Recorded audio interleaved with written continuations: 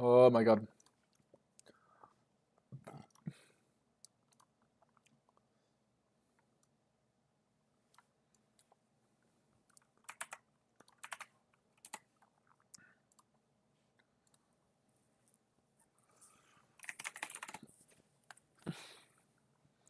Is everything good? I feel like I'm forgetting something for some reason, but I don't know. Alright, I don't even know if I have that many hand histories today. I wanted to look at a couple things. Alright, desk.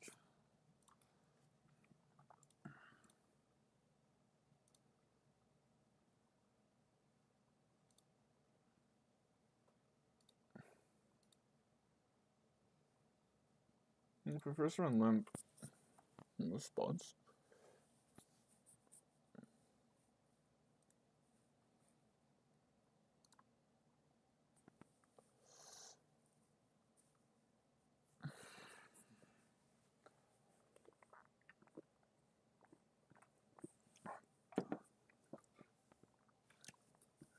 If you play limp, you get to limp a lot of shit. You get to play more hands. Okay, so if you play limp, you get to play 67% of your hands. A little. If you play no limps.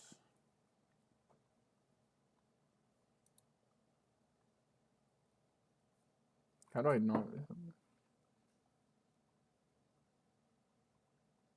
Oh, wait, I have to do no cash drop. Wait, is there no cash drop?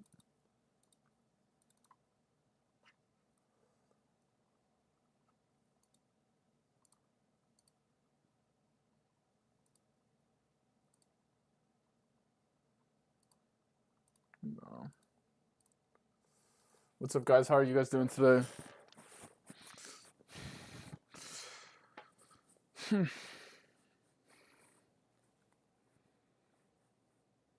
One thing I wanted to change today.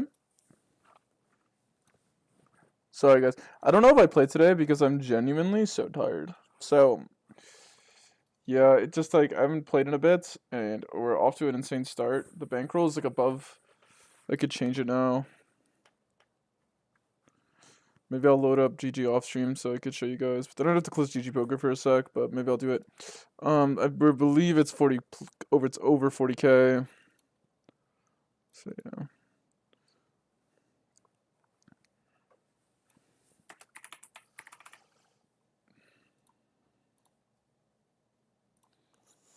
Okay. How are you guys doing today, though? I do want to load that up over here. I guess this is fine.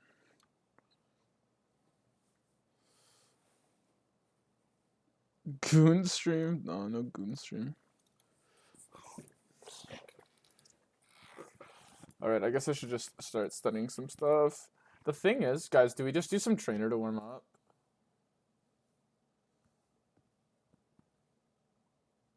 Button versus big blind? What is this, just single raise pods? Or is this heads up?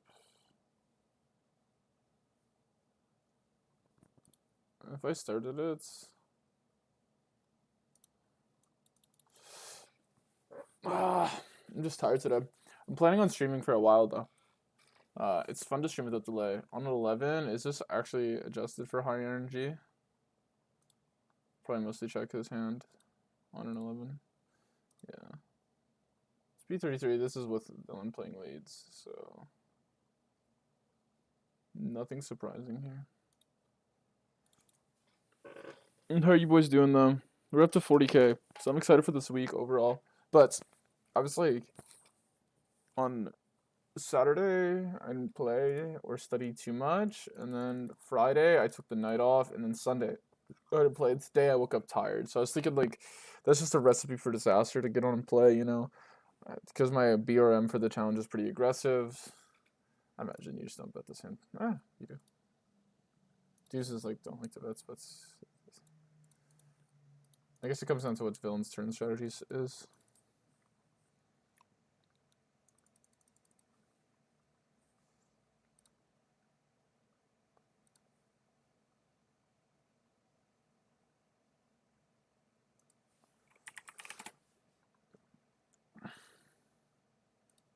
Is my mic working? Let me make sure my mic's working. Hello, hello. Yeah. One thing I should do is I should probably change it from poker to just chatting. It'll hurt my poker numbers. I don't want to lose my streamer thing.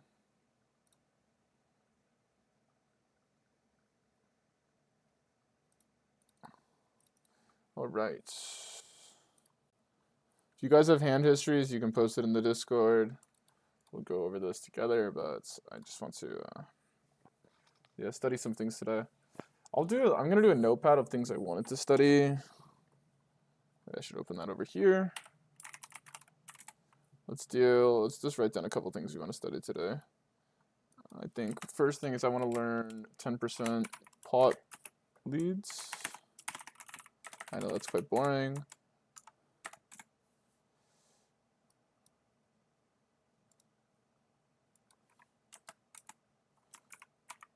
Why is the size of the text so small?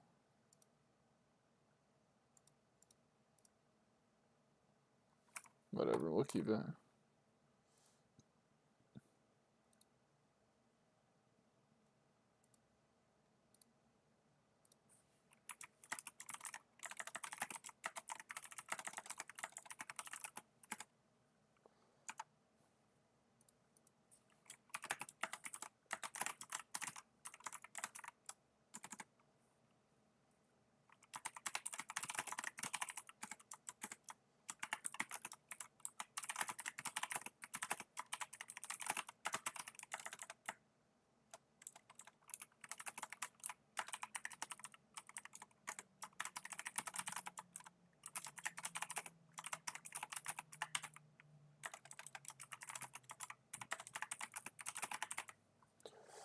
Alright.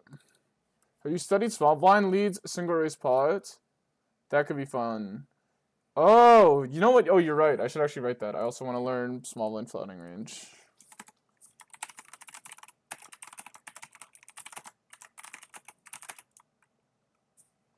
And I guess button flooding. Because I'm playing that a lot more recently. A, I'm getting better rake, and B, like I think it's a better way to play the game. Since I'm playing on stream, I think like putting people into like more unique theoretical spots is gonna be better. Way for me to go about trying to make more money is trying to like play unique spots versus people where they might be uncomfortable, as opposed to just playing the standard. If I just play the standard lines, I think it's gonna be easier for people to pick up exploits in my game. But I think if I'm playing very accurately in lines they don't understand, they're not going to be able to exploit them as hard because they're not going to know the lines as well themselves. I feel like it's like a kind of akin to chess. Guys, should we play some chess today as well? I'm planning on streaming till 8 o'clock. Like, I want to do a 0 delay stream for like 8 hours, you know? I don't know how many people are going to be in here with me, but I think it'll be fun. So if you want to hang out, come talk in the chat. I'm going to be reading chat a lot today. That's what I plan on doing. I'm going to keep the VOD up. So you guys can come back to it anytime. And if you guys think something's cool, this is what I got right now. I got 10% lead. I heard some people call it pod stunning in the the Cash Game World Championship. For some reason, I can say that easier than the acronym. Limping ranges, because I want to be able to play it long term. Maybe some heads up I saw, and then I want to learn. I want to get a little bit better at playing mainly the exploitative lines. How to play the checking range and the 3-bet pots when on these big better checkboards, because I just don't feel as good recently when I'm playing in a game. I feel like when I get to the turn of river and the passive lines, like I'm not as accurate as I should be. And then when are you going to review your hands? I don't have that many hands for review. I've reviewed almost all of them. So what I'm gonna do is I'll probably just come up with spots. What I like to do generally when I'm learning a spot is I like to learn the ace high boards and the king high boards, and I go in order from there. But if you guys want to see some hand reviews, I'm sure I have some we could probably pull up in the hands note. Let me do that right now. Maybe that's a good way to get things started.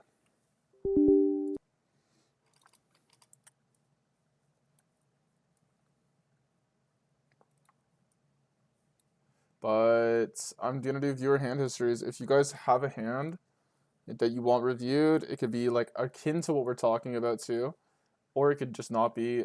Just post in any of these categories, and I'll go over the hand on stream. 142k hands in. Honestly, I was playing like kind of dirt, but I think I'm starting to play better again. Obviously running better, but mainly the red is like being okay. The 1-1 soft flop is pretty okay. It's a 49. It should be above 50, given that I played so much 200. But honestly, most of my volume at 200, only losing at 1.2 at 5. It's fine. Obviously, this 18 big blind win rate over 3.2k hands has helped a lot for the challenge at 1k. But, yeah.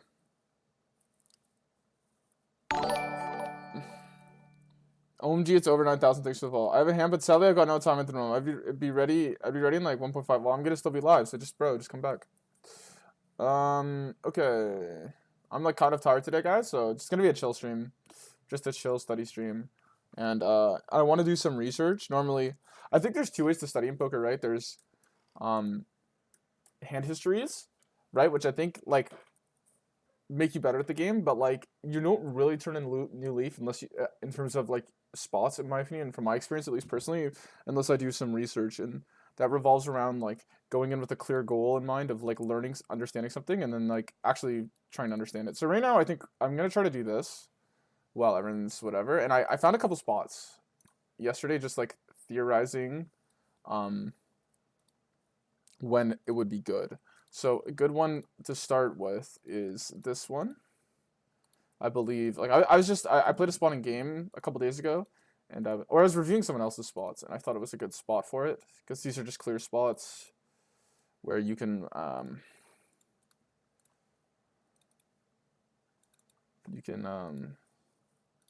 shank them.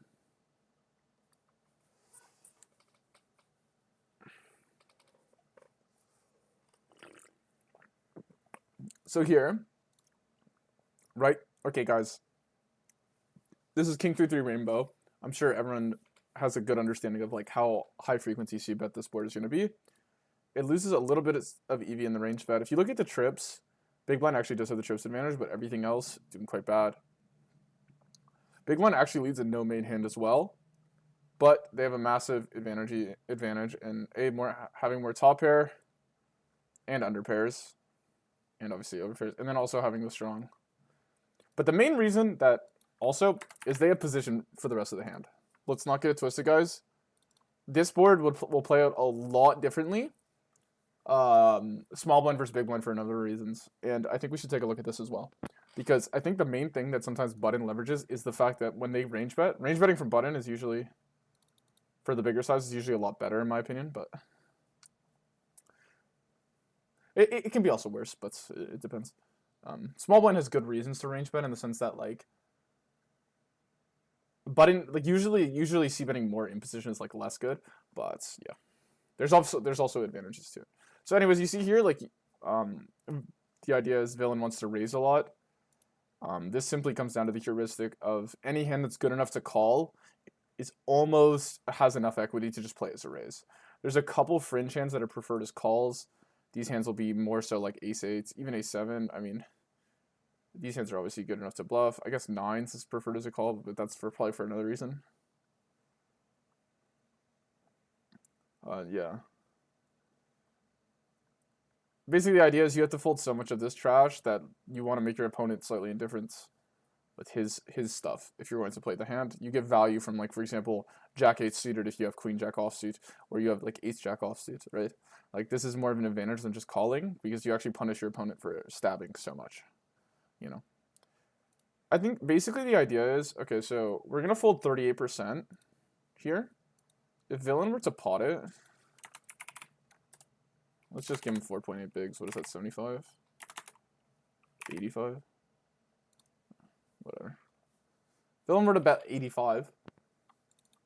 This is what I've theorized. I think the main reason is why this solver likes to do it. I'm sure like maybe Yuri Peleg or someone would understand why. Okay, let's not give him range bet. Obviously the strategy is going to be pure raise.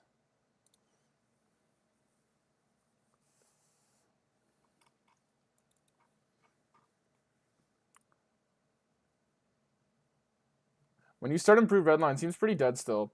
Honestly, Mikio, it's been pretty good. I mean, like, look, last 10K. Like if we go by the session, wait, let's go like by dates, right? Let's go. If you look at 1K, part of the reason I've always been okay redline, Mikio. The reason is this is not very dead, right? This is pretty good for 1K. I know it's 3.2K hands. 500, it's kind of come back. It had this downswing. I've never been a mass multi-tabler, and also when I was playing the 200s, bro, like people were playing, like a lot of these guys were playing like kind of like recreationals. I know they still fold more at these stakes, so I don't know. I was definitely over adjusting to the fact that I was streaming for the first time. When I play a higher stake, I'm much more down to just play more theoretical. I don't really care so much for why is my like stream flat? I'm never gonna have winning as a streamer. I'm never gonna have winning. I mean, I could have winning versus some players, right? But versus the average pool, I'm never gonna have winning. I mean, if you look at my hands, I play quite crazy, so winning is fine for me. I mean, obviously flat is ideal. It's extreme. Like if you could hold a flat red line, like keep in mind this is with GG rake, right? This would mean it's winning on Poker Stars. So it's probably not gonna be this good in the long run. Like it'll probably be slightly more losing. Like this is pretty good. But yeah, obviously this isn't very good. But this is just from like I'm not normally a mass tabler. I always just play 4 tables. So yeah, and at higher stakes I just play differently as well. I mean, even this is pretty flat. I mean, yeah, it's just that when I play in the lower stakes, bro, like I don't even like calling. Whereas I play higher, I don't mind calling. I don't mind bluffing. Yeah, I don't really care. But lower stakes, I tilt pretty hard. So even one of my biggest hands, like look at this punt, boys. But I get paid crazy. I can't believe, honestly, getting called here was kind of crazy. But tease with the tease. What are my biggest losses? Oh, this hand this was a nightmare, boys. He has aces here. It's disgusting. I'm not even gonna show it because I don't want to see it. It's gonna tilt me. Oh, this was kind of a punt. It wasn't that punt. The idea being that like this guy had 70 VPIP. This guy I don't think has that strong of a hand. If we B75, I'm blocking ace-x suit. Like get myself in a good spot versus him. He has to worry about him out of position, so he's in like a tough spot with 8s or 9s here. So I figured this stab works a lot, and then like we could just run equity versus this guy. We need like 33% like from the initial start of the hand, like so it's like fine. But obviously this is Jack-6, so this was unfortunate. Anyway, I don't know why I'm looking at shit like this. I'm not so concerned about my play. Like I said, I'm more concerned by I don't know what I was doing here again. Anyway, I'm wasting people's time. Okay, let's no luck range bet here, and we'll play the strategy as is, which is going to be mostly raising, slightly more flatting towards the ace-high region, which is pretty intuitive as to why the ace-high region could actually realize. So, yeah. Okay. But yeah. So we're gonna call, and we're gonna do offsuit ace. And watch this, guys. Watch this. So look, we're gonna see no leads here, I think. Oh, what? Some 20%. That's crazy. But okay, 4.71. This is not the same spot I reviewed earlier. Is this first? Yeah, okay. Because the solver sometimes low-key changes the strategy. Then. You see the EV goes up by 3. We went from leading nothing to like if you play leads. If you play one big though, you can lead a lot. And the idea is since villain's range betting and you're calling, you actually have more ace-x than him. Because you're folding this region and he's betting it. So if you look over the stab, for just one big blind, we're getting 30% folds here. So, yeah. That's kind of the idea. I think leading one big is like extremely important. So actually I need to incorporate this. I think it's like how poker is meant to be played. So it's being used enough.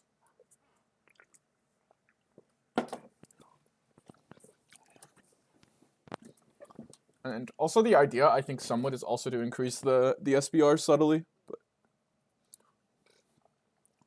okay, I'm gonna decrease the SBR. So obviously villain's gonna play aggressive back into this. But yeah. If you were to range lead, how much EV would you lose? I don't think you lead much. It's like king deuce and stuff that doesn't like it. Yeah, like nothing. It actually makes more EV than if you were to check and play no leads.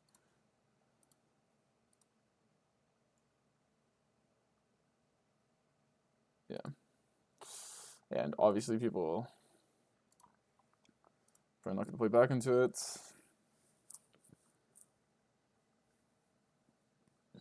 But I was thinking about a spot like this, right? Where basically there's a lot of spots where you call after small bets, and you have a lot of ace high and they don't. So I want to run this on another type of board.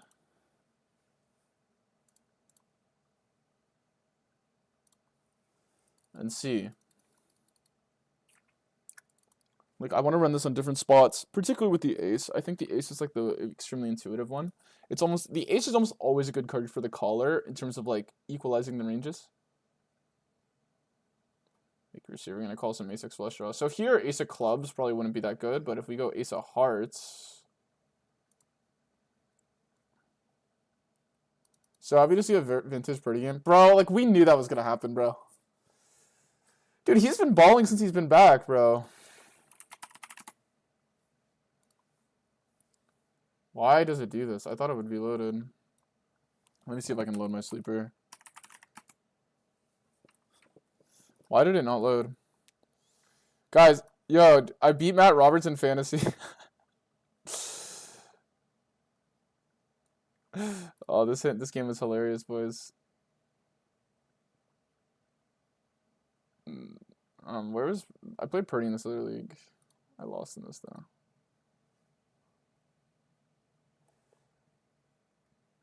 Honestly, Carolina was kind of mid, but Tennessee, you just knew we were gonna fucking light it up. We got Indy next week. That should be obviously a very good matchup for us. I think Philip Rivers will probably have a good game versus us, though. Our defense is pretty mid, and then especially JT. Honestly, the schedule, cakewalk. I think we're getting first in the NFC. Yo, Joe, is it? Yeah, I swear I'm delusional, but it's doable. Otherwise, it's perception. Bro, I don't really care about what other people think of Brock Purdy. Like, at the end of the day, it's just like you're just drawing dead. Like, if you're a 49ers quarterback, you're just drawing dead. I mean, it is what it is. There's some guys, though, that it's like, if you're not a freak athlete, like, you're just going to have to win so much. You're going to have to win so much for people to actually think you're good. Like, look at Jared Goff, bro. Like, Jared Goff, like, people think, they genuinely think Jared Goff's a bad quarterback. Like, that's insane to me. You know what I'm saying? Like, it just doesn't make sense, so it is what it is, bro.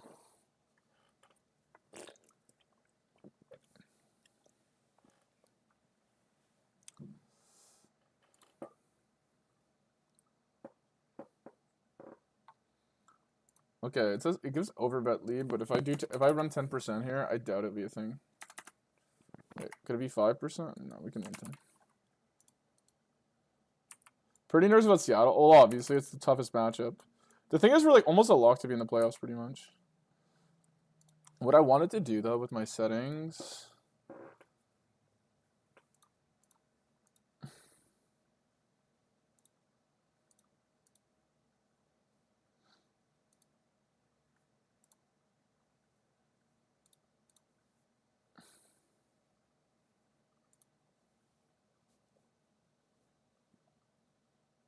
On the turn, I want to get rid of...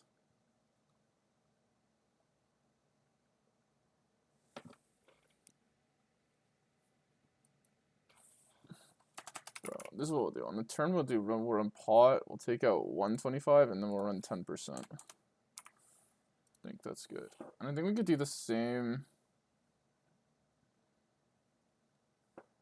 for river.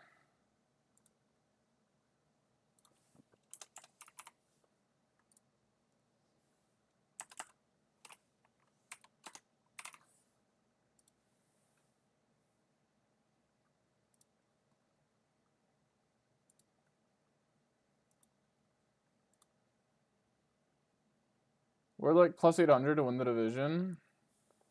Yeah, I mean, the Rams are like, it's tough, right? The Rams, I mean, what do we need to break our way? It's pretty hard to win.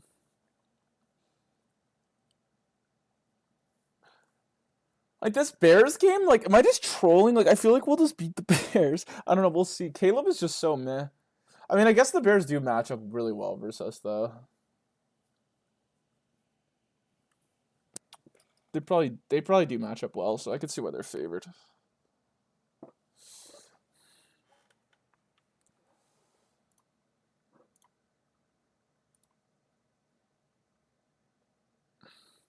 Like,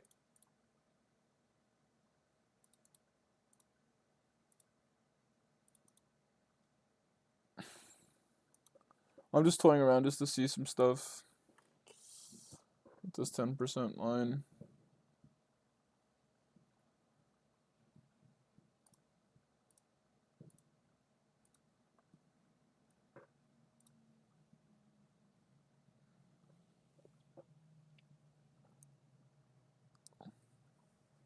So this doesn't really make sense to lead. Obviously, I can see why the solver does it sometimes.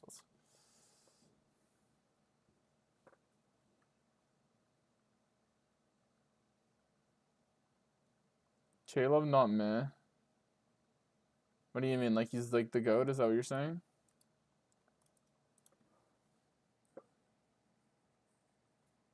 What do you mean he's not Mahomes?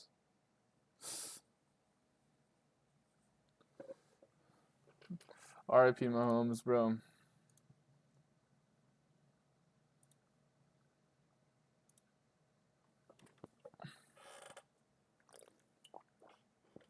Surely Bears aren't gonna be favorites.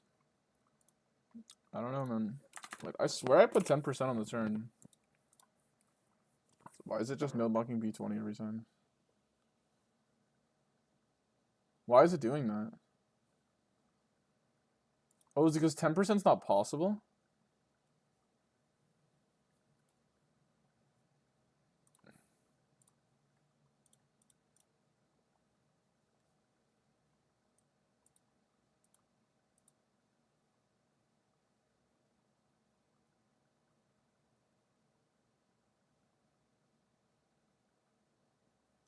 Hold up, not meh equals GOAT.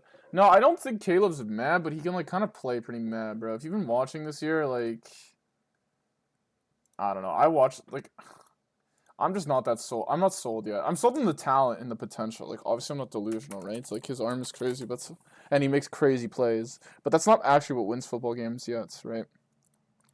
Like their main thing that's winning them these games is just their ability to run the football.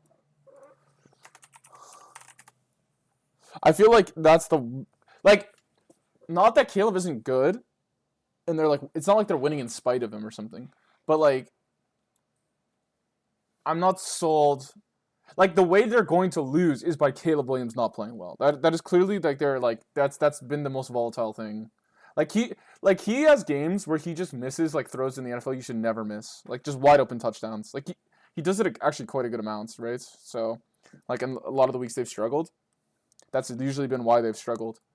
It's not from Ben Jolton trusted Goff. Well, that makes more sense. Like Caleb is younger. I mean, Goff's a good quarterback. Goff, like, I think that's pretty obvious, right? It's like, right? It's like it's about what Caleb's going to be. Like Caleb has more potential than Goff has. I mean, I think Goff is like, is he like a top 5 quarterback this year? Top 10 quarterback? I mean, he was probably top 5 last year. Top 10 this year. I mean, like top 5 quarterback isn't that big of a compliment this year. Like the landscape's pretty weak. Like it's like Stafford, Allen, and May, and then I don't even know who else you put in. Who else do you even put in? I don't even know. It's like a carousel of guys playing decent. So it's probably not so far-fetched to put Goff in there. Like, who else is even playing that well outside of those 3 every week? I might just be missing someone. I don't know.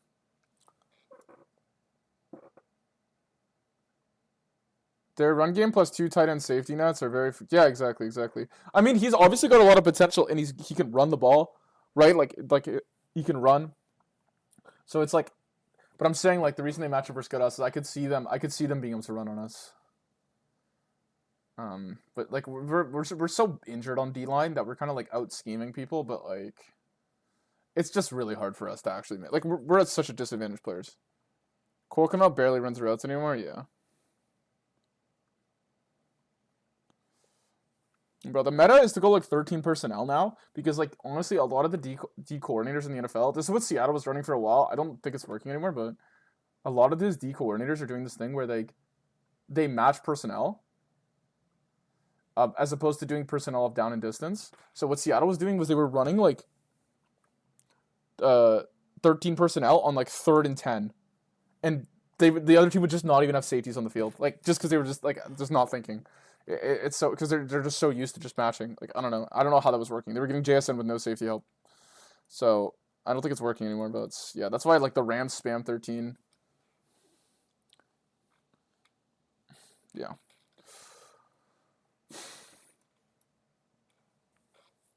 Bro, Mahomes is out, so I'm cooked in my leagues. I have him like 2 week league. Bro, I have him like 3 leagues to make the playoff. Like I'm in the semifinals in 4 of my leagues, so well, I guess that's pretty much above. That's got to be above EV.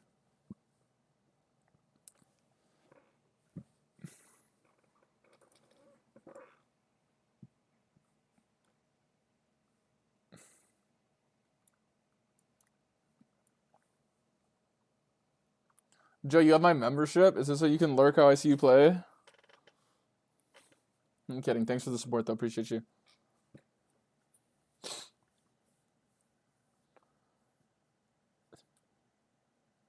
Appreciate it, King. Thanks for the support.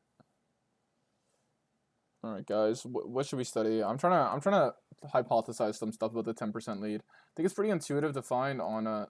It's weird that it's like bugging out for me. I think I want to like,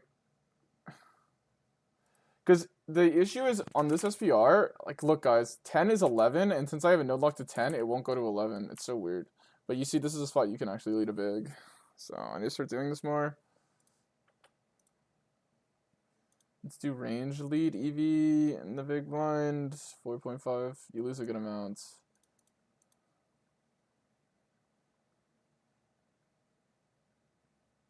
Bro, I beat Matt Roberts with Kyle Pitts in this poker thing.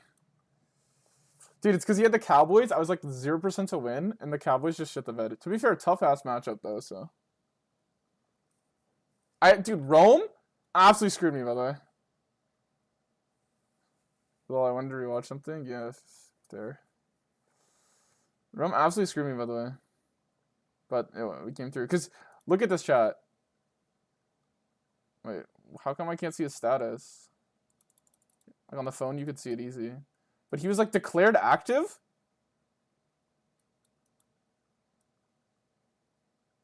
He was initially active, and then as the game started, they rolled him out. Like, how corny is that, dude? And I was not as locked in as I should have been, I guess. I guess, like, maybe they have auto stuff. I should have used it, maybe. But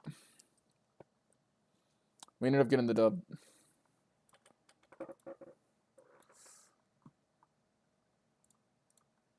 Alright.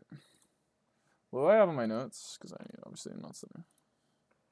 Yeah. It was so cringe. It was, like, literally 1 minute before the game. Like, I just looked at my phone, checking all my matchups, and I just saw out. And keep in mind, I have 7 leagues going. So, and no way. And I don't. It's not like it wasn't in my main. He's not in my main league. Like I have my main league is like.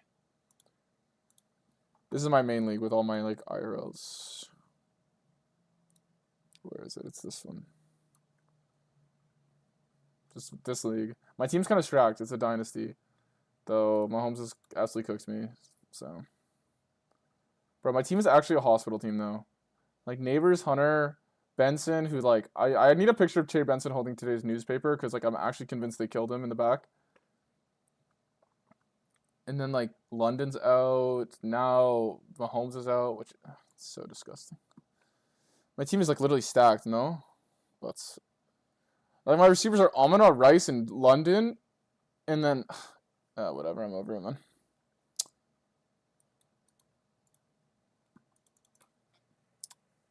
So disgusting. Okay. Back to poker. For now.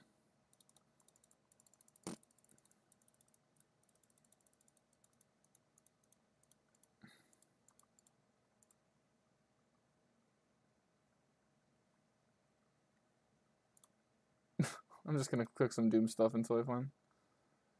I don't think I think you limp raise a lot out of position. Like obviously versus the 5x, it makes sense to run lots of limps raises, but yeah. But in position, you don't even need to run limp raise really as much of your strategy. It's like pretty much don't matter.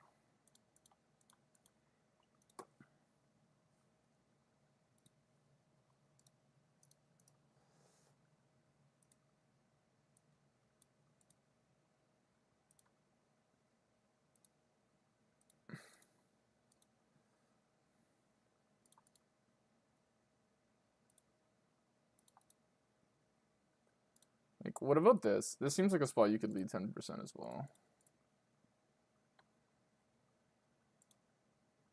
I feel like it's like mainly going to be on like turned aces and stuff. What would your advice be for a player who's grinding NL10 and NL25 and facing very tight opponents? It often feels like they always have the nuts, even in spots where I check a weak top pair on the flop to protect my checking range. Then face a 75% bet on, then bet on a blank river. They still seem to show up with a monster, even in knows where it feels like they know I'm capped.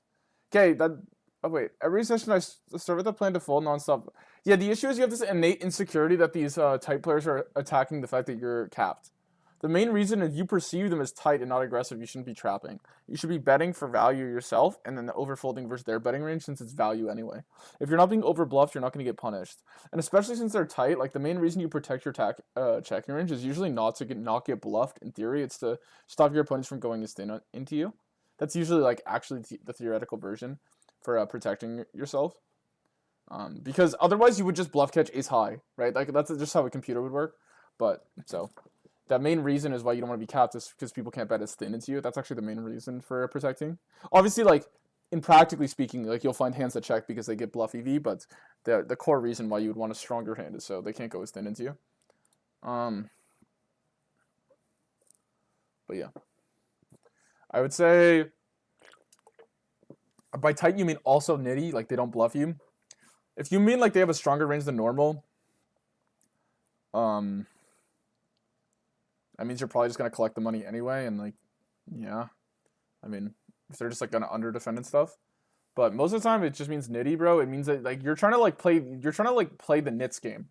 You're trying to be like, okay, I know they have a strong hand, like strong range, so I'm gonna trap, and then like, because think about it, right? Like, let's say it's like ace 7-3, right? And you check back ace 5, which is like obviously a fine play. But versus a nitty player who's not gonna bluff into you, you're just your hand doesn't have as much checking EV.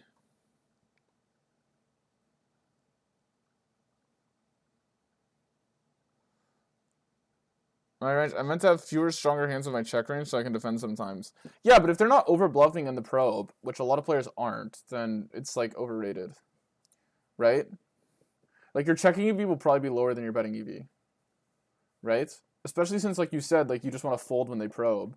So the fact that you block an ace, like, I mean, it's one thing if these guys are crazy and you're just running bad, then that's fine. But also, like, there's a lot of players that just won't bluff 9-8 randomly on ace 7-3 after check in the turns of fucking 5. Like, you know what I mean? Like, there's just a lot of people that don't do that. Sorry. Yeah. They might bet once and then miss and then give up, you know? So, but also it just sounds like you're like running bad. If they're tights, like naturally you're okay. They should do it, yeah. Okay. This I'm assuming you raise a good amount, but it's not the only strategy. And then turn offsuit ace. This has got to be like one of the best cards in the deck, I'm assuming. It gives you this, but if you run 10%, do you not play it? I feel like I agree with my settings. Oh, you still don't.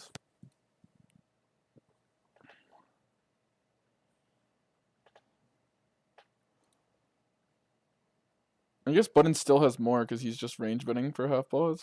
All his ace high. Cutoff has to. Oh, I guess Cutoff's folding a good amount of it.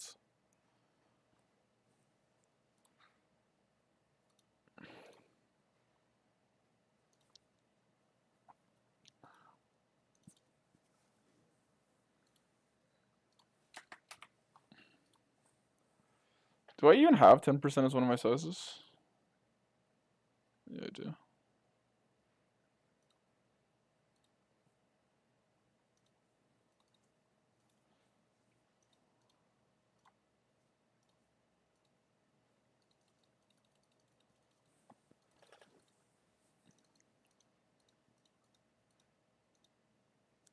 I'm just trying to think of like spots that you would want to play. It's like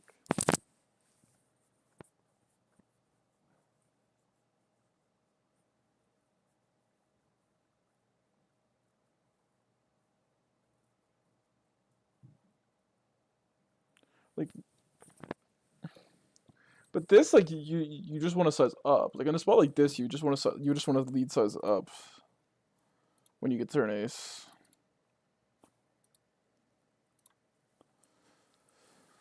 You want to size up to like 50 here.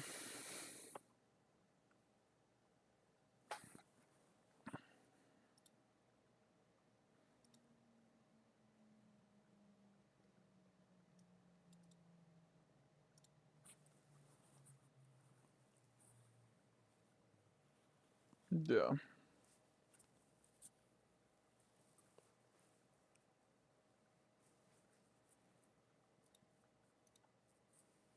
It's weird. I thought I got rid of 75 on the turn, so it's quite odd that it's playing it. It's...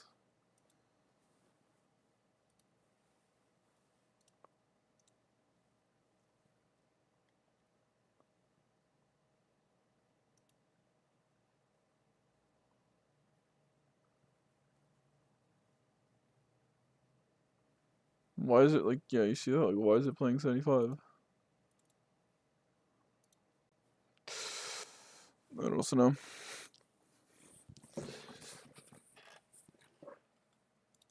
Because this is not supposed to be a size I picked. I don't know, fucking Wizard's bugged. What else is there to study? Limping ranges, it's probably boring right now for the viewers. I'm curious about 10% lead boards. That's still what I want to learn, probably.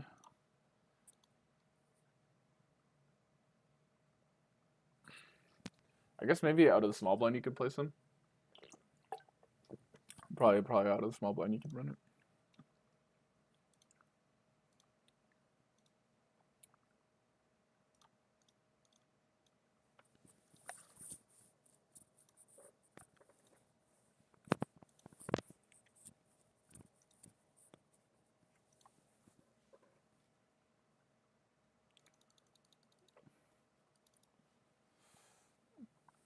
Honestly though, like what you want to do in mid-year pools, OMG it's over, is like not be tricky at all. Because if players are under aggressive, you don't really get the EV gained. Yeah, you might like get a guy to bluff into you sometimes, but that's like part of poker, right? So like if they're not really over bluffing, you're not gonna really realize this EV. You know, if they're under bluffing with ace five. And also like what it's going to do is like let's say you check back jack nine on a jack high board, and every time they bet into you, there's only betting jack X or better. Well, like it doesn't really make sense that it is Russian cash on GG. Yeah, I mean, like, just bet yourself. Like, if you have Jack 9 on, like, Jack 7 deuce or some shit, right? Like, obviously the point of, like, having Jack 9 is nice is, like, A, like, in the check twice line, they might bet thinner, so you get the value any from the calling range. And then B, it's, like, obviously, like, you have a nice hand to call down versus bluffs, right? Like, practically speaking, like, that's nice. It's just to block top pairs. So you basically have to call now. And then, like, how do I say this? But like the thing is, like you're forcing yourself to call versus players. Let's say their value range is just Jack 10 and better. I mean, you're just basically have a pure bluff catcher, right? That like blocks, like it has good blockers because it blocks top pair. You know, like you're not really getting that much versus the tight players. Whereas if you bet, you know what I'm saying? Like you can actually get value yourself from these tighter players. Like you're trying to like, it's almost like because they're tight, you're trying to like protect yourself. But like in reality, the whole point of like someone being tight is you don't have to protect yourself because they're nitty. You know what I'm saying? You're kind of trying to play their game when you should just be like more face up. That means fast play your value hands. You know, you don't really need to protect the slow played lines. Like if they're just tight, like you just fold when they bet big. Like don't try to play their game. You know, that's kind of the main thing. Let them lose that EV for when they bet and have a strong hand. They're gonna have it less often, and you're gonna get to over realize with you. The whole point is also the fact that they're nitty. Let them be punished for you over realizing your shittier check back hands, as opposed to protecting your checking range with Jack 9, so that you get to realize with Ace 10 and shit. Like on Jack 7-3, like you'll probably just get to realize with Ace 10 more often because they're tighter. You know what I'm saying? That's more important than that's where you're actually gonna gain EV from the tighter players. Now, if you're saying that they just play low VPIP and low PFR and they just always have a better hand, then I mean that strategy is not like necessarily like that good. I mean, if they're just like fading opening profitable spots, like I don't know. Like I mean, I'm sure there's some adaptations you should play, but it shouldn't be like major. I think unless it's like legitimately they're opening a nut swap in the small blind or some shit. Like I don't know from the button. Like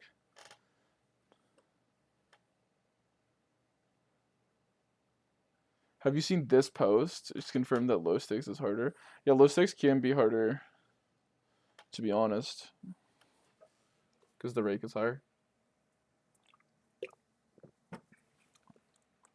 I wouldn't be surprised if that's true, honestly. It's definitely like a different skill set to play higher. Like the barrier to entry to be able to play low stakes is not that hard. Like the skill sets, it's kind of like League of Legends, right? Like or any video game, guys. Like you play some video games, right? And there's some guys like you could put Faker right now in like Platinum Elo, right?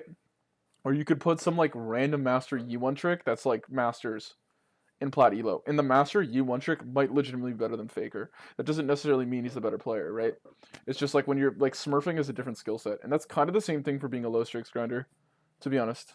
You know what I mean? Like playing this like really unexploitable playstyle just gives you 0 points.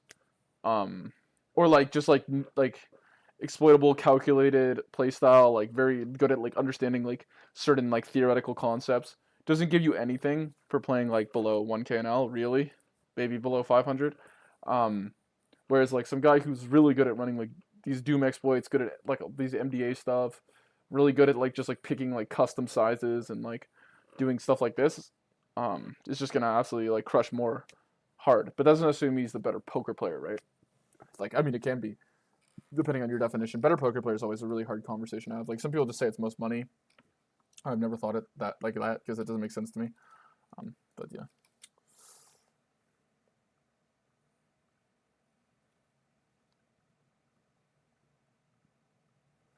That I can defend? Yeah, but the OMG, they have to actually attack it. Also, like, you could also just not have a checking range. You can just range bet a lot in low stakes. It's, like, pretty okay, because people just do not raise enough, and a lot of these guys, like, mass tabling, just overfold. And then they have, like, massive tells where, like, they just raise all their strong hands and then just, like, don't trap at all, so you can just bluff.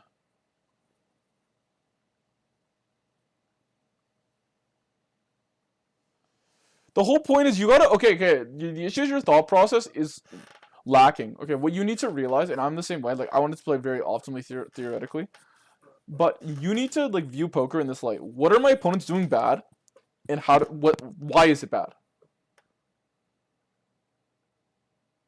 I uploaded my hands on GTO Wizard reports and my c-betting was way too high. No, it's fine. My c-betting is way too low. So, first of all, that is always fake. I'll give you guys an example why that's fake. Like, your c-bet stat is, like, really fake. Like, if you're, like, big into, like, most people who are really into, like, data stuff would tell you that, like, you're, like, these frequencies are not really relevant.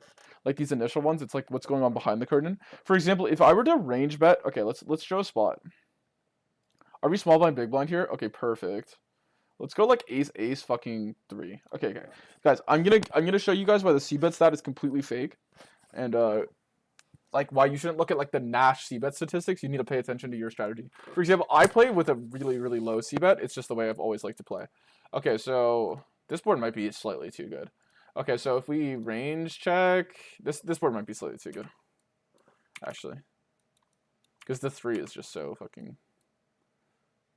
Yeah. Okay. Let's pick a better board. No one saw that. Maybe king 3. I don't know. Maybe I just need to pick like ace jack 10 or ace jack deuce or something. Or like non-ace high.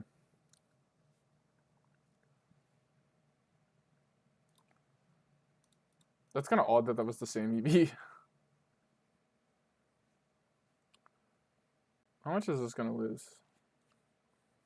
Maybe like king high paired. Yeah, loses a good amount, actually. Okay, I got to pick like a non-range bet board. We got to pick like this, maybe. Fuck, I'm the worst at showing examples. It needs to be a board with like a 33% c-bet, actually. Like if it's not, then it's like theoretically. If it's like clearly high frequency, you're gonna lose a good amount for range checking, but this maybe is okay. Okay, like never c-betting is like what's, because some people do run range check at the small. Okay, yeah, you lose 0.05 VB, right? And if we go range 20, it'll probably go up. Oh fuck, I'm including checking. So it's 2.96. Which is 100% check. Oh, it's a small. And then like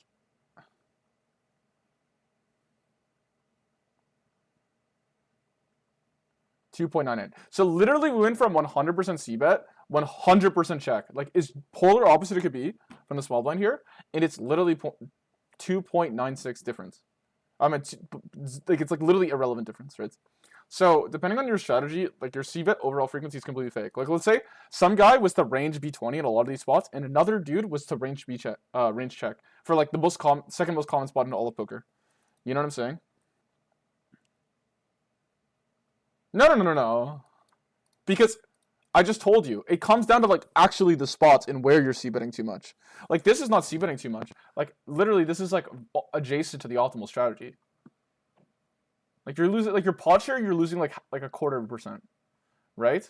So it comes into your strategy. For example, me, I like to play 175er check on a lot of boards. I like to play a lot of 175er check, and 3-bet pots I like to play a lot of 75er check, and that's just how I like to play poker. So because of that, I sometimes have like a really low c-bet percentage. Now I kind of overdo it sometimes. I go in slumps where like I'm mass tabling and I don't find these like bluffs, and my 75 range is slightly too strong, I believe. But so my c-bet will be like my c-bet's like pretty low, like it's in the 50s, and it's supposed to be like 60 something, I think. Like if you look at like what the solver does, but the solver could range b20 here, or it could just pure check, right? You know what I'm saying? Okay, maybe another good example is like let's fucking do a mono board.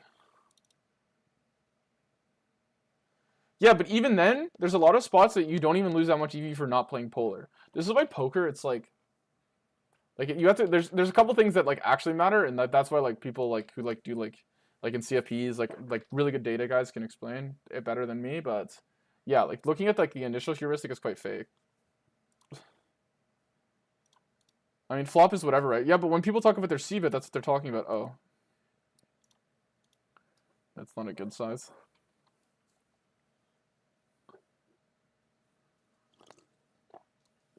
Yeah, basically same EV. Yeah, so overall, OMG, you're looking okay. There's one big leak I noticed a lot of low stakes players have, and this is what I didn't realize at all as well when I played low stakes. And basically, what it is you say the word "I" too much. It's actually a leak at 1K as well, and even probably at 10K. Is if you look inward enough. I meant too much. Most people are like, it's more fun to be concerned with your own strategy because that's how you like.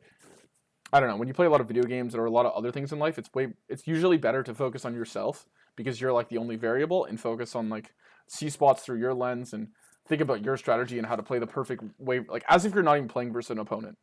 But basically 99.9% of the times if you're thinking of yourself in a poker spot, you're thinking about the wrong thing. You should always be thinking about what your opponent's doing and how to capitalize off of what they're doing. That's just always going to make more money. So when you're concerned that your checking range is going to be too weak, like you're just way too concerned about yourself in that spot. You're thinking like you spent so much more time thinking about how can I change the spot as opposed to like what are they doing wrong and how can I put that spot, how can I play the spot in a way that amplifies what they're doing wrong. So for example, if they're not bluffing enough on the turn in the river, that means all your like okay, let's just give a board. Like I was saying Jack 7 deuce, so let's just fucking do it, whatever.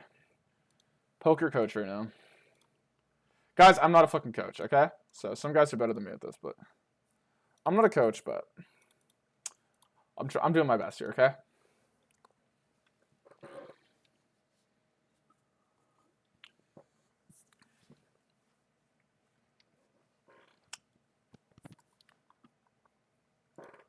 Okay. So high frequency c-bet already, and you look at a hand like Jack 9, Jack 8. Okay, so what are the main checks? I mean, we could do compare EV. I'm pretty sure it's like ugly and doesn't work properly. Obviously, you can see some stuff like yeah. I wish I would like. I wish Wizard honestly would just make this easier to read. This is watchable, like unlookable. Like it would be such a good feature if it just wasn't so dogshit. No offense. I mean, I love your product, but come on. So if you look at the EV, there's some hands here that really don't want to bet. Okay, so you look at mainly this region right here. Even ace 10 is okay. It's like ace 6 and stuff, right? But even then, range betting this board is like not even going to lose you EV. So maybe this board's bad because like honestly, in low stakes, I would 100% say to just range bet. This board your opponent's going to connect with a little better, so maybe this is a better example. Opponent's going to have more 10x, so betting 9s and ace 9 is going to be a lot worse than betting like ace 10 on this. You're going to have 2 unders. Supposed to win. Never mind. You just bet. I'm washed.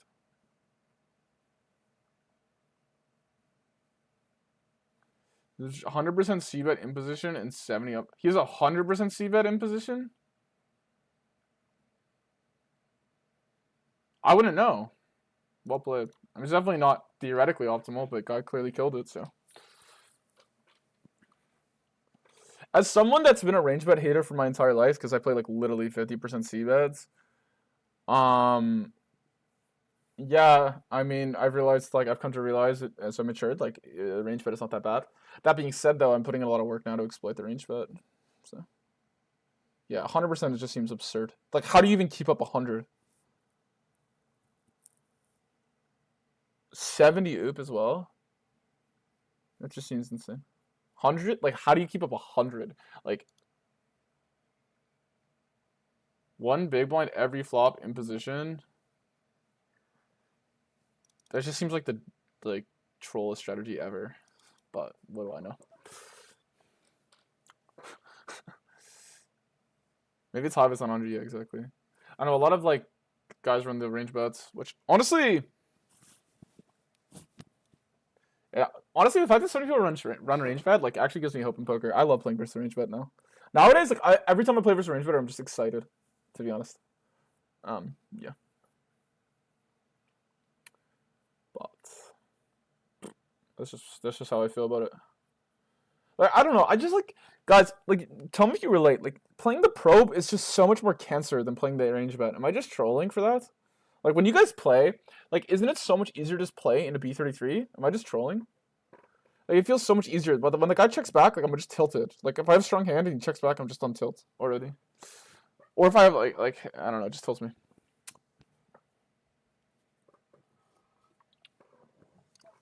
It's really easy versus range bets, yeah. Yeah, it's not like obviously easy, right?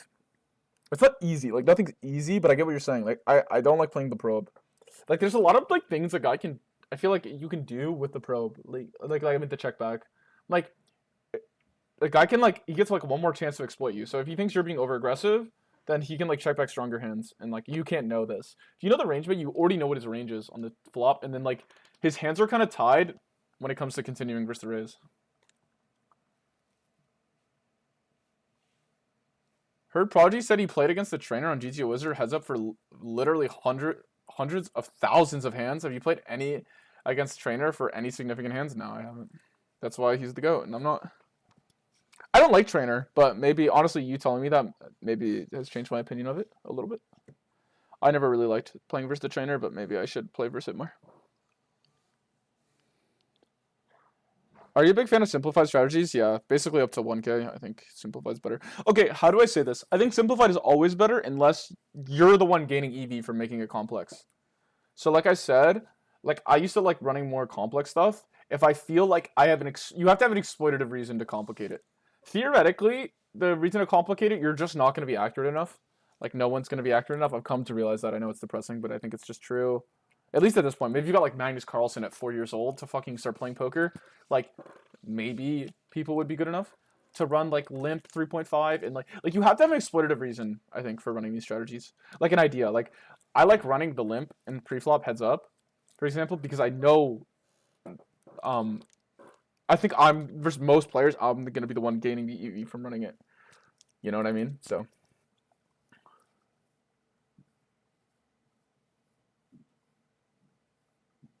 I play with the RNG trainer enabled.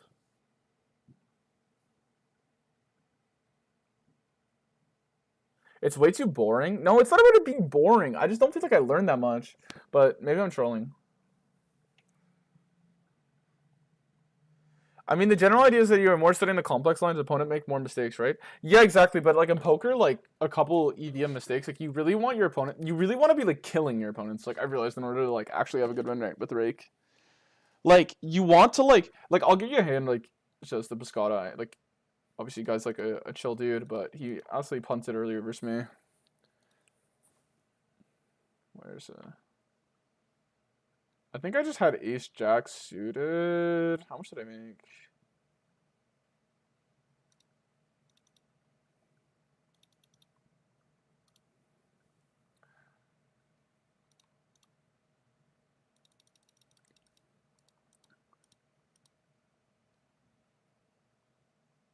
Free coaching on stream, that's nice. How many hours a week did you spend studying before you started beating rake and micros? Good question. I don't even know. Okay. But anyway, this spot is just what happens when you're more studying than an opponent in the spot. I know I'm like, you just play range raise here. And people just make mistakes because they don't want to fold to min click, and then the SPR is really good. And you got paid. I know I'm talking about some nonsense, but yeah, this is like, I guess I did play it perfect theory, so I guess this is actually kind of what your point is. So maybe this is a bad argument for me. Not gonna take a losing argument. Free coaching on stream, that's nice. Yeah, sure. The VOD will be up. I'm pretty sure we haven't done anything yet, but whatever. I'm gonna be live for the next little bit. So I woke up tired as fuck today. Didn't study Saturday. I had shit to do. Friday, like had to hang out. Had some like Christmas, December type shit. So just trying to study here before I get back on the grind. Because I think I've been playing really well. Like best I ever have played, to be honest. At least for 6 max. And I don't want to play a bad session. So I'd rather just study, work on some stuff, and be good for tomorrow. And then you know what? Like maybe I'll have like a long study VOD up. Yeah.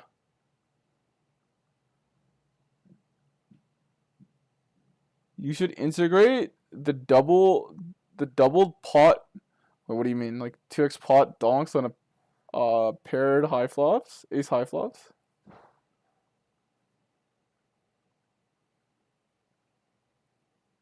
Hey, what are you talking about? I don't understand what you mean. Even if you're making a joke, I don't get it. Wait. 3-bet pot checking range is aggressor. Yeah, obviously, but I kind of already know this decent, I think. I was trying to look at like 10% spots. I think I need to be looking out for them.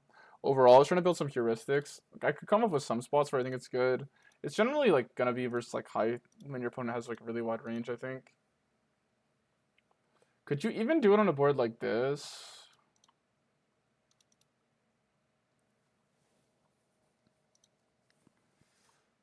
I doubt it.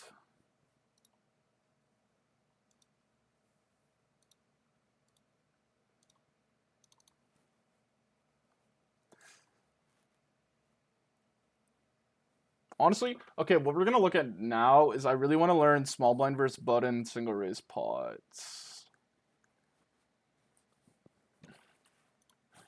I know it's boring, but we'll look at it briefly. Okay, I don't think you run too much of the small of the stun versus like.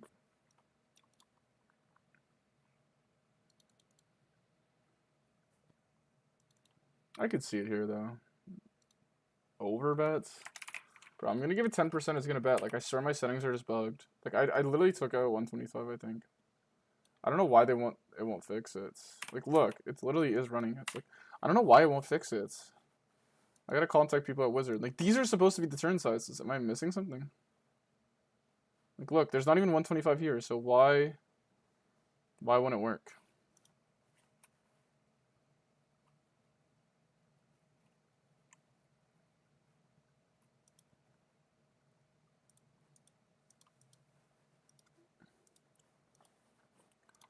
Yeah, so you're saying like this, probably better versus, probably not good versus button. I'm imagining it's probably gonna be in a spot where your opponent only has like he has no 7x here really. So I'm assuming it's gonna be something like this.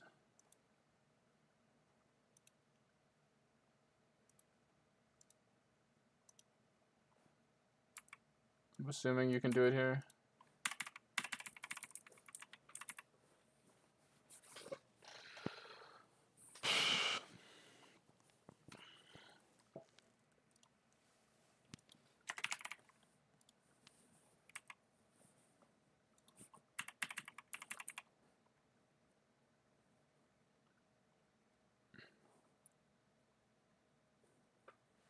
Yeah.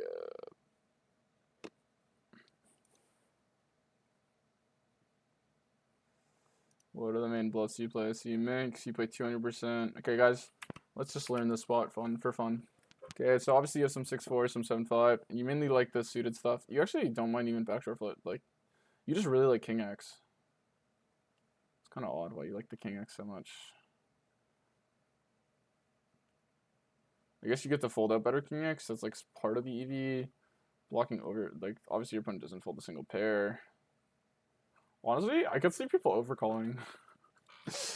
I could see massive overcalls here, actually. So maybe it is kind of good.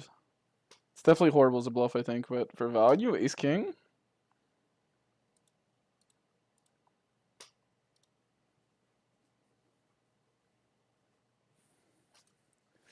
My main deterrent why I don't, like, love this line, like, obviously, like, you look at it here, it seems good. Oh, fuck.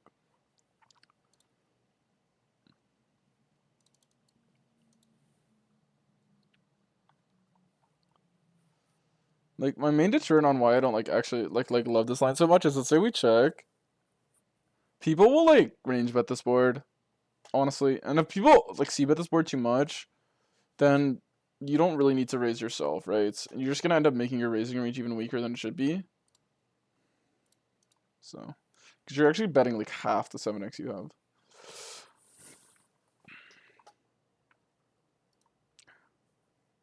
Like, look, he's supposed to C-bet 20% less if you don't play the donking range, and if he's range betting, he's just gonna get absolutely cooked. Going from 2.6, losing 10 bigs. You do need to raise an insane amount, but yeah, you should be running a lot of big raise here. So that's why it's kind of like, whatever. You build your calling range around ace high and pocket pairs. And then pretty much all the other shit that's good enough, you can just pure raise. You don't even, like, really call much 7x. That's why, like, I don't really like to play donk ranges on boards that are over C-bet. I don't really like donks in general, actually. Like, I studied donks for a while, but I really don't like playing leads. I like playing turn leads, but flop leads I don't really like, because I find the average reg over C-bets, to be honest. And if they over C-bet, like, you actually exploit them harder by just checking more, and they bet into a stronger range. Then, like, I think people are very bad versus donks. No, I don't know. I don't like playing it. I feel like most people over C-bet. The only reason, like, you're supposed to donk is to make your opponent actually have to bet into you. You intentionally make your range weaker so that they have to bet their weaker hands into you. But, like, if they don't actually, like, okay, I'll give you another example. Like, I could know this board's supposed to. Oh, look at this board. It donks. Like, what? I'm pretty sure this board will run donks. What a frequency. Wait, I did this wrong.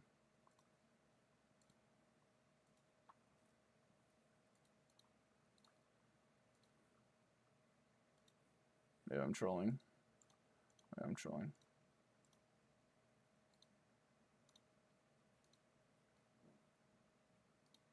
Donk all in is crazy. Depends on the board, yeah. I mean, any board that's over check backed, I don't know. You could say people's, but, like, the thing is, people say people are bad versus donks, but people are bad versus everything, bro. People are just bad versus everything. Like, you could see this for anything you've studied. Like, if you know a line really well, you'll be more, like, you're just always more aware of how bad people are versus it, in my opinion. There's very few lines I know, like, really well that I don't think that the average reg is just playing extremely poor. That's just because people just naturally do just play pretty bad. Like, I think the average reg at higher stakes is really good at talking about theory, but, like, in terms when it comes to execution, like, honestly, they're all pretty bad, including myself.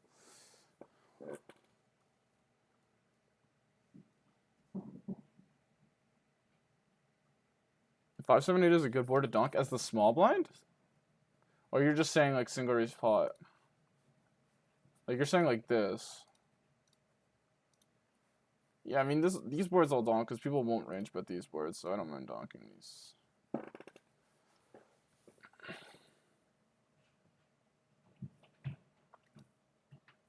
Obviously, playing leads versus button is usually less appealing than leads versus UTG.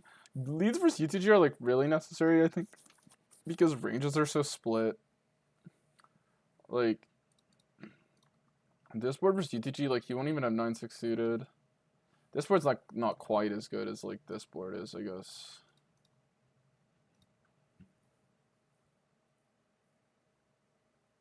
Like, this board is quite good. Like,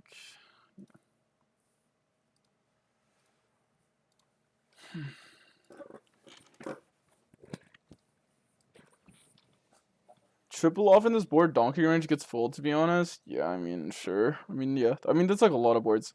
Like, you could say the same thing about check raising, or you could say the thing about if they check back and you just overbet. The whole point is, like, UTG just doesn't call it down enough without a 7.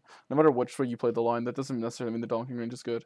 Like, you could say that for any, like, if it's 7-7-3 and it comes big blind, if you want to play for stacks, the odds that the guy calls down without a 7 is very low if it's a reg. So like that's not like a good advertisement for the donking range. Like that just has to do with the fact that um that just has to do with the fact that the board is good for the big blind, and like UTG has like very little trips, and people don't really call down when you can have a lot of trips and they have none. People don't really like to call down these boards, as they shouldn't, because 99% of rigs don't bluff them enough.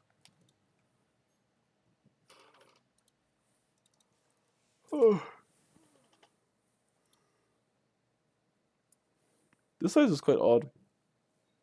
Like, for my EV to be this high, this means he's value betting worse.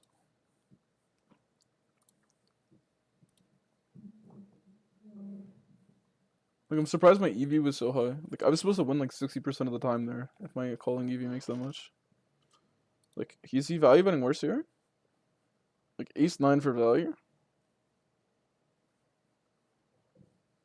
Ace-jack for value?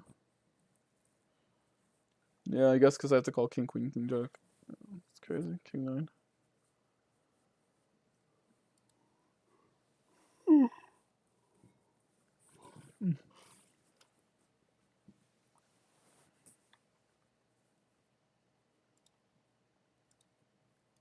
But somehow this guy just has ace-10 because it's a summoner. So any ever check, mostly bets.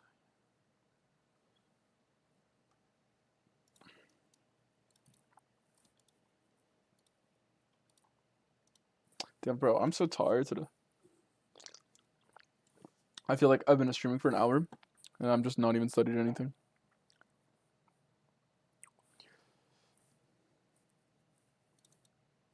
I guess we can go through my hand histories at 1K, and we can look at some spots.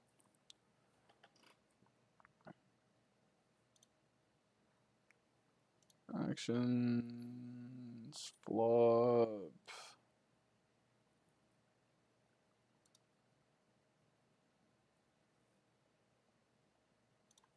Bro.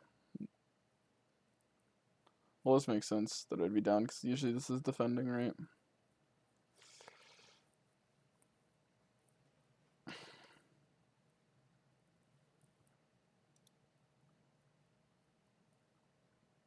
We already looked at this hand. It's not a range, but this hand apparently isn't that good.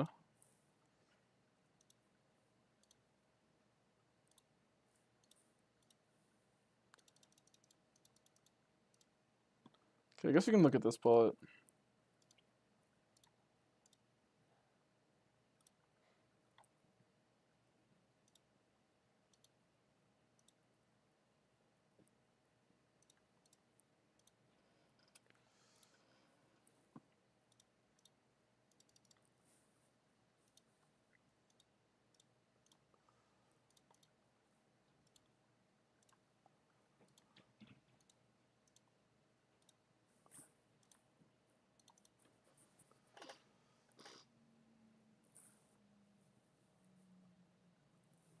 Bro, being tired sucks, chat.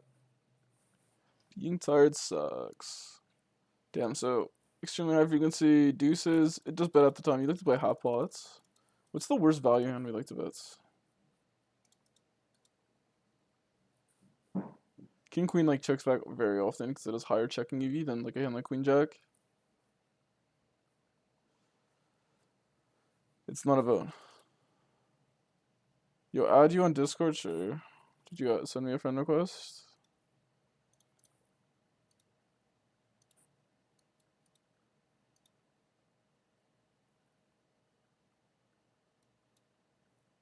Sure, I added you.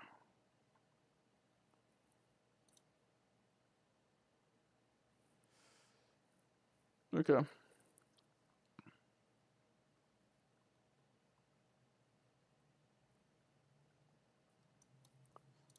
Okay, this is pretty intuitive to find the check back. Half order check. I think that's pretty fine, but Well, this deuce, I'm assuming opponent's coming in with the overbet, right? Oh. We'll make it 2-10. Are you yeah, that's me. That's me.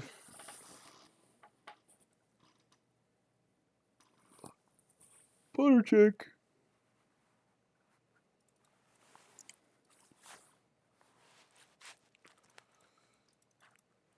Oh my god, look at me with the reg size, but he just folds. Okay, boring spots. Honestly, I should probably look at the spots. I just range check it. This one's fine. I don't know. I kind of want to learn limp pots today, but I don't know. Is that too boring for the average viewer? Wait, how is this board just up here? What are the odds that this is 754 rainbow? What?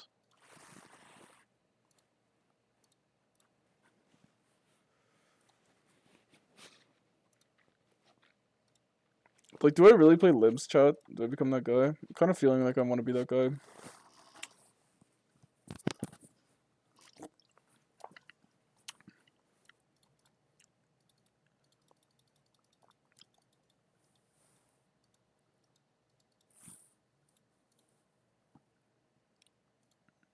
Yeah, obviously I'll just simplify here.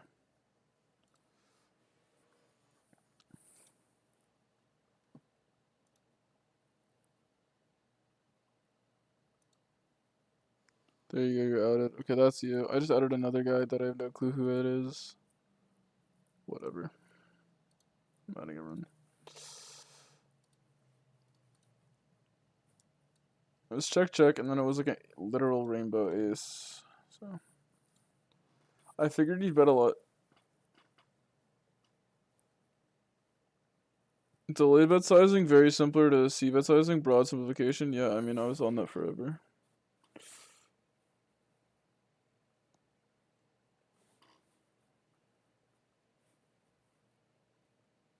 I mean, in this case, it wouldn't be true. If the solver likes to bet flop, it sizes up here and says it's down. But overall, small bet is quite odd here, actually, to find. It's because you want to bet 7x. How much EV do you lose for just playing 75 like I played? But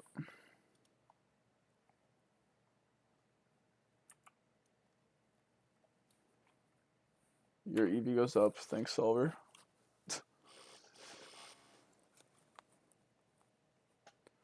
You're probably easy. Queen 8, all the offsuit 8x just betting. What are best blockers on a deuce river? Probably don't want a 9. Yeah, you really don't want the 8x hands.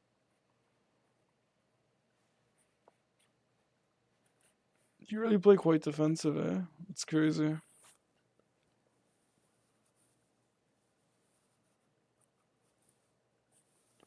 This is odd. I never would. Oh, it's because the deuce actually equalizes things. Let's do like a 10.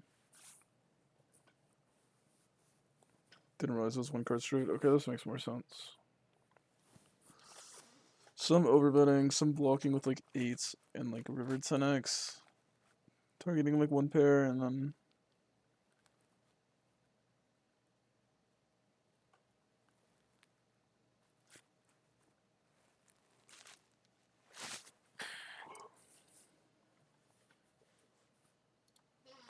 Queen 8 specifically likes jamming, which is quite odd.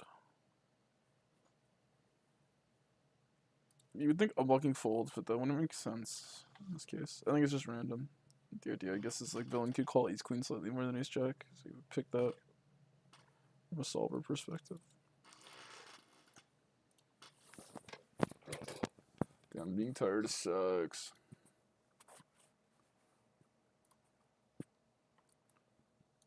What's another hand history?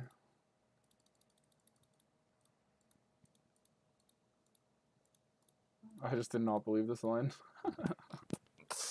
Did not believe this line. Take it.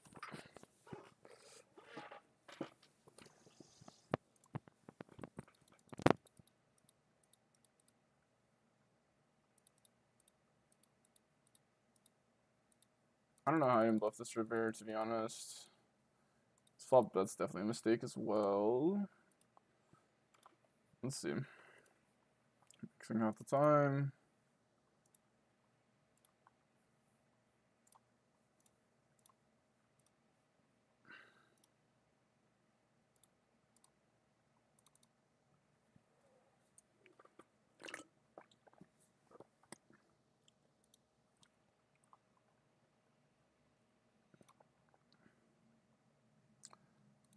Guys, should we upload my 1K hand sample into GG and see how accurate I've been? It's only 3.2K hands, but let's do it. But I'm not gonna upload my lower stakes because I play 2 Doom over there. These hands are also cooked. How do I'm gonna delete them. We'll start doing with the stream. We'll start fresh. Is it 200? I want all my hands selected.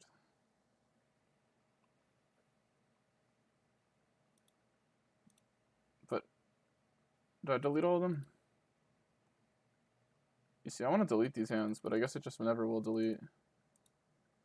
Because these hands were like including exploits and versus like ship players and stuff.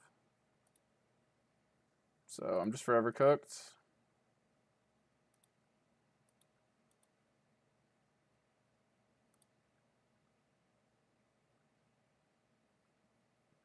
I tend to size up a bit because everything's not. I mean, like Hajib said, it's usually probably better to do flop size, turn size most of the time. But yeah, you can size up a little bit. So like if you're 75 on B75 or check on the flop, and like it's like the board pairs, like obviously let's say it's like an overbet only betting spot, like it's a 3-bet pot, you can run 125 on the turn because it's like lower SPR. I meant like you have like only 2 streets to get the money in. File name. How do I delete all the hands, bro?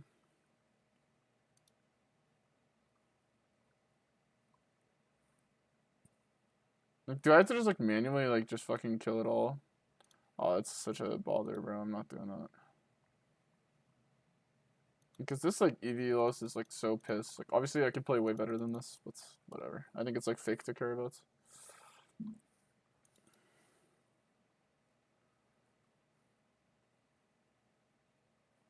But whatever, it's still fine. But it's obviously pissed. Like it comes from playing for shit rigs, and, like, having to do like stupid exploits.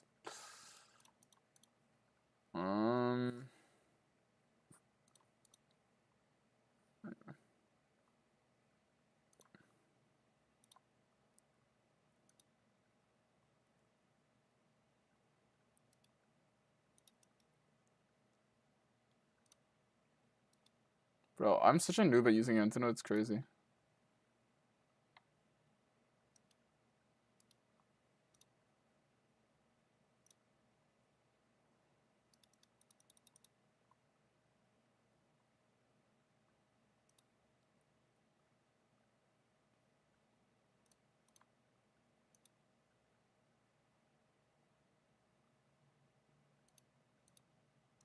Bro, how do you even export your hands? I don't even know. Whatever. I completely forgot how to use antenna.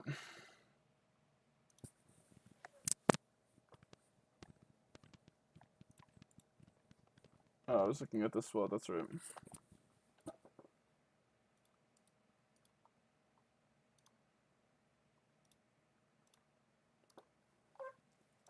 If you guys have a hand history and you want it looked at, make sure to let me know, guys. Post in the Discord, I'll review it. Sorry about the vibes today, and I'm fucking pissed tired. If he's running range B25, which I'm sure he probably is, because he's got King Jack. It's like barely betting. He also picked a good range bet size. Assuming. Still don't even raise so much.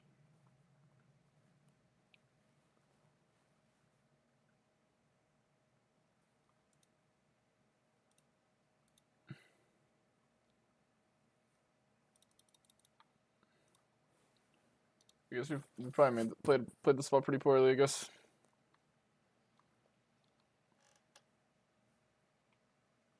Yeah, with the diamond you can trap because he might fold some diamonds, I'm assuming. I guess he just doesn't fold any diamonds, just block. So I'm a liar.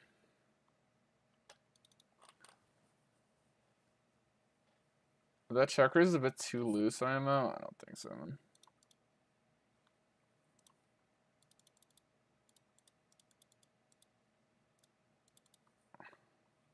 What's up, Garpitzer? I mean, in a range bet, like I like to raise. I prefer to raise aggressively. Just post it in speed channel. Okay, I'll see your hand.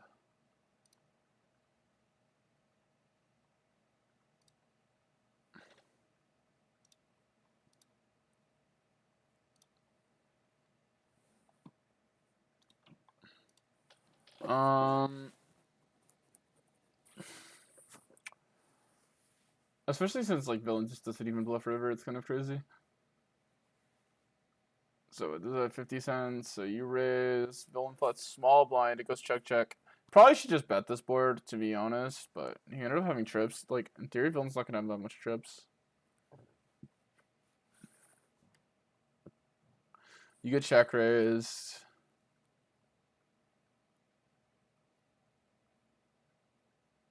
Ranges are pretty tight, and we have very low improvement and potential very low improvement. Yeah, but like also that's because solver is like one sizing. Like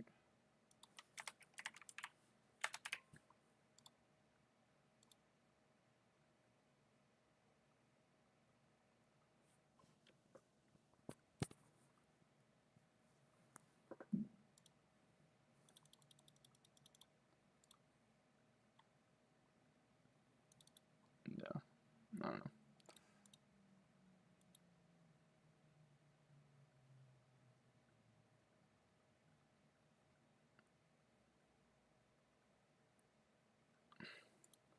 Like your instinct was like you had folded it.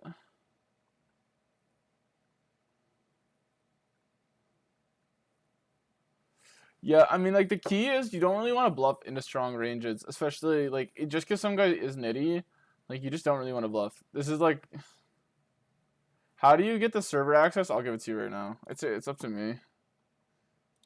I thought you have it. Oh, now you have it. Now you have it.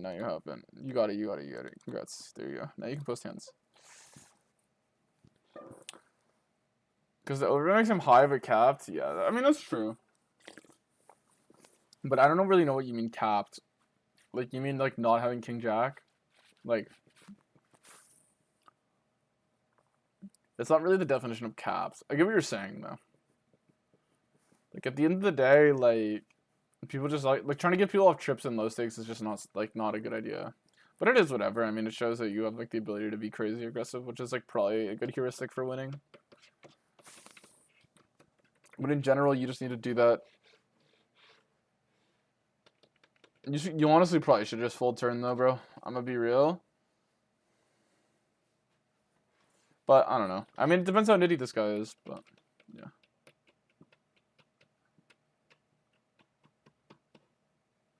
Yeah, you both have it. Like no boats and straights. He's non-inducing. Yeah.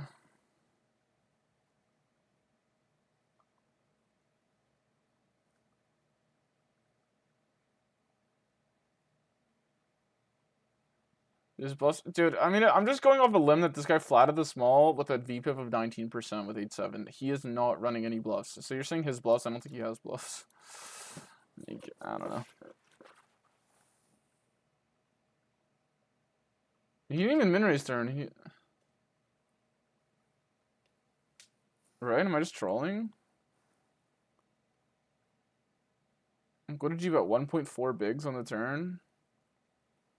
So you just B33, and then he just raised for pot. He went to 6 bigs. I guess maybe it's not pot. I don't know. Yo, King, what's up? What's up, Frog?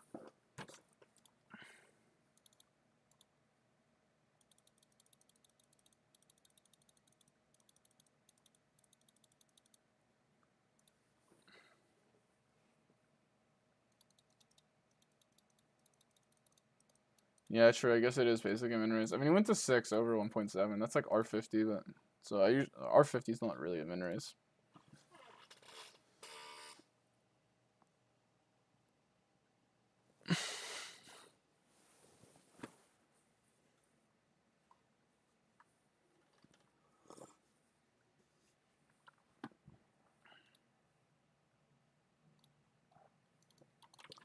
It's still okay, man. I mean, if you just fold turn.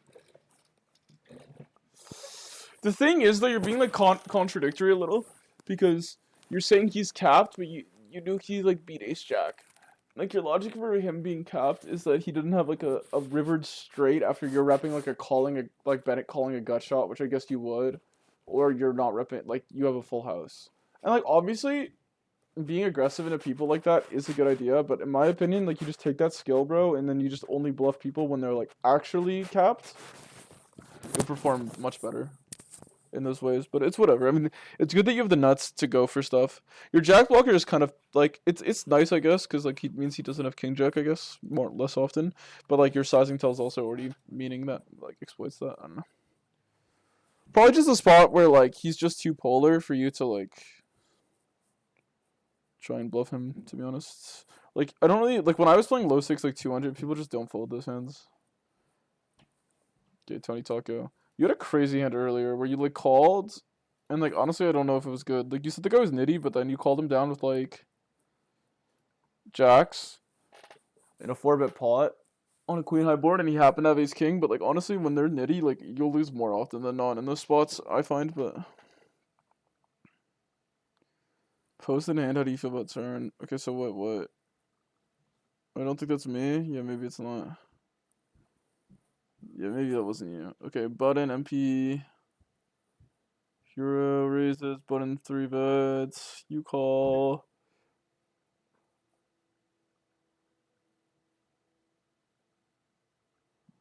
Yeah, I mean it's okay. Button at ace queen and he called turn. I don't know. This guy's kind of a moron though. I usually don't like bluffing these boards because I find that they're pretty overcalled. I hate bluffing boards like this in lower stakes. Because the idea is that like your opponent is just always gonna have too strong of a hand. Like this guy had ace queen, bro, and he still called turn. Like take that in. Like that's insane. So like that's why I don't really like to go after these boards. I mean, at least you had the balls to follow through on the river. Oh, he called you? Yeah, exactly. Like this is what I'm saying. Like I hate bluffing these boards. Yeah, this is why you just never bluff these boards. Like, I mean, you guys, the last two hands I've seen the same mistake for lower stakes is you guys are trying to rip monsters, right? The way you gain EV is people aren't good enough to in low stakes people aren't good enough to recognize how bad boards are for them when they have a decent hand. That's the main leak they run into. Like for example, the board could be like king queen king king queen 10, right? In an SPR of like 2.5, and the guy will still think like ace jack is a good hand, for example, for stacks when it's in like a 3-bet pot when it's just like really not, right? Like people like the only hand you're really getting in good versus like king jack and king 9, right?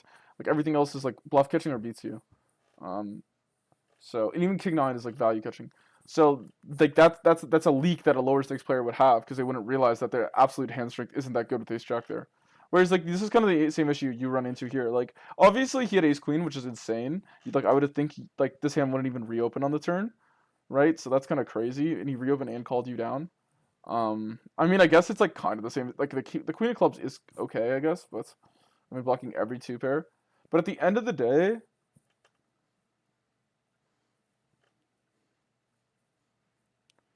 I mean, I just looked at the size on turn versus reg. You think it's okay? Yeah, but I'm saying like these boards just have value. Like you don't need to try and get the guy off aces and ace king here.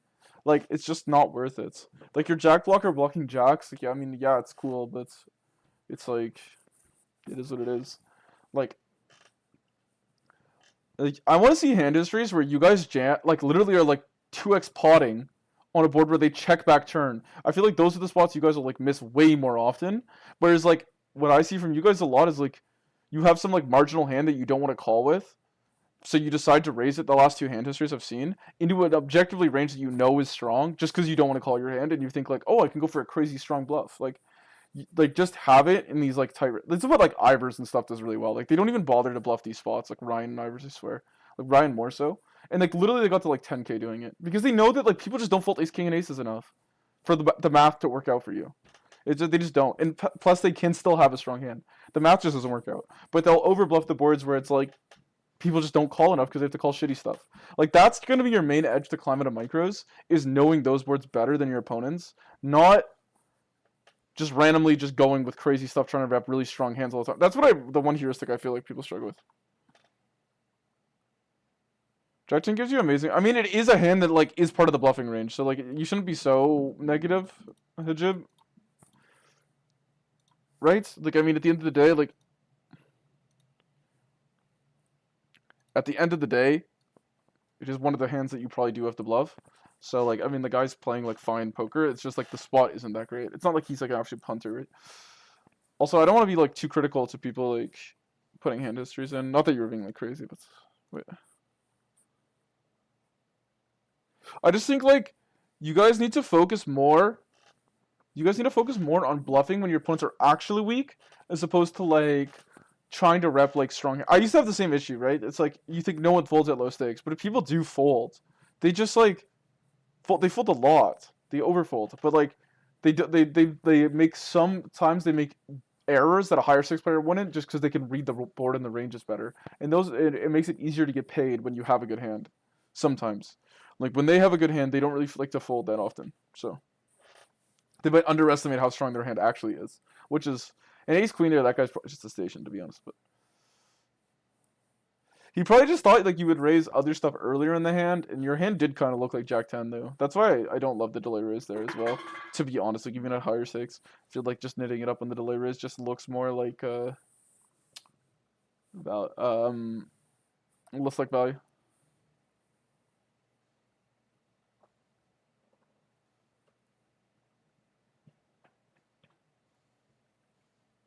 Looks like it's the start of a freaking mountain.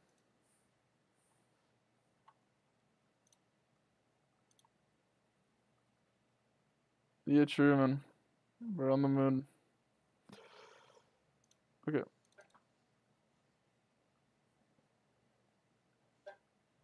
They're that bad. Yeah, exactly. At lower stakes, you guys need a.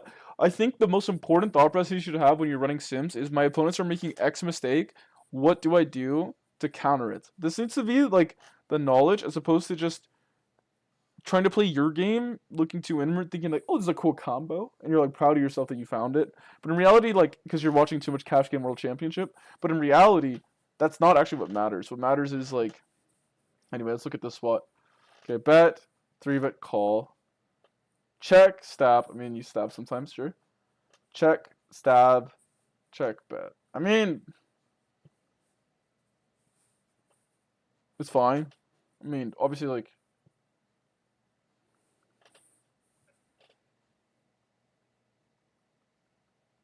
I'm always like scared of lines like this when they call the turn size. To be honest, I mean, he did have the one hand. Like, obviously, it's losing. Like, we can agree with this. When he calls tens, it's losing. Like, the river is objectively losing. Like, yeah, like he has to fold 10 sometimes for it to be winning. Just because people will overfold turn. So I'm always worried here that they call turn to fold to call river. That's like my one leak. But I mean, like at that SBR, you can't really fold river. So, like this spot is like whatever, man. Like I think these spots are like for example, if this was the line, like this spot is like better at 50 and L to get stacked as a bluff in. Like I do not like when they check all turn. Also, you could like. Nah, I mean this is whatever. I mean sometimes you just gotta like throw the money in, pick up the 5. I mean I'm not sure your cards are great on the river, but like they're fine. I mean you unblock 10s through 8s, and that's like part of the range. Ace King is like probably part of the range. I can't imagine Ace King's folding river though. Do we agree we can value any jack on the river? Yeah, you definitely can value any jack on the river. Like 100% you value every jack on the river. The check call with the 7 pairing, I mean, you just have to bet every jack. He has to call at like 50% worse of the time. So yeah, it's hard for Nev 50% worse, but yeah, you can value any jack. If you like wanted to check jack 10, it's okay. I'm assuming. Like I don't think theoretically it's gonna be a thing, but I think it's probably okay in practice. But depending on your opponent, obviously, right? Like first, like some opponents would be like extremely punt to check jack 10, and some would actually be okay. That's like usually exploitative territory. I think 10-10 is fold turn already. Yeah, I mean 10-10's weird because it's like better turn fold than it is river fold. My voice cracked. Yeah, I was thinking about this. Like you could run half. I think it's like more of a size and it's better exploitatively. This is like awkward to play because your opponent can't really call a hand that can't fold river. So like it's kind of weird from a value and as a bluff perspective in a weird way to navigate. The idea being that like okay, you might get less value on the turn because you might fold out more shit, but your opponent also isn't gonna really call turn here to fold river with the SPR left behind. So it's kind of weird.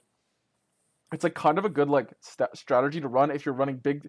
Like if you're running 75, I think the main exploit versus most regs with 75 is you can bet 75 to check back turn, to check back river, like really high frequency. Because your opponent, people don't really call the like 75 here to fold river. I mean, obviously you didn't get the river either to bet, so I wouldn't mind the river check back. Also, you need to be like probably careful to not bluff this. Is your hand even bluffing? Yeah, it is. It is. Okay, you check, and then does it bet river? It's probably okay. Yeah, we'll bet. Yeah, Jack 10 is not like it's insane EV, but it's like you have to get called by worse, and you block tens, which yeah.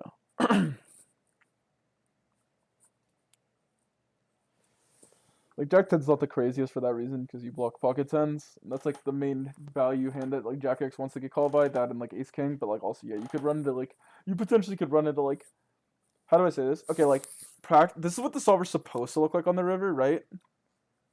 Practically speaking, when you get to this spot, the average range might look a little stronger. Now it might look weaker, but the average calling range might be stronger.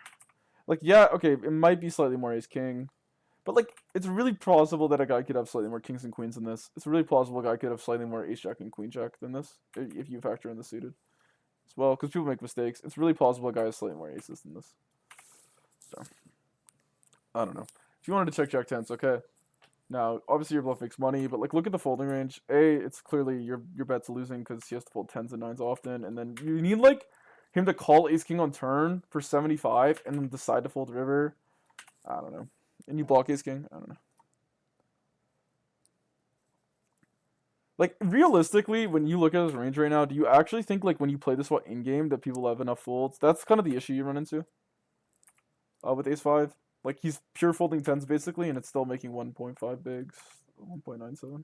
Like obviously you have good unblockers, but that being said, it's okay to be aggressive into the check. Like if when I'm sure MDA wise, if a guy just checks flop here in the big blind, like tripling probably just gets more folds. So it is whatever. The only thing is like maybe you can size down turn. Because if you're planning on jamming river on a brick, just because it like probably would overperform. But yeah, that's about it. Because if you go like that big, I think like the price on the river is not very good. I think AA 10-10 9-9 is a lot. Like what do you mean by a lot? I think 10-10 is full turn already. So what did you think your opponent had in game? That's kind of your issue, right? Like you're saying this like 10-10 and like I guess you're saying Ace King, but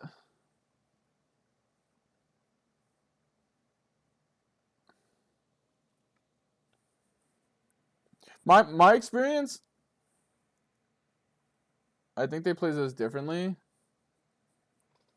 But like I'm saying, like what did you think your opponent was going to fold the river with? Like when you bet the river, what do you think he's folding?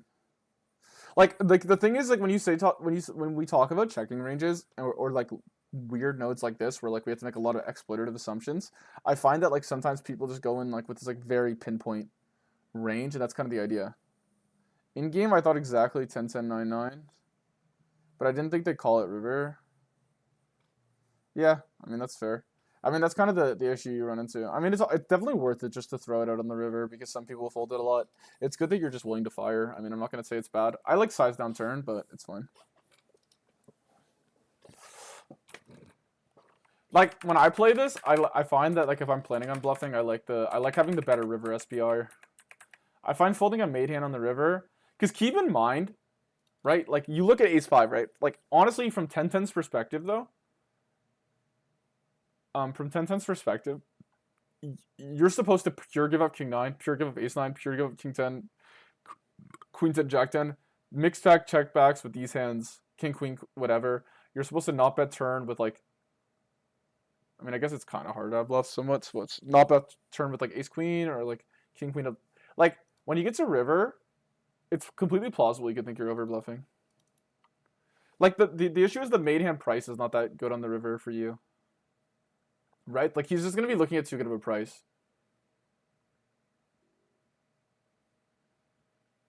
But I think you have to throw it in on the river, though. I don't blame you. Like like what I start to do, and I start to feel disgusting, is I check back these hands too much. So it is what it is. But then again, you do play in like a smaller pool, like a larger pool, so you don't have to actually like throw this in. Like if I don't throw this in, sometimes I like actually won't get paid. So I prefer to get paid because I'm not like necessarily a crazy redliner. Yeah, I'm aware of that. Ace five hard heart is definitely not me over bluffing. Yeah, exactly. But yeah, I mean, it is what it is. I mean, you're sending a hand that's like pretty boring for all things considered. I mean, stuff you probably already know. Like I'm sure you already thought about the checking range in an exploitative sense, and I'm sure you know the hand's fine. Maybe even before you sent it to me.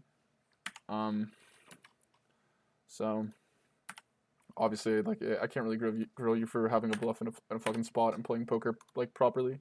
Just saying things to think about. I would never show ace five spades. Yeah, exactly.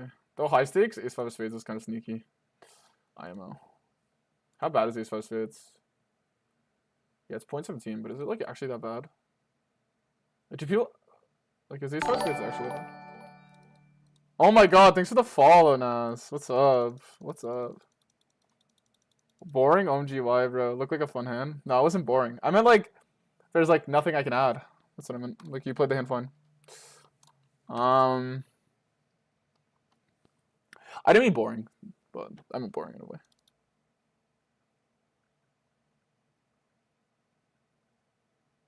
Bro, that hand because famous apparently? What are we talking about? Yo, do you have a hand? Do you have a hand for me? Nas? Also, is that how you say your name?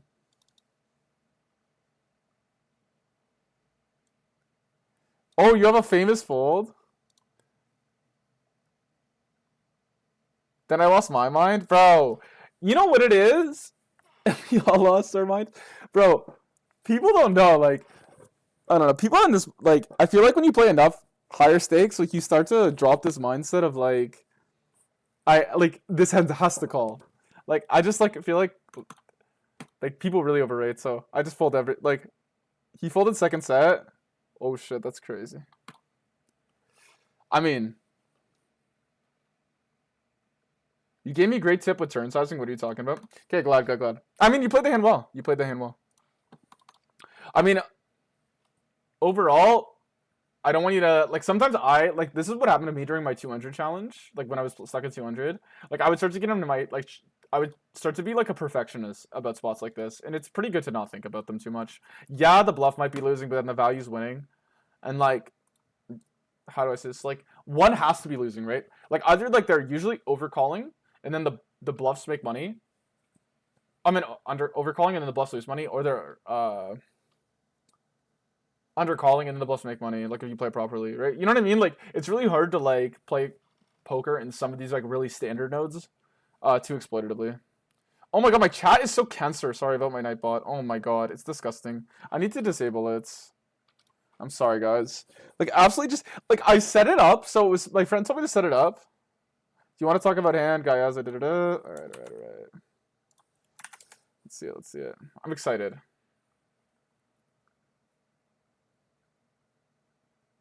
Oh my.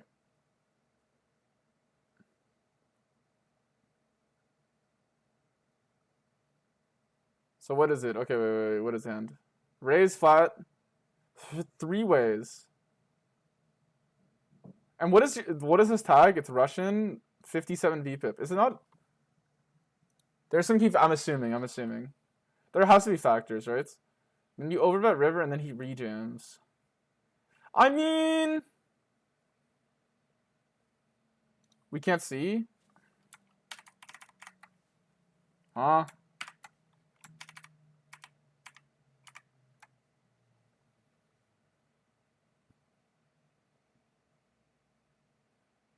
VPIP doesn't matter. You play 20 hands. A passive guy. Honestly, like it's whatever. It's hard. It's hard versus rec though, because like you don't want to like. Sometimes you turn on like reg brain, and you just can't help it.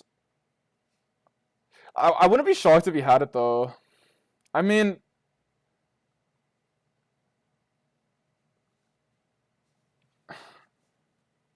And he jammed in 0.3 seconds. Yeah. It's not that bad. I mean, it's whatever, right? I mean, honestly, higher VPIP is actually worse for you here, right? Like, if they have 7-5 off pure, and they have 10-7 off pure, I mean, it's not like unseated, like in all the backdoors and all the shit. I mean, like, the price you're getting is pretty dog shit, right? Can we overbet without... feel like we bet too big for our value to sustain? Bro, it's versus a recreational, man. He has like 16 combos of straights, maybe more, right? He has 32. And what value is he jamming? Yeah, yeah. And then you even think about the math, right? Like, for this to make money, he needs... what price are you getting on call? I don't know. I mean, you're getting okay price, I guess, right? So you're calling, what, 600 to win an extra 3? I assume there's 0 bluffs. Exactly, it's got to be value dom, right? Obviously, there's no bluffs, right? Like, we've played enough first Rex to know. Like, maybe you can, like, throw in, like 1 percentage-wise, because the guy could just be a random memer. You know what I mean? Like that. There's always, like, the, like, with the recreationals, you always have to throw in, like, the, like 2% of, like...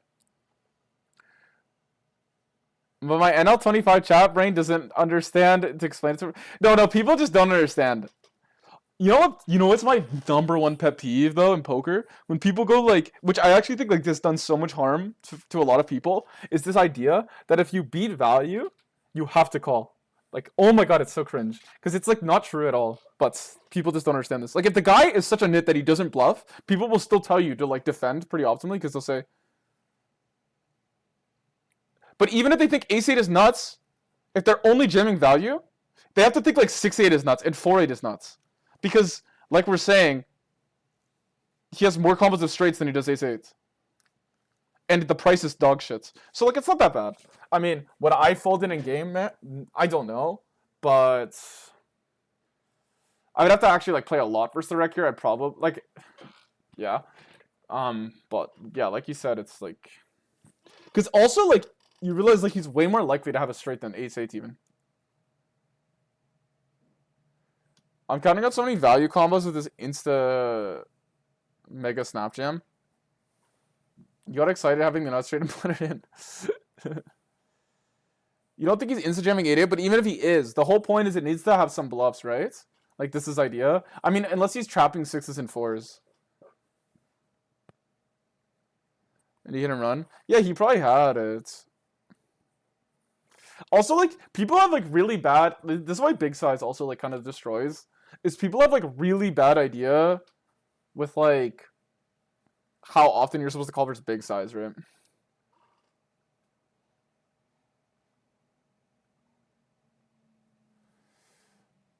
I mean, he's jamming 2.5x pots, right? So...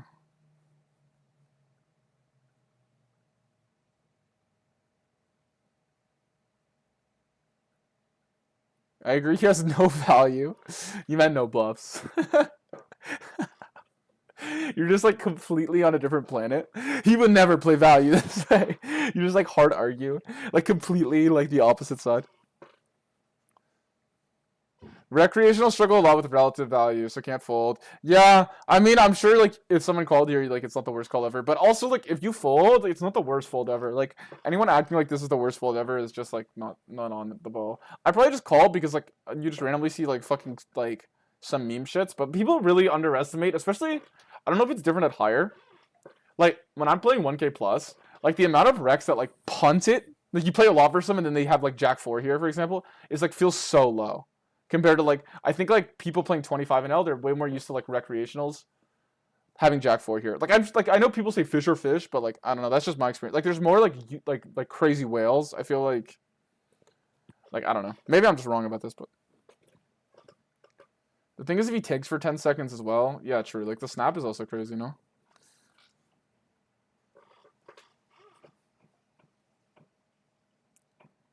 Basically bluff catcher and underbluff line, yeah. I mean, obviously, like, I'm sure even if you gave him ace-8 of hearts pure as played, even if you gave him pocket 8s pure as played, I mean, that's like 4 hands compared to, like, honestly 32 straights if he actually has a true 57 VPIP.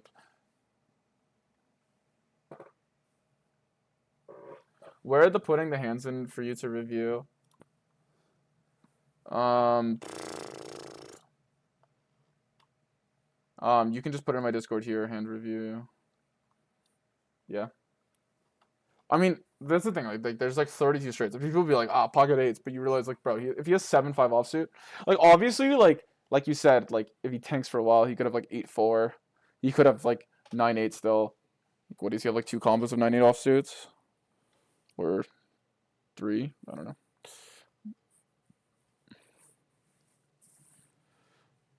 If he's recreational, give him all the ace-8 offsuit. He has backdoors. I mean, maybe. I don't know if I'd give him all of it, but even then, it's like.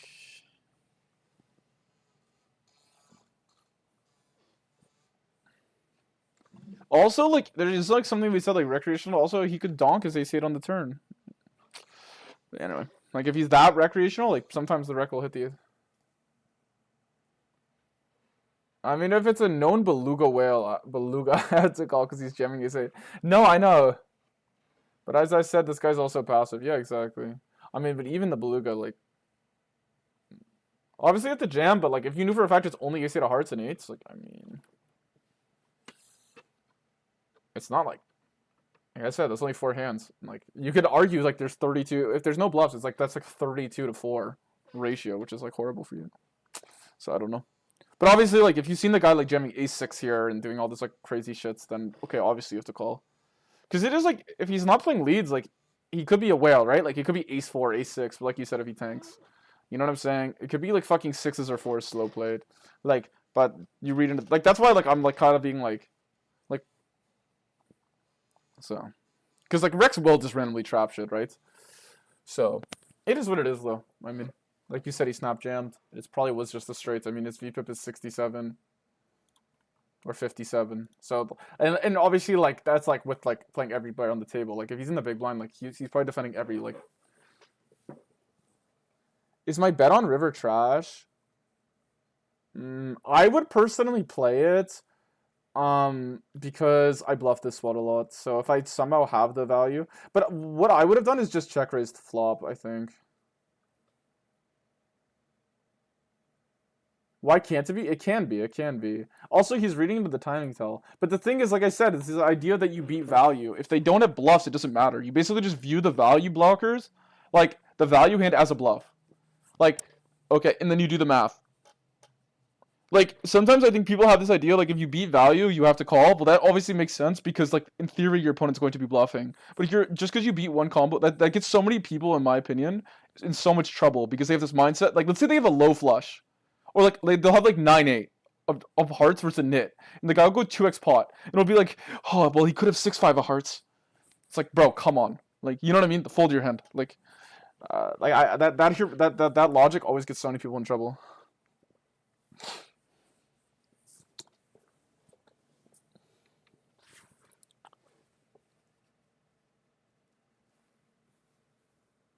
First regs, it's yeah, but I have a weird dynamic going on, so it's hard for me to say. Like I spam the shit out of this bluff. You're not really repping much, so like I just kind of like I just spam it. But yeah, I mean like the thing is for me, it's like I play in a small pool, so I kind of have to. I feel like I have to mirror. Like if I don't mirror, like I'm just gonna get in, like so rinsed. But that's just how I play. I like raise flop here though. Like the rec could come along. There's no reason he can't. And then like yeah, I mean it does look strong, but I think like there's no way to like does the delay look less strong? Like I don't know. And you kind of ran into this issue where like it went check check on the ace. Like what if this guy just had kings, right? It's like you could have like you know what I mean. So I think you should just raise. Also like if this guy is opening wide, like he could have 6s or 4s, right? And then you just cooler the fuck out of him. Like you kind of lose this opportunity on almost every turn card. So that's why I would just raise.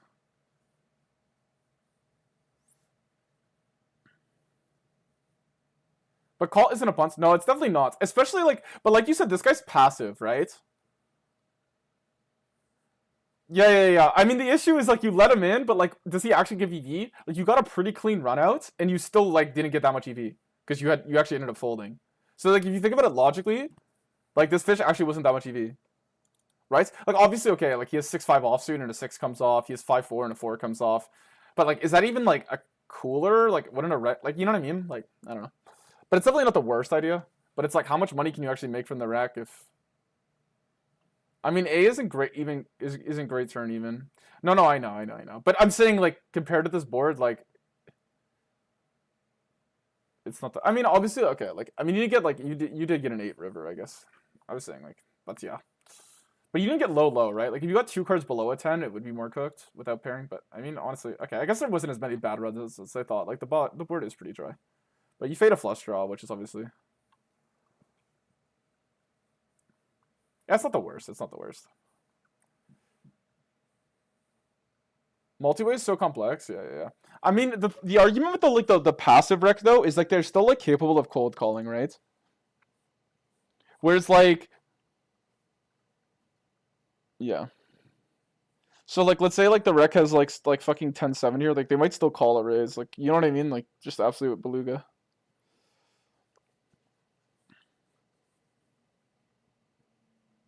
Most passive whale are the biggest stations though. Exactly. That's why I'm saying raise is not so bad. But they don't want to cold call raise. Where do we submit hands in the Discord? Yeah, you're definitely right about that. You're definitely right about that. But it's hard though, because you're just out of position, right? So like, even though they're like whatever, like it's still hard. Like you never get to lead action. Like could you just like once the rec calls, like could you just lead turn? Like that's just like absolutely dark tech. But like, yeah. I mean, obviously you're hoping for reopen here, but like your call also looks really strong, right? It's really hard for like. The issue is like your call almost looks as strong as raise in a weird way. Like call looks so strong because like your calling range really is just like nutted. So it's like you're not gonna get bluffed into by this guy ever. That's why I feel like the calling EV is like pretty hard to realize because it's just like he's like I feel like people are just not gonna bluff this turn unless they have insane equity.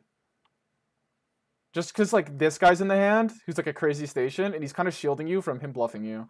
So then like you don't really get the bluff EV and you kind of want like you know what I mean. Yeah, exactly. That's also the thing. It's like trying to realize versus the rack out of position, and then look like you kind of got the dream spot for what you were hoping for, but then you realize like it doesn't even make that much money. You see what I'm saying? Like this dynamic kind of screwed you. No. I know. Like in hindsight, you would have raised. Like I'm not grilling you here. Like you know what I mean? I'm just talking about like how I would play the hand. I just like think when you have top set in this spot where like you could have fours a lot, like unironically, if you raise like you don't even need to go crazy size. Like if you want to keep the reckon, you just play smaller. You get value from all his overpairs that he might check back turn with, and you have the upside if he has sixes, he might think you have fours more than you have nines in fast play, and then you just instantly like let's say that happens. Like I don't know how likely he is to have sixes. Like maybe like 3% of his range, 4%. You just like might get all the money in on the flop. You know what I mean? Like that's actually a lot of EV, right? So. Because you're deep.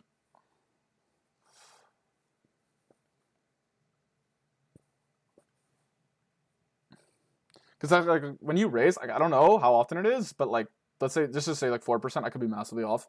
Like you're just gonna stack. You know what I mean? Whereas like if you call, like you might not always stack sixes, right?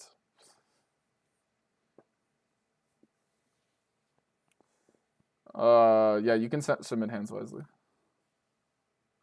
Oh, let's look at this hand. Bro, is it just you like massively exploiting a noob again? Like every hand versus you is just like this guy doesn't know shit. Okay, raise, big blind call, range about small raise. What are you guys playing like with 10k now? He bets, you call. He bets you jam. Dude, the 2 time bank in the V75. Oh, it's crazy. Thanks for the follow. Appreciate you. I mean, yeah, it's whatever. I mean, obviously you'd rather have a 4, but you might fold a 4 in the turn.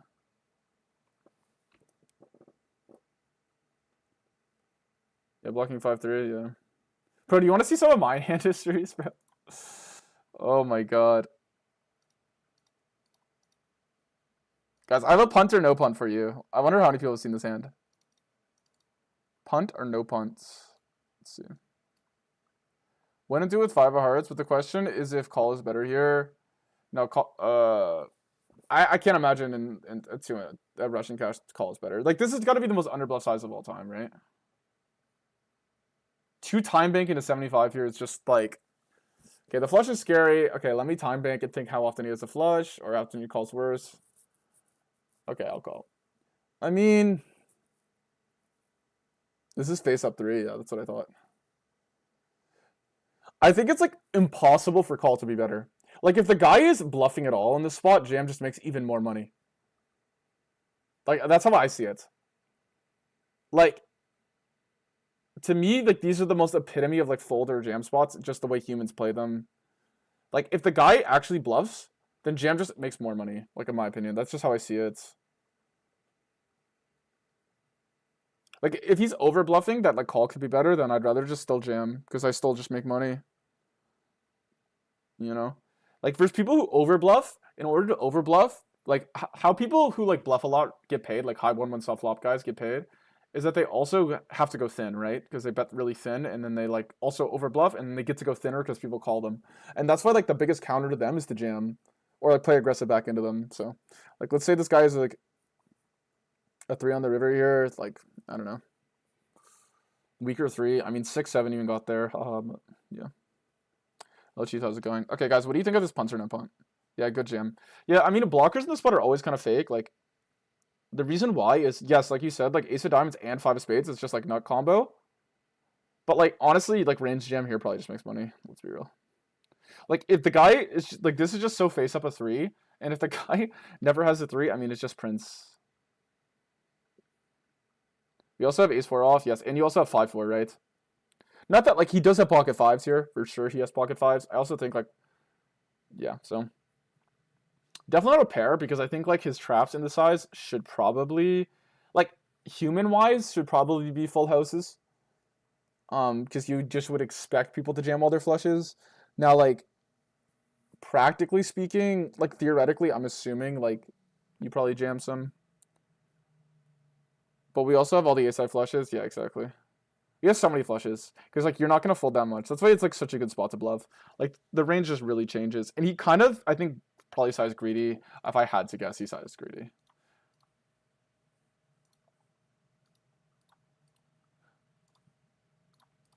I think like personally, I don't know.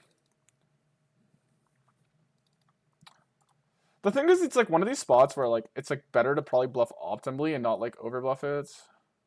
Do you like my professional flop size? What is this range 1/3, or is it B40? Are you damn? You're sweating, bro.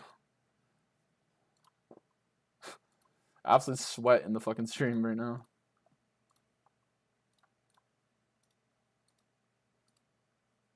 I mean, villain can also have some king 6 suited. I mean, yeah, but like I don't know, like I just have this like bad heuristic where like I just assume everyone at low stakes is like very ABC, to be honest, because I think it's just kind of true. Like most of these guys are just grinding for like the leaderboard and like rake back points. Like if you want the like theoretical combo, like what is it, B40? Wait, it's not even B40. Wait, what am I? Yeah, it is. This pot's 5.5. Oh, because you're min open player. Oh my god. Like how sweaty is this guy, chat? It's so crazy, man. We'll run it just for you, man. Wait, oh, I did like fucking I don't even know. How do I even do this, man? New solution. Whatever. Let's just do it this way. I think this is how we do it.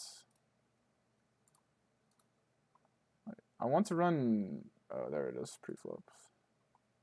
Oh, this is just for heads up. How do you do it? It's this. Any simplified. How the fuck do you get 2x open? Am I just like I just completely am like my brain is broken.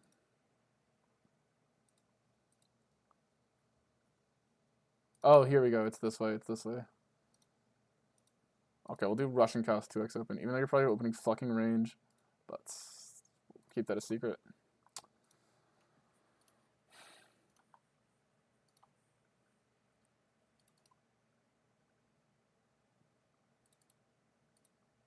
What is it? 3 hearts. Oh my god. I agree, but as People don't overfold to 2. Don't people overfold? Yeah, it does. That's why I'm calling him a sweat. It's definitely good. Yeah, I want to show some of my punts, guys. Chat, we'll play punt or no punt with my hand histories here. Okay, so now B40 should be absolute sweat. Guys, running the B40 with the 2x open on the button. Are we kidding? God, I need to get on this level of absolute sweatness. Okay, call.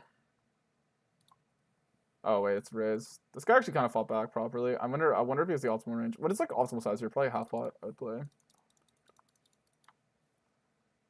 You probably can't bet a 4 under half pot, so maybe 100's okay, but it just likes range 1/3. That makes sense. Because villain has a lot of like these backdoor flush draw hands that just miss. It's BVB? Wait, is it? I thought it was button. No, it's not. It's not. Small blind just showed his card, but it's actually big blind. Okay, I didn't actually blunder this. Thank you. Pretty like the guy played the hand so face up, by the way. Like he just played it so face up.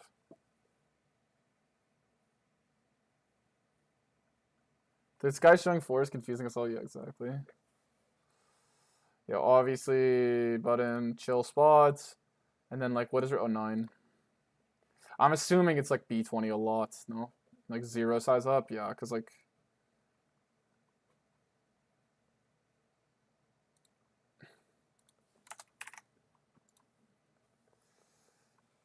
You're just trying to like get value from overpairs. Like villain is just too easy of an MDF size here. Like you probably don't even need to call anything. Like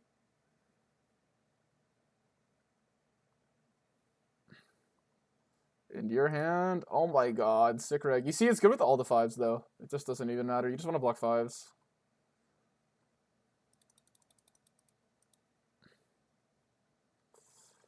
It's good with all of them. It's kind of interesting that like the other 5x will be like same EV. You would think you think it would be a lot higher with the 5 spades. I guess I could figure out why. It's kind of weird. Okay, like if we actually look, let's go full height, I guess, because like it's just like it's kind of weird because he has a non-range. Okay, let's give him 75 or check chat. Like give him no blocks, so he actually has to play it for like an actual real percentage. Now he's just like pure checking 3x. This spot is just stupid because he's not supposed to bet a 3, and you obviously punished him. So.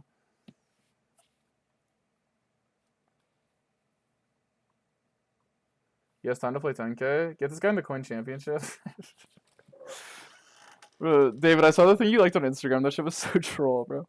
The bouldering thing.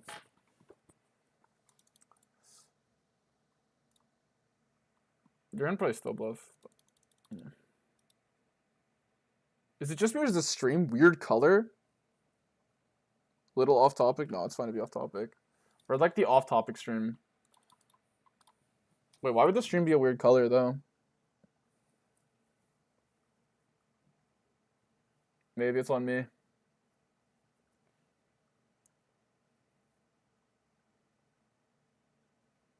Like, you know, flux to reduce blue light? Honestly, I might be on that. I actually high-key could be on that. Let me check the settings.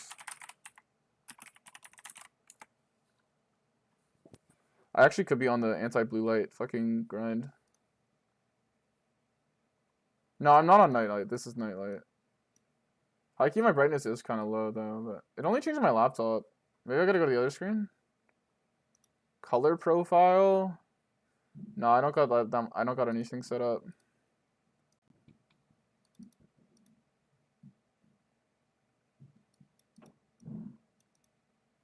Is ace-4 off better jam than 5-5? What do you mean? It's a different hand. Oh, ace-5. yeah, it is. But it's neither here nor there. That's just because like villain's betting 4s in this node, but not betting 5s, because it's like 5s blocks more checkbacks than 4s because villain calls 5x on the turn, doesn't call 4x.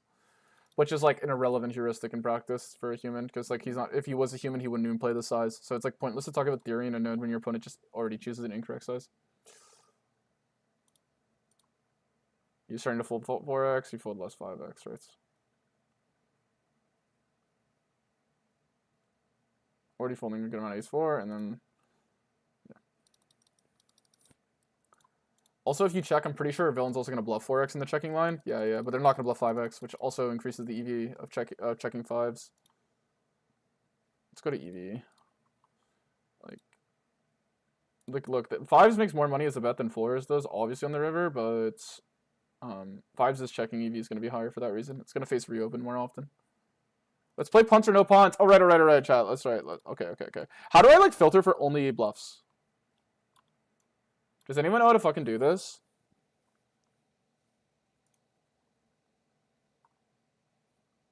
Without revealing my entire database? My sad graph. Honestly, guys, we're so fucking back though. Break even player. Right now I'm using Poker Tracker 4, no clue. So on the up and up. Our 1K stats are good though. Cool. But we're finally done with the volume grind. I'm like the worst volume grinder on earth. So finally over with. It's okay. Let's just go here and then just like we'll just look at spots. I have one already. Okay. Wait, should I like not spoil you guys? I won't spoil you guys. It's like obviously half you guys have already seen it in the stream. Filter for 70s off. Okay. Okay, I'll go through hands. I'm pretty sure I remember a lot of them. I'll just like make sure.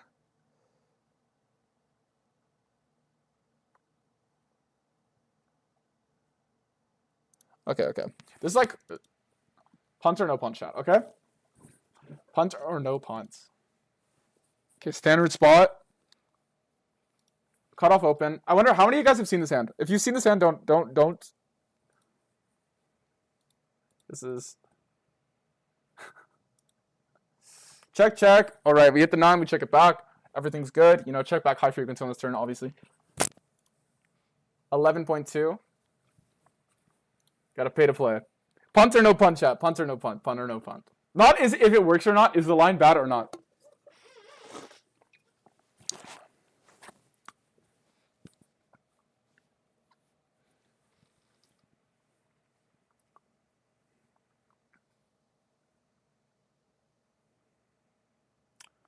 Punts or no punts? XD. Bro, this is how I play, by the way. Like, I actually just spam 5x pot. Like, problem is he has 2x. Yeah. But I think, honestly, bro, people just overraise 2x on pot. Like, I know this guy, like, in a range bet, people just overraise their deuce x. Because, yeah. But, honestly, like, obviously, the nut bluff, obviously, like, intuitively defined, but I don't have time banking game. It's blatantly queen 9 of diamonds and jack 9 of diamonds. Like, obviously, these are the two by far best. Like, theoretically, you're only supposed to bluff these 30% of the time because you, like, need to be card balanced. But in practice, if you had, like, more of a Doug Polk approach, like, less RNG, even though he, like, spams the RNG now, for some reason, he's, like, completely gone against how he used to talk about poker. Probably because he's gotten worse. But we rep, like, King, and some ace, I guess. I mean, obviously, like, rep, like, a lot of those hands. I assume that people pure check King on flop, yeah. I mean, you can also bet 9-9 on flop, right? So.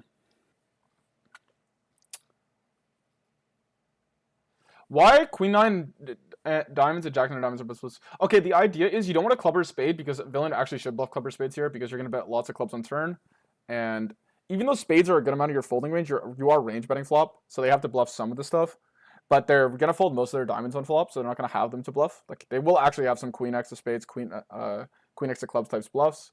Not to mention, when you have queen 9 of diamonds, you block queen deuce suited and jack 9 suited. You're not going to really interact with most of the other suited deuce x. It's going to be lower cards. You're not going to have 9-5 of diamonds and stuff. Like, they don't really defend 10 deuce. They'll defend like 5 deuce and like 3 deuce and 4 deuce, but they really defend like 10 deuce. So like the 10-9 of diamonds here is like pretty fake. So yeah, you'd rather have like jack 9. That being said, like you do need to bluff some 9x for sure. Sizing doesn't seem to... How does sizing... Okay, that I disagree with completely. How do I have a value size here that's not shove? Like, ace-king's pure shove, by the way. Like, clearly. I don't understand villain sizing. Yeah, that's kind of what got me in game. All right, guys. He used 5 time banks. I'm not joking. He used fucking 5 time banks, and you call me with ace-9. So, yeah. And if you're wondering if it's theory approved, it is, technically. I mean, I did actually make... I rolled a 100 in game. I have the clip somewhere, but basically the idea was, like, I just know that, like, I'm just going to end up with a random 9 of diamonds hand. And I just know that, like, this is a spot where, like, you could think of a combo, but if you're always, like, a combo Andy here, it's gonna be like kind of hard to actually bluff the spot perfectly. So I just figured that like I was gonna take most of my like middling 9x here like 5% of the time. I figured that's like basically fine. You're gonna river kings, and I rolled a 100, and the hand bluffs like I was off with 5%. It bluffs like 2% of the time here. I knew that like as long as I don't have a club or a spade, it was gonna be okay. So that was my logic. As long as I don't have a club or a spade, it's gonna be okay. Especially in practice, I think. It's especially whenever if you don't block king deuce suited. Yeah, I mean, I think you guys are thinking a little tighter in practice. Like he does have to raise most of his deuce x on the flop here. Um, so yeah. Uh, and he just doesn't even have that much deuces. So jam is okay. I mean, it's not like the size is like that crazy, right? So I mean, it's 5x pots. So yeah. Anyway, what are my other big pots? You can also play non-jam. No, I would never play non-jam. Like the thing is, like when I play in these pools, like I just don't care. Like I just rather get paid here, bro. Like if you could get paid here, who cares, man? Who cares? Like it's something the size, right? So I don't know. Obviously, like the practical element of the spot is that villain probably is two face up with his size here. And even though I have a 9 and I block ace 9 suited, which like doesn't really matter, I guess, because he does defend ace 9 off. Even though I have a 9, it's like it's probably two face up. But okay, no point if you RNG higher than 95, yeah, or lower than 5, yeah. So I rolled a 100 game and it was a thing. So I don't know if that counts as no punt. I think practically speaking it might be punt, but there is like future EV, and I don't think he calls. He's supposed to fold the ace 9 half the time here, and he called it. He tanked like forever. I wonder if he RNG'd. I don't know if he called a good combo because like spades are very very clearly a non bluff. From me, maybe he was thinking about ace of hearts blocking my ace deuce suited. Maybe this matters more because like you can't really you can't like really reliably, how do I say, how's the way to say this? You can't really reliably predict like what your opponent's actually going to be bluffing. Like those like heuristics are like cool in a solver, but they're really bad in real life because like realistically my bluffs are like could just be a punt. Like I could just have like 9 of spades here and just be bad at poker. So it's way better to like focus on blocking value because that can't be faked, right? Blocking value, like I'm not opening ace deuce off. Like he knows I'm not that bad, but he doesn't know like maybe I'll just bluff 9-8 because I think the line's overfolded. So yeah, even though like in theory like spades are bad, right? Because he's very clearly going to float spades. So I'm gonna block a lot of snap folds on this river. Spades are like actually one of the. It's not like the thing is like I don't know if spades are actually good to bluff from him if he's like because they're also like a lot of my folding range, but that's.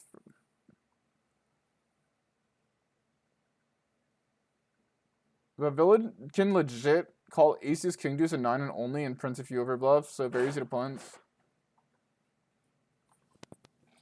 What's up? What's up, baby? Thank you.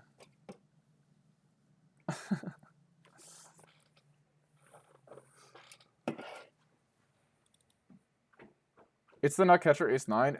Yeah, I mean it's the only catcher. I mean, he's definitely supposed to fold it, honestly, but so it's definitely a losing. It's losing, to be honest. Like when you bluff here. No. He needs to call other stuff. He needs to call naked ace x sometimes to make me like honest, because like most of my bluffs are 9x, so it kind of equals. Like even though you block value, you also block bluffs. Like I don't think I bluff another. Anyways, I guess we could just like upload the hand. Is that like faster? I should have it in my review history actually. If we just go to custom solutions, I should be able to scroll down and find it. What's the flop again? It's like king something. Wait, what is it again? It's like ace deuce deuce. Or is it king deuce deuce? What is the flop? Fuck me. Ace deuce deuce. God, how many hands do I fucking review, bro? I swear I reviewed it recently. No, it's gotta be up here. Ace of clubs, deuce deuce. I definitely looked at it.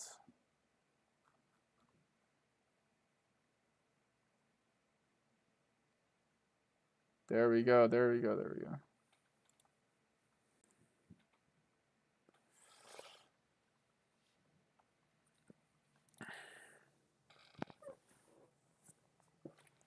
You can start on boards, yeah, whatever. I'm lazy. I'm kind of a noob with all the tools, to be honest. Okay, I'll pull up another one while we look. I'll show you guys the theory of the river. The Loki GTO wizard probably look change.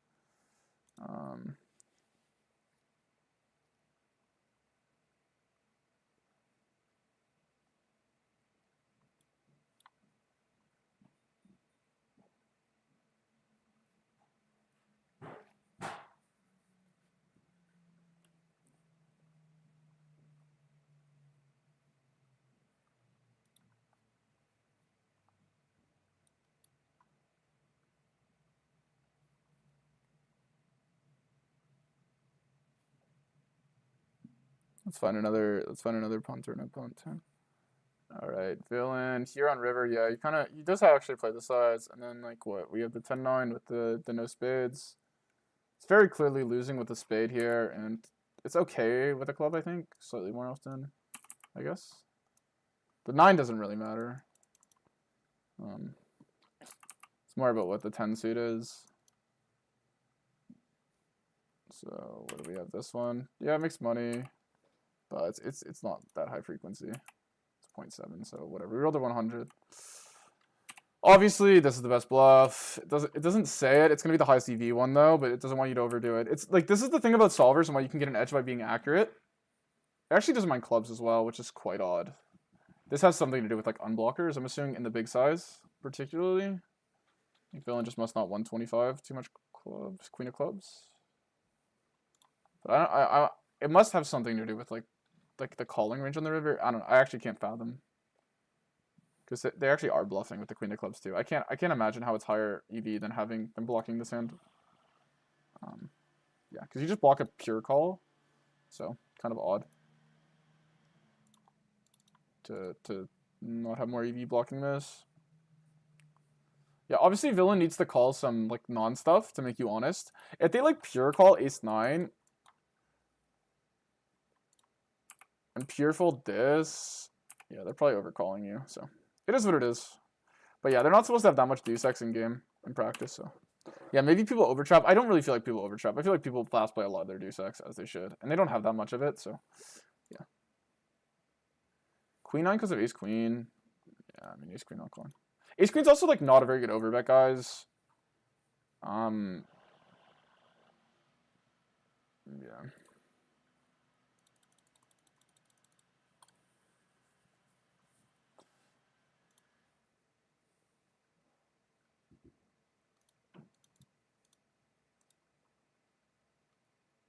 Ace queen off, yeah, but ace queen doesn't do anything. It's like it's not like necessarily the fucking jamming range. Like it's.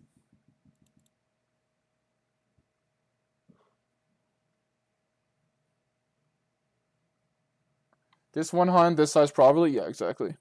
No, you're definitely right. Like everything that you guys are saying is right exploitatively. I just rolled 100 in game, and like, it is what it is. Like, I have like the dynamic versus this guy where I'm just getting insanely paid, so it is what it is. I mean, people are kind of scared to fold versus me, even though my red has not been insane. I've just been like playing like real poker at 1K. Oh fuck, where'd I go? This is my fucking stat spots. Over 3.2K. Woo, run good. Blocker sensitivity is stupid and ranges are narrow. Yeah, obviously, like the number one thing practically speaking is value blocking. Value blocking will always just matter more because you can't actually know how your opponent's going to respond, right? Like your opponent could just be like over bluffing the spot, and then you're like really overrating this one heuristic. Which limit? This was 1K. They're by default. Oh no, they're forced. They're forced. I like that's my split. That's my stack.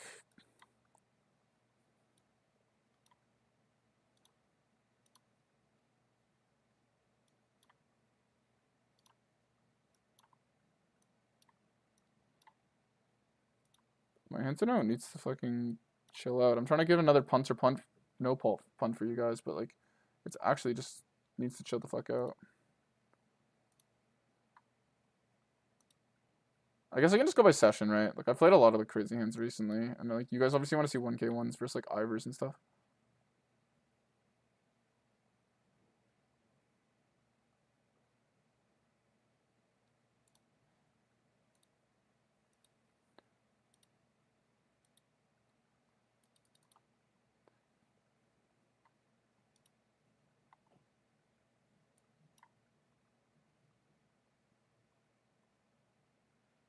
Alright, fuck. We'll do this one, I guess.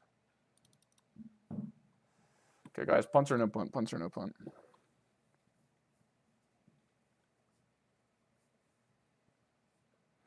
Sasha, I mean, yeah, that's obviously unfortunate. But if you don't play in a big pool, bro, and you play for stations, I mean, like, bro, like, you just gotta, like, play differently. I only RNG because, like, I stream, so I just have to RNG. Sometimes I'll just be capping, like, oh shit, I RNG. And I'll just be capping. But, like, I'll, like, low-key, like, subtly re-roll it twice.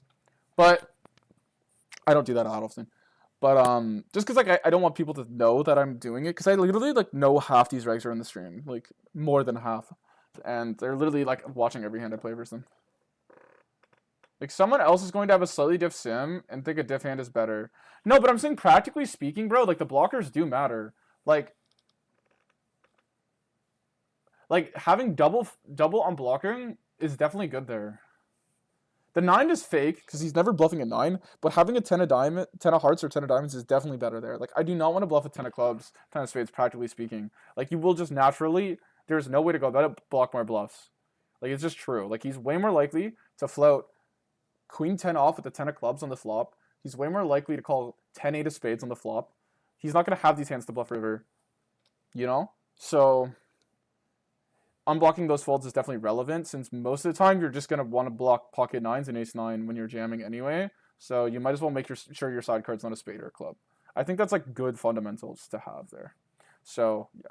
I think 5% for that hand. I'm not going to lose that much EV. I think that's a pretty good way to play the strategy. Anyway, we go with the call here. This is the flop, guys. I don't think we lead this board too often. I think it's okay, but I think versus a guy like Ivers, this was versus Ivers, I think, like, honestly, he does C-bet too much, so I don't think he makes us indifferent between leading.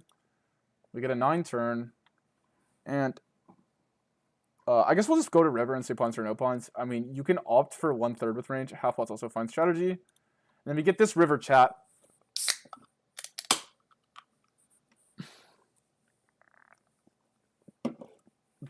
And you gotta pay up. Do you guys think this works or no? And do you guys think it's a punt? Works or punts? You guys go. Tell me. Punt or no punt? Maybe this hand's too boring. I don't know.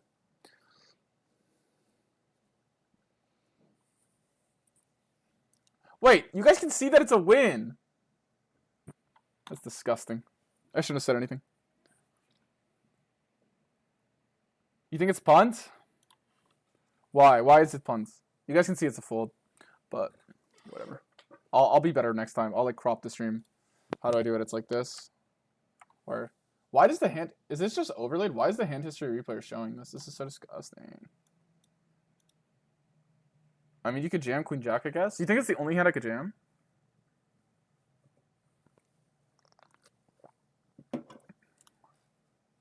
There's just no reason to jam. Why is there no reason to jam? Bro, y'all play so different than me, man. No, but I mean the hand that correlates with your blockers.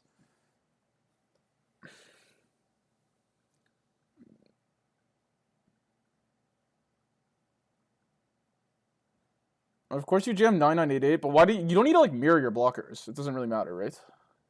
Like, the whole point is I have good on blockers and you just need hands. So, like, what would you bluff for the jam size? He isn't forced to call much for 3x spot. Okay, what do you think the bottom of his calling range is? How do you call 33% here?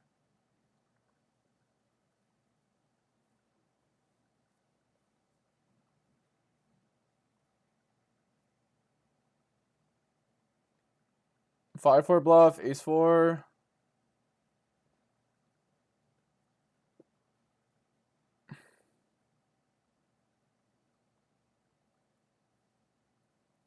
You call, like, sub 20. Alright, well, anyways, the hand fucking prints out of its mind, so you guys are all griefing in the chat, okay? I'm just saying. Practically it prints, and theoretically it prints, okay? It's a must find. I don't think it picks any other size. So it wasn't a punt, okay? So y'all be hating, but yeah. And you can say exploitatively, whatever. I mean, you guys know me. If you watch my stream, I'm one-sizing all in there. Like, that's just how I play. I mean, he never has nuts. Like, he has to find 8s or 6s check back, which, like, he's just not playing that.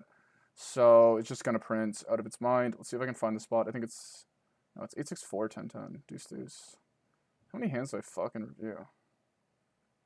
With the suits, I don't think it's bad. Yeah. I mean, you can run it a number of ways. You can run it range B33 turn, which is fine.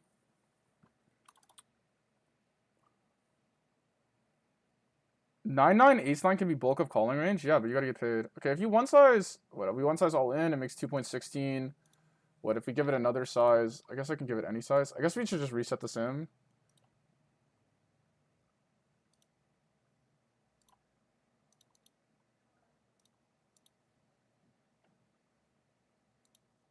Yeah, it's making 3.54 for jam. You play other sizes too. I just don't play half pot here enough. Or I don't split between the two, so I'd probably get rid of half and play 75 for jam. Just because I think he's slightly more capped than he should be. And it's actually the highest EV jam on the river. So. In my opinion, he'll be inelastic here, and when he folds the jam, he'll fold the smaller. So wait, what you're saying is that he's going to overcall the big size, so the big size makes money? That's sick. I'm not going to check nines here enough, so I am just going to like kind of like, because I don't care to protect my checking range. I think this river is extremely under reopened, so it is what it is. Like obviously, you probably want to realize this 4 bigs in your checking. Check 5-4 EV bluff. Oh, it's obviously higher on blockers. Obviously 5-4 is good. You just don't have it as much because it's just not as good on turn, but that's also fine. I mean, the thing is, though, if you just get paid here, guys, you definitely jam Queen Jack. Like, it definitely makes money. Because Queen Jack is horrible in the small size. Because Queen Jack is like a terrible B75 call-off. That's like the issue with Queen Jack, right? It's just like not that good as a B75 call-off. It wants to jam, so it gets called by 7x. And 7x is not going to rejam. It's like a bad bluff catcher versus the big size. You know what I mean? So it's definitely better as a jam. Because 7x doesn't rejam. So you just like kind of like run into the wrong range. Obviously, Queen Jack of Diamonds, I guess it's okay. It likes this, but can you show his range versus River Jam? Yeah, sure.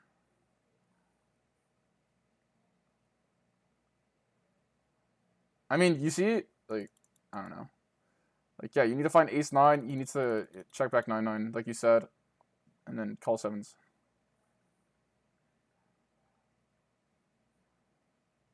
Queen Jack too strong to bet fold or anything. I don't think it's a good bet folds. It probably is okay. It's probably like mixing, but it's not like in practice. It's even worse. The thing is, it's better to just jam Queen Jack because it just plays bad as a bet call. Like it just loses its EV. Like it gets called by worse because like your opponent has to bluff catch hands like this to like counter your 9s range and then call 7s to defend enough. And then like when you're bet 75ing, also what are you trying to get called by? Why would you pick this size? Because you're trying to get called by queens or jacks, right? So like also you're blocking the calling range. So it just plays better when it's running into this. But also like guys, I'm not gonna lie, like I just make people like I just play big size. Like I spam it. How do I show my results? Like obviously I shouldn't be giving away too much, but I mean my win rate in the big size is just crazy good. Wait. I've only been called once, so.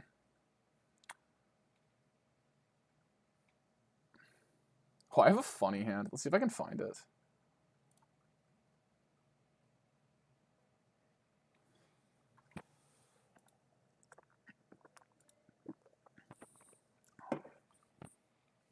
How would I be able to find it? Oh, I guess I can just filter for like my big sizes off stream.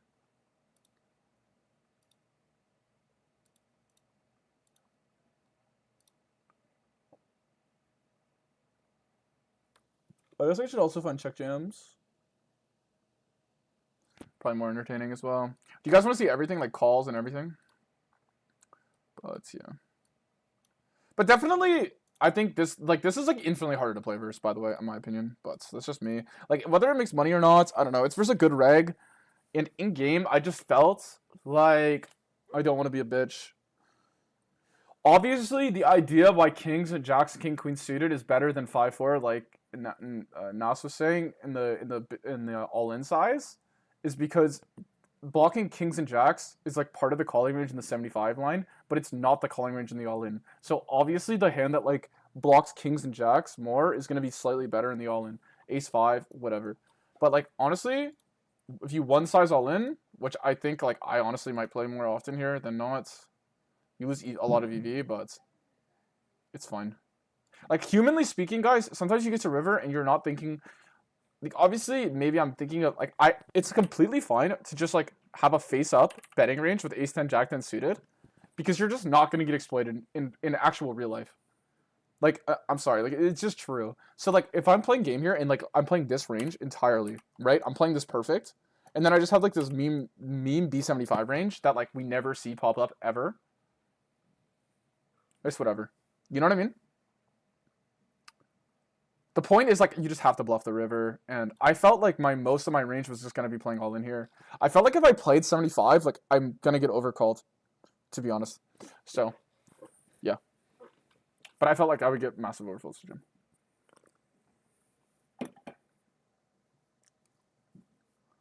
So yeah. It's like impossible to call us a punt though, obviously. I would probably bluff B75 and get called and be pissed. I just love playing overbet. Like I play in a small pool. I feel like people face it less. So if someone starts making mistakes versus it, they can make like extreme errors, right? Like if some guy overcalls me, then I'll just make money with my value. You know what I mean? Like the main issue is that the reason I like overbet is it kind of exploits how like lazy people will be early on. Like if people don't protect their checking range, that's when the overbet really is at its strongest, because then you can start overbetting thinner. It's really hard to like exploit a guy by bet 75ing thinner. Like if you B75 thinner, like what does it really do for you? You know what I mean? Like, oh, I get to bet middle, like ace-x middle pair. You know what I mean? But if you start playing like huge sizes, and you can actually go thinner, like let's say here, like an example of a thinner hand is like sevens pure. You know what I'm saying? Like, what's it? I guess like maybe having like a 10, to be honest. But yeah. You're basically saying, look, you're not protected at all. Good luck calling off. Yeah, exactly. Well, also you get to bet thinner, right? So like, I'll show you an example. It's like, fuck, man. Okay, I just need to like filter this and like get all this properly, and then we can like I can actually start doing that. Like I can actually.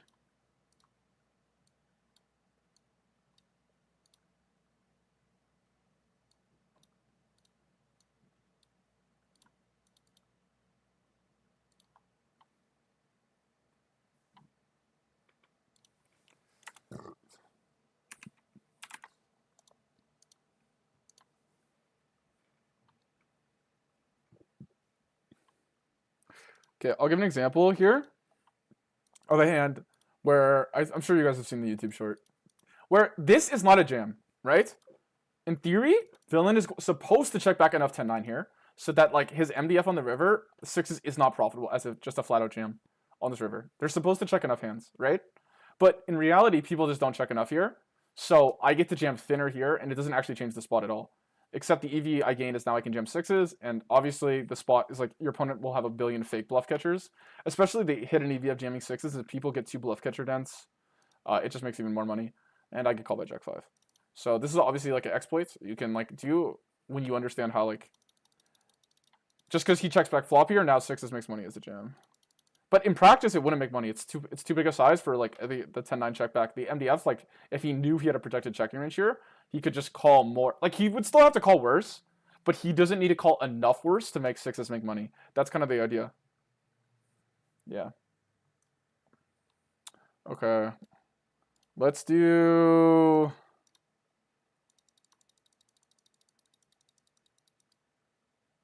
Bro, how do I get paid in these lines? Was this versus a wreck? Like, bro, what is going on? Okay, I have a crazy punter, no punts. Oh my god. Oh, this is funny. Bro, some of these hands, like, how are people paying me? Like, look at this one, chat.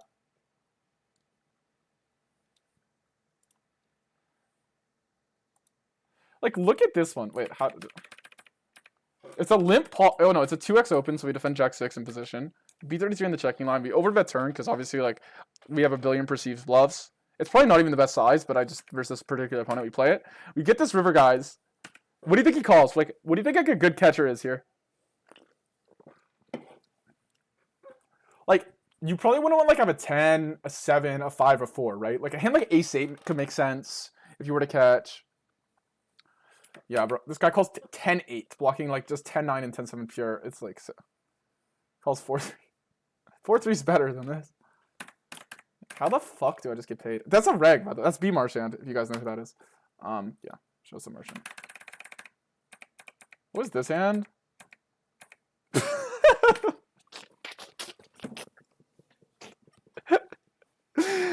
Oh man. Okay. Bro. No one believes me. No one believes me, bro. Okay. Now I gotta show some hands though. We gotta go back to punt or no punt. I'm not gonna tell you guys. Like, it's obviously can't be value. I'm not gonna tell you guys if the bluff works or not. Okay, what do? Like, I crop my stream. Let me like open a hand for each player so you guys can't actually see if I win or not, because it's kind of making it like piss boring, no? Okay, so we'll just like alt. Is that how you do it? That's good, right? Okay. Now you guys can't see that, so we're gonna play again.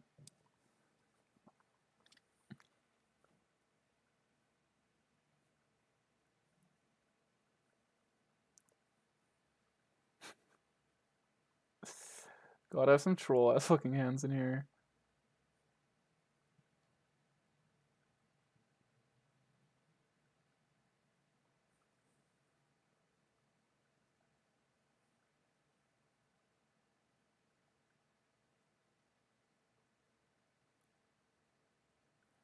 Wait, I'm scrolling. I'm looking for like certain hands.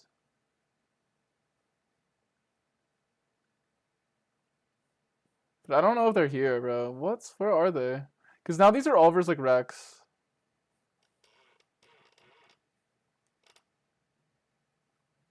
I didn't filter for a big enough size, I believe. Maybe. Oh, I know what to do. There's too many hands. Okay. I know what to do. I need to like go back to my filter and make it so it's all in.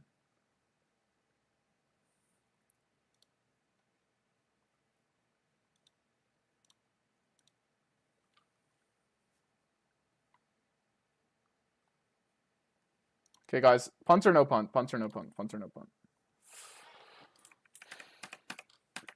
Okay, we flat here in the small. Check flop. Punt or no punt? Check turn.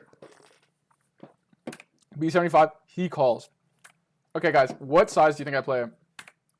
Okay. Punt or no punt, guys? And does he call?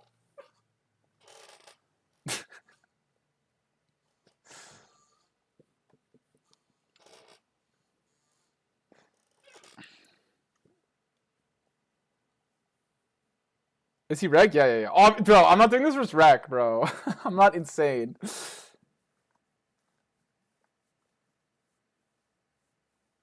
Like, in theory, you should... No. I wouldn't do this if I didn't have king jack. I have, like, lots of king jack. No.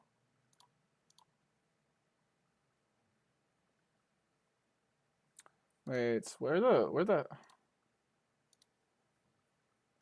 In fact, I did this because I literally flatted king jack. Like, obviously you can play pure, but I have higher rake back, so I flat took it out. He actually played 2.5. To be honest, I think I, like, accidentally assumed this guy plays 2x. We're not repping king jack suited. We're repping king jack off suits.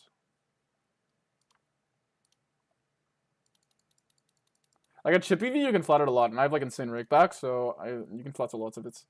So if you run the sim like this...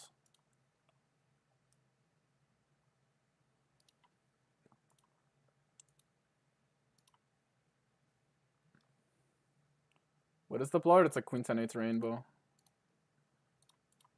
Okay, anyways, assume I can have king jack. Is it punt or no punt? If I don't have king jack, obviously it's like massive punts. Like, what's...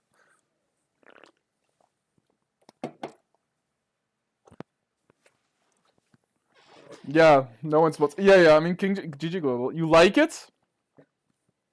No punt. He calls up king 10. Oh, shit's hilarious. Honestly, it's probably really, really bad. This is versus Flowerful. Like, this guy, he does fold. But the thing is, like, this guy probably just doesn't fold the jack. But the thing is, like, but I'm gonna have lots of jack X. Well, obviously, bro. Like, we're not trying to get paid by jack X. Like, okay. Anyways, let's run the hand. I think it's like okay in theory, but yeah. I think like spades is clearly bad because he checks back spades higher more often. But like I don't know how that matters for the king of spades. It matters a little bit for the six. Like I figured like the six might block more like 6-7, and that's like definitely part of the folding range. He actually had that in game, so he didn't have a jack. But I got him off straight, so you know what? We exploited him. He's supposed to like bet insanely often. Did I even get the board right? I don't even think I got the board right. Oh, I guess I did. It's kind of. I kind of want to get the suits right though.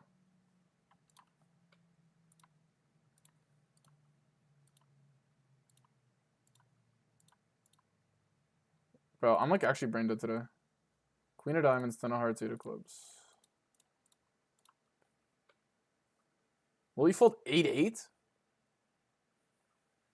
What do you mean? We are saying we have king jack. So when he bets 90 big blinds into 10?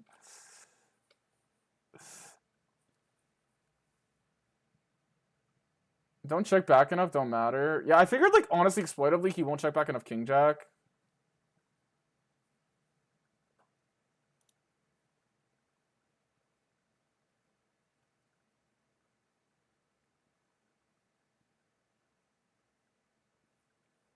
Guys, obviously I'm not looking for like chat approval, right?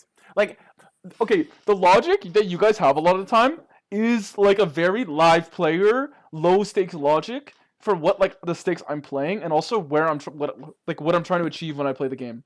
Like, you guys just think in a different mindset. You're always thinking in an exploitative, oh, if I bet this size, they'll just fold. The issue is if I just do that on stream versus these players, if I just go, well, smaller size overperforms, they will just call.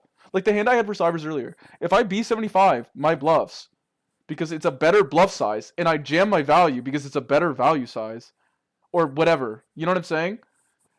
Even then, you know what I always think is hilarious? I could jam there and people would be like, in a board where like jam is like a thing. Obviously if jam's not a thing, then this logic could make sense. And people will say jam is a bad bluff size, but if I jam for value, they'll say it's a bad value size. That just like doesn't make any sense. Like they can't both be true. They can only both be true on boards where like, okay, it's like 4-card flush. Okay, like something where it's like MDF wise, it just doesn't make sense. But like that spot is not true for the Ivor spot I played earlier, like the King Jack board. Or it's not necessarily true for this board. You know what I'm saying? So King Jack, I think I went 75 in game.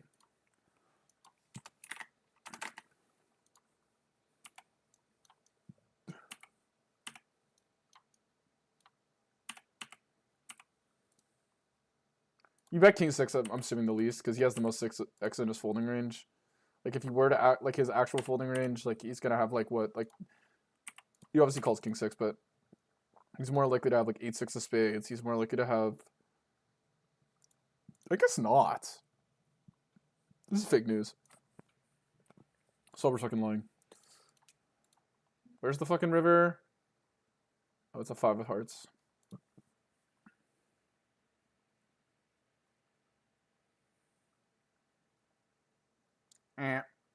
Honestly, I ran it earlier. I was getting all in, but it just likes deuces and threes now. It's like kind of changed on me.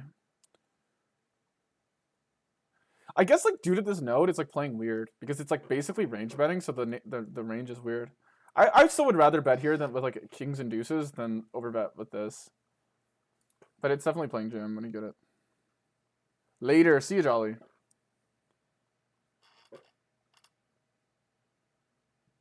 Trying to get chop to fold. Yeah, the issue I've looked in the math, like, okay, like the solver hates the chop fold logic, but human wise, it's okay. The idea is like the solver's clairvoyant, so when you go with the chop fold stuff, if you're bluffing chops, then like their odds on a chop call is like really bad, so then it's like not that good. Like that, it's kind of a weird thing because then they're only making like 7.5 bigs when they call, as opposed to winning the whole pot, right? So then like they could pretty much. I think if you jam for a chop, you don't even gain EV theoretically, but that's because you have the exploit that they never have King Jack. I think like that's the idea because they don't actually have to call worse because you're not actually bluffing them. Like you almost have to like tempt them with the fact that they can win, so they do call enough. Like it's kind of this weird logic. But anyway, yeah, he's supposed to fold. But honestly, I don't really care because like I said, this is like my main stake, higher stake. If I get paid with King Jack here pure when I know I'll have it a lot, like I just make infinite. So it is what it is, man. I mean, I maybe overbluffed that one time. He folded 6. But I'm not, makes sense though. Yeah, exactly. Like if I think someone could be jamming for chops, I just never really call them. in these types of spots.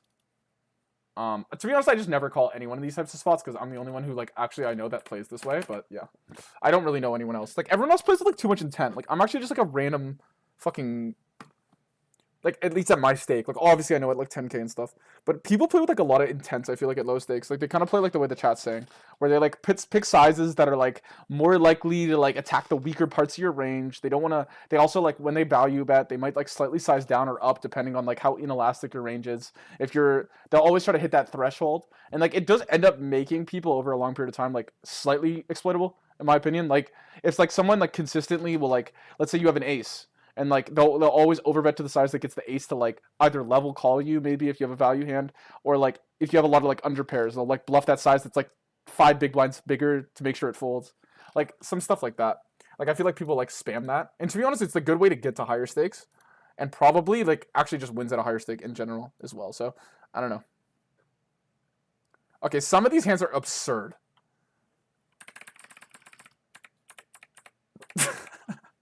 I don't know. I don't think this was good. Man.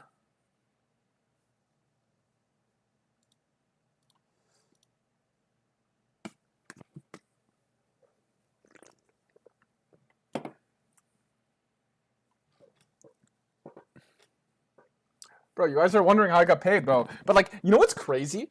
You know what's crazy, guys? It's like I play this strategy, right? And if it wasn't for like me like being a slave listening to the RNG once, that would be the only hand I think I got called for stacks. The only other one I got called was like obviously like just a completely like non-punt. Like obviously it is a punt because my opponent called a 5 big blind loss and my bluff's supposed to make 3 bigs in theory, but it is what it is. I mean, people don't really fold versus me. This is like this guy is like a 200 NL reg. This is how people at 200 NL play versus me, so I don't really play the big bet there because like I could just like, for example, never bluff it and I'd still get called because the 200 regs don't really like have self-control. I feel like they'll just like call off vibes.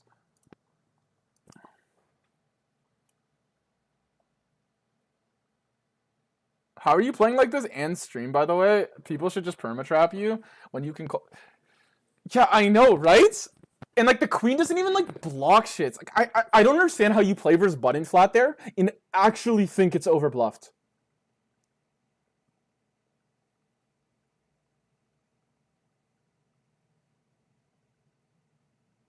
It's classic 200L equal call. Yeah, exactly. And he's like not self-aware to realize that like he like I know for a fact I'm jamming into a range that I know he's always going to have pair plus spade. You know what I'm saying? Like he can't call turn there without having and flop without having a spade. So he's just range calling.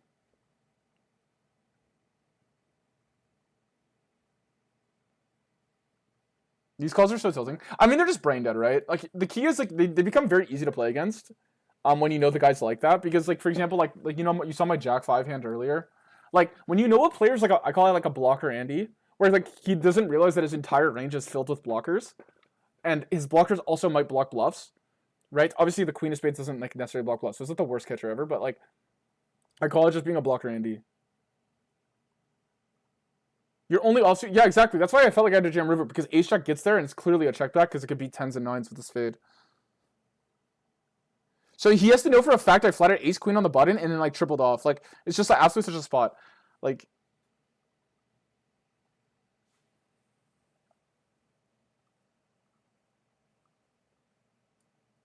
okay. Let's see if we have like another punts or no punts.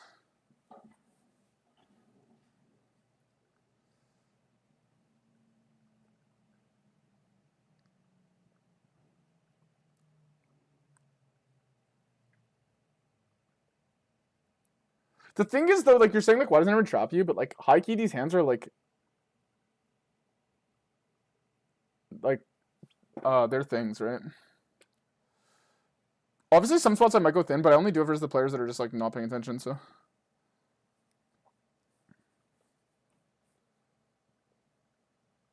I have one hand I want to show if it's punts or no punts.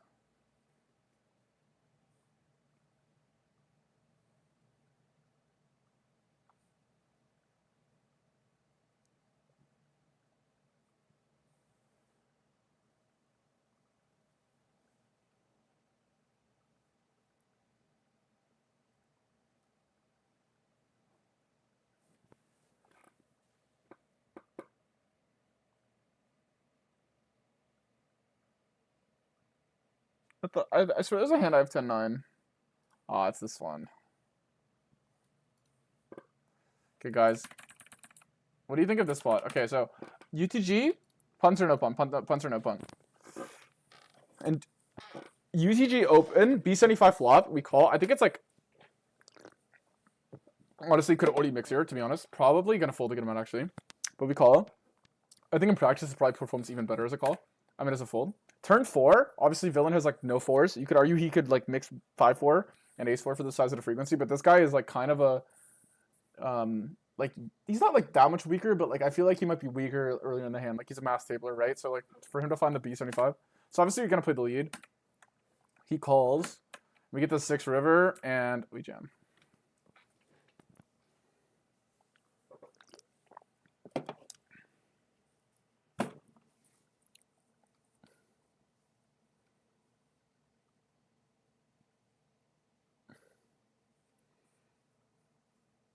Guys, I don't know if I should be showing all this on stream, but like, who cares? Like, what are people really gonna do, you know?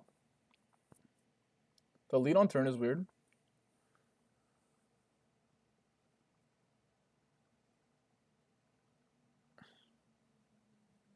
Wait, you're saying the hand I called down the guy with ace jack?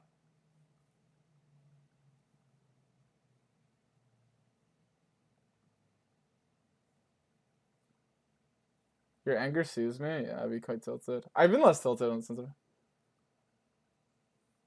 What call? I've called like all the 4x backdoor flush draw hands. I call most 4x, I think. I think 4 is better call than 10, to be honest. I think I should fold 10-9 here.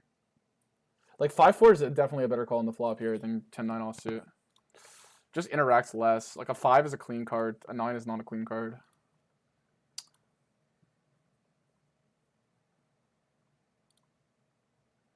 Just running normal. I'd always call flop. But the thing is, like, why not? Why don't I want to go polar? Do you think this is better than check shove? 100%. Like B200, but why only B200? Like, why though?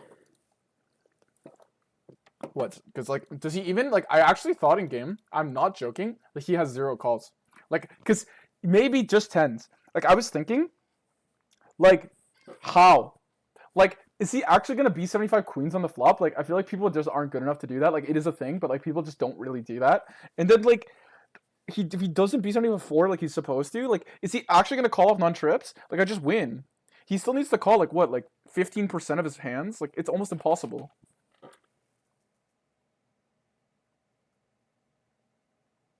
It was B75 flop.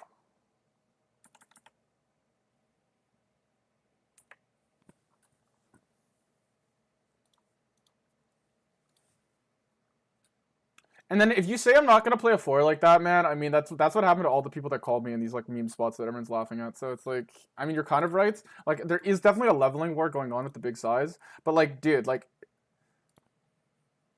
I don't ever think like I won't play something like that because I think about the spot in general. Like, I jammed 10-9 there. Like, yes, obviously exploitively versus this player, I probably don't play a 4 like that. But like, that doesn't necessarily mean he should start like that. That just means that he would be winning the leveling war. If I know it's a capable player, like, honestly, I think the spot is just like, I haven't ran it yet. I'm pretty sure it's fine. Okay, like, look at what he's supposed to do. Can we like node lock no ace 4 here and 5-4 and see how the spot plays? Because it actually changes the spot dramatically. Okay, let's node lock the spot a little bit. Even though it's kind of cheating usually to node lock, in my opinion, it's like pretty pointless. I actually just want to just take out 4x and take out queens. Okay, and then we'll see what happens.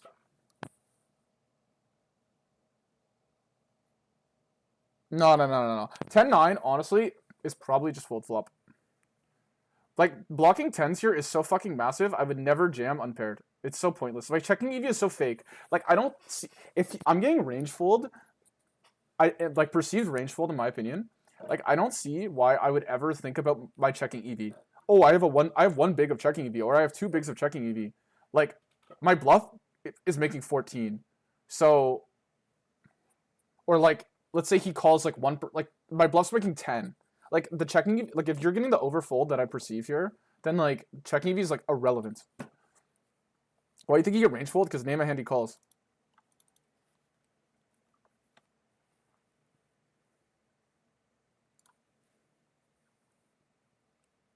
He's even supposed to raise this pure. It's 10-9 offsuit here. Yeah, you raise sometimes.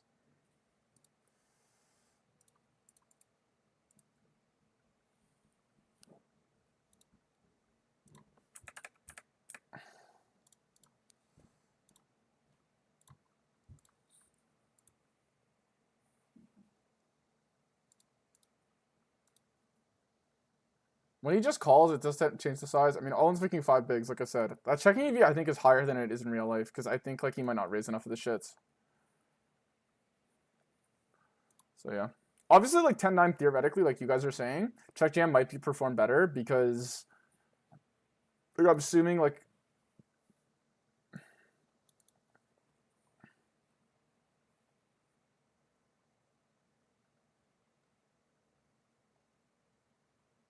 yeah, obviously you're jamming the 4s and you're jamming 8th king actually, because I think his main catchers, if you look what he's supposed to catch here, versus all in, it's like aces and kings, queen 10. Yeah, man, I'm getting obviously he's supposed to like just B75 6s on the flop. I don't think he's doing that.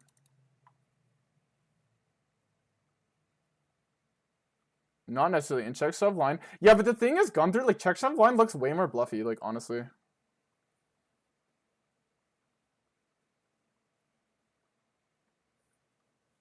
Yeah, like okay, so it, like if he doesn't have 6s, like which I don't think he does as well, it's just like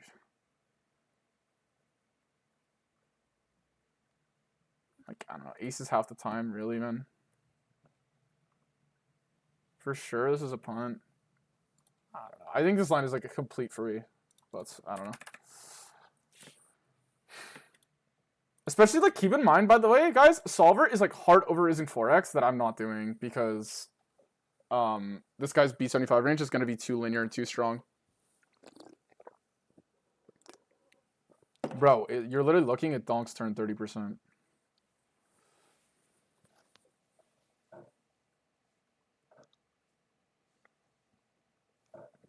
Okay, anyways. Like I said, guys, even with all you guys like saying stuff, it's not a jam because its checking EV is piss high, okay? Let's just like node lock. Okay, I'm going to say no 6s because or no 7s. Is he calling 10-8 shot? Okay, let's give him no 10-8. We'll keep the aces as is. And we'll give him no, like, let's remove one more hand. A6. And let's remove, like, king queens, okay? Whatever. Let's give him some of the ace queens. I'm not going to say never calls, because obviously that's brain dead analysis. You know what I'm saying? And then it's range jam.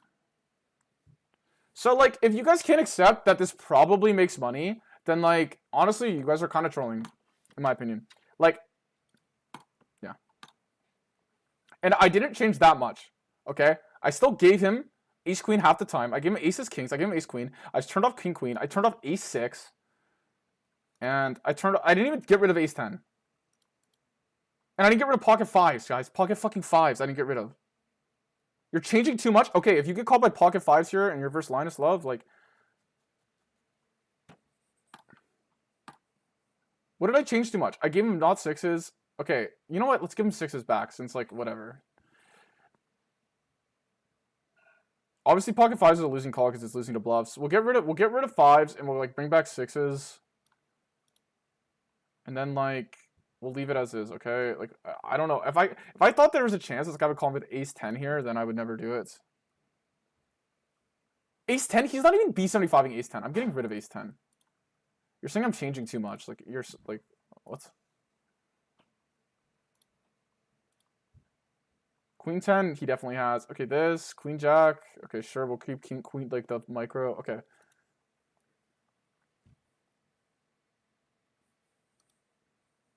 Clear no punts.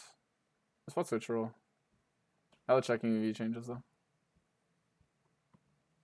Yeah, I mean obviously 10s goes down if he has 6s, but he never even has 6s. I'm never playing donks. I didn't donk, I just led. I do play leads. I would actually over lead. I would pure lead every 4. I wouldn't be balanced here. I would actually probably range lead.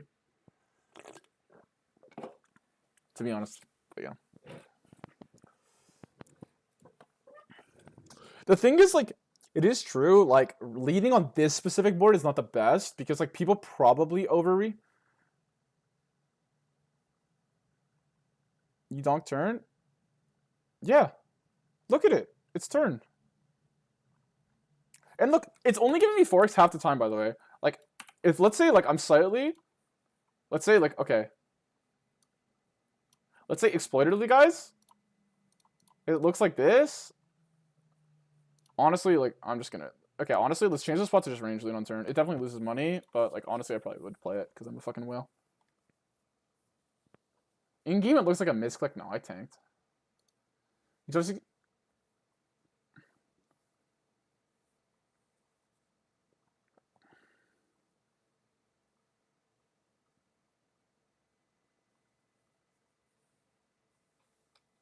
The thing is, it's so crazy, because, like, also versus range lead 6, this is so much worse. So they don't range so much. Sure. Let's, like, lower the frequency by 50%. Or honestly, lower it to 20. It is interesting, though, like...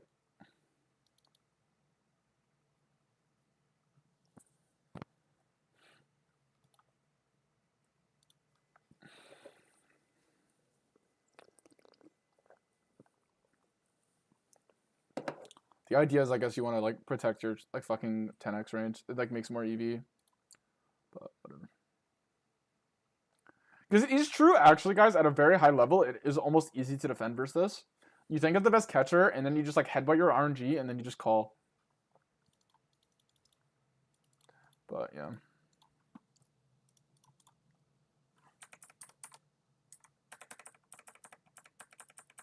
This spot, I think, was, like, pretty easy to find, but, yeah.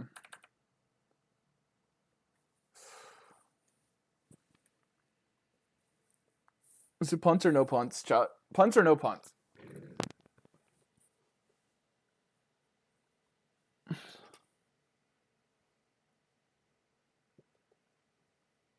Problem IMO is you eliminate your opponent's options. Yeah, I mean, like, that's why it's almost always going to be done slightly exploitatively. Like, if you just play it, like, perfectly theoretically... Like, I showed you guys all theory hands, and then I showed you a couple exploitative hands. But, like, I wouldn't necessarily do these hands versus, like, the best players. But honestly, even then, it's still probably okay. Very often, people make mistakes if you leave some options. Yeah, I mean, like, the call fold option is, like, definitely there, though. I get what you're saying. Like, if you're versus, like, other people that could punt it off. But like I said, like, my win rate has been insane in the big bet line. So, punt or no punt, and do I get called, guys? Punt or no punt, and do I get called? This is, like, insane advertising on the stream, by the way. Okay, so action is 3-bet, Jack 10-5. Check. All in.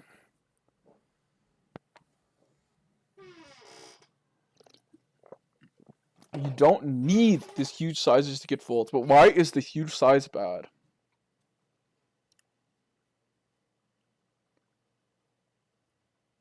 But can Prince against weaker opponents? I think it's better versus better players, to be honest. I'm going to be honest. I don't play like this versus weaker opponents. Terrible call of hands up bluff, but do you think he range folds and it doesn't matter?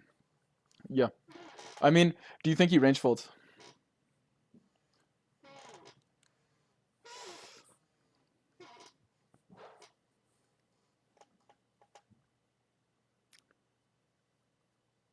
And overbet not all in is better, but why is overbet not all in better? The issue I find is, like, people talk about theory all the time, but the second you play, like, a huge 5x pot size, people just don't want to talk about theory anymore. They just want to talk about exploit only.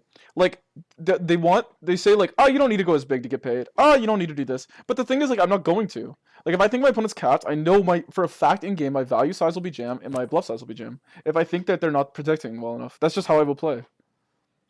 Now, if he wants to call ace queen with the club here and ace king and just pay off fives, I will. I'll just jam because I don't think he has anything.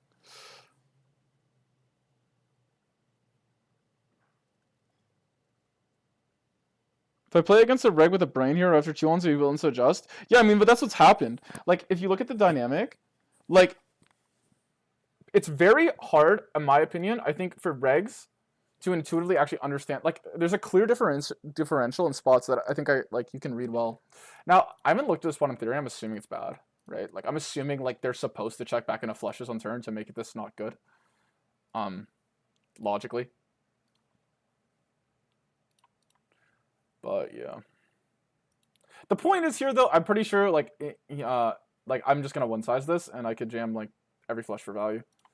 So I just figured like, and I'm not gonna have that many. Obviously I block like a lot of the folding range, like 9s and 8s with the club. But I think this hand has to bluff, and I think like, how do I say this? Like, I think like blocking the folding range matters more in the smaller size. So. And perma shoving in their face. Yeah, but I don't do this every line. It looks like this is every line, Nas, but like it's only 87 hands. Like 99% of nodes I don't. It's just like occasionally I feel like you can catch your opponent slipping in certain nodes and play a value range like this and a bluff size. Also, I think people are really unaware of their own strategies. So sometimes you can jam for, like, you wouldn't bluff a spot as a jam and you can sneak that in there. He doesn't have that many flushes anyway. Okay. I'll give him check back. Ace of clubs. Yeah, strategy is good. Do you expect him to fold a set here? No, I don't expect him to have a set, because I think they bet sets on flop and turn.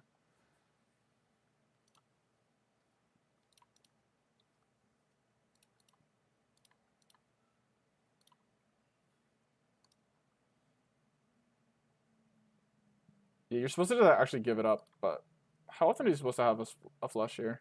He's supposed to check king queen on turn and check back flop, and he's supposed to have like ace queen with a club that doesn't bet flop and king's blockerless, and he calls 15%.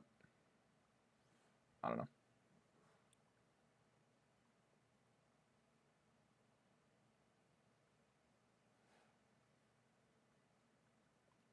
Queen's blockerless is best. Yeah, I don't know. This is just 9-8 blocks folds, yeah, but I don't want to. Like I said in like MD, like yeah. I mean, I know it's a check on the river, but versus guy, I figured I could catch him slipping. So.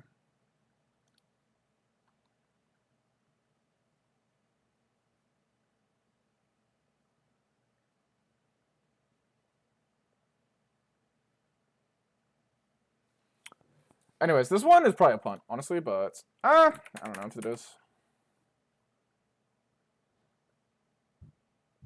This will print versus the 18 tablers? Yeah, exactly. I mean, it's very, like, I know I'm going to just get randomly punt called. But the thing is, like, people are not good enough to defend. Even Solver doesn't have much flushes in this line. Yeah, I mean, I'm pretty sure. Also, like, I will have connectors more than I probably should here, and it doesn't like jamming the connectors that much. But I would just jam them. If I remove pot. Okay, it's not as bad. I don't know. I think this line is like obviously theoretically, guys. Like obviously we knew theoretically this hand was not going to be a jam. So whatever. If he's doing the stream, so I'll have only nuts next session, maybe. Okay, let's see some of the value hands I get paid on, so we can turn it around.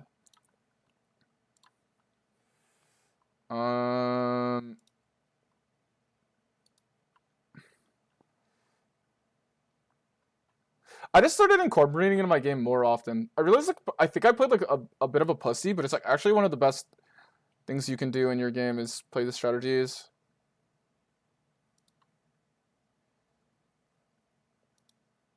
Let's run this. Okay, so multi-way pot. Oh fuck. Multi-way pot.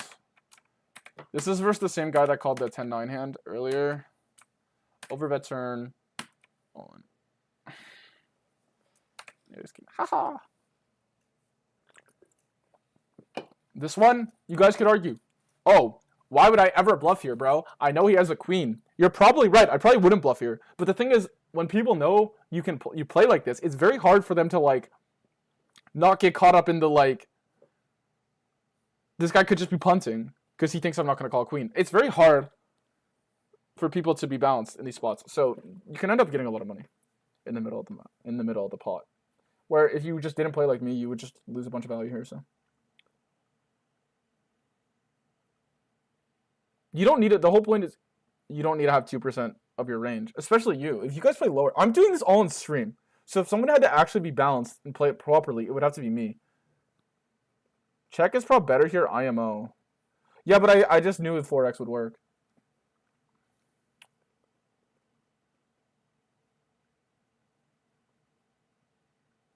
Yeah. You guys are definitely right. Like, check jam is definitely probably, like, the main strategy here. But the also, like the weird dynamic is, like, what is the, like, yeah.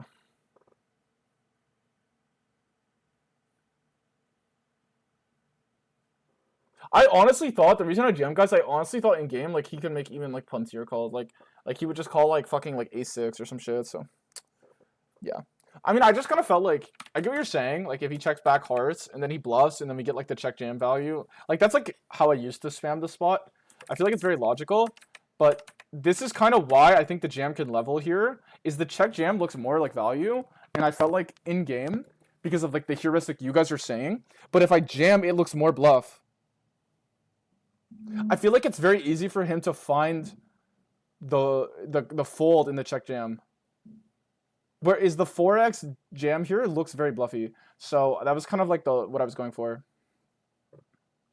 Because, like, you see what I'm saying? You're thinking with a lot of intent, Nas. And, like, this is, I think, what kind of leveled him in game to get paid here. Does that make sense? Because it's actually more intuitive to play fours as a check jam. So then, like, when you don't play fours as a check jam, it looks more like a bluff. Because, like, what's a hand that actually would want to bluff here? Like 7-5, 9-8. You know what I'm saying? So every shit rig check jams full houses here. Yeah, I mean, I'm not gonna call people shit rigs. I mean, that makes sense. But yeah, exactly. It's a good way to. And also, like, honestly, if you check jam too much, then, like, your opponent can start checking back queen. Like, I actually thought he could check back a queen in game because of how polar I am on turn. Like, I'm so polar to the point where, like, it's like, even though he does have bluffs, like, I thought, like, he could check back a queen. So I don't want to only play check jam. Yeah. Low key, Queen X will bet fold, but call it check jam. Yeah, that's what I think. Right, Wisely? I think that's what I think as well. Thanks.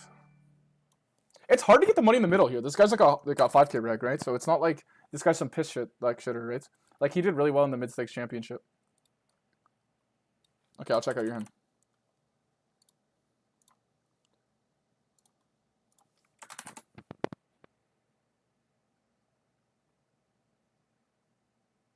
Okay. So what is this? Raise, button 3-bet, you call cutoff, check, bet. You play call. I like to, like, just spam raise here. I don't know. It's okay. I find, like, it wouldn't have made a difference, though. Like, this hand's absurd. Okay, you're gonna have to tell me what's going on. Wait, am I reading this hand history right?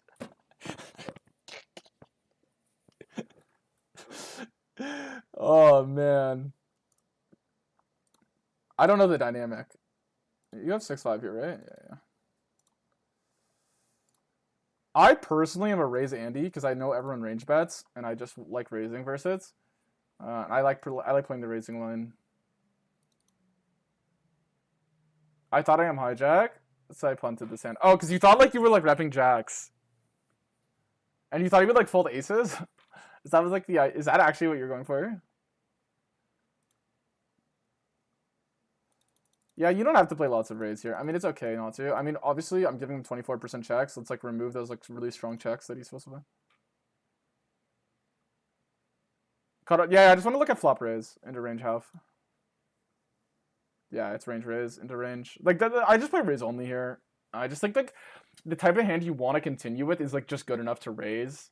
So yeah, that's kind of like I've just started playing, like, a lot of raise only into, like, these range betting Andes. Okay, we'll put Sim as hijack. I'm certain, like, obviously you can probably donk on a jack.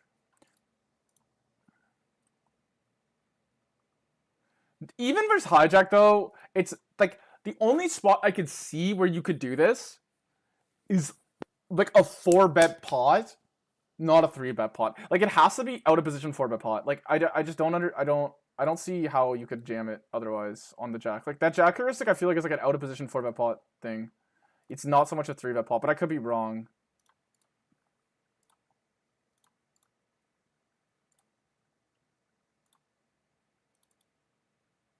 But it's my only bluff. Yeah, that's if you want to play donks. But do you want to play donks in general?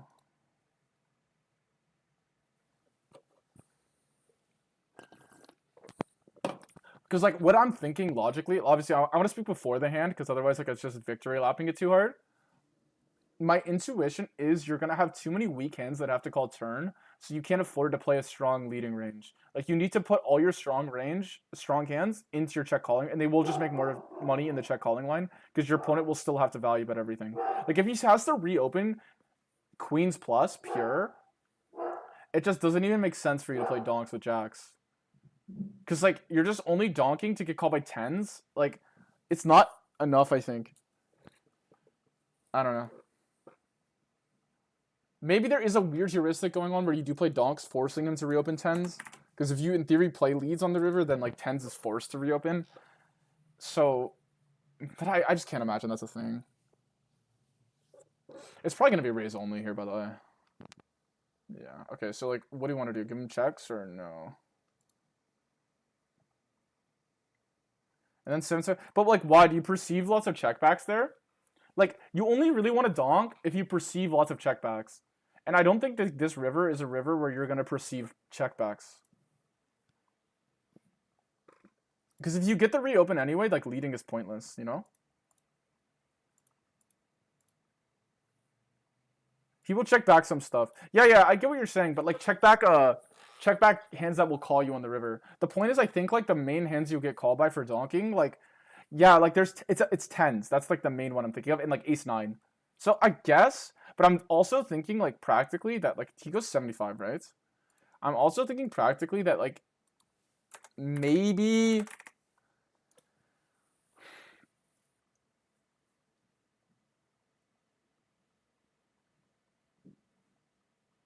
the issue with your line, Nas, is also genuinely, I will say this, I think your line is actually okay for value, it's bad as a bluff. And I feel like you would agree with this. Like, people, when they face these troll lines, when they're playing the bet check bet, like, they're just gonna call. Right? You know what I mean? Like, they're, like, I feel like you said, like, just, like, people just sniff it out.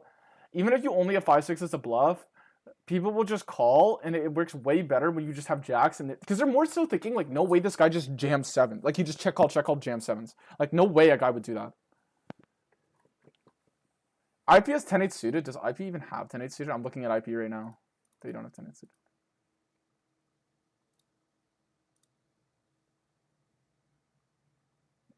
Sag. Pour one out. I fuck with it though. Is 8 honestly, funny enough, 8s might not be a call. He's not supposed to have it. So you're also kind of playing versus a whale, bro. To be honest. That's why the line's also bad. Like, this guy's literally a whale. Like, your sim, it's good? Really? Did I plug anything in wrong? This guy's the biggest buck. Well, that's why I hate the line. Like, why are you doing it versus the Bacala reg? Come on, you even know it's bad versus the Bacala reg.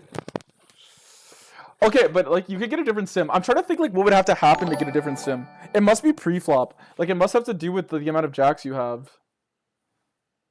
If you check what's reopening, though. Yeah, you see it? Okay, villain's supposed... Okay, I could actually see it being okay if because villain's supposed to check back aces here. Right? So, like, in this heuristic, it's okay to play leads, usually. And maybe in his sim, it checks back even more often. But in practice, guys, in higher stakes, no one checks aces back here, so I just don't even build leads. And I think, in fact, you will see Jack 10 jams here. You'll see queens, kings, and you will see aces.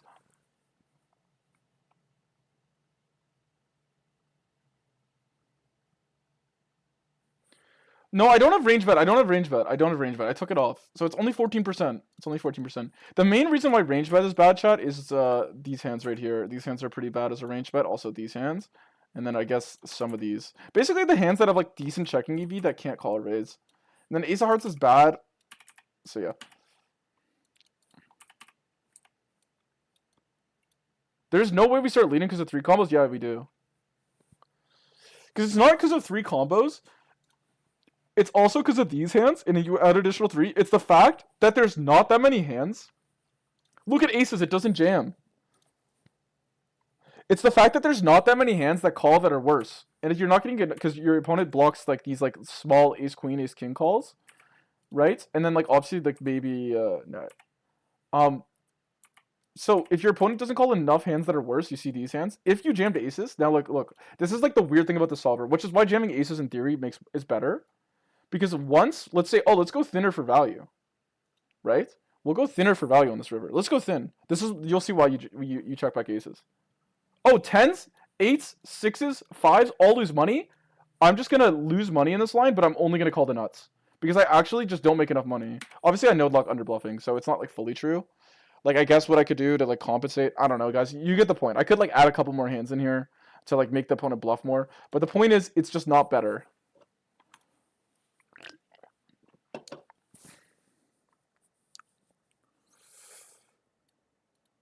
This is the sim for my exact rake structure. All right. I wonder what's different. Is it like jacks more often, maybe?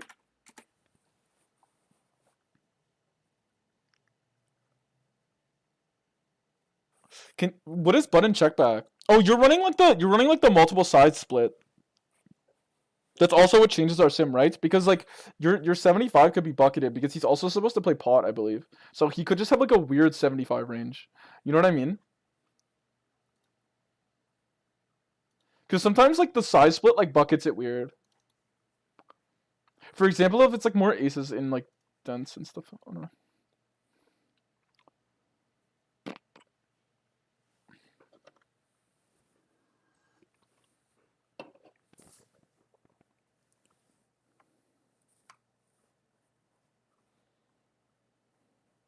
Let's find a spot where like on the jack you would lead. I think like I think I can make one. Like if it's like this, like surely.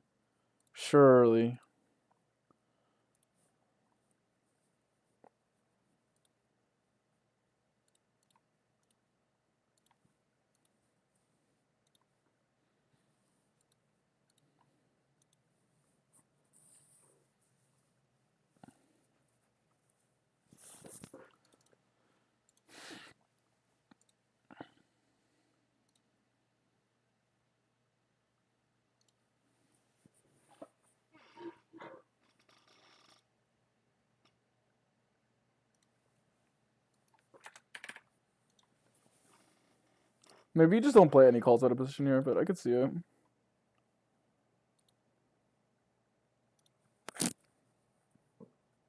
Yeah, this is a spot where you can lead, see?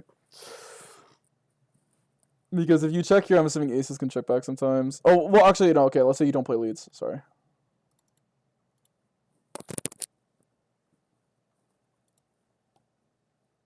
Yeah. I need to actually check back here, man.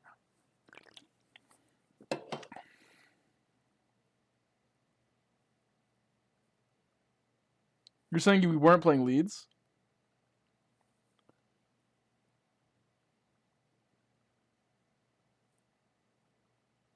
Do people check back in practice? No, that's why leading's bad. But yeah. Leading's only bad if you just like think they're like gonna call. Okay, the only way leading is like good somehow. But with other hands, yeah. Exactly. But it's like hard to have other hands. The reason like aces is like sometimes slightly worse is your opponent can bluff catch ace high and it's basically the same as kings.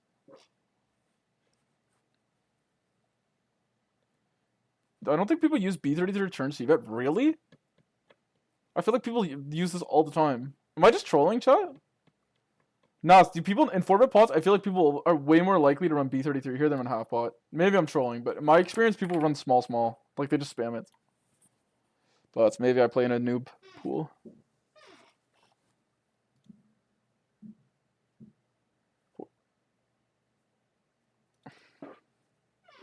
If you go half, you're so pot commuted that you just play raise only. Yeah, like this.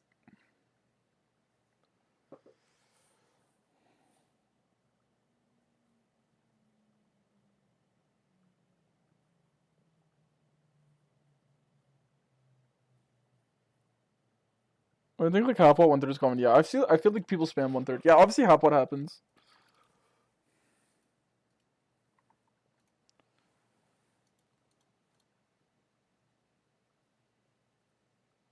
Dude, what is this hand, bro? Alright, let's see it, guys. Queen 8-4, B25 range, I'm assuming. Turn. I don't. Okay, turn. I feel like you should overbet. Oh, it's versus rec. Oof. Actually, I don't even know versus rec. I don't know versus rec if I would like go 75 here. Like, I actually have no clue. I hate this type of spot versus rec, but I probably wouldn't go as big on the river. But I guess this line's okay. It's probably okay. To be honest, it's probably okay. The flop isn't a range bet. I know it's not theoretically, guys. I mean, I know this, but it's also like fine too. Like, I'm not gonna chew out every guy for like range betting flop when I already know they're range betting. Like, I'm assuming they're just simplifying, and it's like fine. If I think they're range betting and it's actually losing a lot of EV, then I'll tell them. But I'm pretty sure they're aware of like how much EV they're losing for range betting, and also it's versus rec. I'd only barrel ace-5 of the clubs here. A high BBB wants to go to showdown a bunch.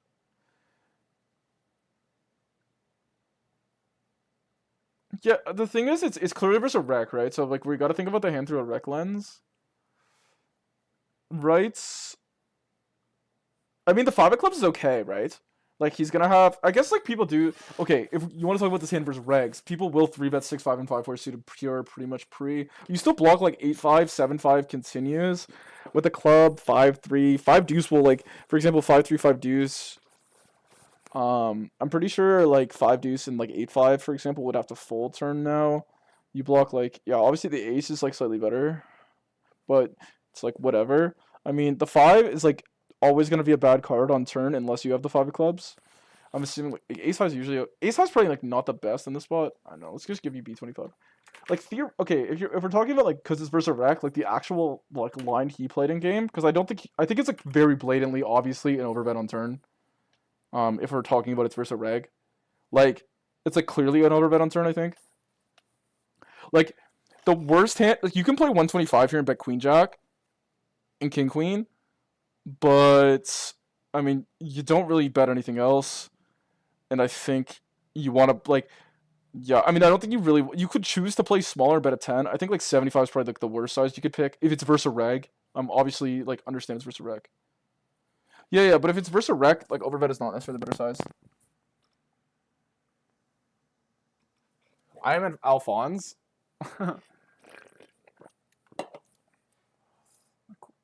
That's jokes. That's jokes that you guys know each other. Yeah, look at theoretically, I'd be shocked if Trent's not overbet. Especially after range betting.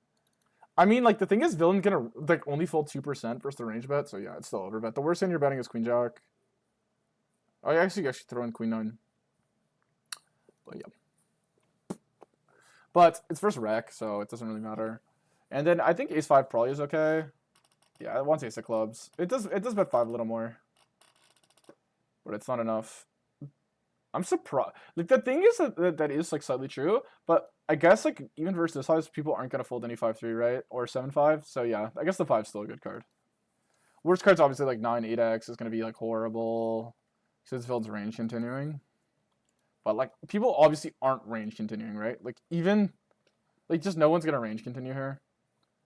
Like this is why people advocate for this strategy, because people just aren't good enough at like playing versus it. That's why range bet can make EV here. People also don't raise enough. So yeah, I mean everyone's heard the whole spiel before. People don't raise enough. People don't punish. People overfold. People don't attack enough when you check with a wide range on turn. That's why I just bet my whole range. I mean, we've all heard it. Okay. I'm looking at another viewer hand.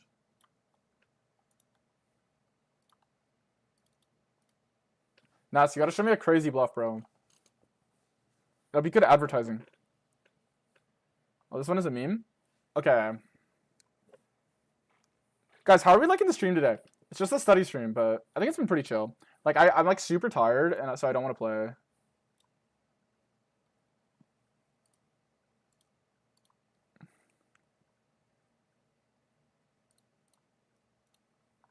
Chill stream. Alright. Guys, I'm just a just chatting streamer. I'm a just chatting streamer. Bro, honestly though, like, this is a crazy job. Like, people are just like just chatting streamers for a living. Like, I just like, you just sit around and like Talk to chat. That's so hilarious, bro. That's so hilarious. I know that like it's kind of dead, right? Though, like nowadays, if you're a streamer, you gotta time for whirlpool, like you hot tub stream. Hot tub streamer, guys. Guys. Oh, it's freaking funny.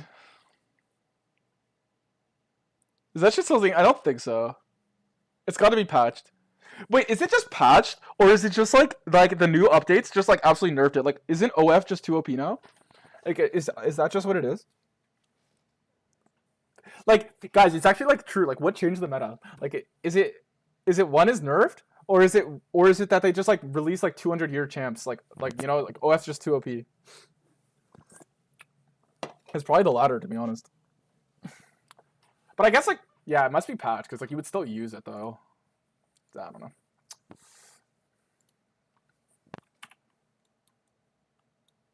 Counterculture? No.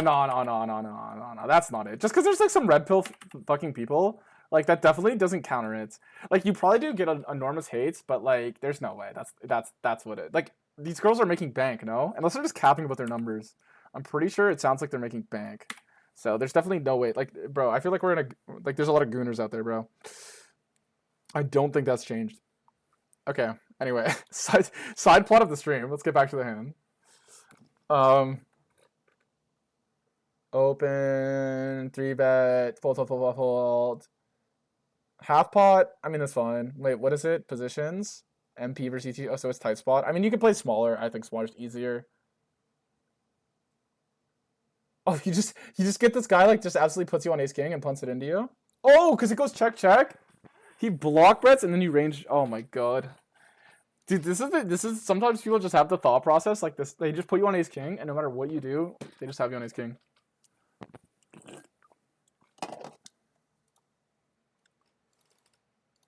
All right, do you get back to another punch or no punt hand?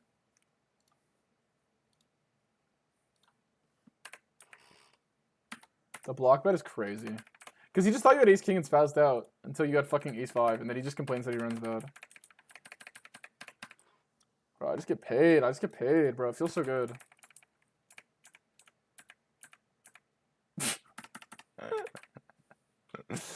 Oh, man. Guys, do I look at like river calls?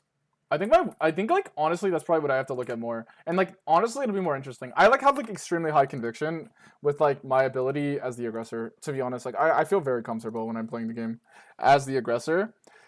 Maybe I need a reality check when I call river. Or actually, okay, let's do some punts or no punts for river re-raises. Because those are actually usually more fun. Honestly, like just like jamming. Hero raises. And I'll do all in.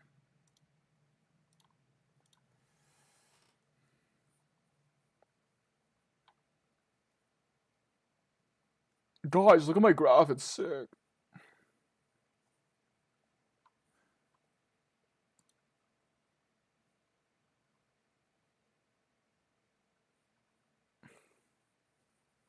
Dude, my 1% showdown, I don't think it's very good. Guys, what is supposed to be the 1 showdown for this? Like for river re-raises. It's supposed to be like in the like 70s, right? 80s? I'm not gonna show you guys the number, but it's not very good. Okay. Anyways, I'll go hide and we'll do punt or no punt.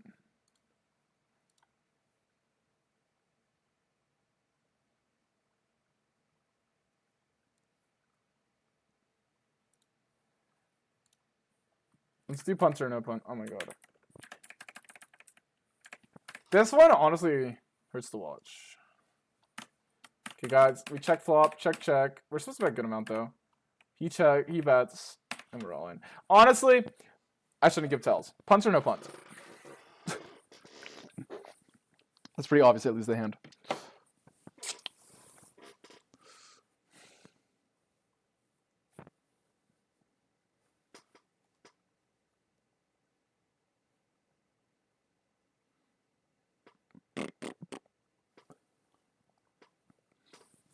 This shit.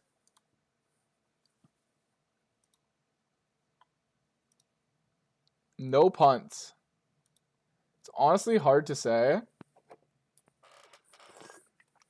I would love to know who this is against. Player type. It's the same guy I jammed 10-9 versus earlier. But yeah. Honestly though, I hate this hand, and I'll tell you guys why. Okay. There's two things. Theoretically, I'll just start saying. It's a reg.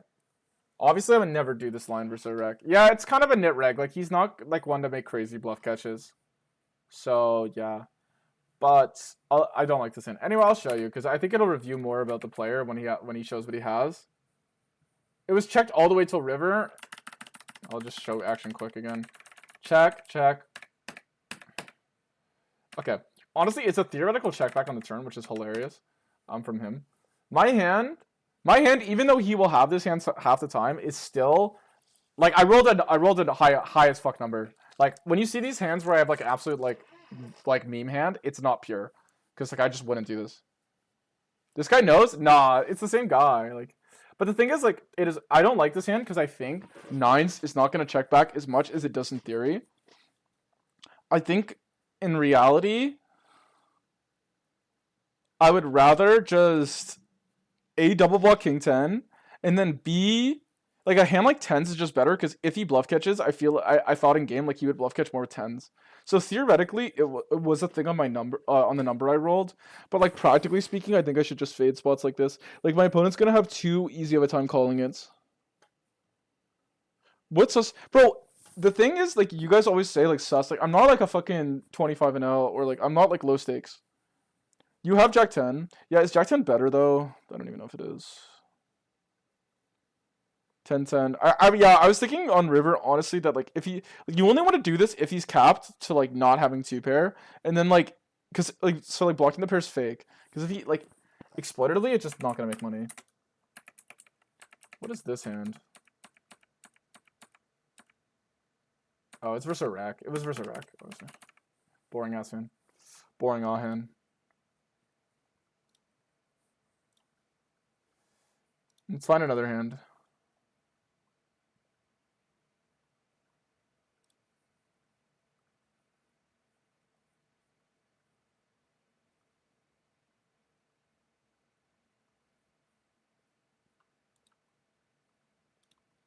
What is this hand? I actually don't remember this. It must have been a long time ago.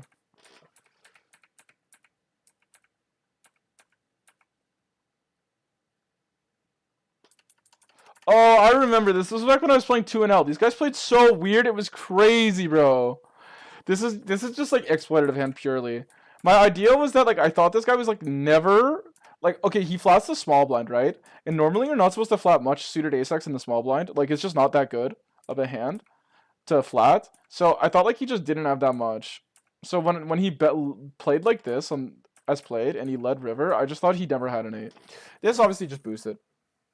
Ace-8 region you flat a lot though. Yeah, you're right. I mean my hand is I actually just misplayed this hand to be honest. Like this is not like a this hand I played like months ago to be honest.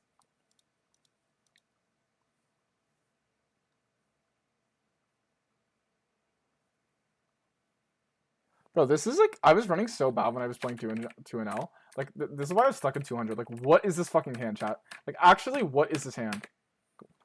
Get me out. Anyway, bad beat story from fucking. These are all months ago. I can't seem to find a fucking hand that wasn't months ago.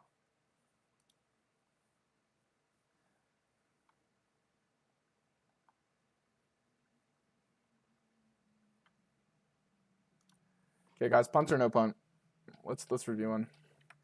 This is a hand I played 20 days ago, so it's a recently played hand. Punt or no punts? Let's review it. Link to the cursor use. Just type in like how to set up League of Legends cursor. That's all you gotta do.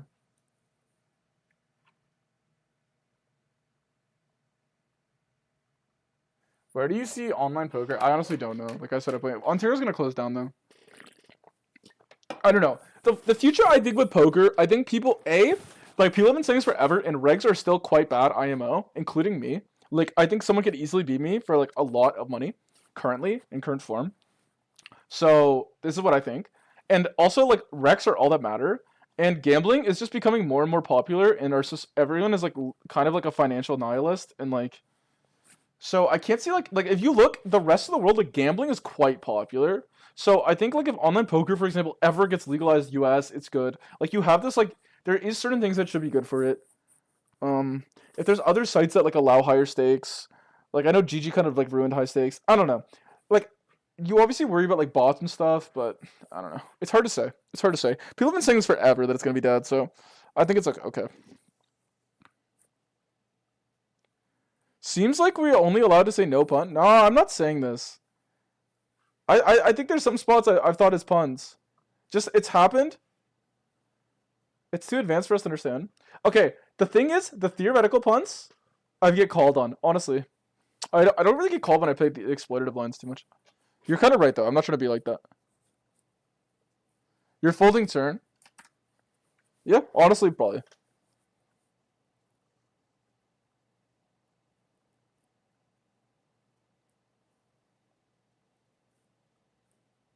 Maybe he will be the 5th player with a win rate.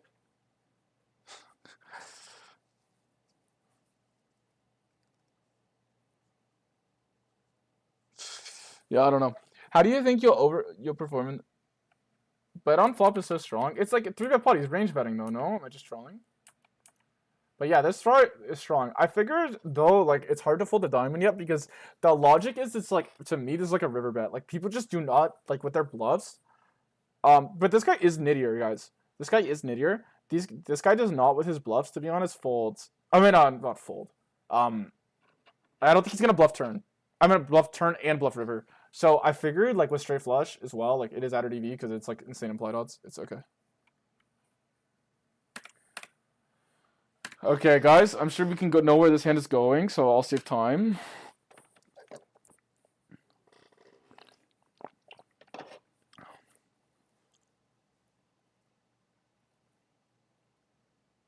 They bet turn, give over. Exactly. That's why I don't really want to fold diamond on turn, because I'm already folding so much. Like, I'm already folding all my suited ace-x on the turn. So it's like, I don't really feel like folding a diamond, you know?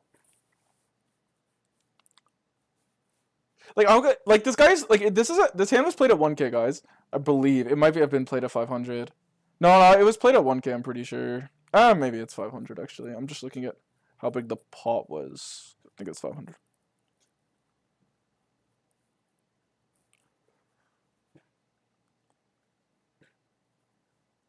What is it, punts or no punts, guys? And also, do I get called or not? He's basically saying he's king of diamonds. Yeah, for sure. Don't know if people are capable of folding this. True. So prob punts. So like that's a pretty good reason, honestly. It's just like it's the same thing I've been telling chat when you play lower stakes. Like don't try to rep really, really strong hands to get strong hands to fold. It's like probably not a good idea. Punt, don't like it. Think we need a board. We got a board pair. Wait, what do you like? You think I'm repping straight flush only?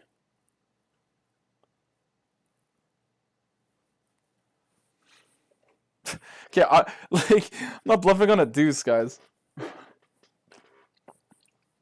I don't think this hand would qualify as a bluff on a.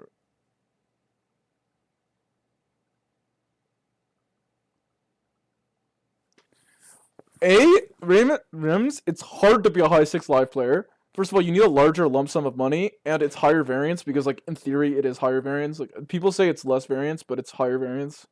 Like, live is just a higher variance format. Now, are the games better? There are some spots that are just better. Like, for example, the ratio of just playing on, like, the $1 million cash game, if you can somehow get on it. Even if you're like if you're a 200K online player, yes, you're going to experience more variance at the 200K online than you will at the live. But if you're like a 1K online player, like it matters due to win rates, right? But like I'm talking about how does this? You play so much less hands live that like for most people, for me it'd be higher variance, right? To make the same amount of money, I'd probably have to play like 10K live, right? I'm way more likely to go on like insanely big like 200K downswings doing that than I am playing online. I will check out the judge shit. You need, yeah, and you gotta play politics, right? Like it's not like online where you can just like sit and play. Anyway, I play online because I like it. I like poker, and in my opinion, live poker is not poker, right? It's just like Absolutely, like, learning how to, like, whale max. Like, in my opinion. Like, learning, like, basic things and then spamming them, right? Like, learning, like, certain tells, and then every time you see it, you just spam it. Learning, like, you kind of play different poker. You kind of, like, play how, like, the chat's playing, where you're like, oh, I priced the size to get him to fold, to, like, get him to... You know what I mean? Like, you kind of play like that, where I like the other side of poker, you know? So, to me, I would just get burnt out. Like, I would rather, honestly, just go do something else. Like, I mean, if I was making content with it and I was playing extremely high stakes, then I wouldn't mind it, but... I think 10-10 is a punt. Okay, so practically speaking or theoretically speaking, are you guys saying it's a punt? I think practically speaking, I think it's a punt because I'm actually not. I don't have sevens with the diamond as played because I actually fold flop because I only call sevens with the diamond. So I'm only repping sixes and ace nine in quads and 10-8 suited. So I'm not repping enough hands. I think to get king of diamonds to fold when he actually has to think about the spot. I think it's like only 6 hands, and it's way more easy with the price he's getting to think that I could just be over bluffing. Now,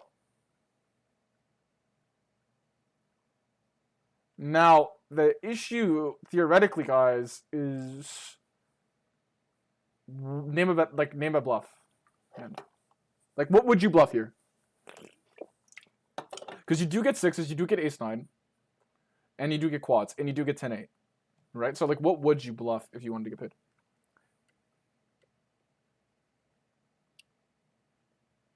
I will always talk for theory perspective since I don't know your player pool. Okay, so you're saying, like, it's a theoretical punt. So, like, what's the better vote?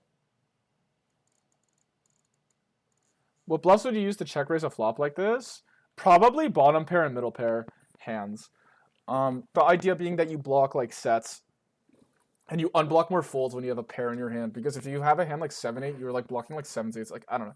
Like, obviously you can, like, pick straights. If you block 10-8, like, for example, 10-8 I don't think would be as good. Even though it's probably okay. You're just going to block, like, king 10, queen 10, jack 10. Like, if you had 10-8 no diamond, because obviously you don't have a bluff. But, like, 6-5 suited is probably better. Because it can improve to a 6, and, yeah. It unblocks, like, so many more folds. Like, 6-5 will unblock all the folds, which is probably what you want on a mono board. Usually it's really hard to, like, block value without having a draw. Ace-7, ace-6? But do you actually call ace-7, ace-6 pre?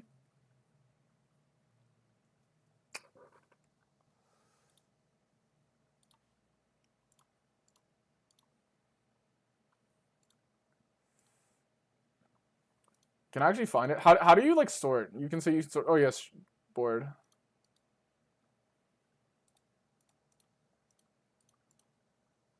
Wait, I should be able to remember this. No, I can't. I'm brain dead. Oh, no, I didn't. And it's ace-9-6.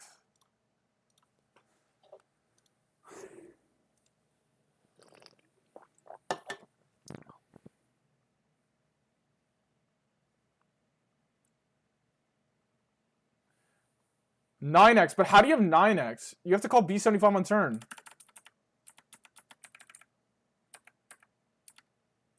And honestly, is A76 even a call on the turn, though?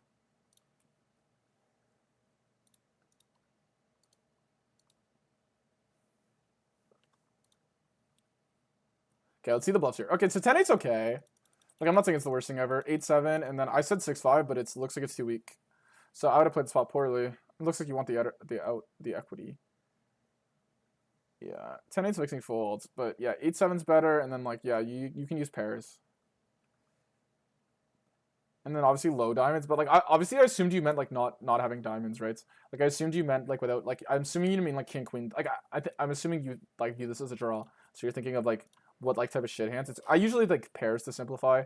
Like, I would have assumed here that this blocks too much folds. It does have the equity with, like, 3 7s, but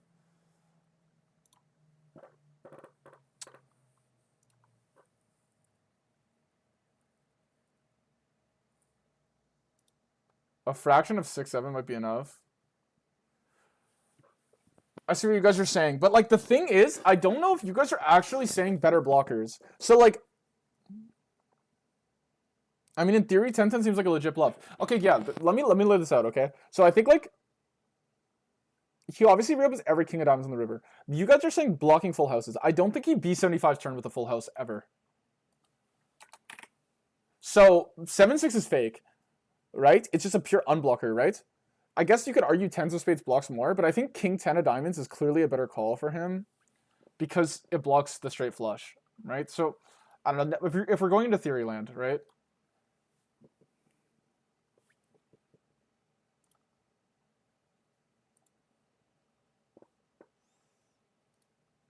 So yeah, it's main. I figured in game it would be these two hands. This is what I thought. You can't really call these hands. They're too, and even then they're losing money as bluffs. Because I think your opponent also has king 8. Yeah. And these king 8 and king 10 are going to be the best call offs. Like if I jam here. Okay, obviously they're not actually good call offs because I guess that blocks my bluffs. But yeah, if I didn't bluff them, like let's say I bluff 7-6 instead, then king 8 would obviously be a pure call.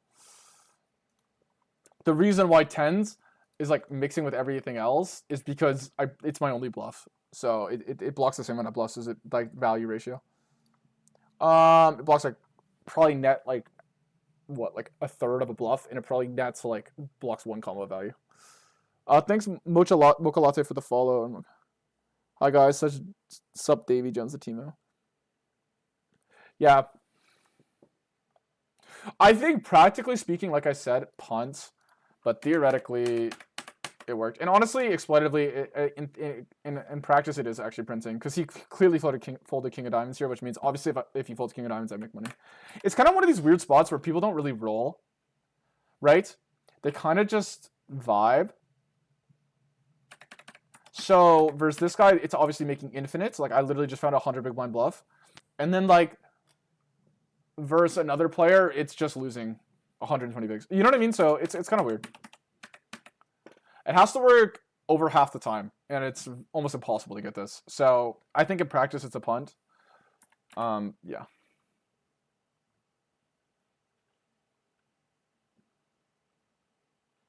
I mean, you might have the best hand and just calls better. I don't know.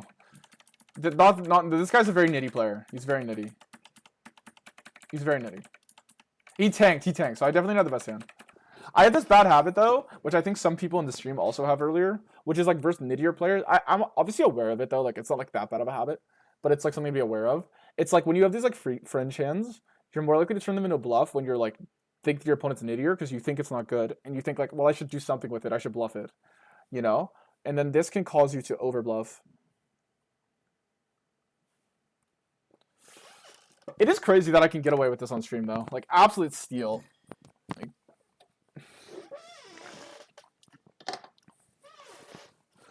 bro, I play like so crazy. Like everyone in the chat is saying I play crazy, and then you know what's crazy? This is my hand histories, right? And then people in the chat will come in, they'll see my red line because like I'm mass tabling, right? Whatever. Like I'm like kind of a rakeback warrior right now, but we're on the up and up. I kind of ran bad, play bad, whatever. But let's get rid of the filter. Actually, I shouldn't because like we're gonna lose hand histories, whatever. And they'll be like, bro, your red's so fucking horrible. Da da da da da. It's like, okay, whatever. But if I can get this through, I'm completely chilling. Like, are you kidding? Whatever. It's not possible. And also, like, red line is, like, sometimes fake. A little bit for, like, how aggressive you are. Right? Like, I'm, like, very...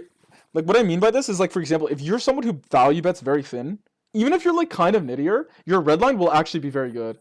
Just because, like, let's say you're betting river in a spot where you're only going to be good 30% of the time when you call, but you're jamming, you're also going to get a lot of folds. You know what I'm saying? And so it's only going to nerf your blue line. Right? If you're someone who bets really thin, and then like your red line's gonna go up just because you jam thin. You know what I'm saying? Even if you're playing bad. Also, if you're someone who block bets the river a lot, your red line's also gonna go up, even if you're blocking too thin. You know what I'm saying? So it's not actually fully about how aggro you are. You know what I mean? Like I'm someone who like, yeah. I mean, it's a good indicator, honestly, that someone's not value betting thin enough. If they have like a horrendous red line, it's actually not even from not bluffing enough. You're not even supposed to make that much money off bluffing. Like the sessions your red line crushes the hardest is when you just run really good and your opponent doesn't call you. Like that's when you, yeah. My best game win rate is on even red line and then good blue line. Yeah, exactly. Because like some guys I know that have crushing reds, it's like, dude, every hand versus them, they're just jamming. Like, oh, you don't think I could call by worse here? Like, bro, like that's like, what are you saying? You know what I'm saying? So they like, they're just reopen Andes, you know? Okay, this is value. I accidentally closed it. Bro, how do I not get paid? Like, I just get tilted now because I'm like, bro, I bluffed these spots so much. Like, oh my god, chat. Okay. Punt or no punt? No punt or no punt?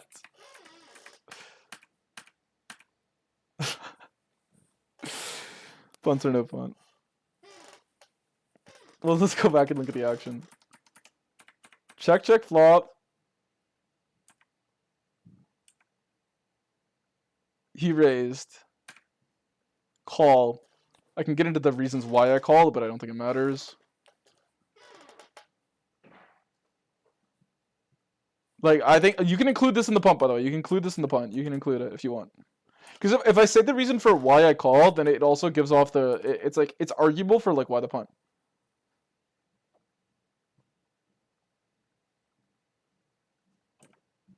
Yeah, I mean, it's obvious why I call, right?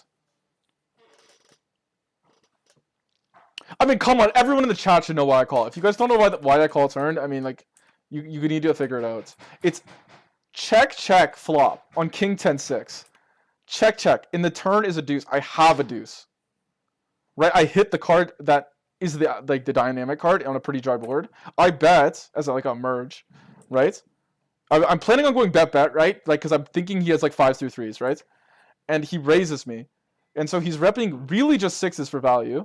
And like checked back king 10, but the spade comes in, right? So I call.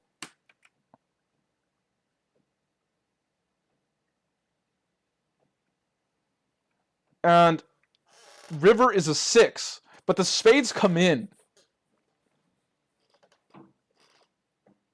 Do you ever consider re-raise? But if I had deuces, I would never re-raise, and that's just how I play, so I don't consider it. But it's definitely something you can consider. I'm vibing with this bluff.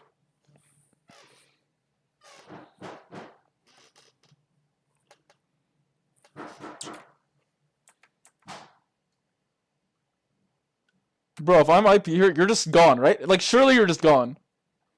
I'm river flush, I'm checking back. Yeah, exactly. Like, surely you're just gone, no?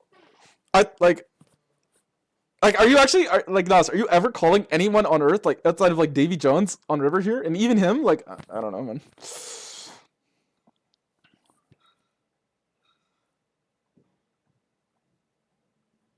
Not playing the hand like how he did. Yeah. Like, check back into the lay raise. Yeah, I mean, sometimes, like, people do play these troll lines with me and get rewarded. Like, there's a YouTube short where, like, I absolutely punted off with 8-7 off. So, like, I mean, like, people do, like, these, like, troll little things, so. This one is pretty good. Guys, do we think it's solver approved? Do we think it's solver approved? I can't imagine it is. I haven't ran this hand. And obviously we get the fucking fold because I'm tough as fuck. Honestly, doing this hand history review after, like, because, like, I'm just reviewing, guys, like, these hands are, like, days apart. But it literally, when you're doing, like, your craziest bluffs in your last 100k hands, you actually feel like, how the fuck does anyone ever fold to me? Like, it literally feels like that. But then you think about the spot, and you're like, yeah, this is my only bluff. Like, I'm not stupid enough. Like, I wouldn't bluff unless I had a deuce, and I don't have another deuce. So it looks crazy. But it's like, I think it's fine hand. You know, but I'm just showing, like, the crazy bluffs. Like, I'm not going up and showing the fact, like, when you have value, no one cares. Like, if I have 10-9 here, and what is action? I check, raise small, bet 75, turn river, I go for check jam. It's like, yeah, I look like I have 10-7 is played. You know what I'm saying? So I'm just, like, fine with going for the check jam.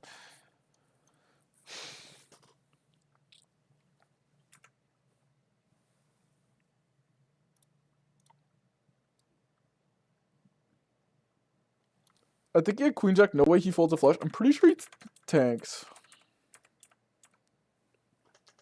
But honestly, even if he has queen jack, but, like, he has to check back queen jack, so.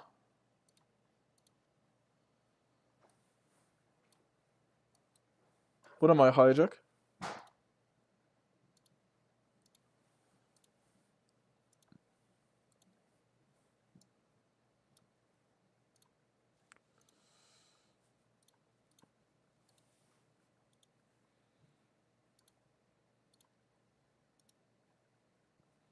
I know ace-2 splits a lot here. I probably missed it.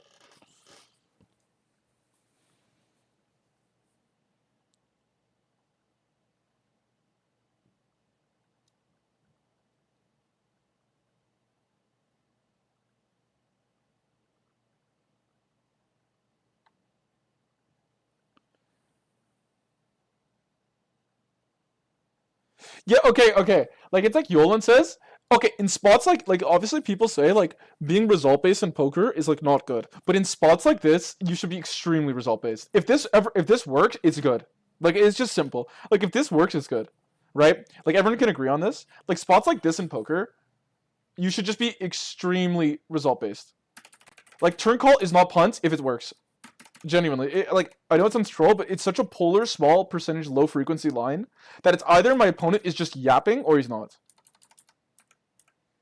You're saying objectively. Okay, let's look at the line. Like,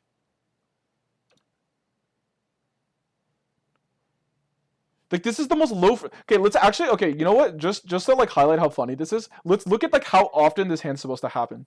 Okay, so I'm supposed to have ace deuce and check half the time.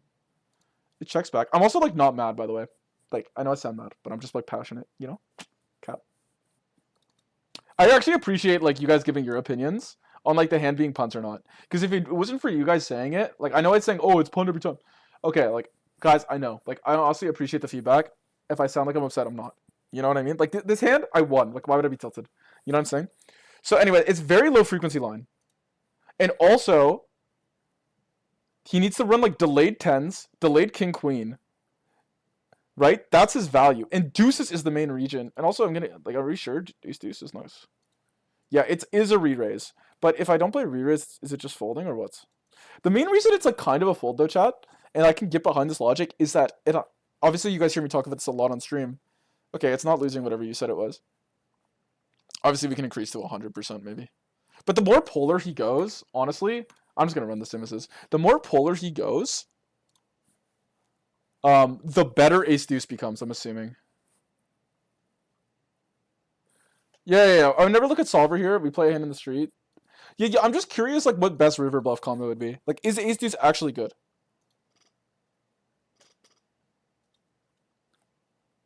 Yeah. Oh my god, I'm so tough. Is it actually? I think it's like only bluff as well. Like, this is why like no one would ever call river here though, because it's like objectively, if you don't have ace deuce, like, what do you call? What do you bluff? So, yeah, that's why you should get the folds.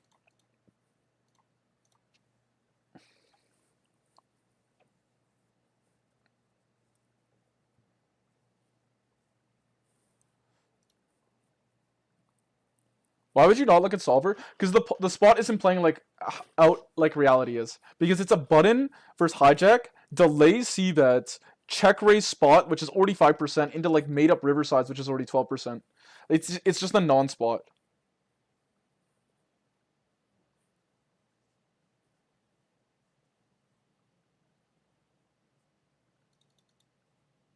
You're sharp, my dude. Yeah. I mean, I'm freaking. Like, you're using solver wrong.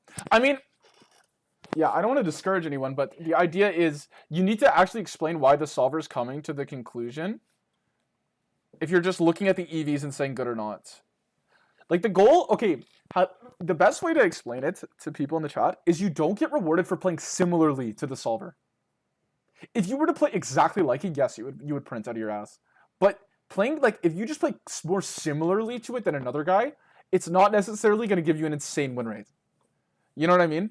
Because where the solver makes its money is just its ability to like instantly calculate like optimal defense and optimal aggression that is just like impossible to like beat.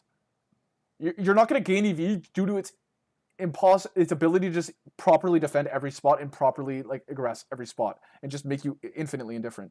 Now, even if you're like insanely accurate, it's extremely hard to like actually get the benefits that the solver gets for being a solver, if that makes sense.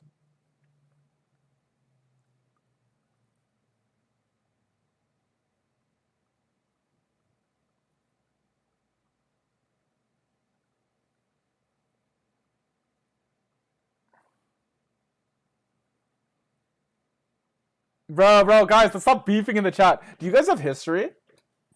Are you guys gonna box?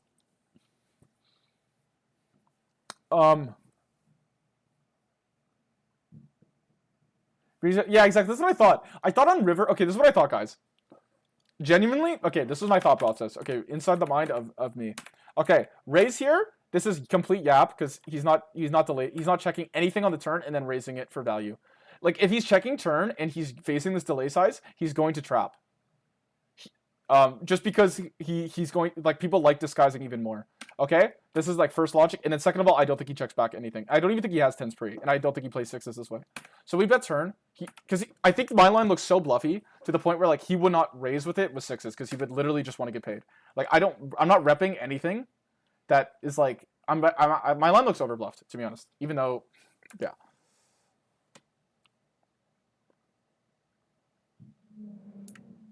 Okay, river. I'm thinking he has a lot of flush draw. River pairs, but it's flush draw.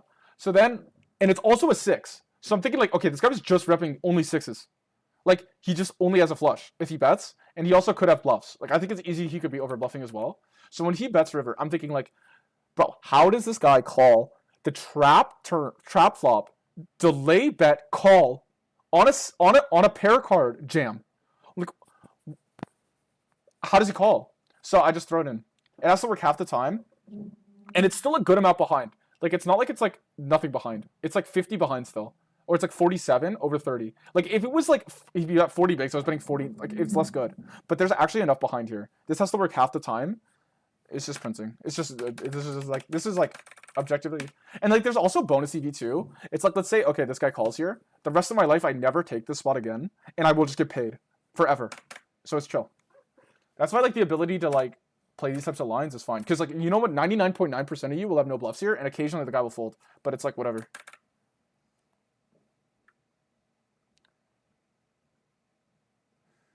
I mean, villain should only bet nut flushes. Yeah, but in practice, that's not what will happen. People might make this mistake.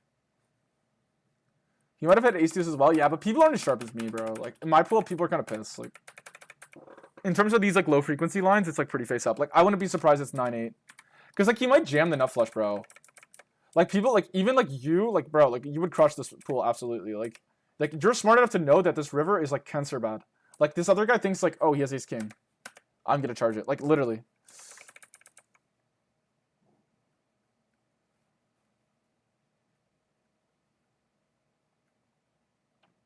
What would have been, guys? I hate calling the river in my pool. I'm just sorry. I just hate calling.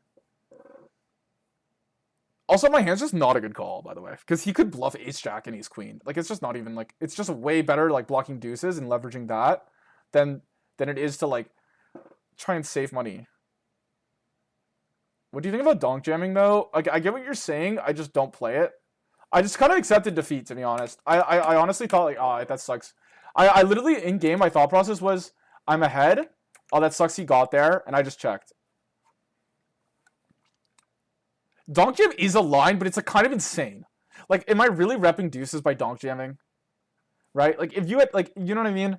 Like, is anyone gonna actually, like, I'm just thinking about the human psychology. You're gonna check raise a flush on the turn. Like, the guy's gonna call you.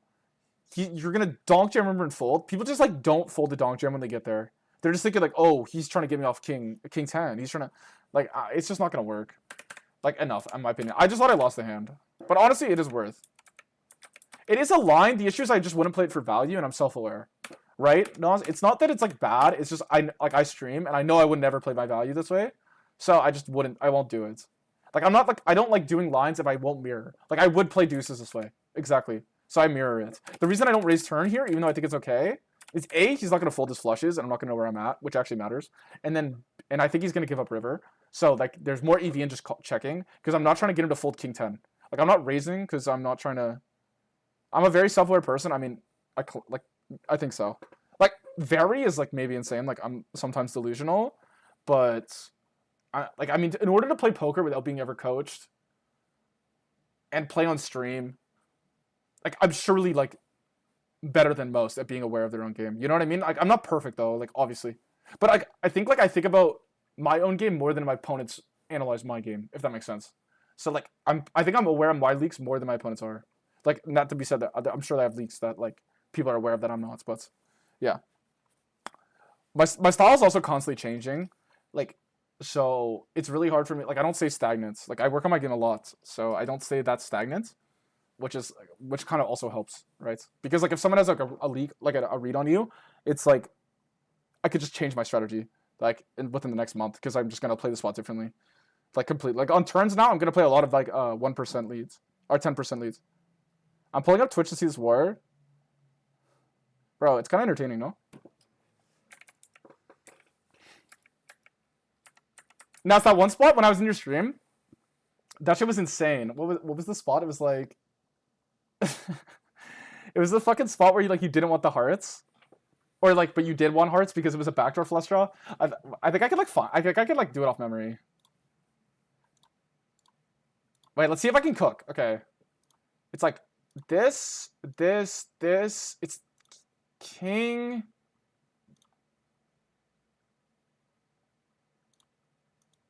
No, it's not this. It's not this because I think the turn pairs the king with the hearts. Or no, it doesn't. It's the rivers of hearts. I don't know. Funny enough, I have a hand. Give me a hand. Give me a hand. Give me a hand, boys. Honestly, the chat review is so much more fun. I was gonna do this today, but I'm more entertained with this. I was gonna like try to learn like 10% leads, but I think this is just shit I have to do off stream. Like it's just too boring. Like you guys just do not want to watch a guy study small blind versus big blind limps to not play it yourself, right? Like there's surely no way you guys want to watch that. There's no way you guys want to watch. I mean, this is okay, but you guys don't want to play small blind or button flats. You play in higher rake environments, so it's less useful for you. There's just no way you guys want to learn that. And then like 10% pot leads, it's like pointless in your stakes, so you probably don't want to learn that as well. You know what I mean? Okay, you know what? I can probably check out the Jack right now. Where's it's in hand review. I got you. Okay, let me do this quick. I can do it, I'm sure. Okay, big blind, cut off your hero, so you're in the big. So MP raises, cut off 3 raises. You can just flat this hand, by the way, versus like tighter players, but oh no, it's cut off? Oh, you cold called? Did you give explanation? I cold called because the other guy was fish and the villain was semi-aggressive right with. Yeah. Oh, I remember this hand. I literally talked about it. Yeah, I mean, you ended up winning this hand, but I don't know if I like it in practice. The idea being that when you cold call, that means you're gonna have 10s and queens here, perceived, a lot, and then also like, you know for a fact villain's tight, and you're just putting him on ace king, and you call down, and like think about it, like he's tight, he's revving aces and kings, right? But like he just happened to have ace king, like you know what I mean? Like some ties that are tighter pre-flop generally bet ace king less. They triple it off less than the aggressive guys. You know, the aggressive guys are usually more aggressive post. So like your idea is like, I don't want to 4-bet because he's like tight and there's a wreck in the hand. Oh, you said a semi-aggressive nit reg with a 4% VPIP? I mean, that's insanely tight. So like I would just never call down here. I would probably. And you called off a rejam, like you led river. Yeah, I don't like it. You ended up winning, but like I don't like it. Especially like the river leading to rejam. Like I just think people with ace king are just gonna check back turn, honestly. So like I would call and like maybe like just hope it goes check. I don't know. Maybe you got the full turn. I don't know. It is what it is, though. I mean, you won the hand, so you clearly know that you have the reads. But in my opinion, like this long term will just lose you money. In my opinion, like long term, like calling down these types of spots. Let me know what you guys think, chat. You play more lower stakes than me. I just feel like when I play lower stakes, like it's like when you get tripled into, it's not usually ace king. You got a 4% 3-bet, yeah, exactly. But the tighter players are usually like the only reason you would have a 4% 3-bet, guys, is if you're objectively trolling. Like it's not good. There's no way anyone who's trying would have a 4% 3-bet, right? So you're probably just scared to lose money. And usually those players that are scared to lose money don't bluff ace king. Right? Like it's just like logical thinking. You know what I'm saying? So I just don't call down here. Yes, you're gonna be good. It's like the art of poker, right? Like if someone plays versus me, not about stakes. I mean the player archetype matters. I mean, I do imagine in lower stakes people. It's funny enough, sometimes in higher stakes guys, this spot is like super underbluffed. By the way, it's like kind of this like funny dynamic where like there's a lot of guys at 1K I would not call down here.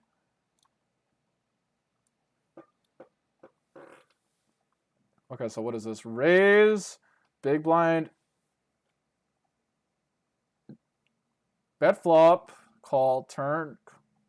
Bro, this is like the most cancer spot. How can you fold here though? You just can't. Like it's like whatever. What I want to ask is what's up?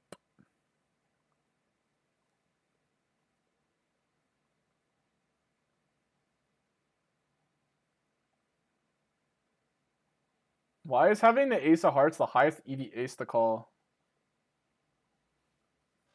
My initial guess, just looking at the board, could be wrong, is ace queen is the ace of hearts. Your opponent, your main folding range on the river. Wait, Let me think if that's right. I could run the spot, but I should think it. Like normally you have to run it to actually figure it out. Like I can tell you why it's happening, but Ace of Hearts is 10 big blinds. Oh, I see. It's probably something to do with Ace Queen.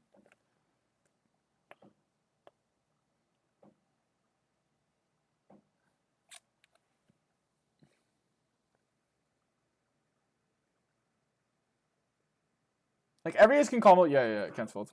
I mean, I can look at it. It's kind of cheating to look. Once I look, I can tell you instantly. But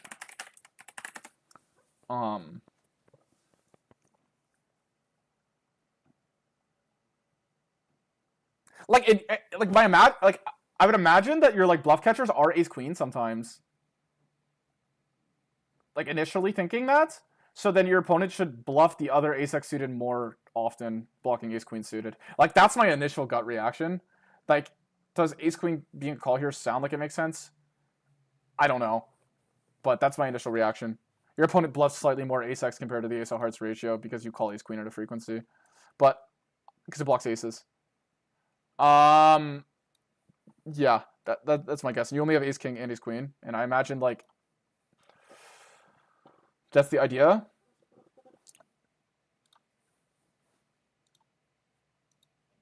Opponent shouldn't 3-bet king queen suited. Yeah, I mean people don't 3-bet polar, right? Like people are just bad, including me sometimes, but it's depending on the mood I'm in. I'm actually kind of quite bad at playing polar versus EP. The funny thing about the sim is like I might get a different sim than you for this, like this exact case about ace hearts being higher EV. Like there's like practical blockers, and then there's like this is a very unpractical blocker, right? Like the idea with the ace of hearts is it relies on your opponent understanding the spot enough to the point where like the ace of hearts will be better. Does that, you know what I'm saying? Like he would have to play it like the solver. It's almost like 10 EV diff. Does he play some of the spot plays up properly? Okay, it plays up sort of properly. Is it 100 bigs? Yeah. King of Hearts obviously also good as well, though. I mean, oh, King of Hearts. Oh, yeah, but that's because he doesn't have King Queen off. Like, the spot plays out differently, right? He doesn't have King Queen suited, so King of Hearts is just not good in practice. The idea being that, like, you would block King Queen offsuit and not King Queen suited. But in practice, I think you want to block King Queen suited. Okay, looking at villain's bluffing range, he doesn't bluff Ace of Hearts here. He bluffs Ace 4. So instantly, that we know that's why. Another question is why, and I'm assuming it has to do with Ace Queen. You see, Ace Queen calls, so villain doesn't bluff Ace Hearts. He wants to block Ace Queen because that's the only indifferent hand. Ace King, every single Ace King calls, right? So it doesn't actually fucking matter. The only indifferent hand you have is Ace Queen, and like King Jack, inject, and tens. So when you have an ace, you want to interact. You want to interact by blocking this, or this. And because your opponent bluffs this, or this will make more money because you don't have Ace King off. Ace King Hearts Hearts a nuts catcher. Yeah, but the issue is like. It's kind of funny because it actually isn't, right? You want like, how do I say this? Okay, the idea is if your opponent's playing the spot accurately enough to the point where they think you're going to call Ace Queen, like they're that aggressive, right? Ace King Heart, yeah, exactly, nut catcher. Yeah, for sure. I mean, in theory, because yeah, King Queen off. But the thing is, the second your opponent's good enough in theory, they all make money anyway. But yeah, exactly. That's what's kind of troll about the spot. Because your opponent in this hand made like 2 mistakes. I should have folded against this guy. Yeah, I mean it's hard to fold Ace King here. You just kind of like bro, you already aren't paying him off and off by the fact that you're probably not gonna call this. Which means he's already under making value relative to how much he should be making, so it's like whatever. You play 1K2. Yeah, okay, stop that rage bait in the chat. Stop the rage bait in the chat. There's no way, guys, we're grown-ass men arguing about like fucking solver like niche heuristics that don't apply to real life. Also, Soul Train, I'm gonna be real. This insult is like so troll, I can't. Like, it reminds me of a League of Legends insult. Like, it's like you're putting him on a pedestal to flame him. Oh, you play 1K, 2K, which is a compliment, right? Objectively, like unless you play 10K. And don't know this, it just means like you're gassing him and then you're saying, oh, but you should be better. But it's like, but he is that. He's not faking his graph. He's not faking his stats, no? Someone post the bell curve meme. That's how it looks like on solver outputs, yeah.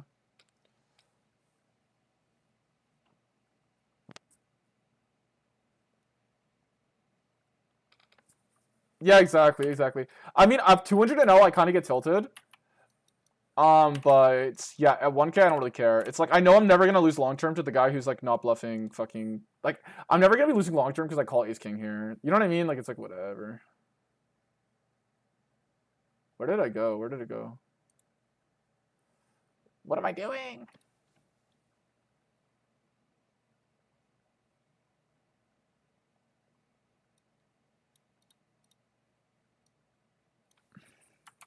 You guys got beef. Okay. Y'all are beefing in the chat.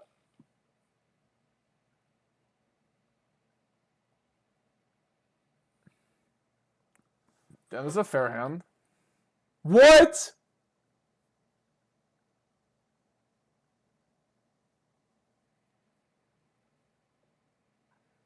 Same guy.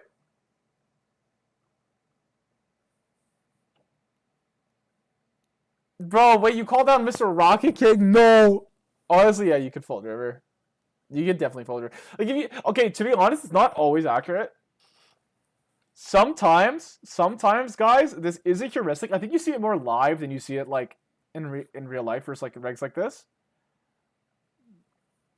But the idea is sometimes people like you see like guys give off like live tells when they say like, oh, you have top pair here, and the guy's like tanking with bottom pair.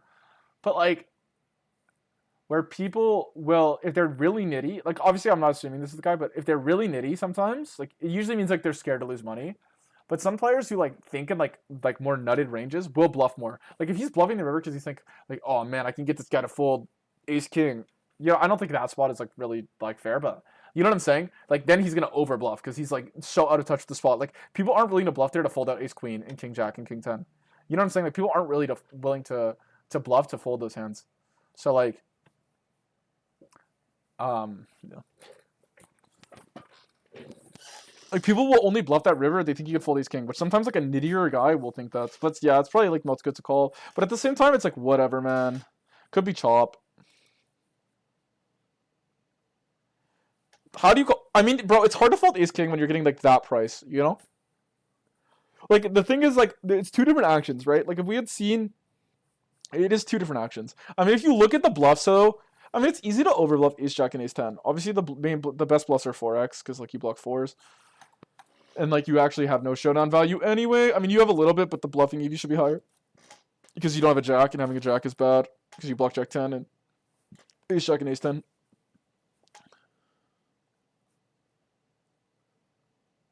But I didn't know this guy yet. Yeah, exactly. Also, it's like guys, like price is just like so fucking good. At the end of the day, like you fucking geometric disaster, like not geo, but you know what I'm saying. It's hard to fold these king on such good price. Probably still okay to fold though. I mean, there's some guys like legitimately like I would fold this verse at my stake, but yeah. I think in general pop underbluffs, yeah, definitely. It's because too many apes just call king jack suited pure here, thinking they have top pair. So.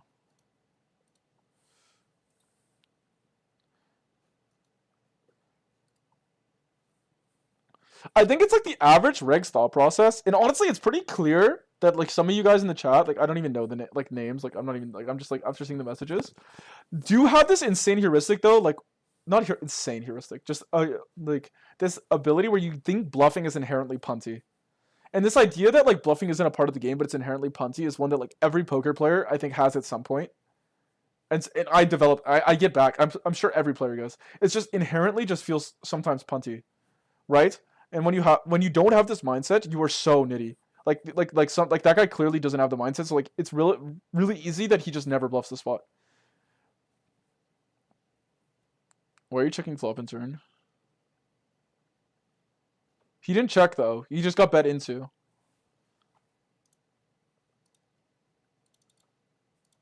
He's ace king in this hand.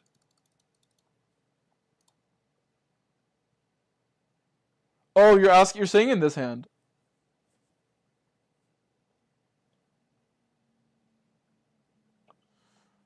Bro, he would have got the min. He wouldn't have got paid. He got the max, bro. He got the max.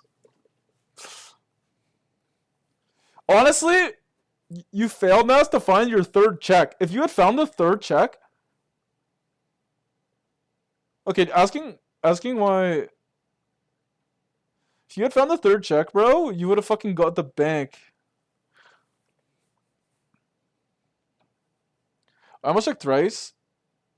It's not bad. I honestly think at like higher stakes, it's like not bad at all. Because like, okay. The idea being that, okay, I'm about to spit game, okay?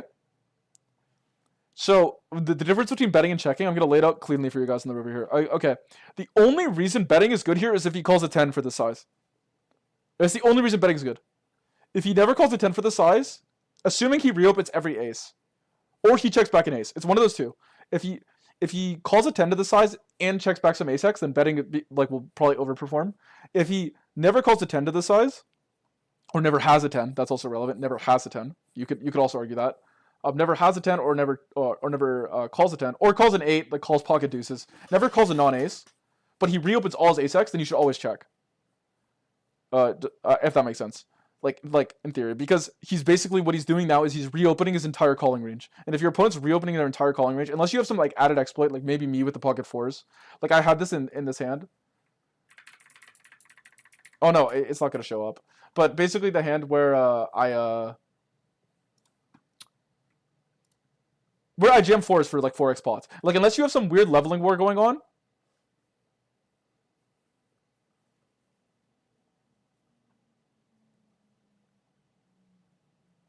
Bro.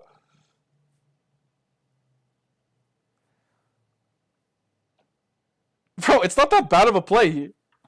It's just a troll. He just said he didn't know the guy. But I'm honestly think it's at that point you're just a good troll. Honestly, I think at this point you're just humoring yourself though. Nas, he's rage baiting. He's fully rage baiting. He's fully rage baiting you, bro. Like he's just repeating what I'm saying. He's just repeating what I'm saying and just saying it back to. Oh my voice cracked. He's just clearly rage baiting, bro. He's clearly rage baiting. Like he's literally just repeating what I'm saying and saying it back. Bro, I don't know about this rage bait meta though. Okay, this is a blatant rage bait. But this rage bait meta is kind of absurd, guys. Like, I don't know why there's so many rage baiters nowadays. I don't know what it is. I don't know why it's such a popular thing to do. They just like come in people's strat and just try to piss them off. I don't understand it. Maybe I'm too fucking old nowadays. What is this board? I completely don't even know. What a noob. Like, guys, what a noob. How does he call me here? I love how he, like, Vin clicks. Like, it's a troll. But, like, honestly, guys, is this not, like, just insanely dumb size to do this? Like, this has got to be stupid, right? Because, like, you're kind of just hoping I have a king. Like, you're clearly never bluffing in the size, by the way, right? Like, no one in the world is calling you here because if you had a bluff, you would just jam. So I feel like you're, like, almost more likely to get hero called. And then, like, you're just going to call offers to raise it anyway. So it's like... Oh, I guess he had 3 kings, though. So he just, like, felt like it was more likely he had queens than a king, which is definitely true. Honestly, it's probably check back. Am I trolling for that? I guess I could have aces. But then you should just... But I guess aces jams anyway. Maybe it's not so bad.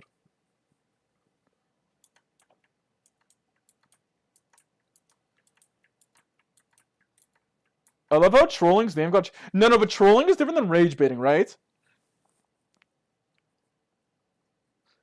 Okay, honestly, you're right. Like, I guess he's more so trolling. Rage baiting is more like when you say, like, a non-troll comment. Like, you just say, like, something like you... It's almost like you act ignorant to, like, piss someone off. Like some guy just makes a horrible call, and then you just go, like, why did you call there, bro? Like, no one bluffs that spot. Like, if you just say that, like, that's rage baiting.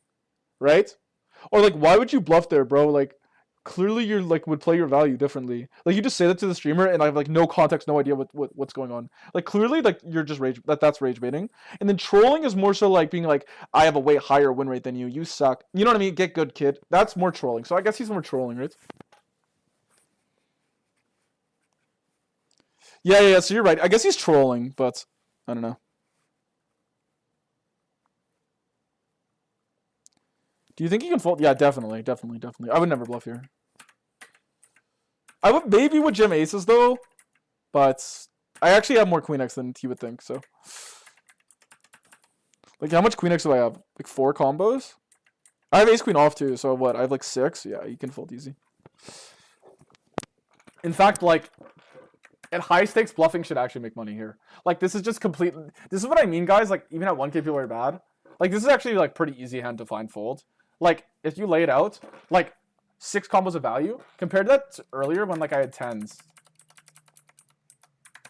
Is this it? No. Those versus a wreck, clearly. Where's the hands I have 10s? Oh, what's this hand, I think?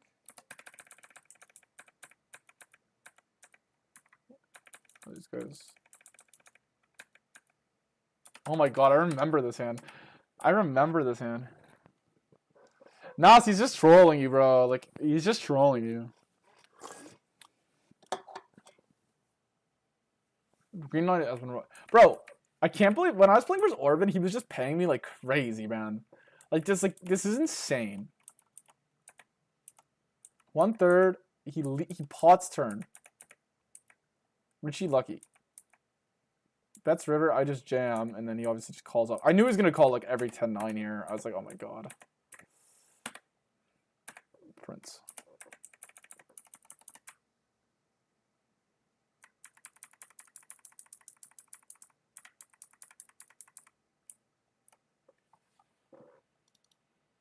Not gonna lie, I would never fall to you either, yeah.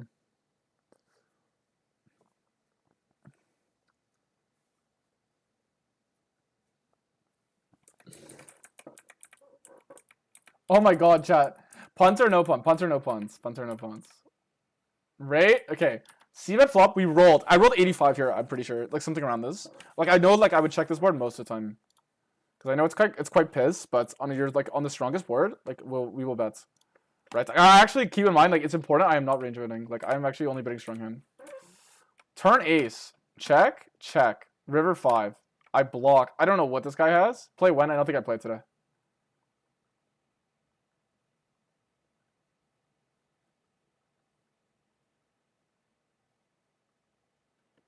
No, but he has offsuit 4-5.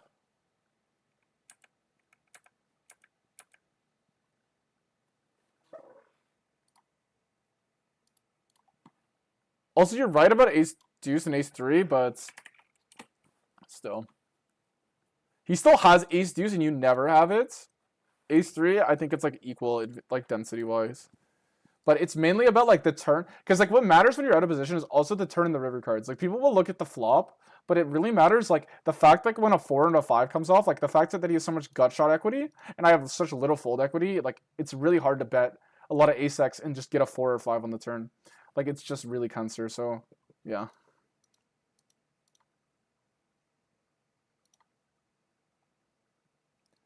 Yeah, you bet half the time for B20. But even ace king suited, we bet high. Yeah, if you bet bigger, you probably bet even less. Like if you bet 33. Which usually when I play checking range, I choose to play 33, to be honest, chat. I don't like playing like B20 or check. I'd rather, when I play B20, I like to just B20 range. Like I will play B20 range, but I don't really like to play B20 and check. I just feel like the difference between the two of them are too little, between B20 and checking. Whereas like, yeah. So anyway, roll a higher number, but yeah, you don't bet so much. Anyway, we'll run the hand at theory in a sec. I guess I'll run on the side. He goes to like clearly R75, and then we block this river. I don't love block. He raises. And guess what we do, chat? Punt or no punt?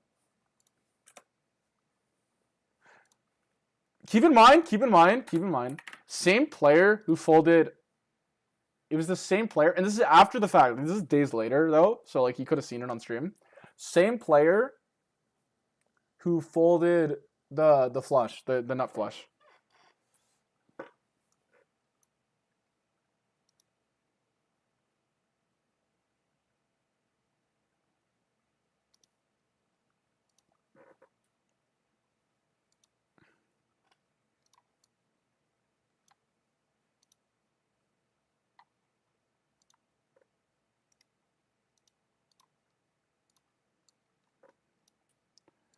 I'm supposed to range lead turn, by the way. Like, what a dog shit hand by me to not find this lead.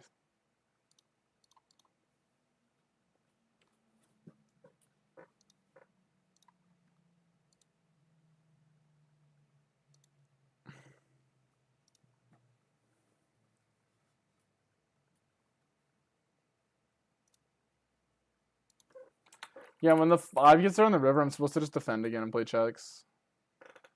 Yeah, so like obviously this one is just a complete blunder hand. My hand actually does play block when I get myself block.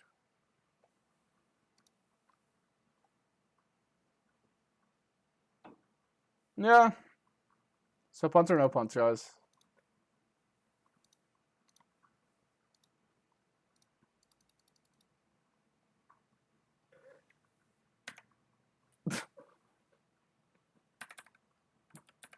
We got the fold.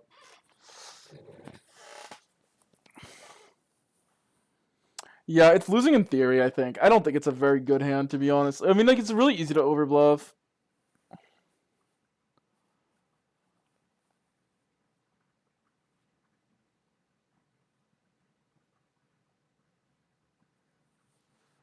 I'd say punt, call better. Like, what do you mean, call better?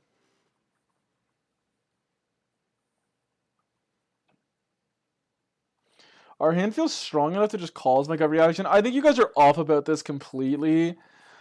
I don't think there's any difference. I can't imagine he check raises a hand like ace queen or ace jack and checks back turn and then runs raise versus the block on the river. Like, I just couldn't imagine that being the case. Like, I just don't think any human on earth is running this line with ace queen. Like, it's just insane to me. Like,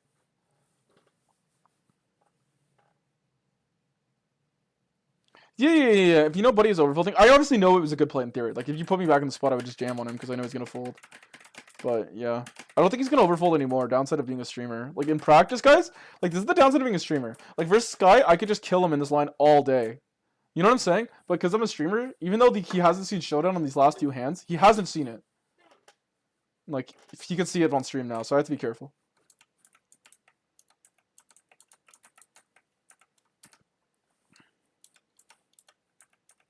Yo, Nas, if we played together, would you ever fold to me? I wonder, like, will I just, like, do I just get stationed? Like,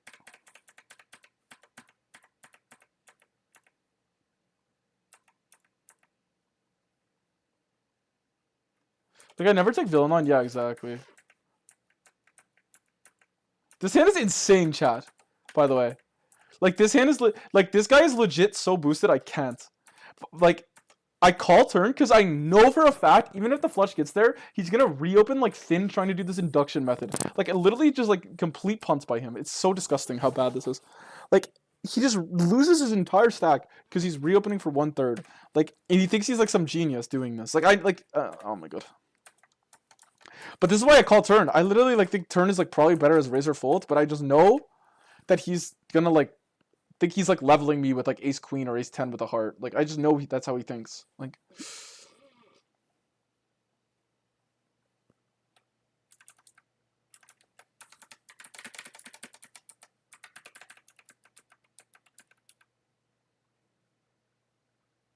these guys are always like, yeah, I know, playing versus the genius, the induction guy that like oh my god, poker's too fucking easy, man. He just cold calls fucking aces, dude. And I couldn't have repped ace king harder. It's so fucking disgusting. Like, what does he even think I have? Like, I know, like, it's hard to fold aces here, but, like, genuinely, what do you even think I have?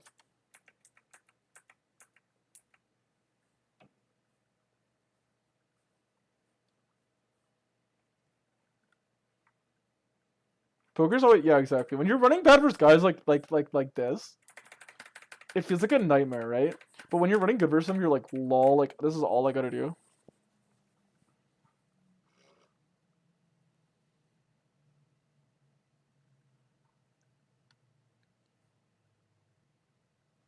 No, I disagree. I think, like, what do you guys think that play League? I know, Nas, you play League. I actually think, like, I'm not trolling.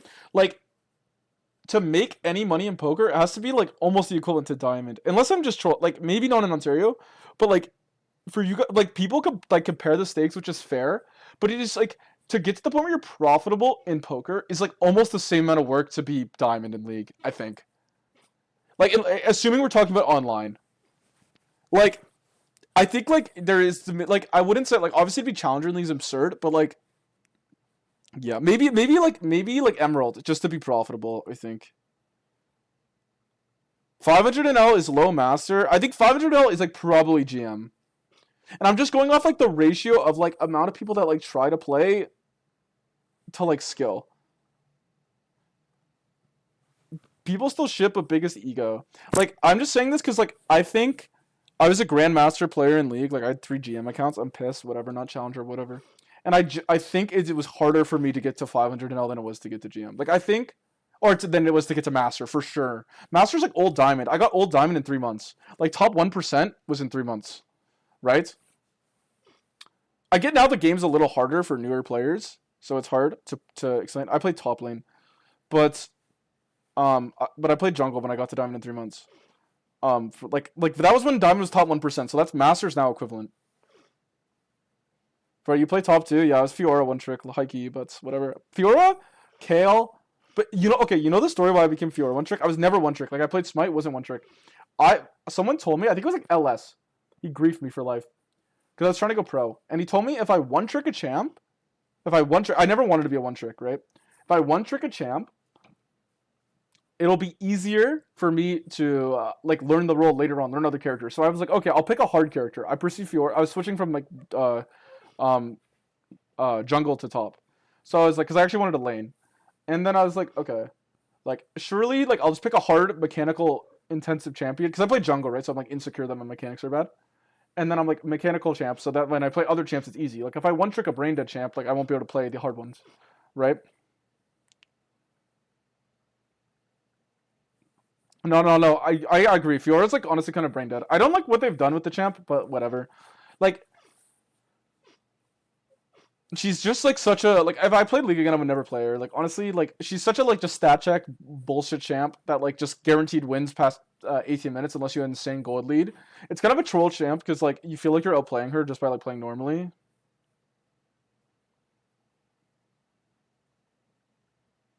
Joe, I think you're like completely opposite. I actually think it's opposite.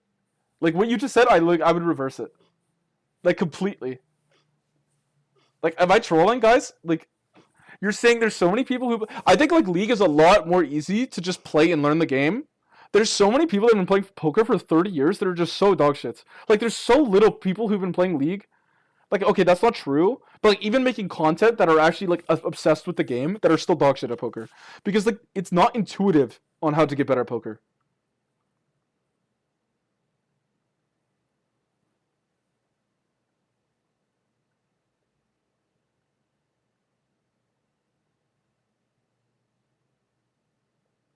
How much less would I don't know how to answer that question, curiosity. I would love to tell you, but I have actually zero clue. The thing is like there's some people that like legitimately do that strategy and make more than me in poker. So the point is you can do it. If that's why you're asking the question, which I think it is, you're just trying to angle it differently, you can just play that. Yeah.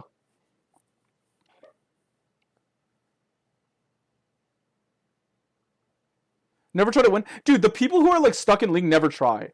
Come on. Like it's so like dude, it's like brain dead to get like Hecarim jungle to masters at this point is like gotta be brain dead, no? Like if you just like okay, I'm kind of cooking my friend if he's in the stream. But whatever, you deserve it. He'll admit it. I have a friend who's like it's like it'd be funny if Wise was here. But it's like so easy. Like I got diamond at 3 but like just from trying. Poker like actually takes a while to figure it out. Climbing League is easy if you just try. Like, dude, like people are like think about like the average poker reg's mental versus the average League player's mental. It's insane. The average poker player is like such better mental than the average League of Legends player. Guys, I played League of Legends once. It's like it's insane how trash everyone's mental is now. It's like to me, it's crazy.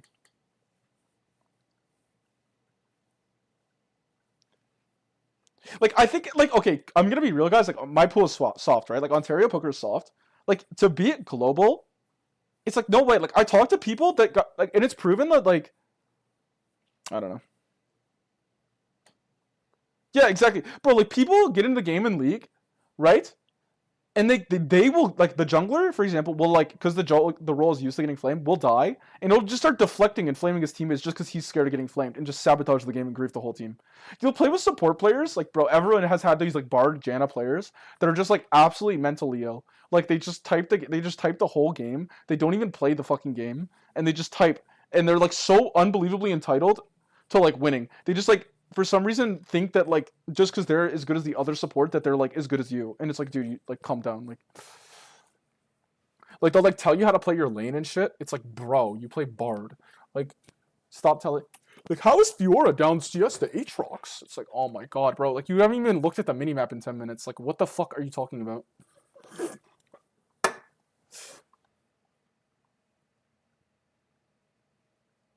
I've played League for 12 years. Joe, the thing is... Okay, honestly, this is true. Joe, but like, just by your vibes, dude, you could definitely get higher in League. You just gotta apply yourself, bro. Like, you're just not applying yourself then. You're probably like just like making money, bro. You probably just like making money. Nah, man. I'm insane asylum with top lane. No. Like, but this, to be honest, I did to myself. Like, I took the worst advice. Like, I actually think if I could go back in time, I'd be a League pro. I'm not even trolling. I never even hit Challenger, but like, I had the worst mindsets in terms of like what I should be doing and what I shouldn't be. Like, now that I've like played poker, it's like opened my eyes. Like, I was thinking like such a like LS in like, you know, like how LS is and Dopa is. Like this idea of like, don't like just make the objective play. Your teammates are random, whatever. And this mindset was so toxic. Like I lost so many games because I was just split push because I know what my teammates should do, and it just also made me tilt harder. Whereas I realized like the people who actually get rank 1, they just lock in Camille, they lock in Aatrox, they win lane, and they actually like play with the game, accounting for like people just wanting to make team plays and get dragons. Not expecting everyone to perfectly play around your like teleport bullshit and like your split push pressure.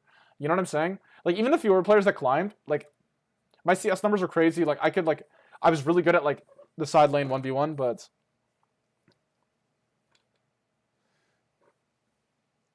what league rank was it? I had 3 Grandmasters accounts, but I was never Chow. But honestly, guys, honestly, I'll get into my life story at some point. The reason I quit, like I was going to get Chow for sure, but I just quit because some shit happened in my life and I was just not trying to play anymore. I was done. I was like about to be 21 and I just quit League. Okay, this is my like brief story in poker. Vladislav, thanks for the sub on YouTube. Appreciate you. Okay, this is my brief poker story, okay? I'm gonna make a whole video at 10k subs about some of my story. But basically, I was playing League and I was like delusional, right? I'm like, I wanna be a League pro. And I'm 20, right? And some shit happens in my life. I'm like, okay, I don't want to play League anymore. And fucking for my like birthday, bro, I'm busto, right? Like my fucking mother gives me $20 to play like a prepaid card to play the fucking speed racer on GG Poker. Not kidding. This is actually a true story. So me and my friend could gamble. Actually, no. I think it was like $100 for my birthday or something, like whatever. And literally like absolute degen vibes.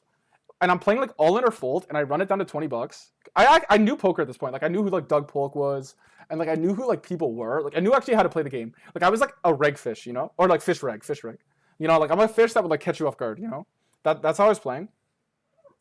And like my VPIP was like somewhat normal. Like I wasn't like a fucking like I think my VPIP was like good at this point. Like I knew how to play like pre-flop and stuff. You know, like maybe not, but whatever. And like I watch Ben CB videos and shit, you know. And I win the speed racer for like $200 on GG, like the fucking hyper turbo. My last $20, like or like last $5 for like $200. You know what I mean?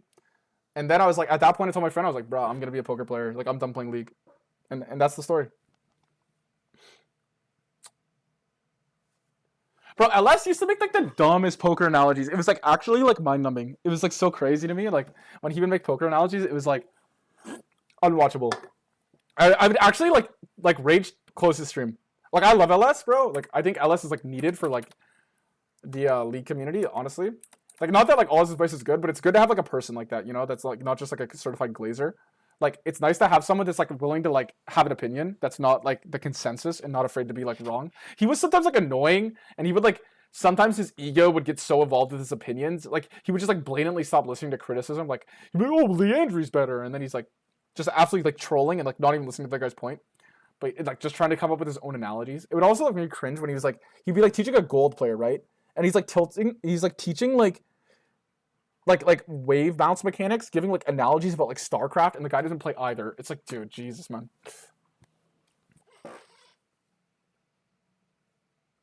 Your career in poker is easier than League though. Yeah, I mean, okay, poker you can like make money without being like it's not like all the money's at the top. Like it kind of is, but it's not. It's like I don't know, guys. If I could be a League pro or poker pro, I would choose League pro 100 out of 100 times still. Actually, I wouldn't anymore because of my like life situation, like my girlfriend and shit. Like you just can't, I actually just don't think you could be a League Pro with a girlfriend unless she's like an absolute e-girl. Like it's probably just not doable, no. So I wouldn't do it. But yeah. This game's fun, but it's not as fun as League. Let's be real. Also, it's like it's less like meaningful, right? Like let's say like, oh, I'm the best high stakes poker player in the world. Like it's not the same as being the best League player in the world. Like it's obviously not. But poker's fun though. I like that I can play it for money.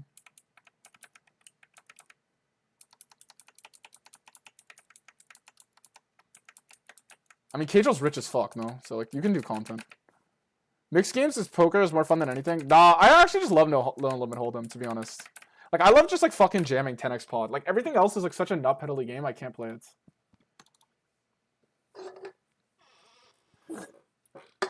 Like bro, I think like fuck me. Even like 5-card PLO. It's like or 4-card PLO. It's like bro, these games are so nut pedally, man. Like I don't know. It's just like I can't watch. I can't play. Like every pot is just like in PLO. The best way to summon PLO, how I feel about it, is every pot just feels like you're playing a fucking 5-bet pot. It's like 27 anything? What do you mean 27?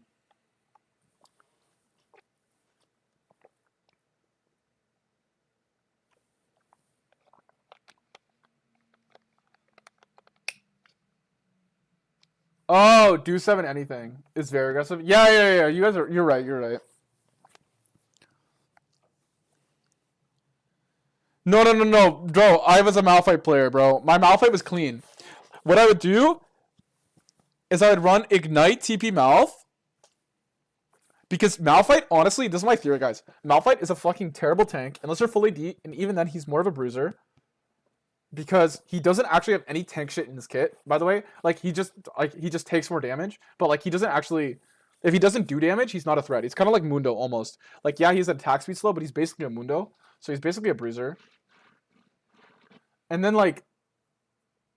He doesn't really need flash once he gets ult. Like, he actually doesn't need flash at all. Like, what does Malphite need flash for when he gets ult? It's like Camille. Like, he just doesn't need it. Like, he doesn't make any plays with the flash. He only runs flash defensively. And it's like, whatever. So I actually think Malphite with Flash Ignite is like actually the way to play him. Or it was. Obviously the game's different now. Bro, you are just chatting? Yeah, I'm just a just chatting streamer today. I told you guys. Why, are we not entertained, guys?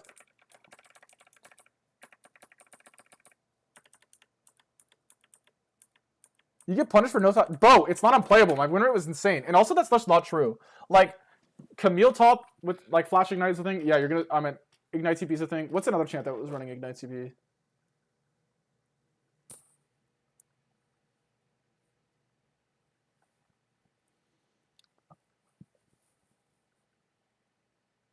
Gwen, Fizz. Yeah, like Gwen. Yeah, exactly, right? And then there's a couple other champs. But anyways, the whole point is Malphite, Singed. Yeah, I mean, I'm not going to count Ghost champs because that would be disingenuous. Right? Because Ghost is like actually mobility. But the thing is like, the Malphite, just the way he lanes, like doesn't get that punished for no flash as well. Like, cause you would, like if you're running it, you're gonna go Q.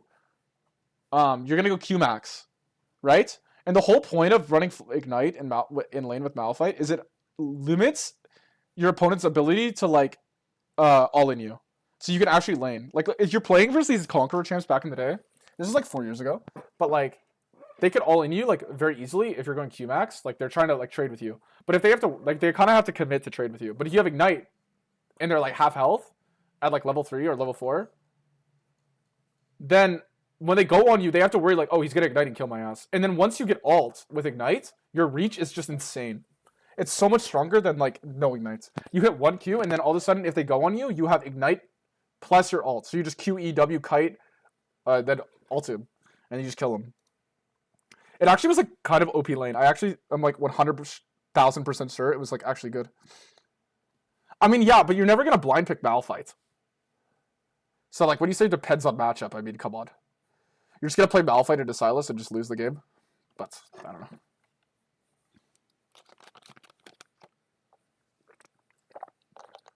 But if jungler, no, I mean it's not even true if jungler, like yeah, obviously like what you're saying is like they could bounce at wave 3. I mean yeah, but you can say that for like a lot of champs.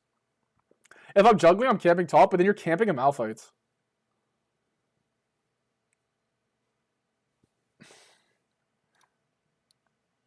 So it's whatever.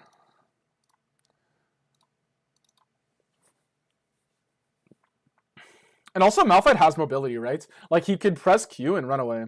Anyway, I'm literally talking about Malphites and we're in a poker stream, but I just know for a fact 100,000% is objectively good. But you're saying like if it's like Malphite into Jax or Malphite into Camille, right? Like even Camille's good gang setup. Let's say they freeze wave, like you just like get XP. And, like you just don't CS, because who cares? You're fucking Malphite. You're just like your whole kit is just invested in the fact that you hit level 6 anyway. So who cares? You're like just as useful.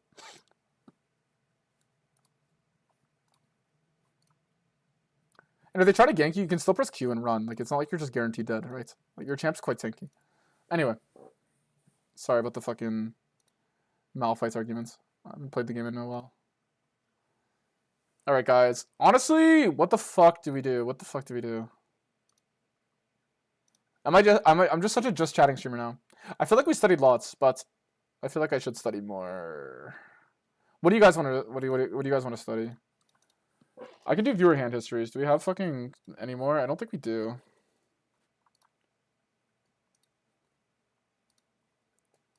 Honestly, kind of a vibe stream though. Tomorrow, guys, is gonna be a big playing day though. I just like I literally got like 6 hours of sleep and woke up at 6:30, and I just knew for a fact it was not gonna be a good playing day. 100 big blind effective pots. Okay, I mean like sure we can look at the difference for a sec here. What do you want to look at, like range bet boards or not? I mean I can show you like I'm sure I could find one example here. The idea of it like I'm not interested in looking at single race pot, but I can go over like flop heuristics and 3-bet pots and turns.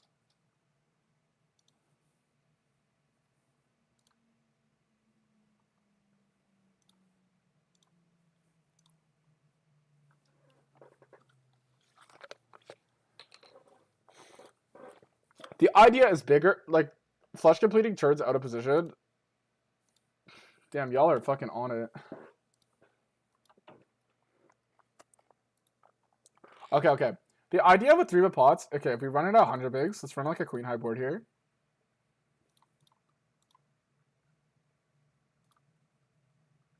It's a range bet either way.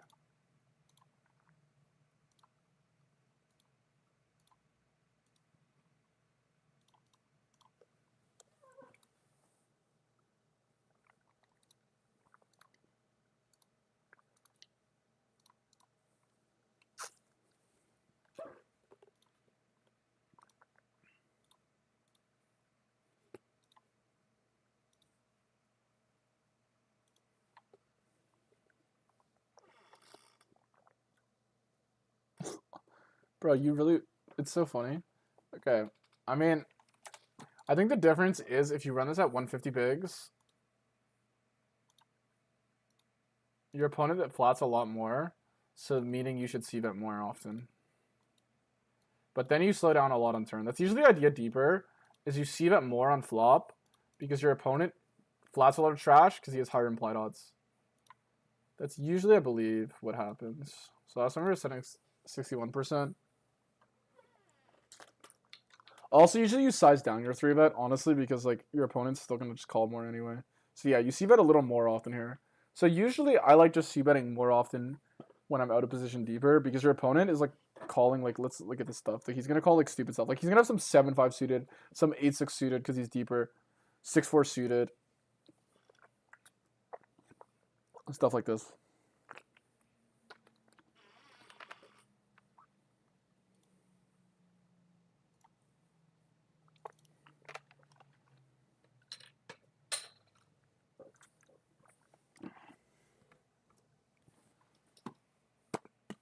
So that's basically like the idea is like when you're deeper, you're just gonna c-bet more often and then play more passive once they continue. But you see he's gonna fold already 30% because he's just priced in too.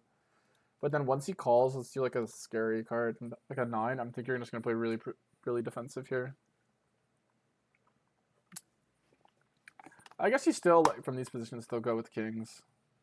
Ace is playing tight, ace queen playing tight. Kings is like basically bottom. Tens is like merging, but like pretty much probably mostly gonna be used as a river bluff.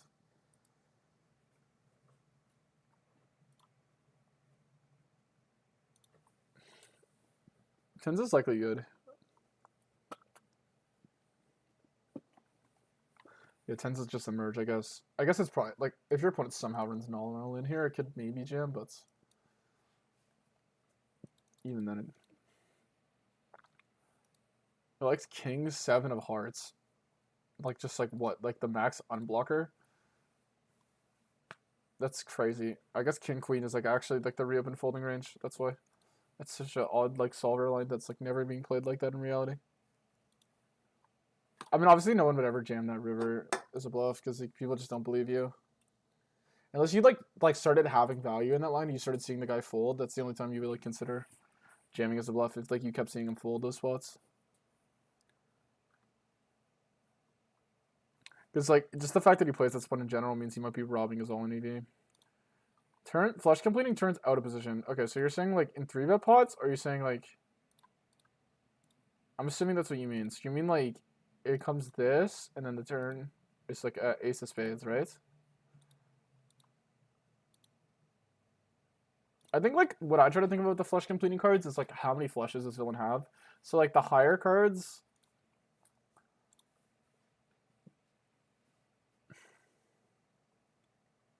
Yeah. These boards, like, you know, like where you're gonna have a lot of higher cards and stuff, and you can still bet over pairs because he's gonna have a lot of under pairs. It's like better, but if the board's already like pretty pissed for you, then the flush competing card becomes like more prevalent because it becomes like less and less likely he's gonna call down one pair. Like here, you're gonna bet often, but you're gonna be pretty polar. So now I think this card is gonna like screw you. It's my guess. Like probably almost range check. Oh, you actually run B20 now.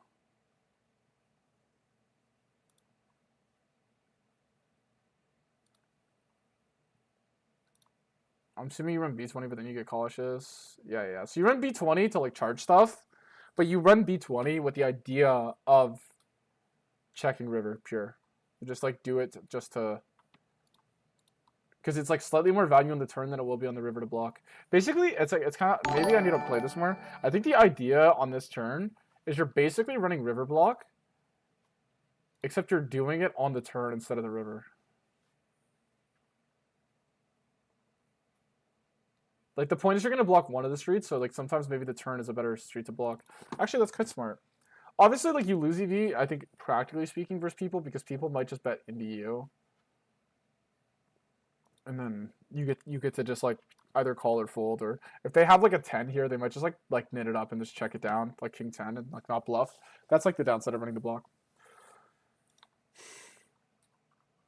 And why range check probably overperforms with these like middling hands. If they're very aggressive, then block could also be better. Also, like if because you don't really plan on calling river, basically blocking every hand that like is strong that doesn't want to check call down versus an aggressive player is good. If they're on the tighter side, you can just also just run check.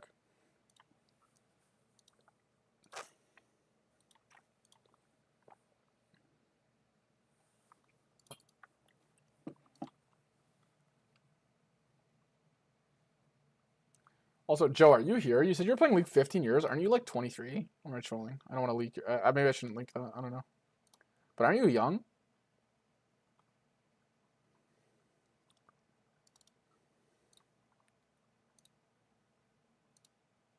Oh, I didn't see this hand. Or this hand.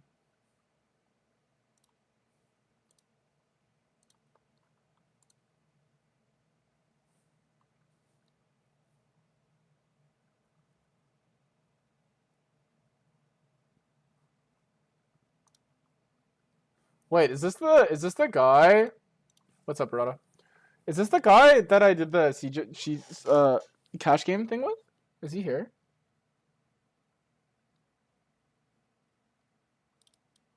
Actually, I guess I could see because he would have posted the hands in the Discord. Oh, he did.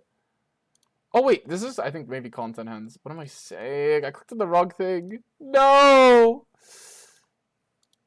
I think I clicked on the guess the stake hands. Honestly, I didn't see them. And I didn't see what. Oh, I did see what stake is. No. I thought I needed this hand review. I clicked on the wrong thing.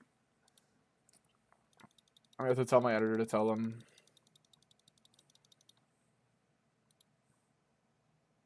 Oh, that's so fucking sad, man. Will we get a league stream someday? Honestly, if I get enough people, I'll stream any game. If I get enough people, I'll stream any game, honestly. Even right now, guys. I'm chilling. Like, if y'all want to watch a video game, like, I'm down. Like, what's up, Broda? How are the games going? Because I'm chilling today. I'm not playing today. So, I can't believe I had so many viewers for study stream, though. Honestly, it's kind of sick. I can't believe I just fucking showed that, though. I can't believe I looked at that. I've been doing a good job of not looking at the content, hence.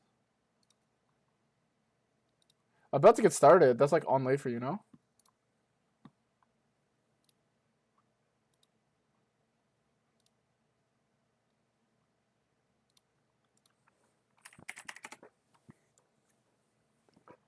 I would be down to some league action.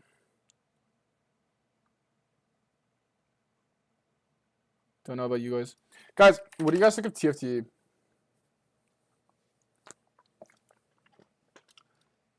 TFT streams on the way. But honestly, maybe it's a nerf. You can send whatever you want, Maya. I'll review it. TFT hater? Alright. Guys, I'm too pissed at League to stream it. I'm too pissed, bro. What about chess? Maybe too tired.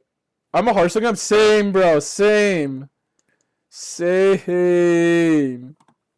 Hearthstone is the fucking best game ever made. The older I get, Hearthstone is just goated. It is actually maybe the best game. Like, bro, nothing's like peak Hearthstone. Even like, honestly, peak Hearthstone IMO is like later than most people think, but like the game is like probably still good, honestly. Even nowadays, what they be dropping is decent. There's just the hype around it is so bad that like the game kind of feels dead, but like the cards are honestly pretty chill. The power creep's pretty insane, but like I think it's like necessary, guys, that like people like wonder why every game does this. It's like people get bored of playing the same old shit. You need to make like some 200-year shit to keep the game fresh. It just is true. Like people just get bored of playing 6, 7. Like I was thinking of Boulder Fist Ogre, but like 6, like you know what I'm saying. Like people get bored of playing these minions. You need like crazy text, different dynamic. I think where they grief the game is honestly getting rid of combo completely. You were rank 1? That's crazy, man. See the link? Never mind. Yeah, I'll add you to it. I'll add you. Sorry, give me a sec. You're in.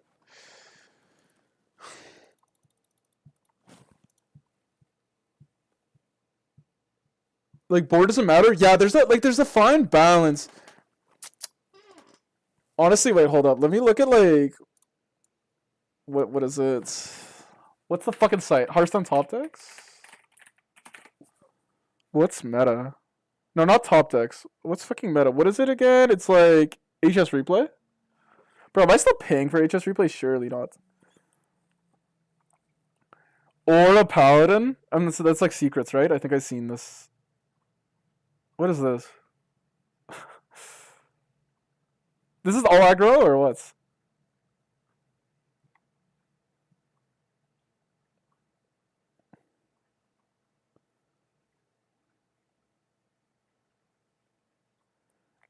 Oh, yes. I've seen this card. This card is like absolutely cancer broken, no? Surely. Surely this is just cancer broken. I've seen this. Like, it can be like 3 mana deal 6, and it's 2, like, oh my, like, this is just insane. Honestly, this class just cooked the game, bro. This class, no one fucking likes it. It's just so broken, no? Like, this class actually killed the game. It's like an anti-aggro deck kind of thing. I don't know. Bro, is Death Knight, like, even a class? Am I trolling? Like, did they get rid of it? I thought it was a class they added. I haven't played since it's been added. Bro, if I came back, this is what I'd be playing, guys. No. You know what my favorite deck of all time is? It's Quest Rogue. Quest Rogue's my favorite deck of all time. Like, the third nerfed version of Quest Rogue is my absolute favorite. Like, when it was, like, have to bounce 5 times and it's 4/4s. With, like, Sonya and, like, the, like, Vicious Scalehide. That shit was so fucking lit. I've never got rank 1. I used to play solo lane in Smite. I was rank 3 on console Smite, Maev. I was rank 3 in console Smite. I was a fucking gamer when I grew up. Like, growing up. Like, that's why I got into poker. But yeah. I remember that deck. Was that the one with the res? I peaked rank 2 with Charge Warrior. I've been rank 2 twice. I've never been rank 1. Guys, do I one day go for a rank 1 Hearthstone grind? You play, so you haven't really been playing 15 years though, bro. Like you're young. Like in order to play League, you need like over a year of a no life phase. And like with poker, people can justify it because it makes money. The thing is like, yeah. Quick low rank 1 side quest? Yeah, exactly. I would love a Hearthstone stream. Guys, do we buy packs? I just become a Hearthstone streamer. Hearthstone stream would be giga nuts. Okay, guys, I'm gonna pull Discord. We're gonna play a game. I'm gonna pull Discord. Okay, can you guys vote? Everyone here is in the Discord if you care. Okay, I'm just gonna pull. Create poll. What do I do? Lol. Okay, my answer is poker. Study. You're a one trick. I saw someone judge John allowed you. Hearthstone. I don't know their answer. TFT. And League. Actually, I'm not even going to play League. I'm going to get chess. I'll write chess. And I'll post. And I'll add whoever in the Discord.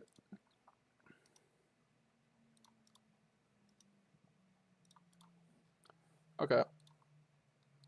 I put the poll up in the Discord. Hearthstone's piss easy though. You rock up and get top 100 if you're decent. Yeah. Hearthstone only hard top 50. Yeah. Agreed. The issue is if I play it, guys, I'm gonna get addicted. Like, I feel like TFT is more chill because I'm already addicted. Whereas like Hearthstone's like another game I'll be addicted to, you know? Because I don't know what all the cards do right now. That's kind of the issue.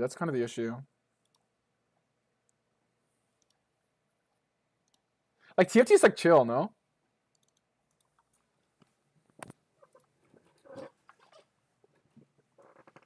Battleground's way more interesting than TFT. Hard disagree, bro. This TFT set, I will say, this TFT set is absolutely like normally I play like TFT for like one game. I'm like whatever. What the fuck is this shit? I'm done. Like, what rank am I TFT? Like not try hard like at all. Like I haven't. I'm trying to get like I'm playing so much poker, guys. Like I don't have time to like play that much, but Battlegrounds looks kind of cool maybe. But this TFT set is actually so lit. Like this TFT set is so good.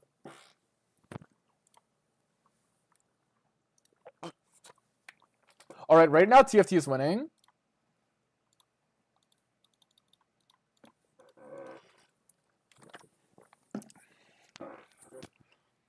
But honestly, no one's voting for poker. So I guess I can just play something.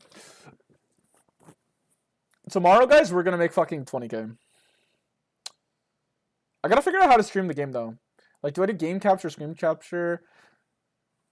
I don't know. I'm kind of a noob streamer. Let me figure this out. Guys, streaming when you're not playing poker is so chill. Are you a control guy? Dragon Warrior? No, I'm a combo guy. Like, whatever the combo deck is in the meta, that's all I play. I don't play anything else. I just can't be asked. Like, I only... Like, APM Priest is, like, my second favorite deck. My favorite deck is Quest Rogue. Another deck I liked... I was too, like, noob back in the day when Patron Warriors meta, but I, like, enjoyed playing it, but I was, like, shit at the game. Charge Warrior was like the deck I like climbed really hard with though as well when I came back to the game. Like I always come back to the game.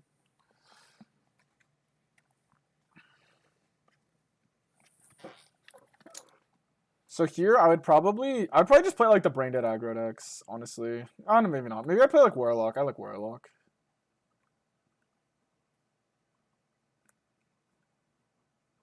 Yeah, like this is my type of shit. Like this is my type of shit.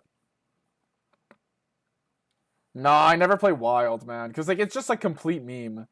Like I don't know. Maybe it's fun now, but maybe I play Priest. What is this?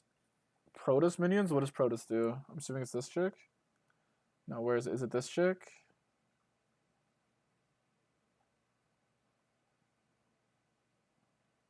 What is a Protoss minion? Someone tell me? I don't know what's going on.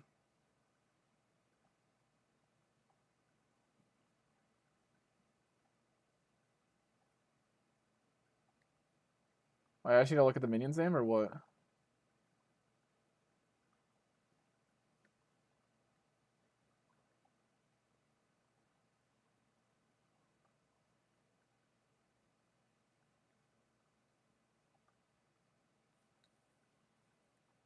Yeah, I played against the Shinjin, yeah. I played against T1 as well. I played against everyone.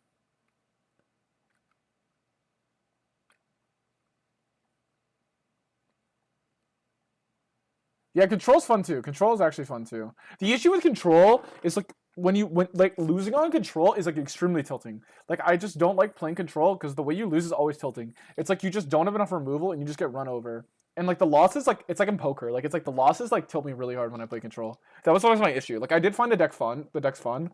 The decisions I find kind of fun, but um and the skill of like to play the deck I find fun. But like when I'm playing versus these decks and I'm just getting like I'm just running bad and they're top decking everything, it's quite tilting. It feels like a lot of the deck, like a lot of the game you spend like about to die and like I mean I guess it's combo, but combo it's like more like you pop off. Like the wins are really rewarding. Okay, it's clearly TFT. Alright guys. Let's fucking go. Okay, let's close this.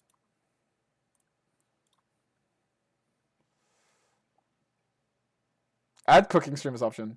Alright, we're going fucking TFT. Do we change the category, guys, or do we just keep as is? Let's go league. Because I mean, I'll leave it up for a second, guys. I'm about to play TFT. If you guys really don't want to play TFT, like, see me play TFT, vote for something else. Wait. Is it not, like, League of Legends Teamfight Tactics? Or do you just have to do Teamfight Tactics? It's its own category, surely. Yeah, it is.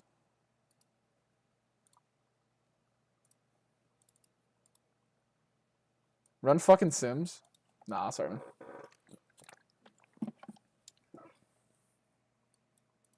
Bro, honestly though, there's like a whole VOD of me running Sims. So, would you bring my hand another stream? Fuck, did I close it? I'll just review it right now. I'll review it right now, quick. I got you. All the guys send your hand histories right now because I'm about to start playing. But I got you. Okay, let's get you my F. Sorry, I should have got it earlier. I was just like caught up talking.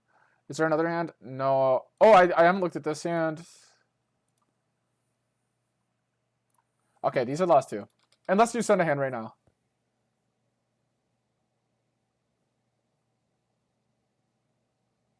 So you raises what you 3-bet to what 10 bigs? Okay, that's fair. That's whatever. I actually like you're in the small blind, so it's optimal. You get 4-bet. Where is he from? Where's the enemy? EP. Okay.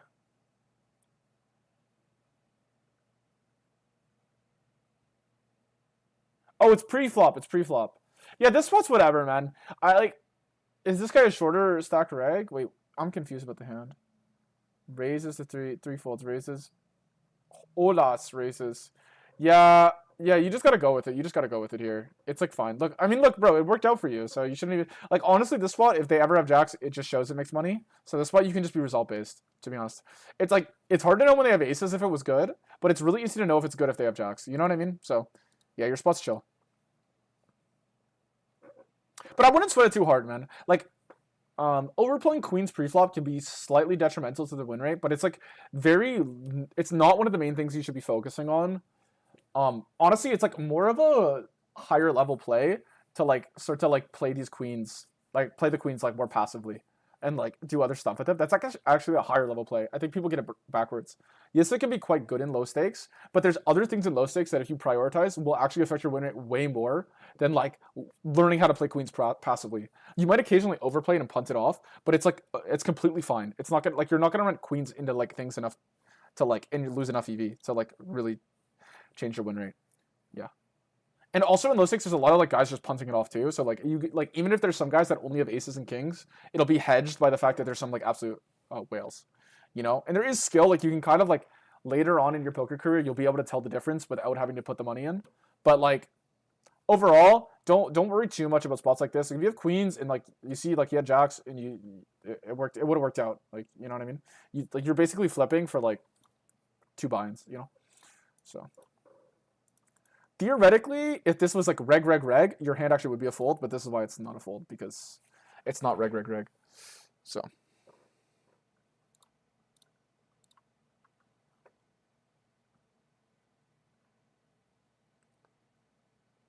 When forced in a rain on stream, yeah, exactly.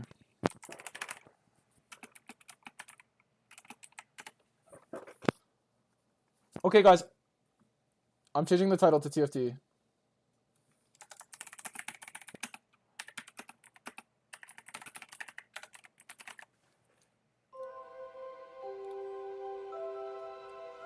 Okay, I think it like okay, guys. Wait, did I not? I think I might have not reviewed one last hand. Oh my god, I'm actually griefing, bro.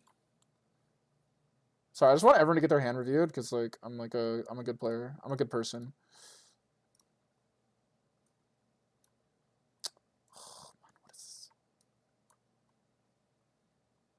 My girlfriend's gonna watch my stream and be like, "What the fuck is this guy doing?"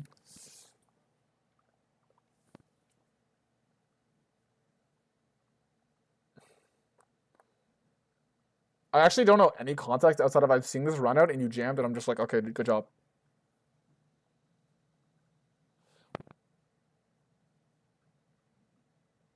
Yeah, I mean it's good. No, surely it's good. I should probably have more to say. I'm just like looking at the line and he checks on 3 flush and then you just like take a hand that has low showdown EV and then like actually just bluff it and it's probably just good. I mean, like you could argue ace of spades is bad because he could have like, ace king with the ace of spades and you want him to have ace king. You want him to have ace king with the ace of spades and it doesn't really block value. Like if you had a hand like jack 10 or something, it's better. But like overall, it's probably okay to overbluff. Like that's like my initial reaction from looking at the hand. I don't have the solver up right now, so I can't really look at it. I don't think I really care though. But overall, I think it's good. It's good to have big balls to play the game. When people check to you, to be honest, it probably just makes money.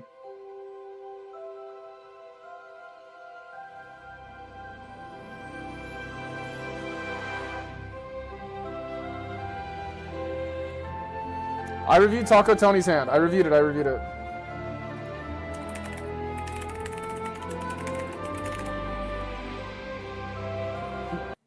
Bro, I can't believe, like, are you guys actually gonna watch me play, like, fucking low elo TFT? There's no fucking way.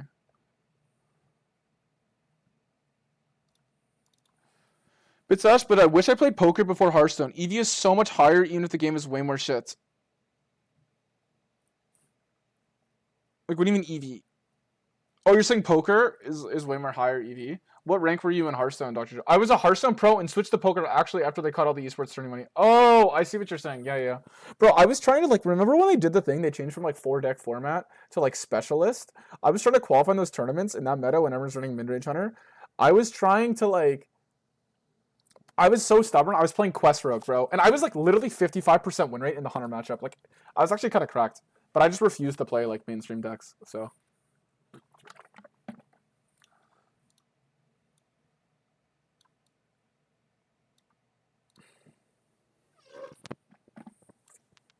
Is this gonna load? Like Yufu.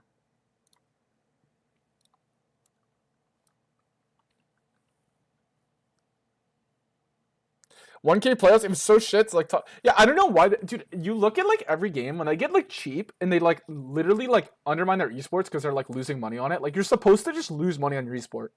You know what I'm saying? Like that's just a given. Like once Hearthstone like just got rid of its esports scene, it just like completely died. Like because the only people that like actually want to grind the game all day are pro players. Like no one else really wants to grind. So then they just lost a bunch of their streamers too. Like you know what I mean? Like those like people. I don't know. I mean, Hearthstone was weird because like it like created so many big streamers. Like the game was going crazy. Play ARAM. Honestly, I think I'm just getting bad frames if I stream. My laptop's kind of like dead. My PC, like I need a PC actually.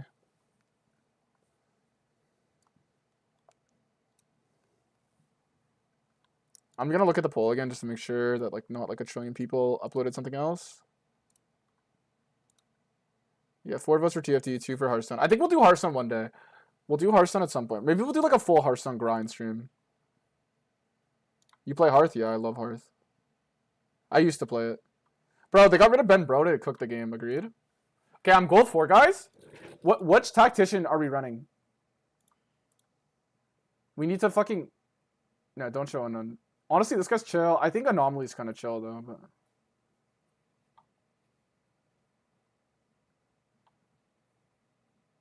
Isn't Linus, like, Challenger in this game? That's crazy, bro. Big fan of Mole. I agree, but that's kind of like meat riding, because, like, it doesn't, like, Dish Soap run Mole? Am I trolling? I don't want to like exactly meet ride. Like, you know what I mean? All right.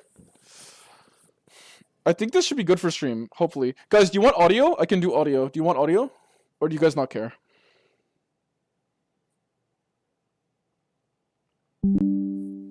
Bro. Also, like the streams. Oh, I forgot I like did this like Alt 4 thing. It's much better, much better. Do you guys want audio or not? Yeah, audio. I need to be immersed. Alright, I got you. Let me know about the volume. Let me know about the volume. Oh, you can hear it. You can hear it. Is it good? I'll turn it down a bit. I'll turn it down a bit. Okay, my audio is actually high key too loud. Like, what the fuck is this, bro? Start with a random 3 cost, guys. All right. Honestly, you're welcome to backseat. You're welcome. Everyone here is welcome to backseat. Hard as fuck. Like, let's hard sweat this. I'm gold for it. I'm actually pissed low.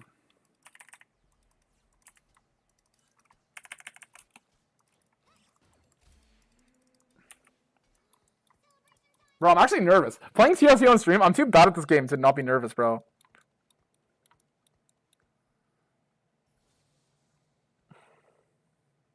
High key chat? High key? Can Briar solo? Is this like a trillion IQ? I think Briar can solo, right? And I sell? Okay, I'm tryharding. Maybe selling Zoe's boosted, though. Surely she solos, right?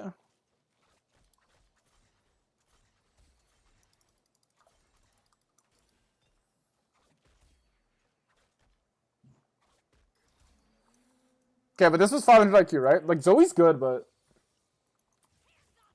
Oh my god, oh my god.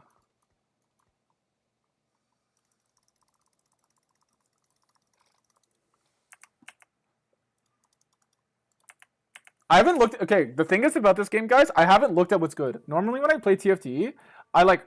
Also, why is my screen... Oh, it's not like fitting properly. Okay, that sounds really sus. Never mind. Forget I said that. I should do game capture, but whatever. Let's just do it like this. Oh, wait. I got it. Okay, we're good. Wait, if I have money, I griefed it. Oh my god. Okay, we're good.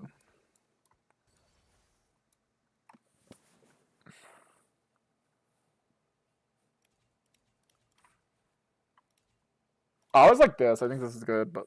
Oh, guys, you know what would be crazy? The bruiser thing. I shouldn't reroll this, probably.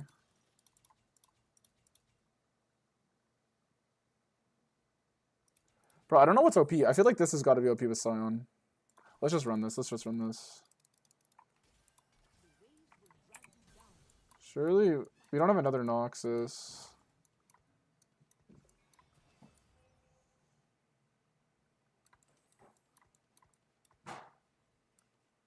I think we can just slam this on Aphelios.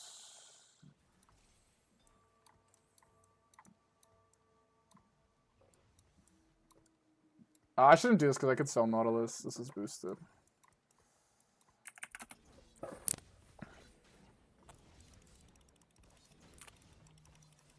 Bro, is the gaming stream too boring, guys?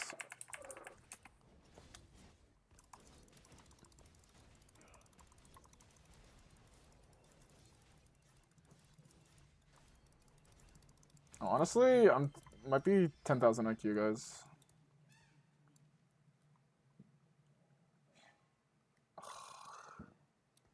Fuck, man.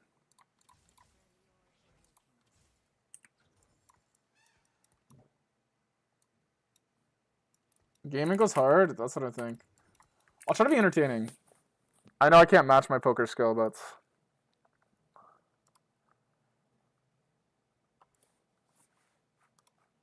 Okay.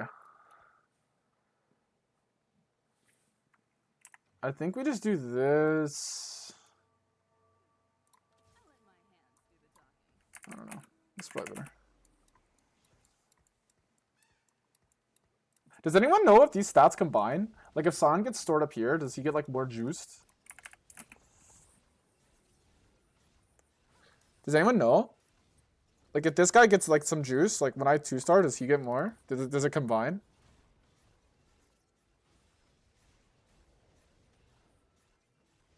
League at all? Honestly, like if it changes after this game, what people want to play, I'll change it. I'll just keep changing it up. We'll see. I'm down. I might be down for League. What frames am I getting? I'm getting like, I'm just dropping frames right now because on my laptop streaming, I think I just dropped frames. What is the Ionia? That's quite a good one, but whatever.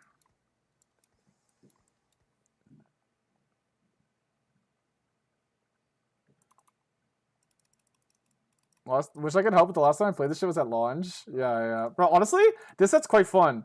You get like quests, and like there's way more units in this game than there usually is. I guess I could try to get LeBlanc, and I could have put this on Scion and got LeBlanc. So maybe I'm griefing for that.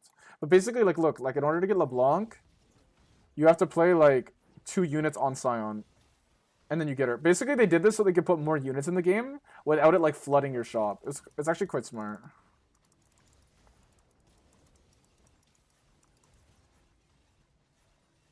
Bro, this guy just slammed his shit.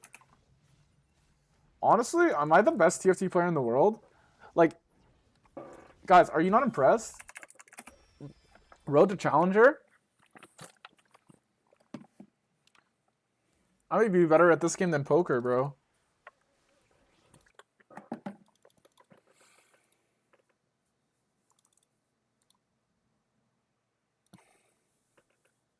What do we even play, though?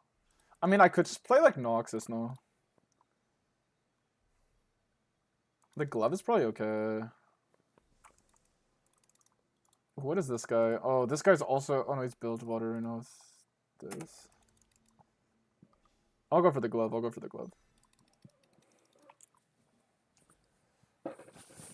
You would rather be a League Pro than Poker Pro? Really? Depends on League Pro. Not anymore, I said that. Okay, our spot's kind of insane.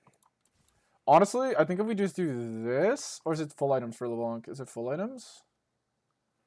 Fuck, maybe I griefed it. No, it's good. Okay, then we'll get LeBlanc next turn. We'll keep Milio maybe, because we can run, like, maybe LeBlanc carry. I don't think it's... I should probably make gold. Actually, let's just level and run.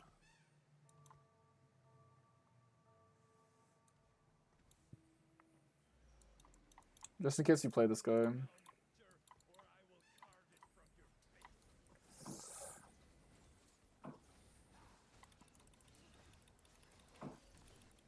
League pros probably make work 4 times as much hours. Yeah.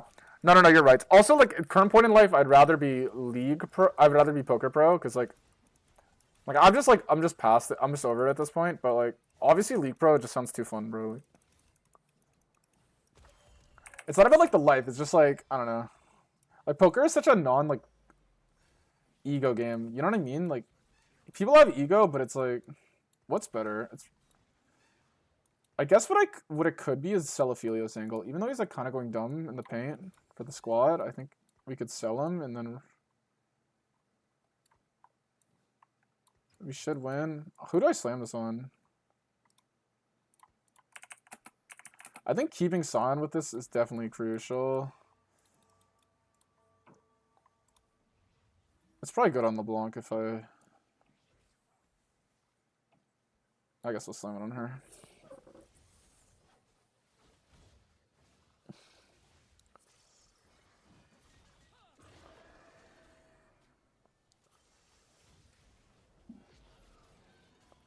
So that's rewarding in poker because of no infinite feedback. When you clutch in, lost so much dopamine. Also, it's like there's not like luck involved. Like also, poker is just like poker by design, guys. Is not a great PvP game. Who you main on League? I was a Fiora one trick.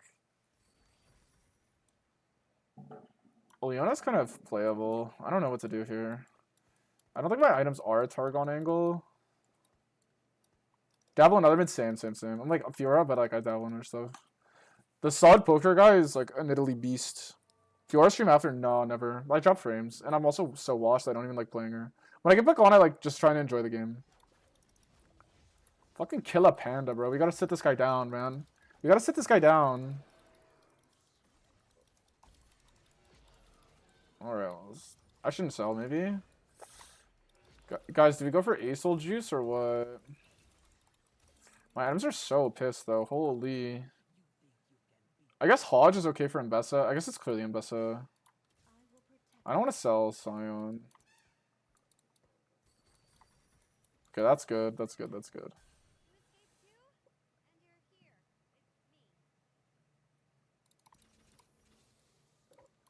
I think this is okay. I think clearly this. Clearly this. Clearly this. Then I don't even know. Is it better to Draven or is it better? I feel like it's better on LeBlanc, but I could be wrong.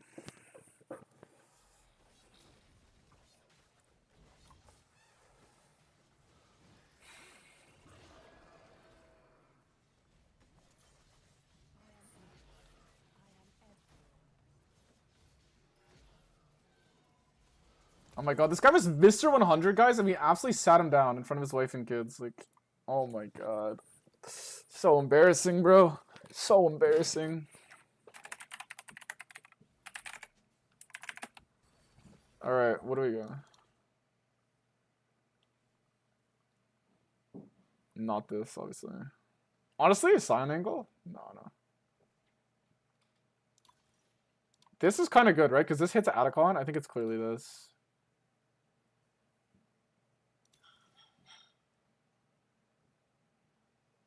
This would be quite funny, but I think it's this. We'll go this. LeBlanc 2 is crazy. This isn't poker. Whatever, guys. Like, whatever, Frog. Yo, Frog, I accidentally saw Yohn's hands in the fucking Discord today. I was doing a hand review, and I accidentally fucking saw his fucking hands in the hand review. Just completely griefed.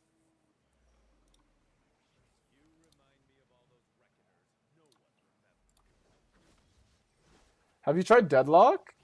What is Deadlock? Is it a game?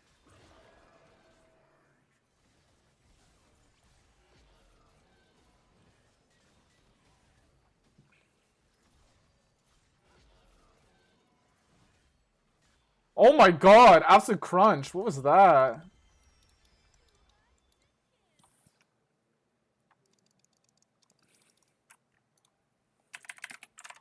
I'm gonna DM my friend.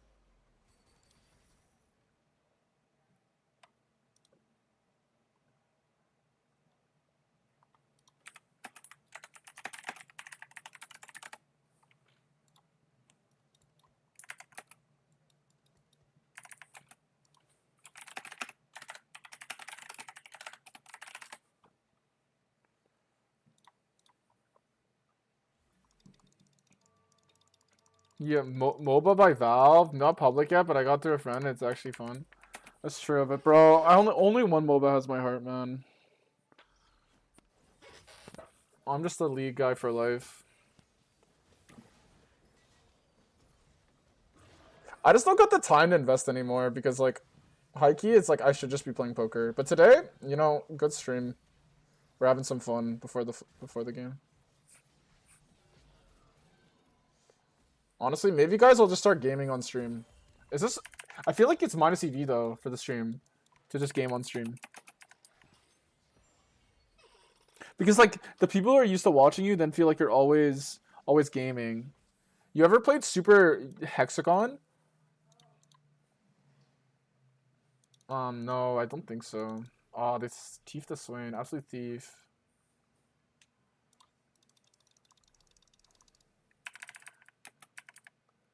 Honestly, guys, I feel like I could just be the best player in the world at this game. You know what I mean? Like, surely I could just be the best in the world. Like, can't be that hard. Wait, we'll go. Oh, Scion's kind of cool. Well, as if. Wait, this is good. We want double gargoyle, right? How does it work? If they're the only one in their row. Okay, so that's important.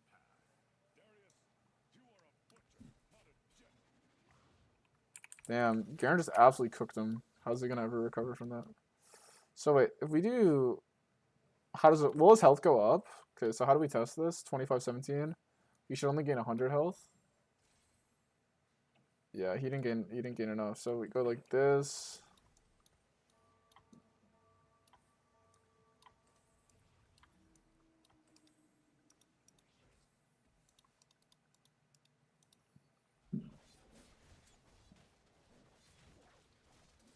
It's a third-person shooter MOBA? Okay, that's kind of cool.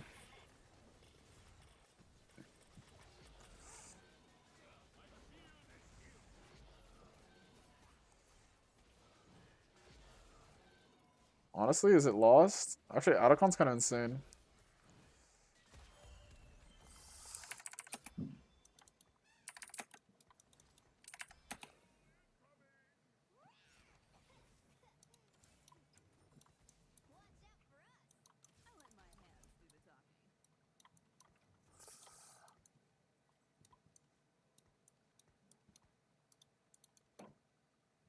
Okay, this is what you do, I guess. Do it like this.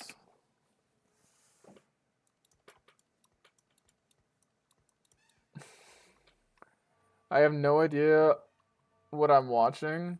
Bro, it doesn't matter. It's just content, guys. Basically, I'm becoming pro in this new underground game, TFT. I'm gonna spend $10,000 for coaching. And yeah.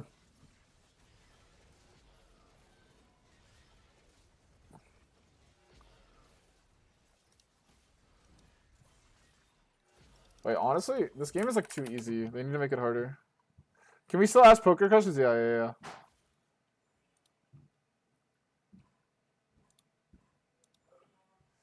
Let's still ask poker questions. I do not mind. Is it just this? How do I edit my description? It's gotta like load. I'll put in the title.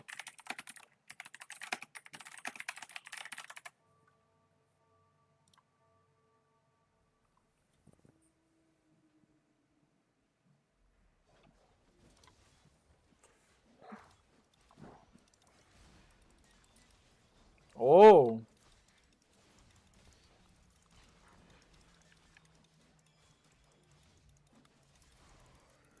Honestly, guys, if you guys know any TFT organizations, hit me up.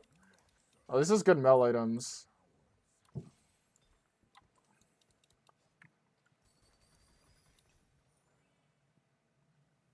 Wait, what happened to my Loris? I swear I had one. I swear I had one. Did I lose to anyone? I don't think so. I maybe. No. Honestly, maybe the Void guy. Maybe it's a level angle, but I can't get him as stronger because I griefed. I don't know if I want to go double GG though. I feel like I should greed. I guess I could run it on Fiddlesticks late game. But who even like runs it right now? If I hit like a better unit, we can run it. This is the Void guy. I was worried about him. Never mind. I'm an absolute issue. What the heck?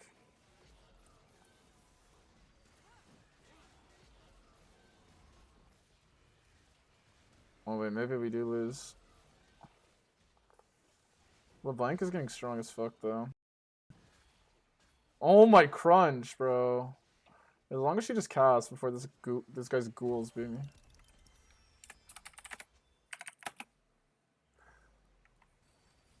Okay. Okay, let's see. I have a poker question. This looking like a Raid Shadow Legends, bro. What are you talking about, bro? That's slander. That's absolute slander. By the way, check the Discord, by the way. People voted for this, okay? Mess Hall, Salvage Bin. Plot Armor's good. Your team, because like it buffs Atacon as well, but our team already has armor, so it's like less good. Pair of fours. Do we run exactly 2-4 costs? I mean, Ambessa carry might be okay with this. Let's go. Let's run it, because Ambessa's going to be 1v9. Okay, we can run this chick for a bit. I'm starting to lag. Is my stream connection dying? Guys, is this stream good? What do you think about skipping stakes if you have a proven winner to one? I mean, it's okay. If you like want to skip from like whatever to whatever. I don't see why you would skip though. It's definitely viable though.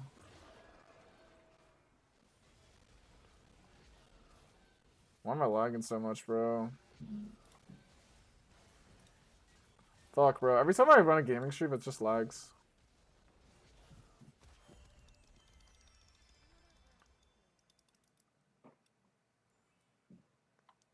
I think we just go fast 9 here.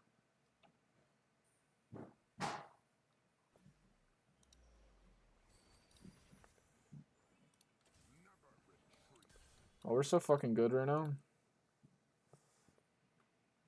You've inspired you? In which way? I mean Riven 4410. Oh.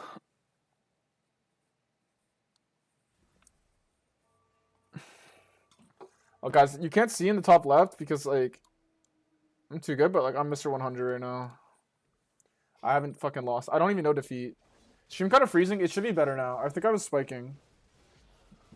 Oh, shit. I might be in danger versus, like, Kill a Panda guy. He's kind of insane. Oh, LeBlanc is kind of cracked, though. LeBlanc is kind of cracked, though. Yeah, look at my MS, guys. Oh, my God. I don't know why it's doing that. Sorry, boys.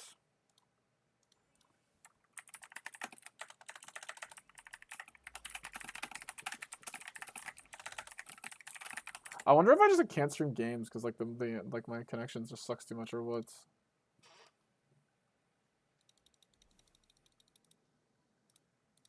Is it good or not? Like, is it watchable or what?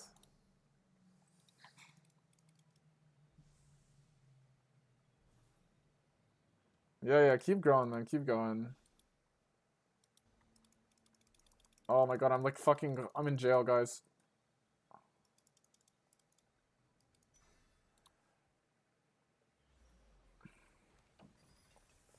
Maybe I should slow roll for Mbessa and Swain.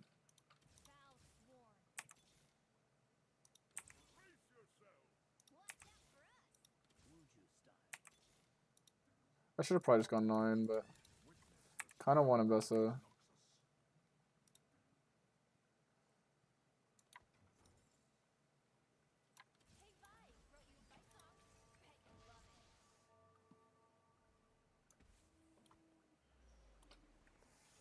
Okay, let's have this. Let's have this. Honestly, am I just running this rest of the game? Like, this guy's kind of OP. I mean, Wu 2 is like such a good run, but I guess we'll just do this. Should have already put in Swain over like Draven, I guess. I might lose because of that. Yeah, Shyvana is so OP, I'll probably just lose. Whatever, first loss, first loss. I rolled too, I shouldn't have rolled.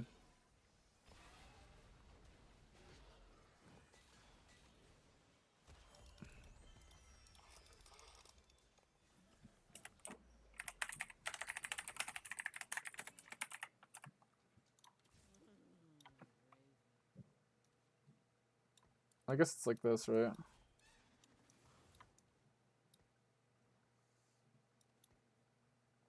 I guess like Piltover's like slightly playable. Maybe late game Swain's better. I think I'd like drop Lox to 7 as well late game. I doubt I dropped Scion though. He's like already got so much bonus health. He's probably tanky. We'll see. Probably want this girl from Mel, and we got like the best augment. Darius is so useless. Oh my god, he dies instantly.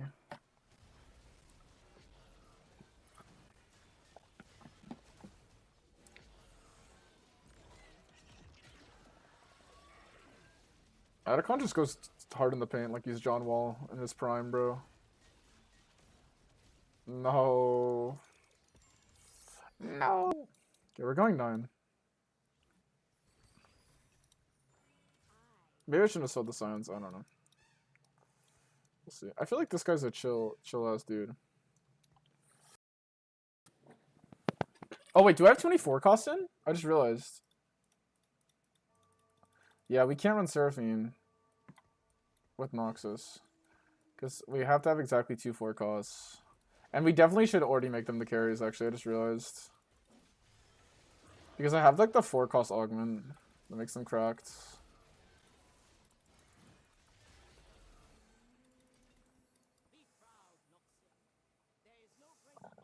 I think I want a sword here. Oh, I didn't get one.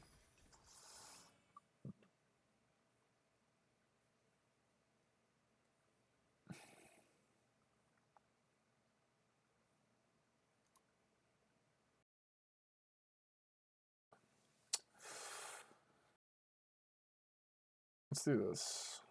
This lag is. I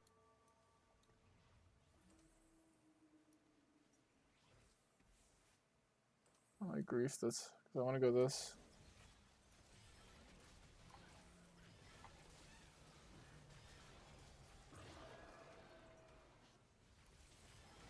Whatever best item comes back.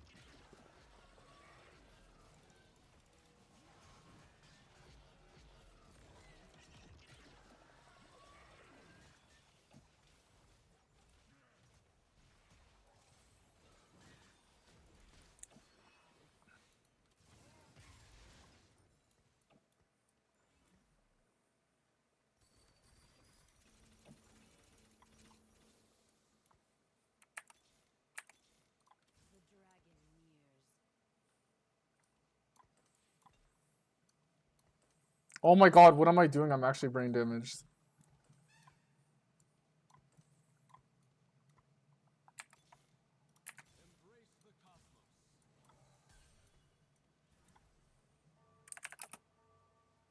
What do you think about hard work versus talent when it comes to poker? I mean, half the talent in poker is learning how to work hard, right?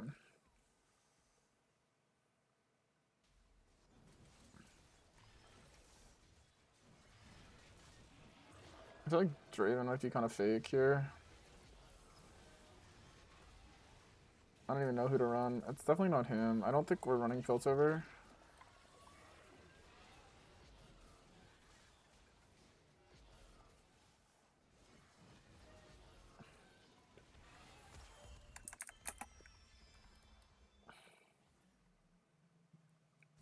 Maybe it's not Shiv.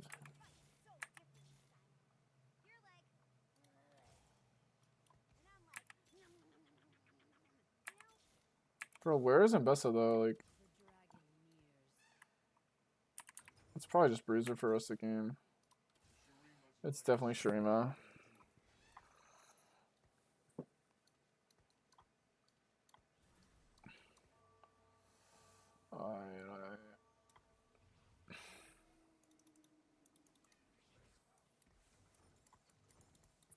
And we swap Mel for Draven. That seems good.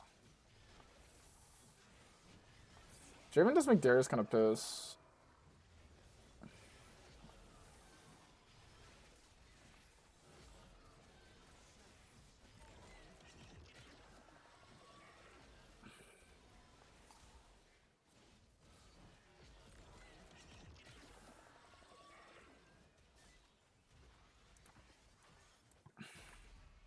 Oh my god, shut up, bro.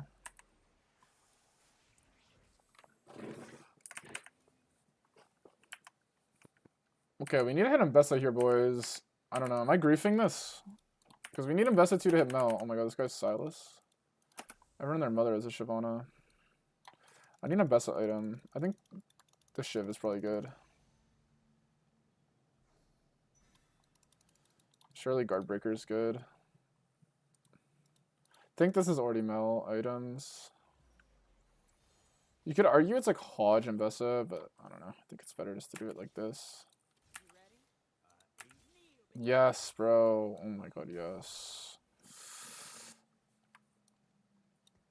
I don't know. Do I sell this? Maybe like we downgrade from Noxus 5. Like we get rid of Briar.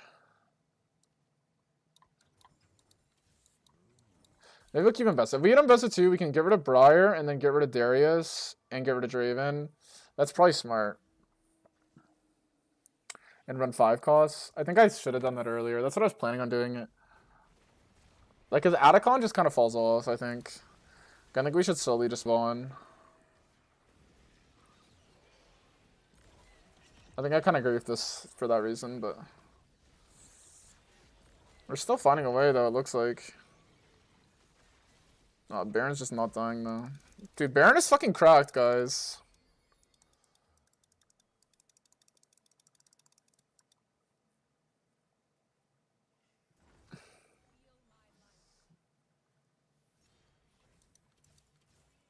Okay, the thing is, if we run... Nasus, we have to drop Swain.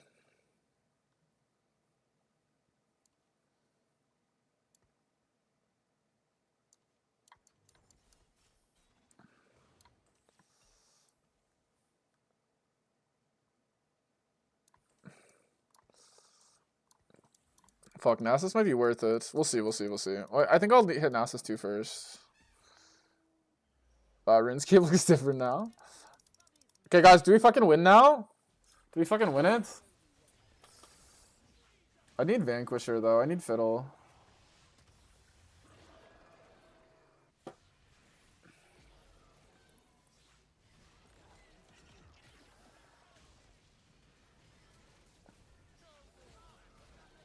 Oh my god, Vayne got... I mean, my fucking chick died, bro. So depressing.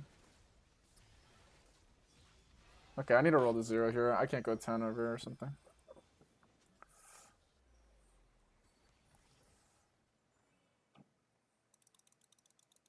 We'll see, we'll see.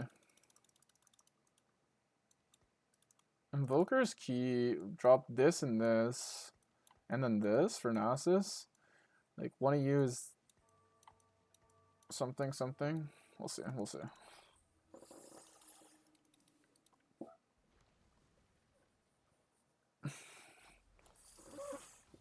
Because I think Nasus is key. Like, we need frontline, and Swain is just not getting it done. We need a Fiddle. Okay, we'll see. We'll see what we hit here. I think Declaw is OP for the champs we're playing versus. Okay. Hit Nasus.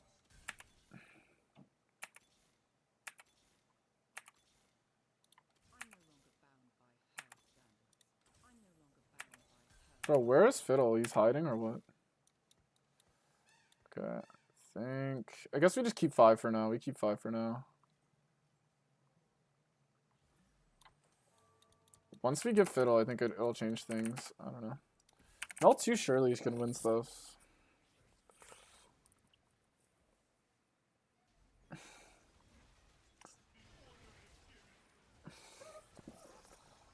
Bro, Swain is pissed, bro. I mean, Atacon should help, but...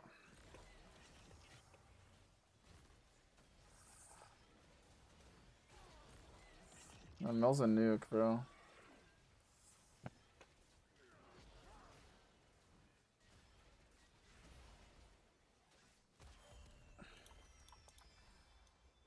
Okay, we need 2 shivs, and we need 1 Fiddle, like, literally just 1 Fiddle. And then we'll drop from 7 to 5, I think. We could even play 5 Disruptor, 4 Disruptor. Maybe 4 Disruptor is actually good. Maybe I should buy Mel's.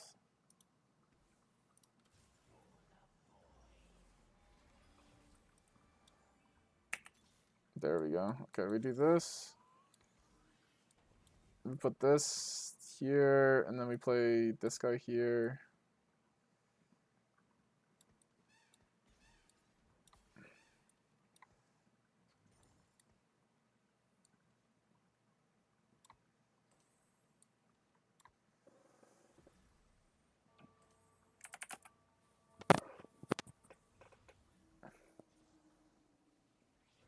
This should be a big spike, I think, but I shouldn't shoot my fucking...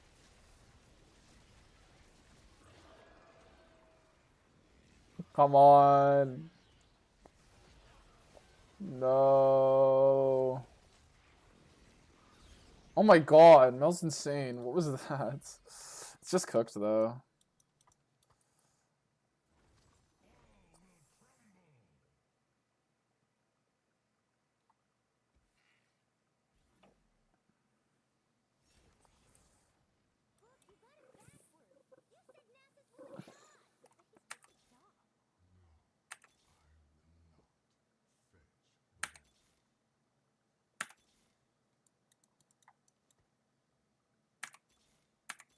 I don't know, I grief this game, boys.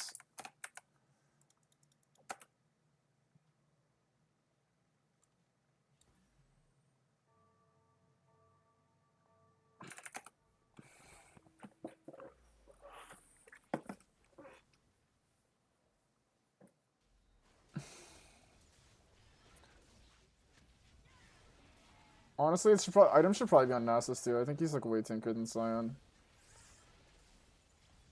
I just need Vel to cast before she gets one shot.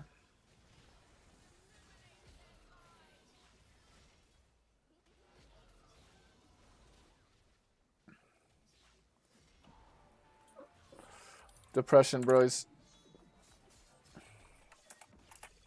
Dude, I'm getting fucking roasted, man. Can someone give me this guy's IP? Alright, guys. I'm a BRB. I'm gonna take a piss.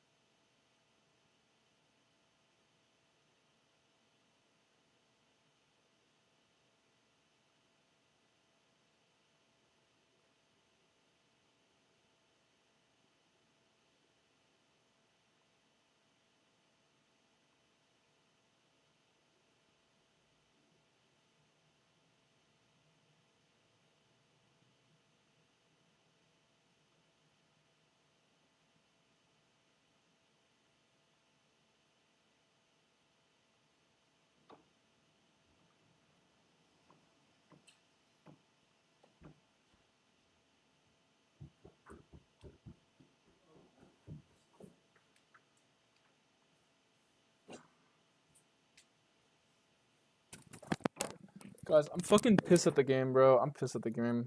How do I not top 1? Oh, how do I not top 1, man?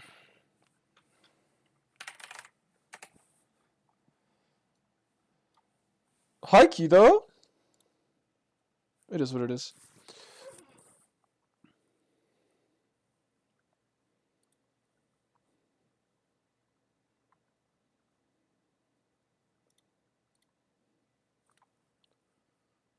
Bro, was the stream unwatchable, guys? How was the lag?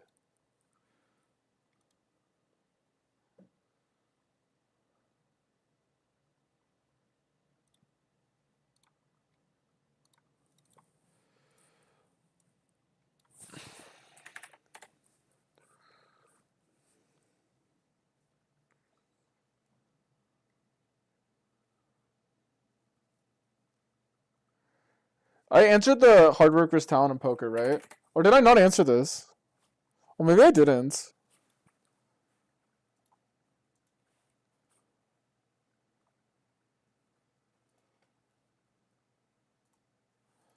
Alright, boys. I'm gonna lock in this one. They call me literally my like I'm top 2, not 2. Like I promise. This one, I'm top 2, not 2. Chat engagement's gonna be cracked. Answer my skipping stakes question. Alright. What do I think about this? I mean, I don't really understand why you would want to skip stakes. Like I would have to understand the situation for why. Because it just makes sense. Like if you're a 10-0 player, like why do you want to play 50? Like you could just play 25. Like if you're rolled for it and you're like absolutely crushing, then like yeah, you can skip stakes. I mean like there's no reason you can't. There's no like hard written rule you can't. Like do I recommend it? I mean I don't mind it. Like if, let's say you're like there's someone a millionaire, right? Like I'm coaching Jeff Bezos, right? And he's like, oh, I want to play, like whatever. Like okay, he starts beating 2-0. I don't think he has to play 5-0. Like if that's what you're asking, or he's like crushing 200-0. I mean he can go play like you know what I mean. So there's obviously like it depends on the situation. Bro, is Jinx not just a piss unit in this game, guys? What are we saying? Chat, you guys can decide my comp. If anyone is actually watching and sweating the game, not just... You guys can decide. I'll play whatever you guys want. Like, let's say I have a 25 the 4-minute roll, I'm just giving 100. If bankroll is an issue, yeah, you can do that. If bankroll isn't an issue, the option's always okay. Because think about it, like, what's the worst that can happen? Fuck, I should have made gold, eh? I don't know, last time I made gold didn't work out for me, so now I'm gonna play it differently. I do like Vayne as a unit. Oh, I should have bought Caitlyn. High key. And Nivea 2 is like so broken.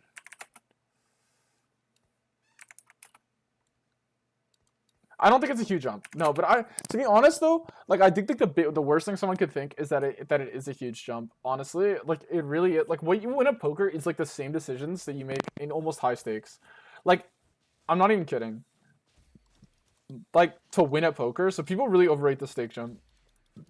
Like what winning poker is very simple. Guys, do we actually play Zon? I never play it. Fuck, I should have made gold. Okay, I thought it was too late, but it wasn't.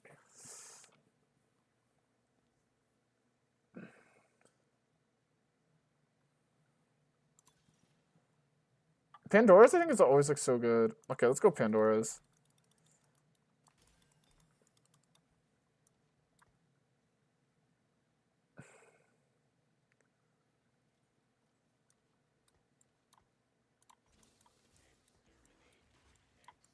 Guys, I'm playing Zon. Okay, wait, is it just IE?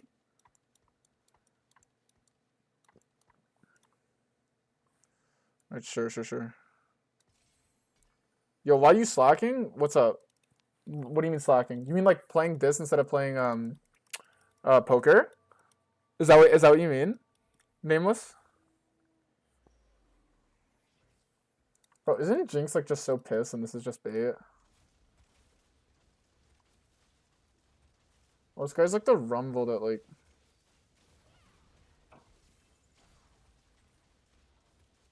What is this? Uninteractive gameplay. Bro, that was so uninteractive, bro. What was that?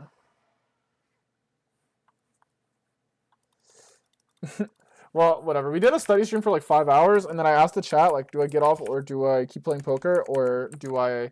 This is what I pulled the chat. Okay. They said, what do I do? Lol. Poker, study, you're a one trick. Hearthstone, TFT, or chess. And it was 0 votes poker and like other games. So I just ran that. Obviously, I understand that like my viewership will be higher playing poker. I'd be playing TFT on the side while I multi-table. Dude, TFT's lit. This set is so good though. They absolutely kicked with this one. I feel like I should run a bruiser, but nah, we'll just keep Anivia 2. Anivia 2 like fucks, bro. Jinx is just the worst unit ever created. Like, she's so useless. Like, you need like unkillable Demon King frontline.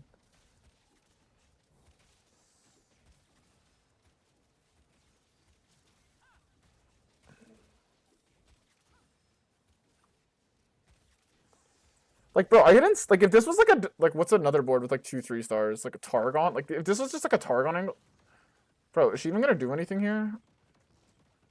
Oh, maybe. Hold up. No, Anivia 2, you're supposed to do damage. Oh my god, so fucking pissed, bro.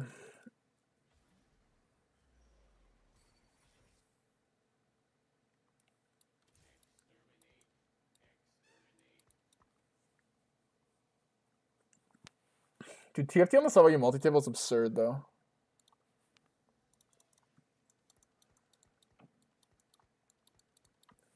I feel like I should like look at high key what's good in this game, but then it's like kind of gets boring. So whatever. Losing health early is good because then we can get singed. High key is a lose streak comp though. Is 7's not ever worth? It's probably not, right?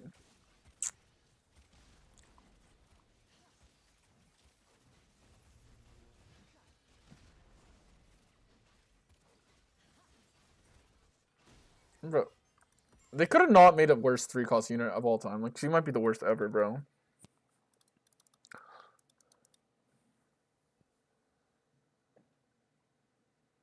You need Rageblade just to get her shit. It's probably like Red Buff is probably the best, right? Like, surely Red Buff's just OP on her. Okay, we'll grab her here because we have Pandora's.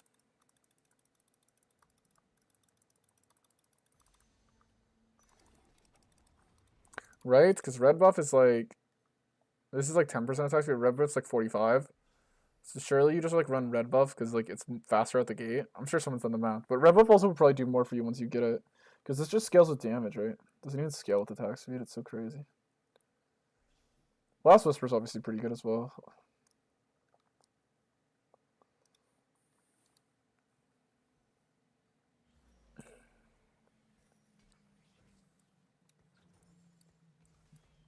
I got a Gunslinger, but I feel like Gunslinger is like worse.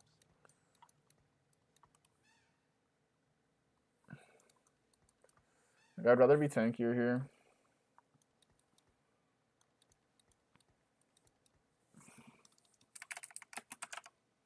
Guys, did you guys enjoy the study stream today? Should I do it more often? I like streaming on 0 delay though, Like streaming on 4 minutes, it's like so annoying. Like I feels like I can't even like do anything. So I guess we'll just go like Gigabytes. We'll just go like Last Whisper and then probably Giant Slayer. That's like surely Gigabytes late game.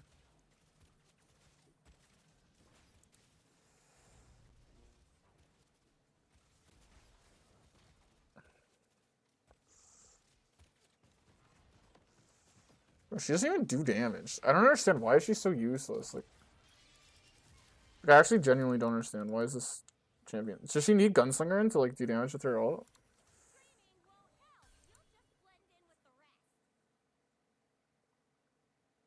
Alright, we'll run this, we'll run this.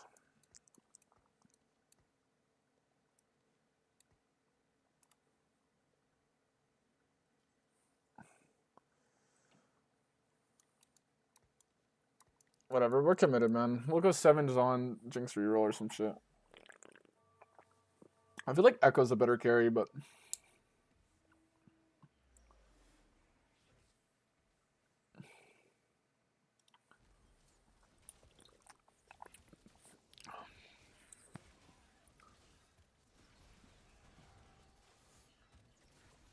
bro, even Jinx 2 and I'm gonna lose. It's so disgusting.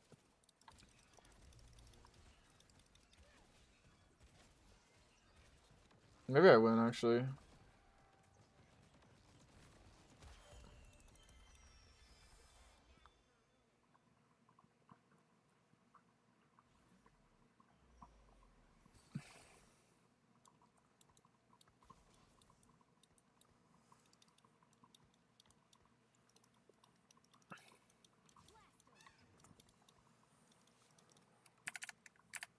Guys, is this Zonboard not like terrible or what?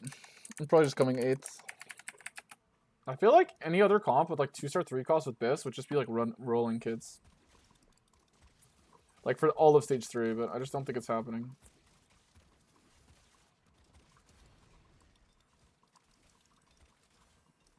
I mean, do I just go Biz Jinx? I probably want tank item.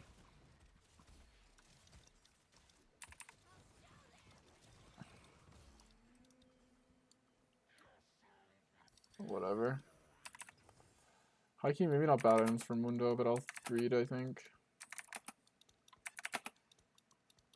I'm okay with losing 1 more, right? Because then I get singed. Yeah. Wait. Oh no, you gotta be at 65 health. Okay, 2 more. And we'll get singed, and then we'll... Oh.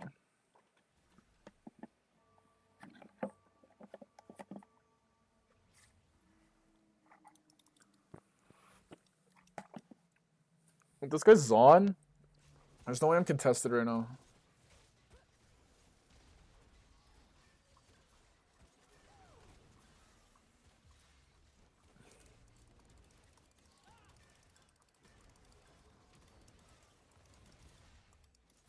Bro, I actually lost though. That's so hilarious.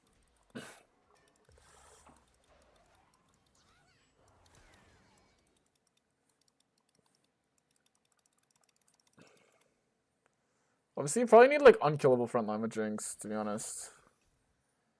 Soko's Revenge? Yeah, that's iffy.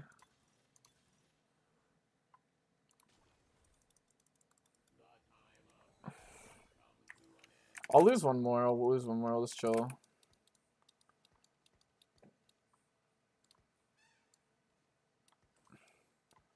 Honestly, both these items are quite good. Maybe I'll just slam both. Yeah, sure.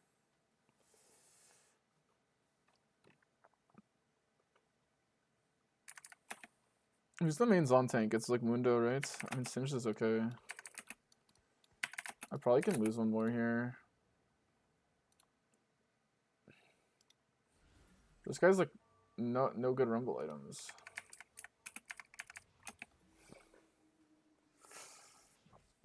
Tomorrow we're gonna fucking... Guys, we can play 2K and L tomorrow. Isn't that crazy?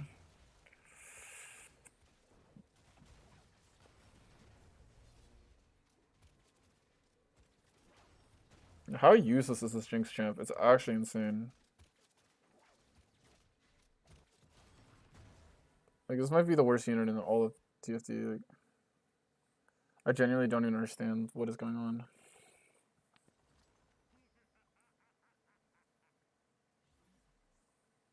So you just need 2-star Vi and then.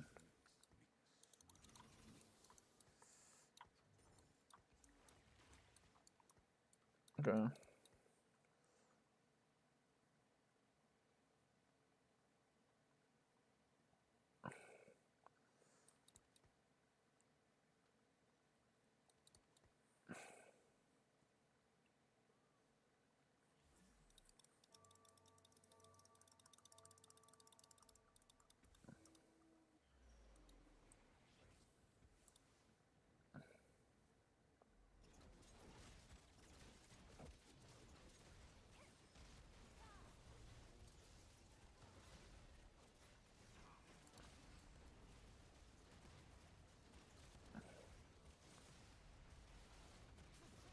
The swing carries so hard. I mean, Singe carries so hard. It's crazy.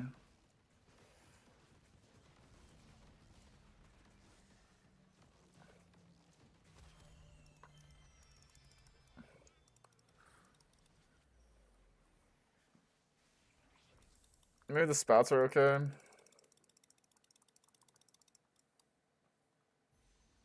I can make someone a Zon unit that's not a Zon unit, so I'll go spat. That's gotta be OP. Like, who could I make a... I guess I could make, like, Lucian a Zon unit. That's gotta be good.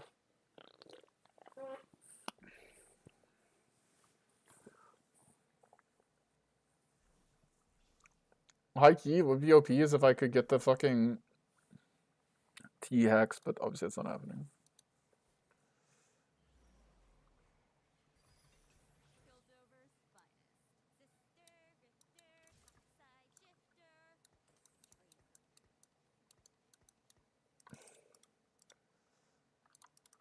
Oh, wait, I could already do it.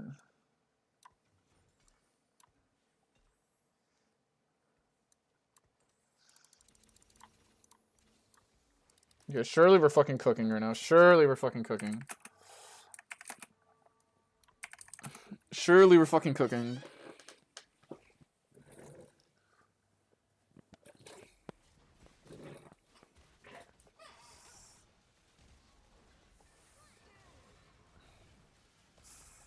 Wait, what is my thing? Wait, this surely is OP if I put it on like a tank or something, right?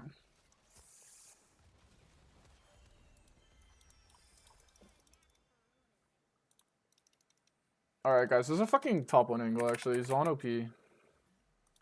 Jinx is like no damage, even though it's like... Okay, we're about to get the wick.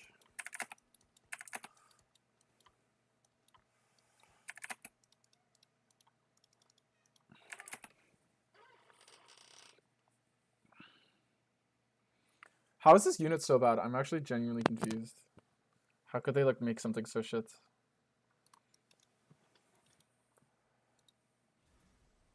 I'll probably play one more after this, guys, and then get off.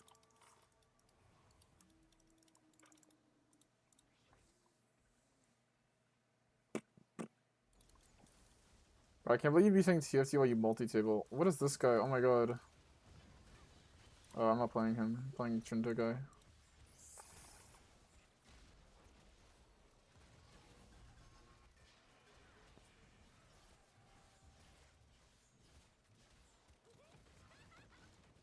Dude, it takes forever, bro. It actually takes forever for her to get it. She needs Rage Blade, I guess, bro. Or Red Buff. Like, she actually can't get it without it.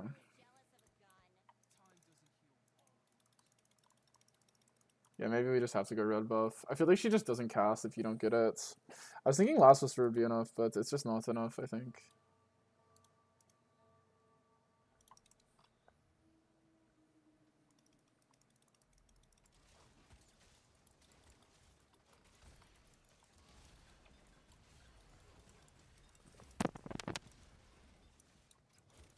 That's actually a good Warwick item.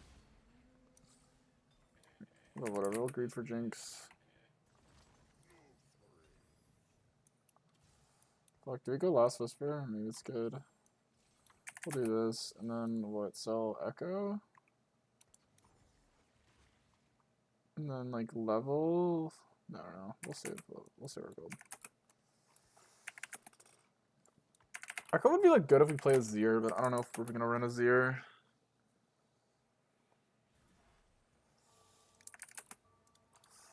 I mean, I guess this is okay.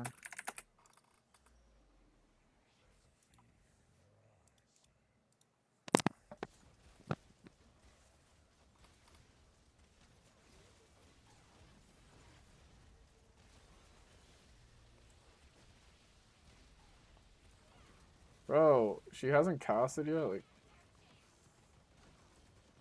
this unit is so shit, I can't believe it. Bro, like, I can't even run this unit. Like, it's so bad. We'll try to just get, like, Lucian, I guess. And, like, swap and put all the items on him, I guess. Like, I actually don't understand.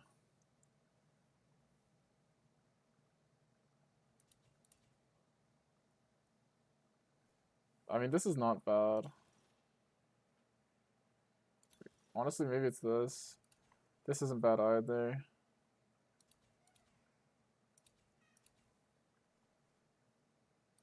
I guess, okay, honestly, it's probably this. We'll go this. I don't know.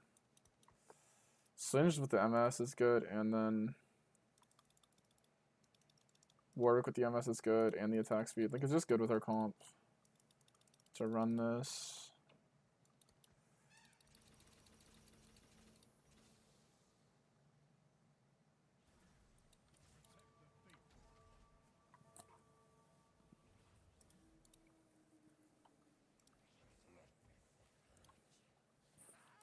This guy's insane. This smallest guy.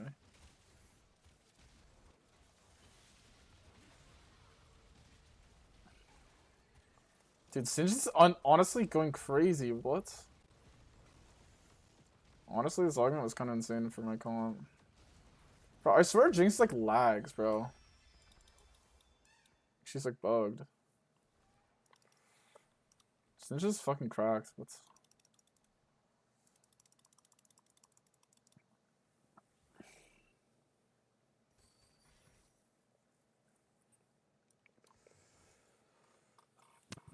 Who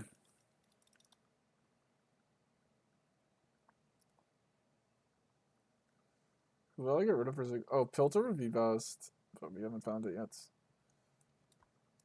Honestly, it could be get rid of Warwick. We'll see. I don't see. Oh, maybe it's Mundo as well.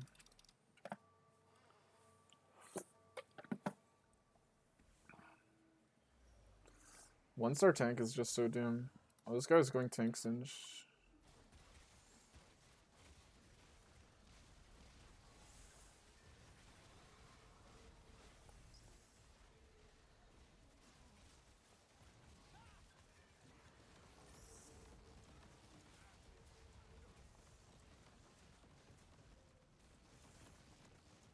Oh my god, oh my god, oh my god, oh my god. Actual ruler on the map. Actually, ruler, bro.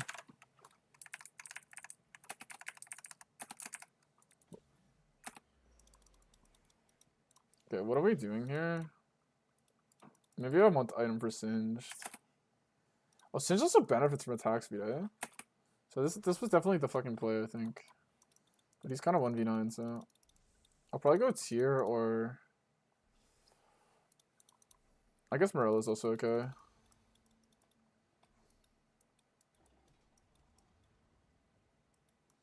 I should probably just go tier because the list is more, but I don't know. I want to slay Morella right now. I don't have anti-heal, so... I think it's good. Okay, obviously this is a Lucian.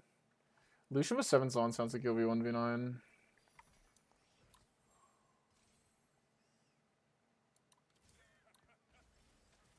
Okay, we'll take this. Let's take it.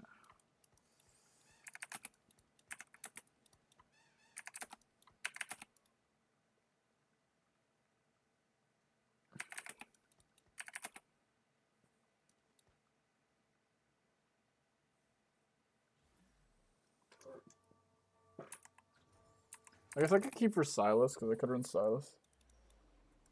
Oh shit, this Alai might be crazy.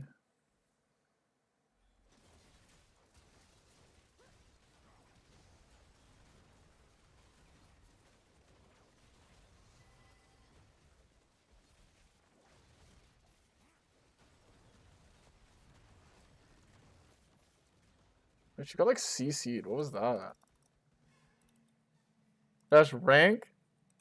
We're in gold, bro. We're in rank. Never mind, we still steak. Are you a TFT viewer? Maybe the Windows to play. I'm not a TFT streamer, bro.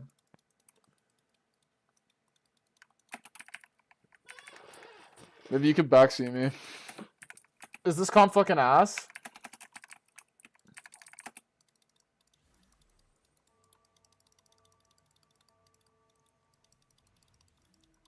Master at 1000 L, golden TFT. Priorities valid though? Yeah, you gotta keep the priorities valid.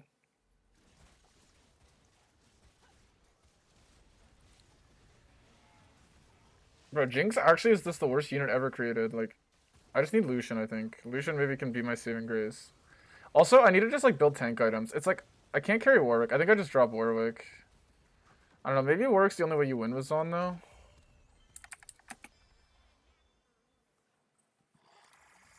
Bro, I don't even know. I think I want to keep this. I want to keep this. I don't know. I want to keep Piltover because Blast Shield's OP. I can probably drop Mundo. But Warwick's pissed without items. And I feel like I want to, like... Ideally... I don't think I need Jinx items late game. This unit is so ass. There's no way she'll do anything. So... I don't know.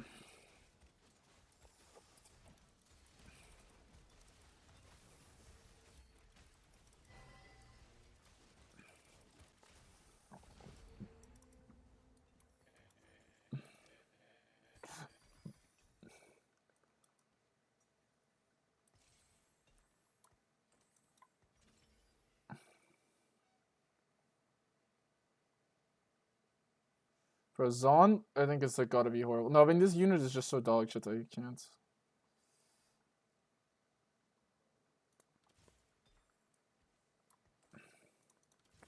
Okay, I'm about to go 9 so we can get Ziggs. Oh, I forgot about Ziggs, honestly. Fuck, I kinda grieved. I mean, whatever, we'll go Singed item. We just need Singed 2. We're gonna go 9 and just play all the 5 costs here. Whatever we get, we're just gonna figure out how to put it in. Okay, honestly, Singed is kinda cracked. Oh my god.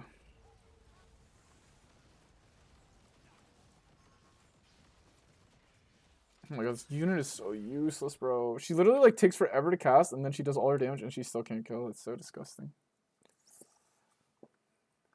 Yeah.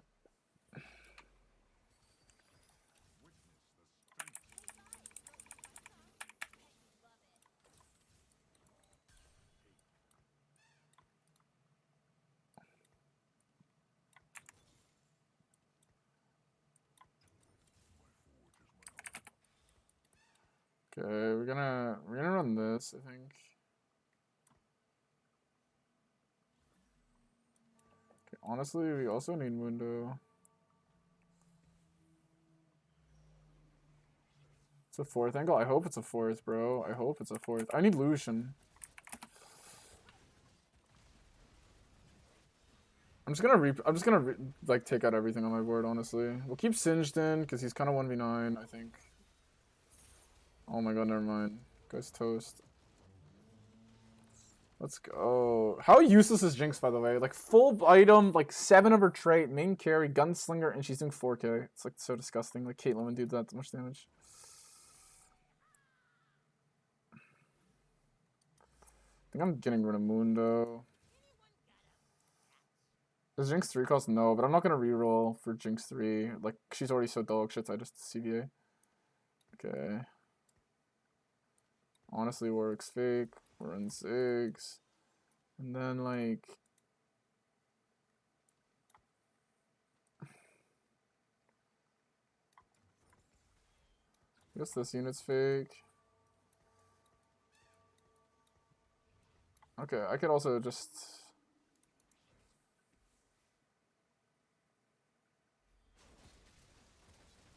Nah, 7's on is key. What am I doing? 7's on's key. I think I have to play 7. I think I have to play 7. I just need Lucian. I think it'll show. We'll roll. Blitz comes back, right? I think I have to play 7. I think it's like 7 or 3. I don't think there's anything in between. Good luck in TFT King. Thanks. Appreciate you. This game is just an absolute eighth. Do you ever plan to switch to live poker? Or do you plan to go online?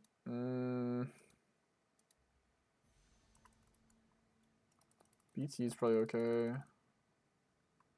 Maybe it's no, maybe I'm wrong. Okay, let's go BT first for Singed. Okay, let's just drop the threes on, I guess. I don't even know. Sell you. I don't know. This is so boosted.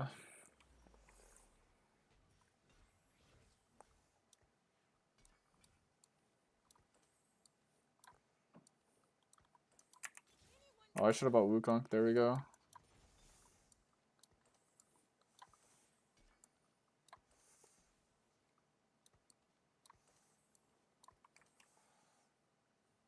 Six is on.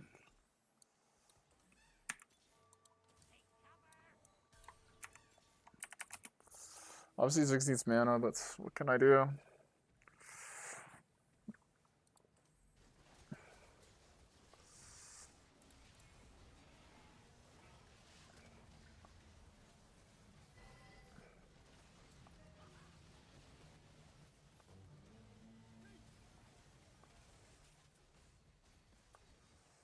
Let's go, Lucian! Fucking cracked, bro.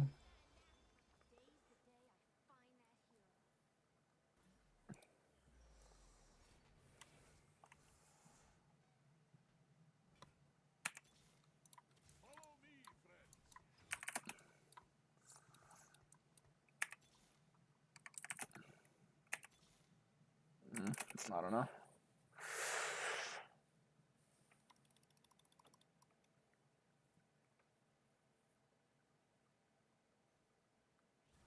These units' synergy seem good, I guess.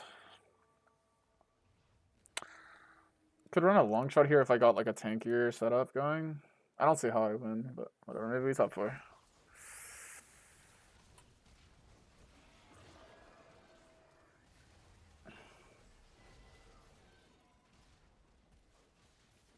Come on, Ziggs.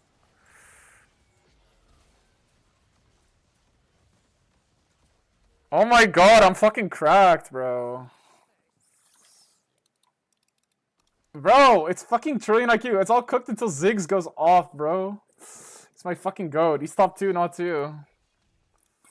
Honestly, I'm kind of cooking here right now, chat. I'm kind of fucking cooking.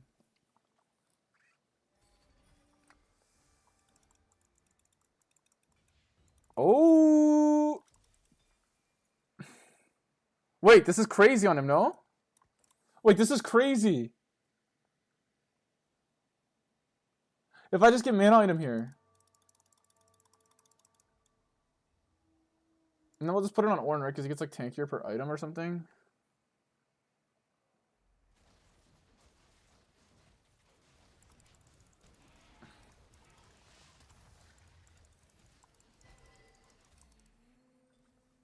We could drop like high key drop MF and run Kaisa, like drop Jinx and run the Kaisa. But like who do we no. Mana. No. Is it frontline? It's probably just frontline. Like Archangel is just too pissed. We'll just go Shiv item. I think Shiv can 1v9 and then we just gotta roll.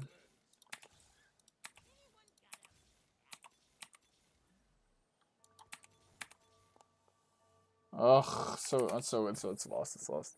APM 2 fucking shit. Oh, it should be 6 cell. No, he same sided me. He's too smart.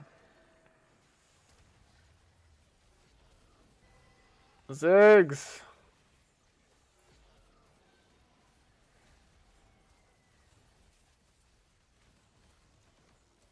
Okay, honestly, 1 unit though. Only 1 unit. What do you mean 1 unit? What do you mean 1 unit? Killed me.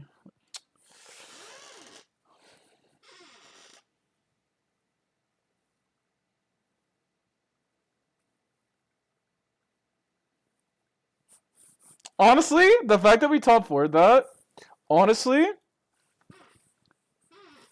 whatever. Zon is so. I got baited because I hit Jinx in Mundo in the open. I was like, surely this comp is playable if you hit Jinx in Mundo in the open, right? Like, imagine hitting like fucking GP Nautilus in the open, right? Like, you're just like completely chilling entire game. But if you fucking hit Mundo Jinx, like they're the both the most useless champs. Honestly, though, I did grief though because I went Pandora's, and I went Bis Jinx. I should have just definitely gone Bis Mundo. Like if I went Bis Mundo, I would think I would have full streaked.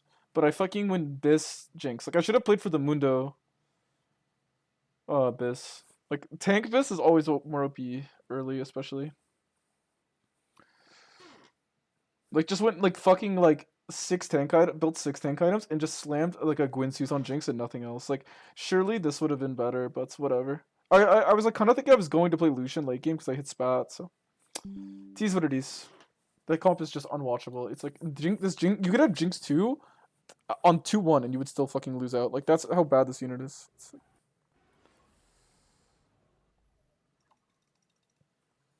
Rift Herald. Alright, alright. This might be my last one. Maybe I'll play 2. Alright, tomorrow guys, we're fucking top winning leaderboard though.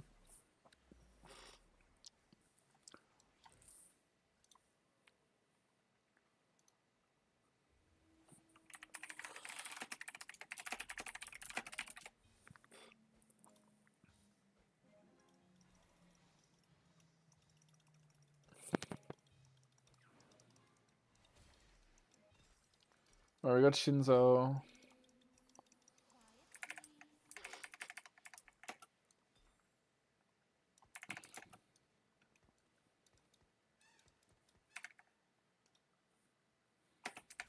Yeah, this is a guaranteed top one. I'm locked in for the holidays here.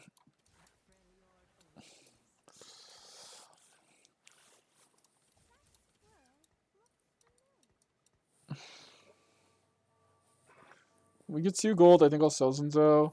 Honestly, Demacia early is not bad. But... Yo, guys, chat, what are you feeling? Yordle or Demacia? We're gonna get gold here. Okay. So...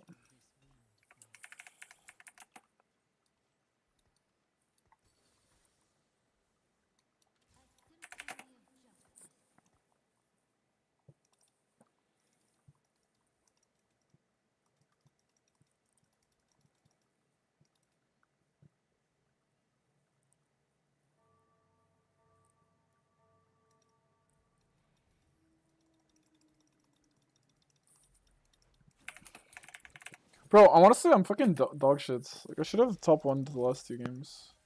Is that enough gold? No, it would have been enough gold if I had full sold.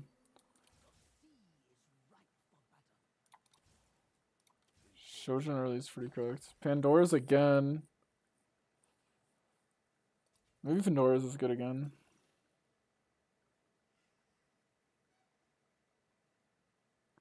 Bro, this is more fun. Let's go with this. Oh shit, is it Yordles?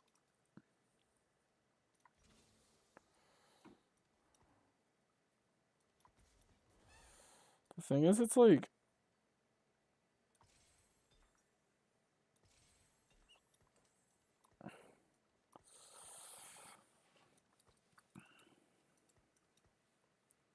Okay, we'll see if we keep hitting Yordles. If we keep hitting Yordles, we can play it.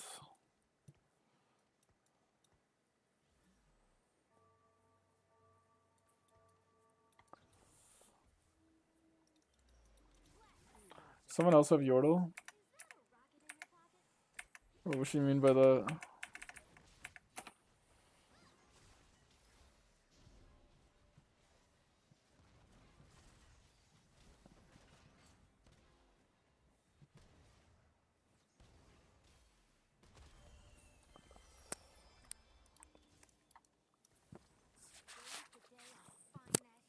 Fuck, I could already go 4 Yordles.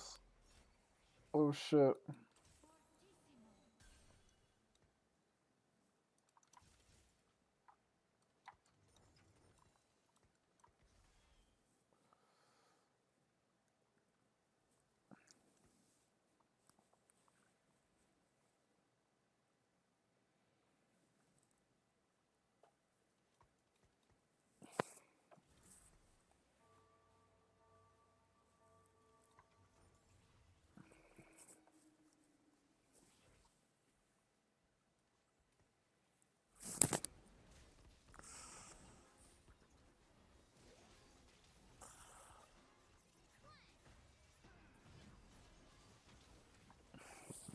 Wait, how OP is my comp? What the fuck?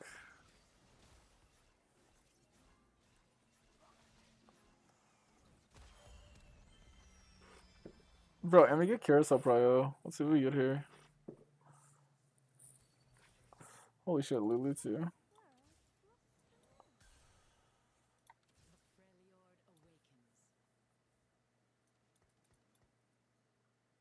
I should probably make gold here. I'll sell one Tristana here. Or I guess I'll sell the Rumble.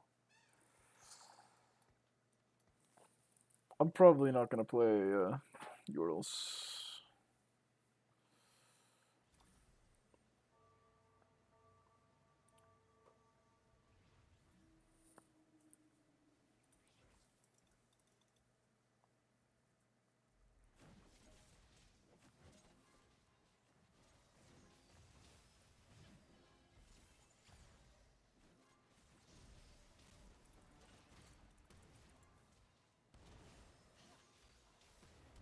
No, no way I lose.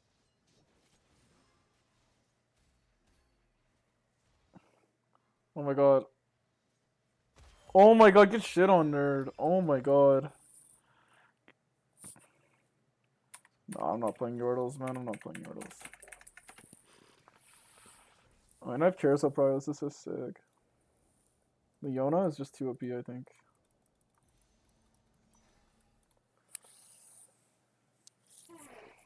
Obviously, Demacia would have been nice, I guess. Like, what, Vayne or Zinzo or Jarvan? Guys, maybe it's a Rise angle.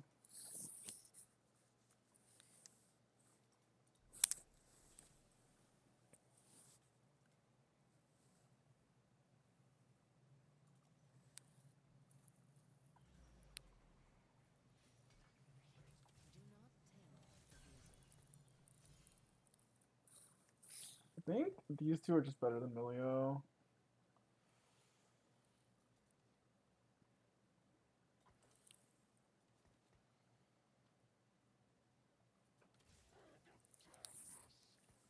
Keep Leona, honestly. We have good ASOL items, actually, if we were to hit Leona too.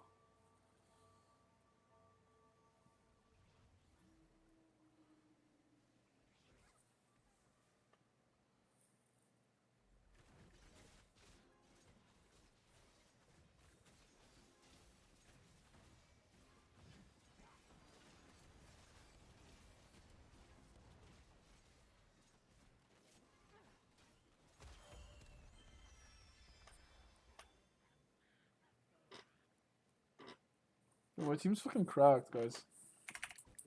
We're about to get 30 more gold. Maybe it is. Maybe it is an ASOL. If we can look Bucks Leona too, I'll play her.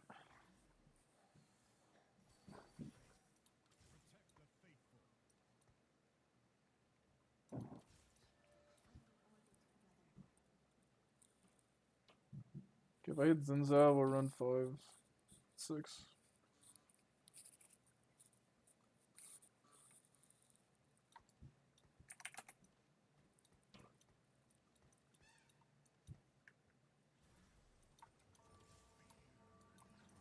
I know I can hit Nautilus too, but I think Nautilus is just better because when I get Zinza, I can also run Nautilus. But I don't know if that matters actually because I'm always gonna run Nivea.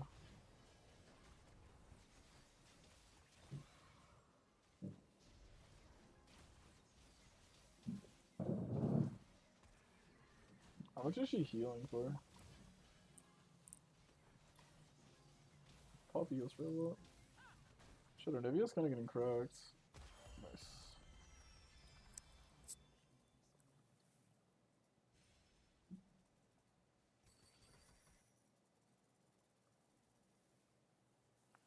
It's a high eco game.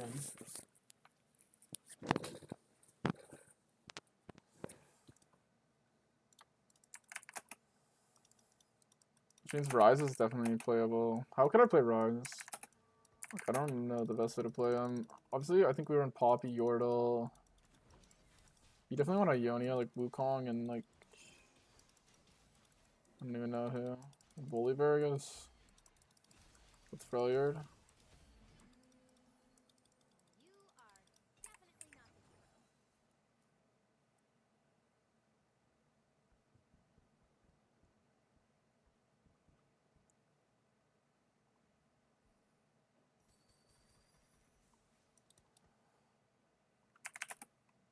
I don't even know what to slam here. Could go Gunblade. It seems pissed. Could go double Shojin. I guess double Shojin's probably okay. For now. Let me just slam something else. And then we could go Morello. I think we'll save this for something. Because I think like we could run Shojin on someone else. But it's good for now.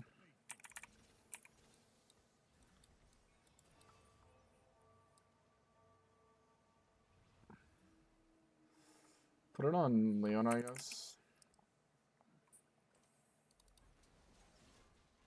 Hi. I wanted to tell you what's happening. I'm a bit frustrated about not getting to 5NL. Seems like I'm going through a rush. I was at 250 on Monday, now I'm down to 135. At 5NL or at 1-2? You're probably going through a rough patch, but also you might be playing bad because of the rough patch, you know? Just stick to what you were doing before. And keep working on your game, you know? Do you recommend I keep injecting, keep shooting? I can tell you that in 30 games I was minus 8B100, and in those 3 games I've gone down to, by fixing the leaks in the big blind and the small blind. I mean, that's up to you. The thing is it's like, okay, if that's like, I think you could like keep shooting, but like the thing about playing micro stakes is like it's good not to just rush it. I guess we'll go with this, I think. Maybe that's bad actually. I don't know.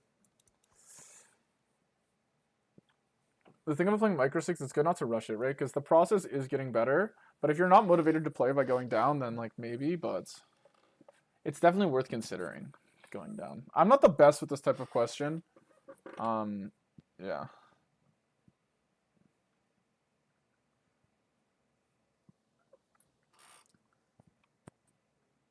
I would like really, really focus on just like plugging your leaks every game. Because like, honestly,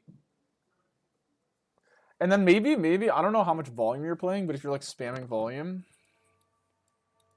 I'm never gonna like recommend you to inject your money, like obviously, because yeah, but I mean, I don't understand exactly what you're asking. Like you're asking like, if you keep getting better, just keep trying to get better at the game. Like you said, fixing your leaks. But the thing is like, wait, sorry, I'm looking at this, but.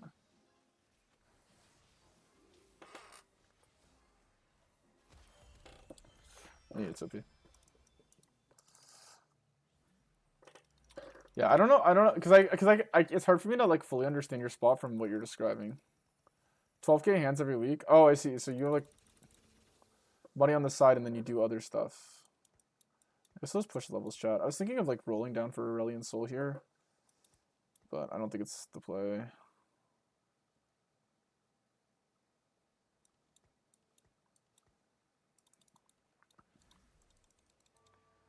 Now less for this reason.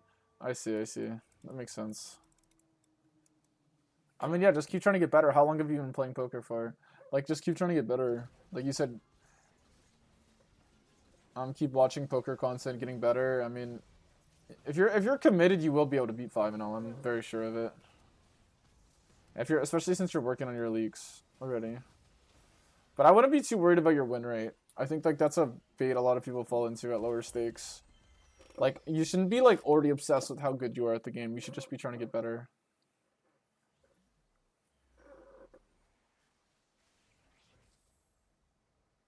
Damn, Lissandra would be crazy. I could build Spark here.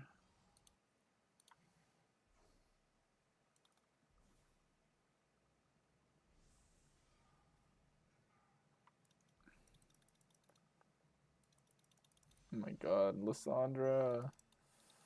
Let's go. I think I'll just run three for now.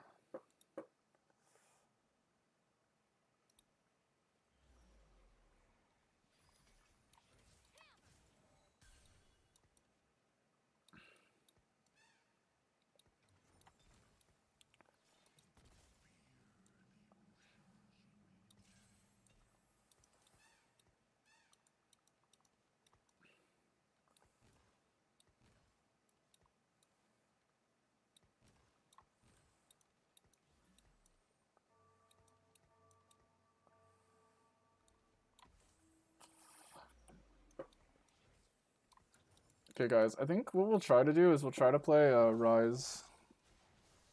We'll try to just go fast 9.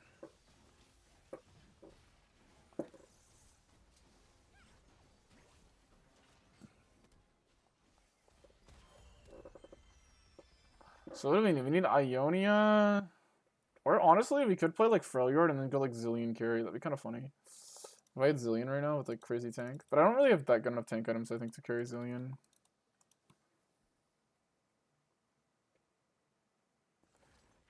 In practice, when do you decide you're going to deviate with an opponent? I don't know what you mean. Like, you mean like... I guess I get what you mean. Let's speed on this.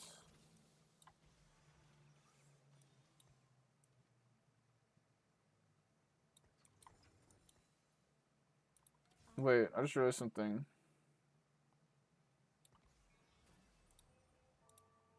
One, two, three. No, wait. Oh, because he's giving me Yordle. He's giving me Yordle. I see. Okay, so I need to drop Nautilus for Targon here. And then we have it.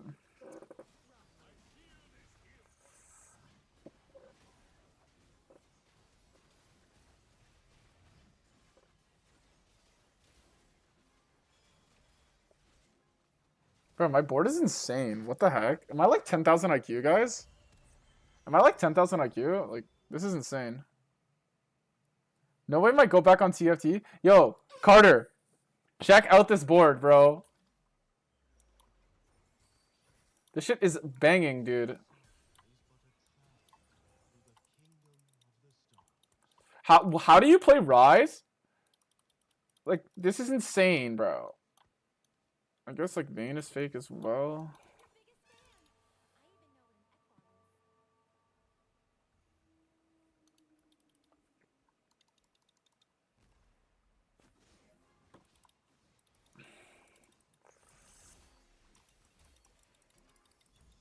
Okay, I kind of want GG, though, I think. I think I want GG. Okay,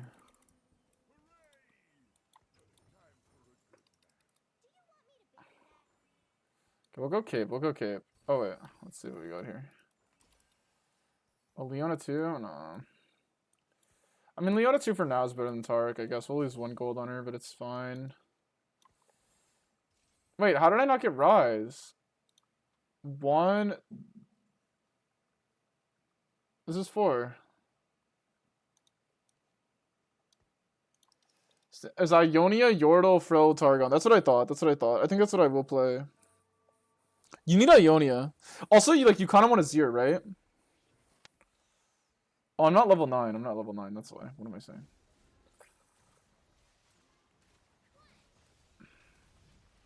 I thought I was 9 for some reason.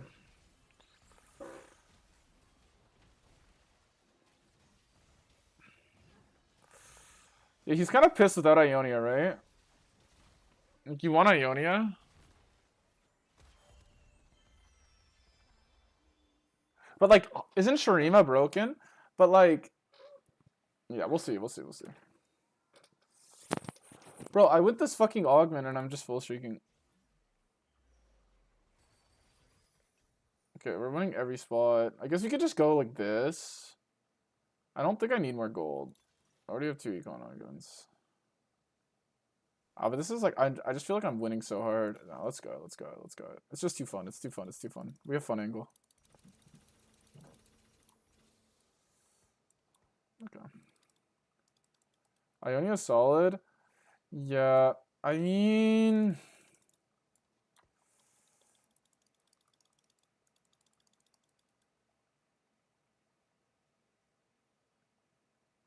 Yeah, you want... So I want to run...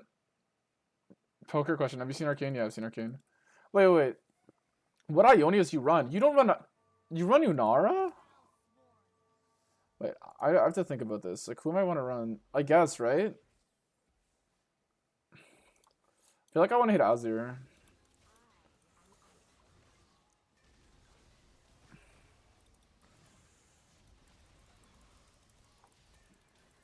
Bro, no one can fuck with this squad, actually. This just is a fast 10 angle, guys.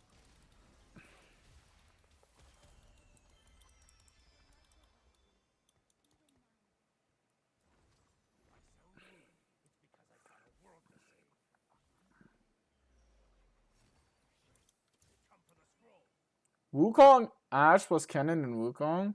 That's how they run it? Oh, that's so cringe. I'm not running it like that. I'll hit Azir. Okay, we'll do this.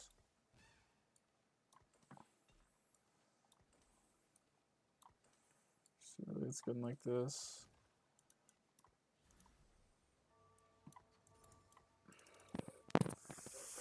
Okay, so what does he have? Oh, he might get stuck. He might get stuck. I'm gonna grief this. I mean, maybe we can lose here because I grief this. No bounce is so pissed. Oh, it does bounce a little, though.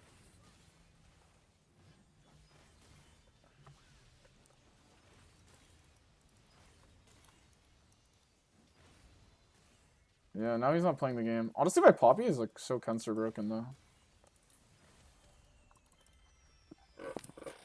Oh my god, intergalactic IQ. Wow, I bet this kid is trash at fantasy football. Shut. You just came last in my league, and I have your pick. Like, take that in. Also, is Kenneth Gainwell not going to score 26 tonight? Like, look what you need to beat me in the redraft, bro. It's actually disgusting. I'd be ashamed if I was you. Did you see that hospital team? Did you, like, pay... Like...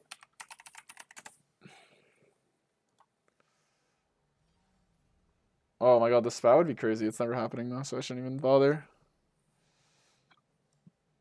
Like, look at this. Torn ACL, broken brain, pulled hamstring. Wait, no way. It's so disgusting. You got Almond Rod. Bro, okay, you can't talk shit. Like, look at me in my main league, bro. Look at me in the main league. Oh, wait, not this. Not this. Almond Rod fucking carried me, bro. I was cheering for him the whole time. I was worried I was going to lose the Jock, bro. I was worried I was going to lose the Jock. I'm not going to lie. I don't think we run this. We'll put this guy here, maybe.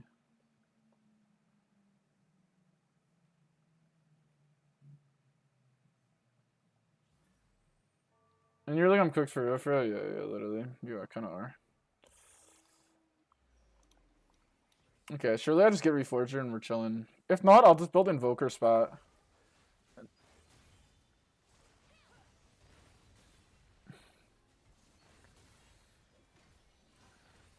Bro, if I had a Zero, bro, this is actually infinite cast Rise.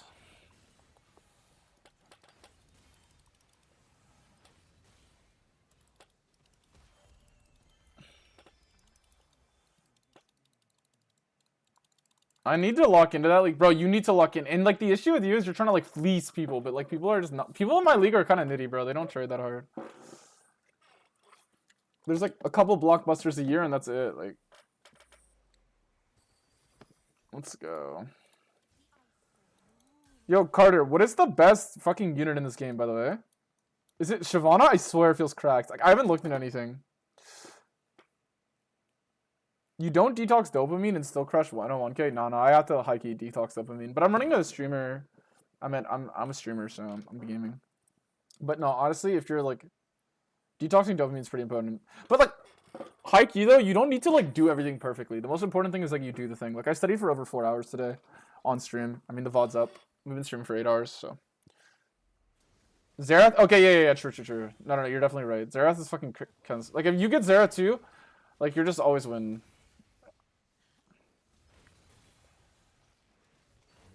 But, like, I mean, like... Yeah, okay, but, like, those champs are, like, obvious, right? Because, like, Xerath is, like, you have to, like, get a Zero and then win, lose, win. I'm talking, like, they're, like, almost 6 costs. Equivalent. Bounce! Ricochet! Oh, he died! Yes! Shiv is very good, though, for free 5 costs. Yeah, exactly, right?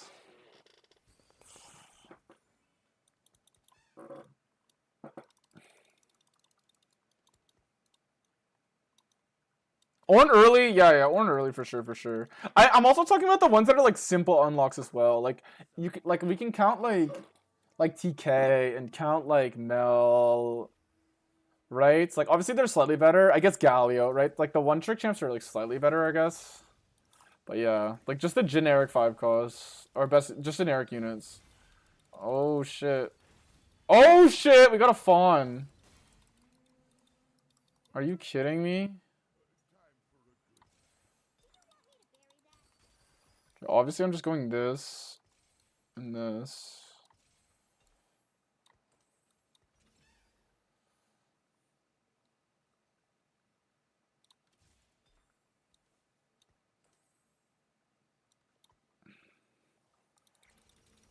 Actually, wait. I forgot I had a thing. Oh, void, perfect. For the pen.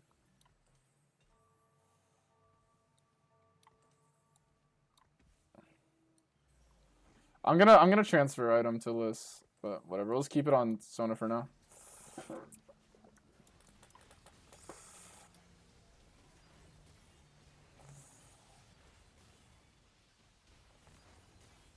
No way. I guess I might run into trouble for not being tanky enough. We'll see.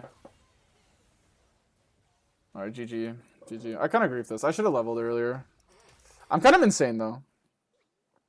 Senna's also Giga? Yeah. Okay. We need Azir. Okay, Cannon's good.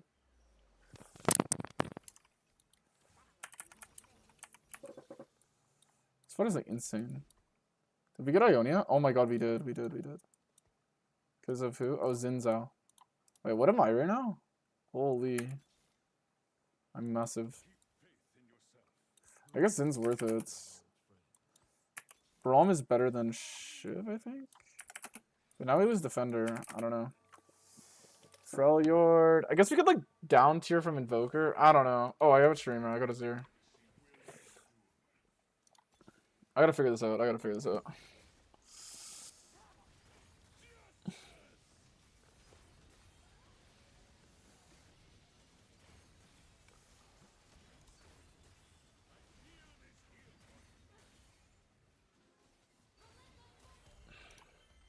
Yo, how cracked is this spot, eh? Surely it's just Rise 3 angle. Surely it's just slow roll Rise 3.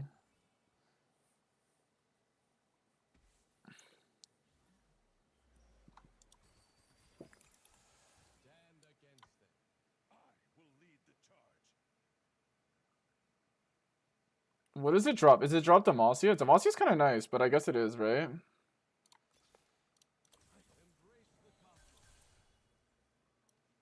Whatever. Let's drop Ionia for. We'll drop this for now.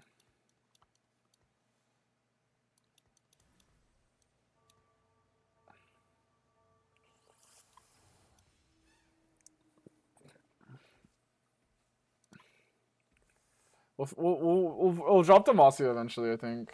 I don't know.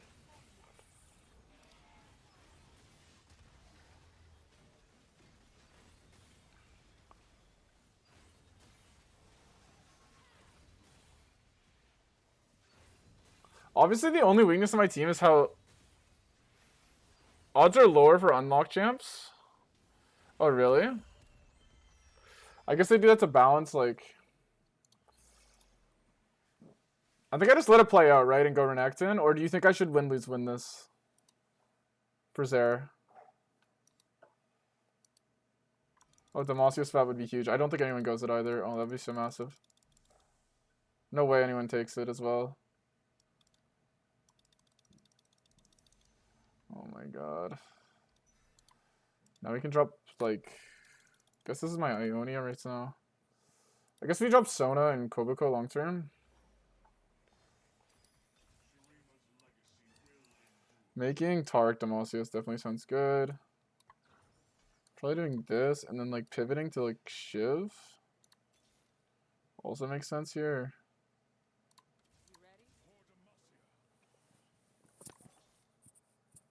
Bro, where's Shiv, bro? Where's Sedge, I mean. Oh, here we go.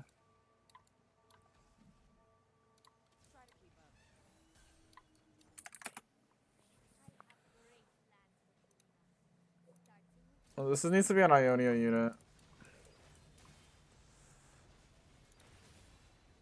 Like Wukong, I guess.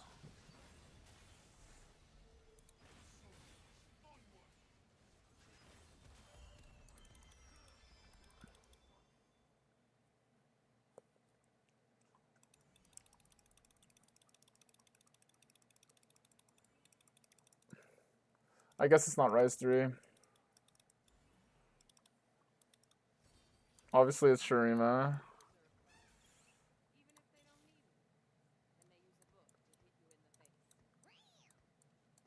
want Ionia though, but how do I get Ionia? I guess it's just. Is there Ionia Invoker? No.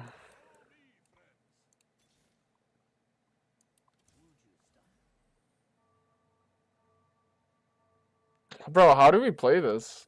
What's the Ionia angle?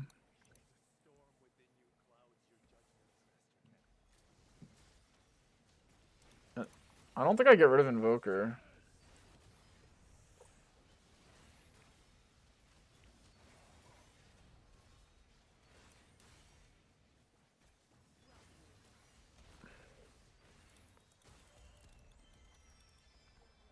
I think Shurima needs Ionia though. Oh, I have 3 Yordle. What am I doing? I could just drop. I'll just drop Kobuko.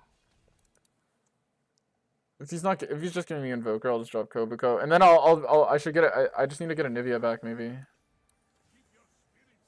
I don't know how I'm gonna do that, but yeah.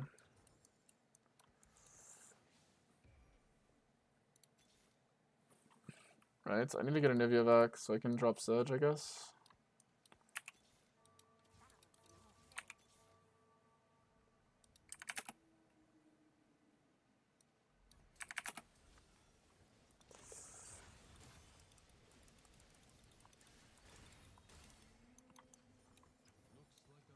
I just need to buy only 5 cost champs and chill. Okay, here I think I just want tank item. Like, I don't think I care about anything. But tank item.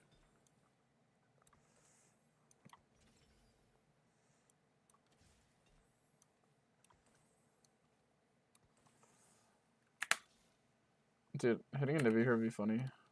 Oh my god, I hit Sona. Did I hit Sona? Nah.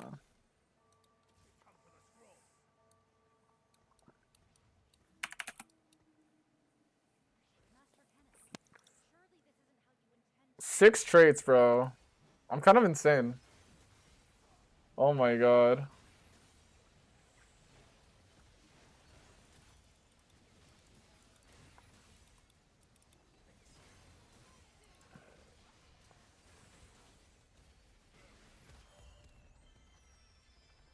Oh my god. GG's, 10,000 IQ, fucking top 1 angle, bro. Okay, guys, I'll run one more fast. I'll run one more fast. Well, you're in a game. What are you, challenger? Bro, why are you diamond 4? Why are you diamond 4?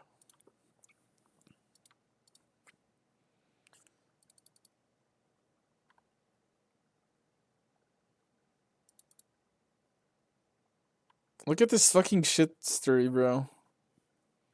Pathetic.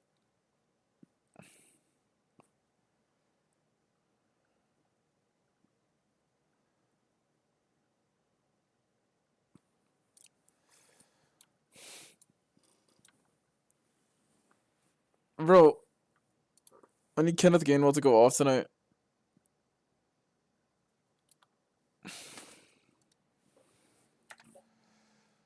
Bro, taking Kenneth Gainwell's gonna go fucking off. And I'm gonna be... Guys, this is the sweat I have tonight.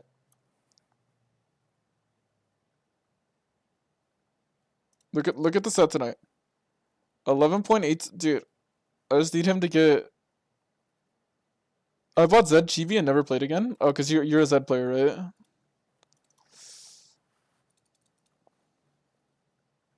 Oh, really? Minus 150? Honestly, the game's fun, bro. Just play.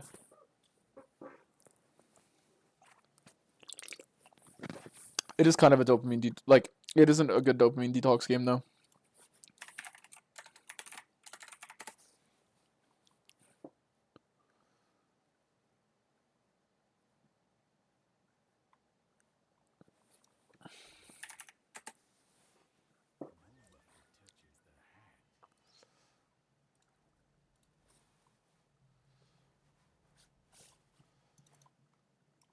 Okay, yo.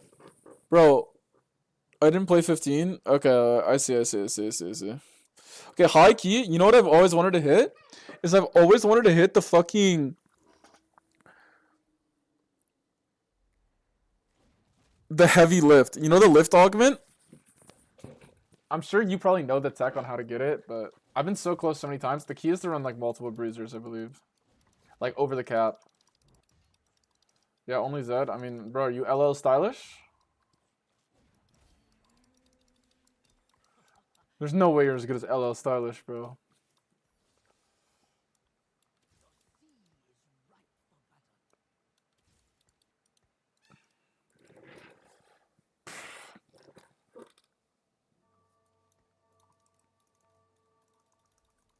I guess, honestly, okay, if it's all gold, the Ishtal augment's also viable, but whatever, I'll just give that if I get that. I want a fun sweat with all gold. I want a fun sweat this game. Hopefully I get something fun. Viega. Bro, I hate Rek'Sai, but I could get GP, so I'll just chill for a sec.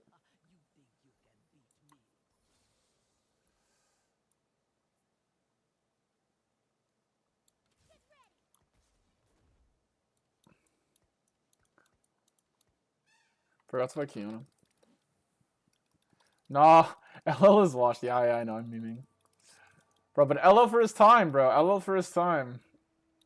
He was pretty peak.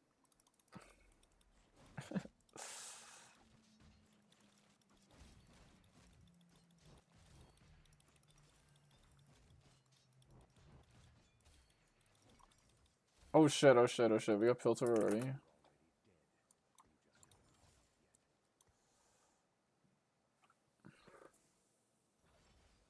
Oh, cooking pot. That's not what I wanted. Hefty rolls. I mean, that's not bad for Yordle.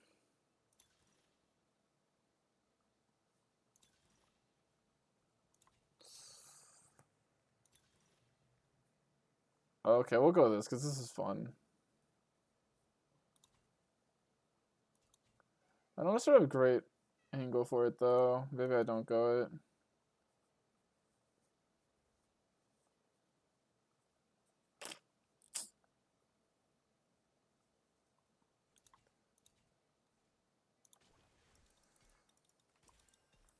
We'll go with this, I guess.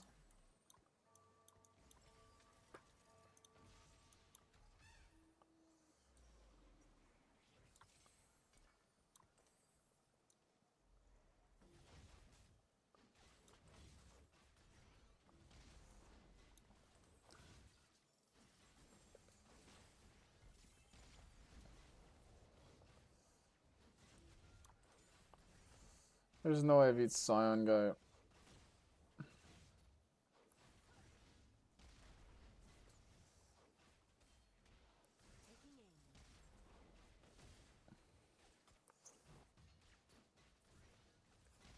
Honestly, maybe I win. Damn, we'll take that. We'll take that. Oh shit. Oh shit, guys. Targon angle. That'd be sick to hit. I definitely have to make gold here.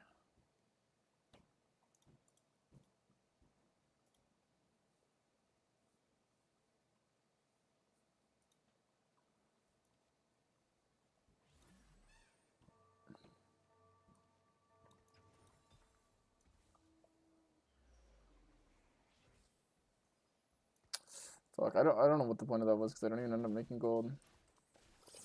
Fuck, I kind of want to force Targon. Is it just me or is Targon like giga pissed? They like nerfed into Oblivion. I guess like now the builds to go like attack speed Diana or something.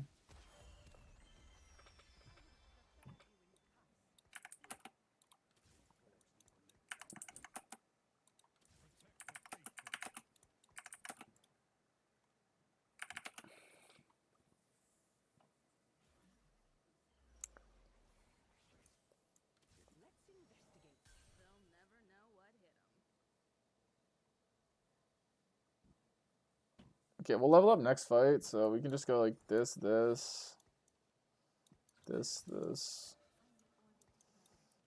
we'll slam this.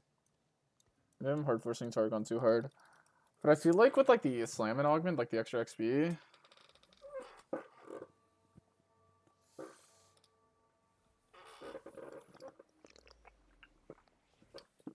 Just the other win streaker. I feel like I'm in a good spot. Vi is just kind of an OP champ.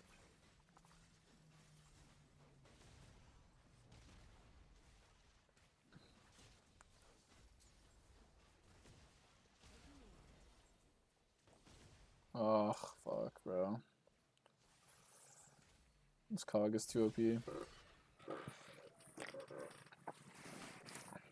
Does that make me third or something? I'll take it.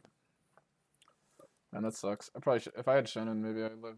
Shannon's definitely OP. If I had just went Shen over Vi or something, that probably would have been the difference maker. Don't think my Piltover trap's doing all that much. Okay, I have to slam whatever I get here. I think Warmog's item is probably best. Warmog's is probably best. I feel like you can run that on every champ.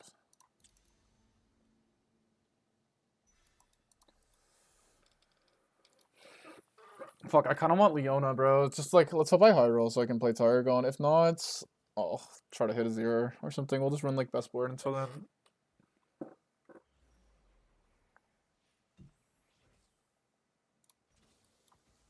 I know we lost, I'll still level though.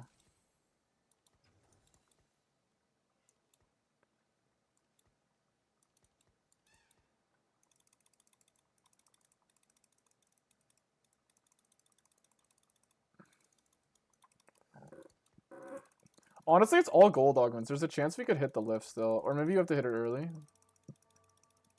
I mean, it's already cooked. We don't have Scion stacking, I guess.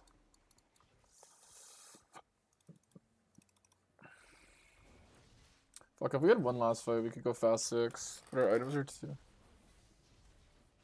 I don't think we'll lose much now. Probably went the wrong Piltover. We went like the late game Piltover.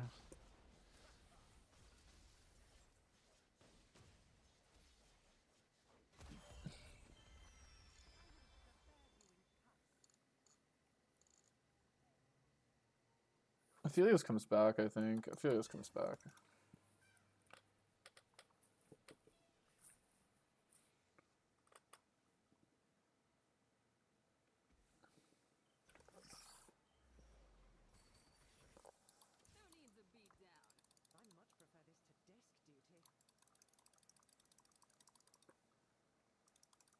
Okay, after Krugs, it's after player combat or after any combat? Each player. Okay. So after Krugs, we'll go 6. And then we'll see. If we can hit Asol before Raptors, we'll play him. But...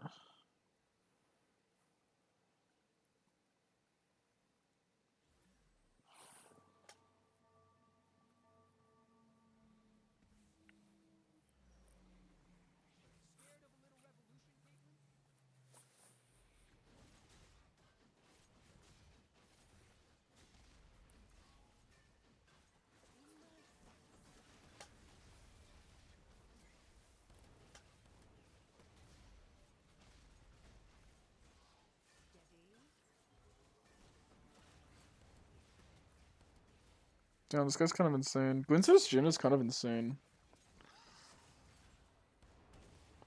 Jesus, bro.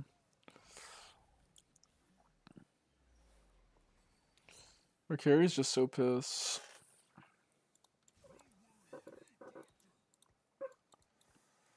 Bro, I would love to hit the lift. But I don't have Scion. But even then, it gives you a Scion. But I already grieved because I'm not going bilge. Yeah, you have to hit it at the start. Okay, we'll see. We'll see what we hit this game. So if we can hit like early Azure or early Zillion, just commit to it.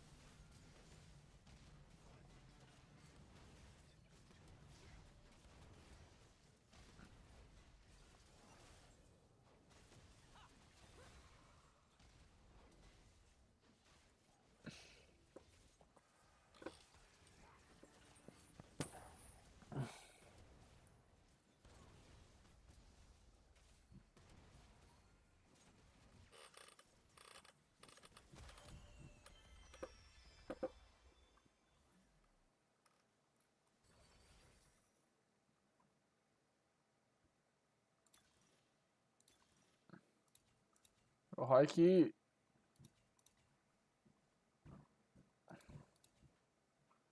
Let's go with this for the high roll, because our spot's kind of cooked.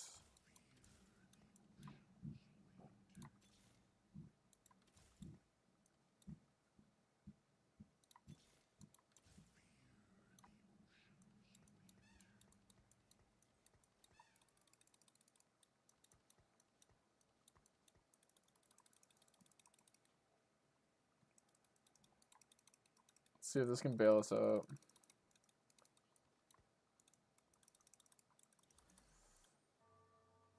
I'll try to get...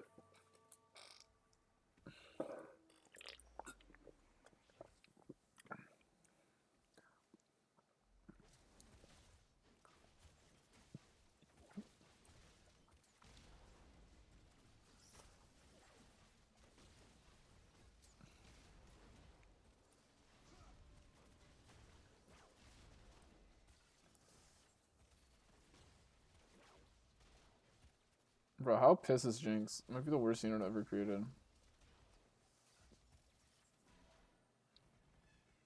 Or maybe Caitlyn won. Like, what the fuck is this? Okay, I got Leona and Zoe. Let's roll.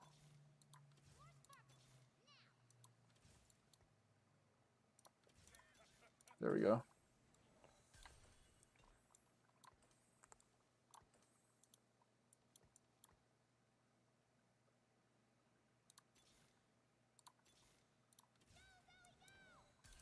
But I see Target Carousel.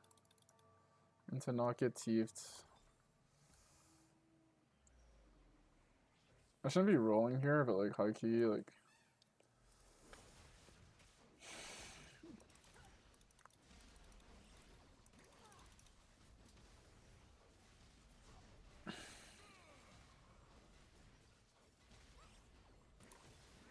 Like I'm rolling for a 4 cost, like I'm more on with 5% chance to see one.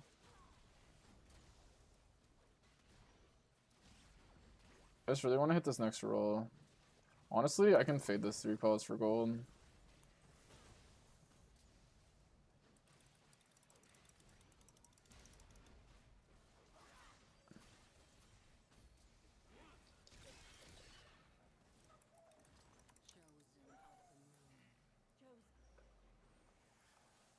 Oh my god, please don't teef. Please don't teef me.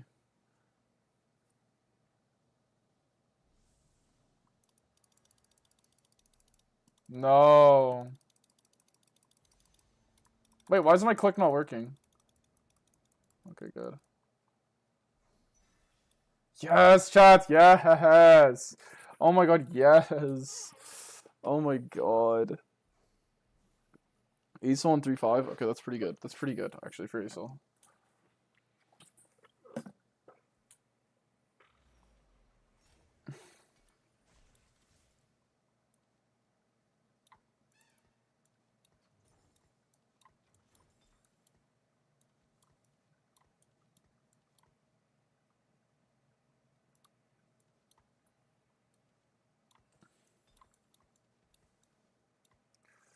Okay, we gotta do this, and then Shojin.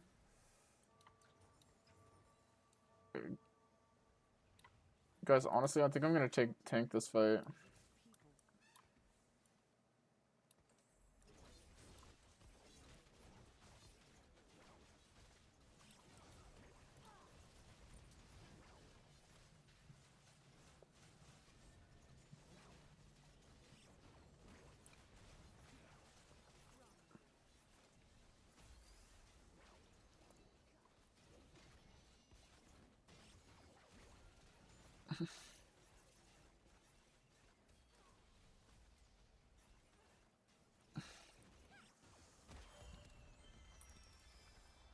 Let's go.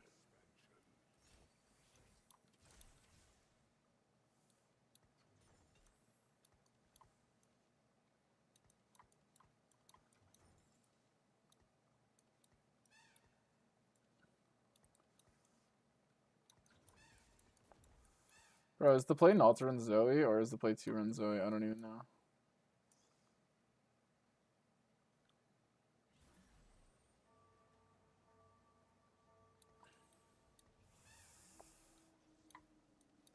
3 cost? I don't even think there's a 3 cost to roll for. I just want Invokers, right? And Freljord, maybe? Like just a tanky ass team.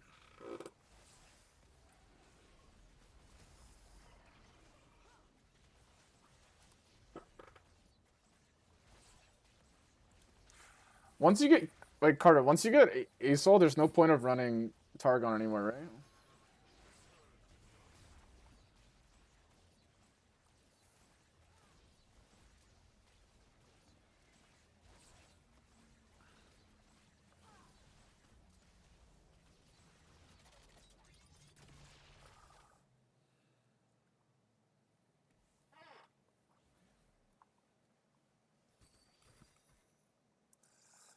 That's hilarious. Yeah, let's push levels to be strong. I think we go attack speed Diana. And we need Invokers and Freljord units. Go Kobuko.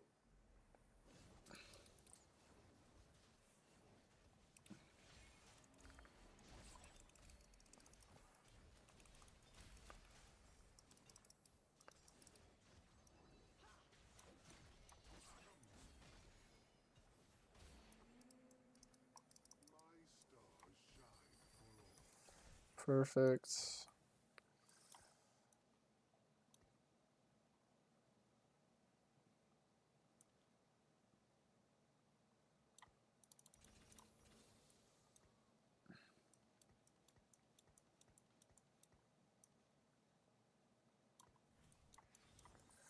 Maybe booster star level matters. Okay, obviously we're gonna go double Warmogs and then we'll go like this.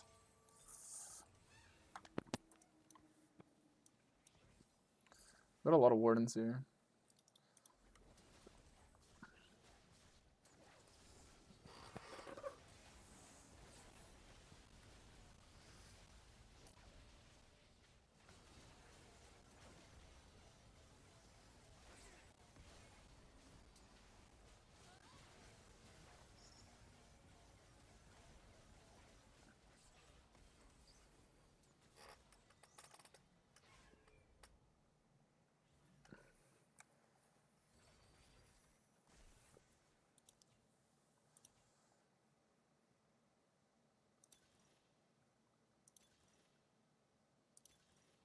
Colors are good. I think it's this though for being tanky. Freljord's definitely good.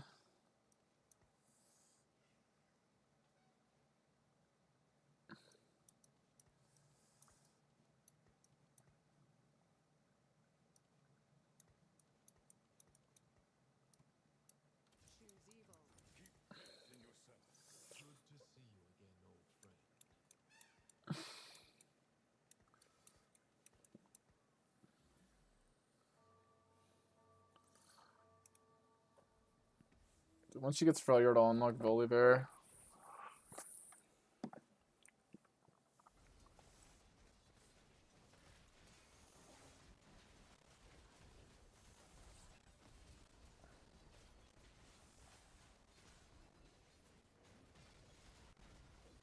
I'm gonna save money though, because you need ASOL 2 to win with this comp.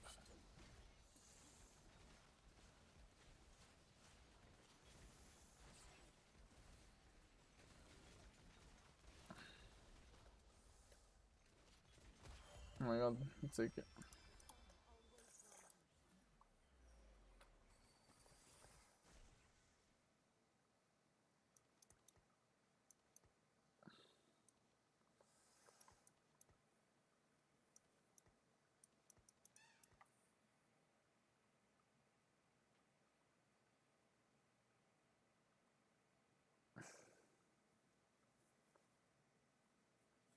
Kobuko plus Wukong is okay.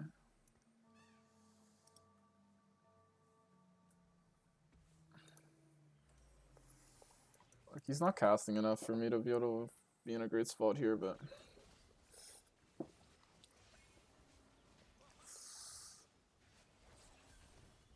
he's getting quite a lot stronger though for us to start winning, especially with Diana too.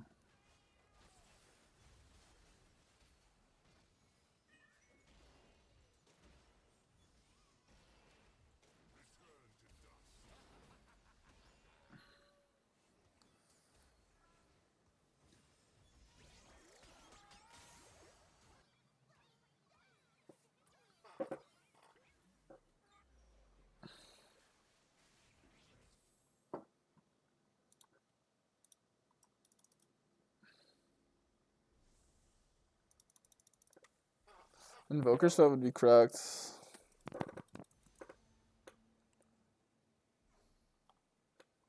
Alright, if we get a tier, we can go Invoker's Foot.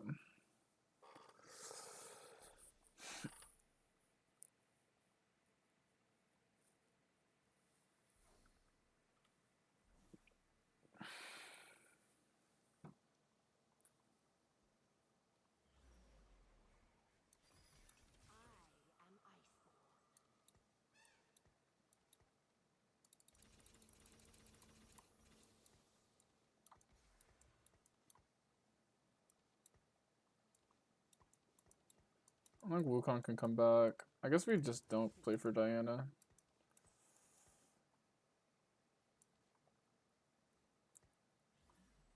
Honestly, let's roll Anivia over TF.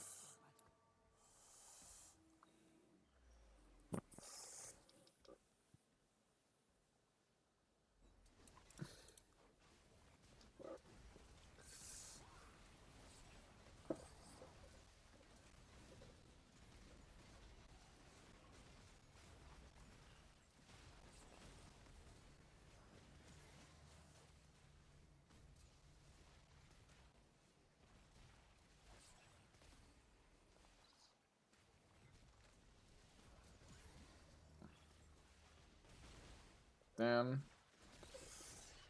Close, close.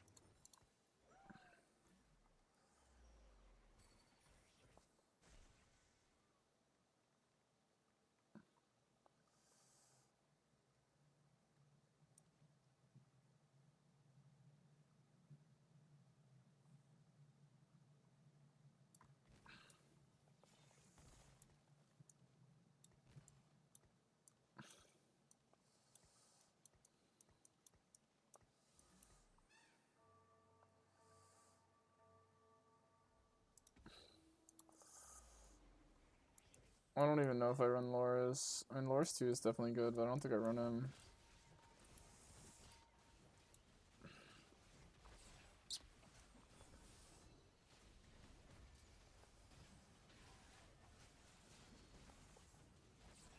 Should have been running Wukong, honestly.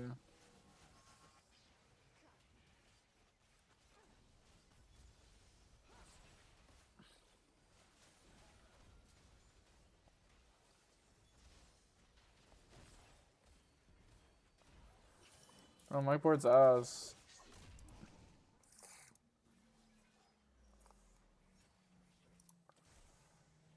Okay, it looks a lot better now. When you get Tark 2, it's definitely better.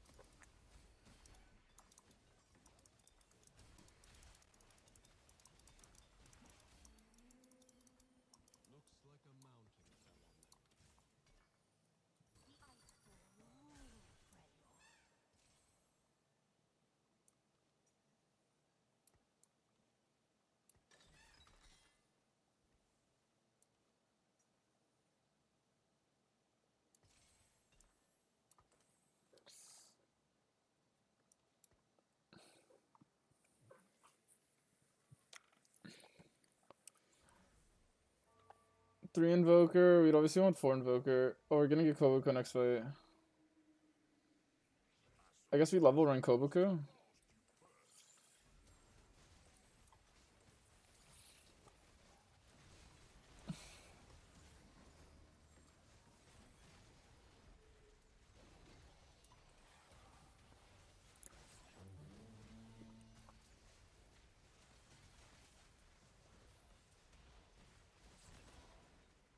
Damn. I'm in trouble here. This is sad because I feel like we're like starting to really get there, but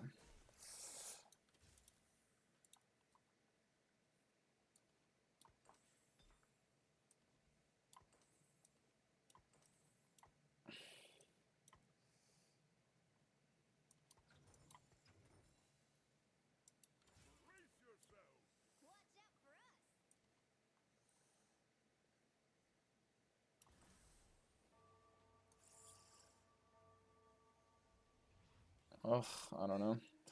Maybe it's sell this. I feel like we need Diana's damage for this next fight. It's Zill 2, but it's Yunara 1.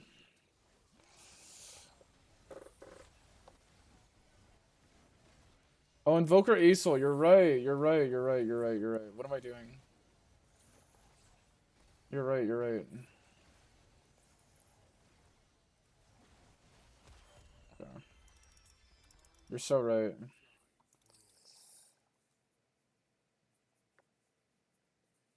Yeah, I don't know why I didn't think. I don't know why I'm not running Invoker Aesol. Yeah. It'll matter more that it's. No. It's obviously unfortunate, but.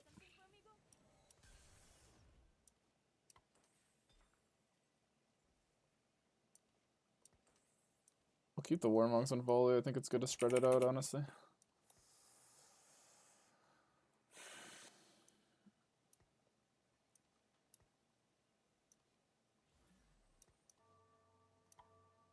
No, I'll keep her here.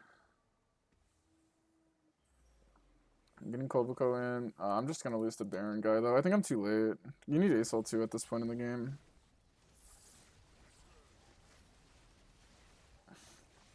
I just don't have enough Stardust, I think, to be able to win this with just an Aesol carry.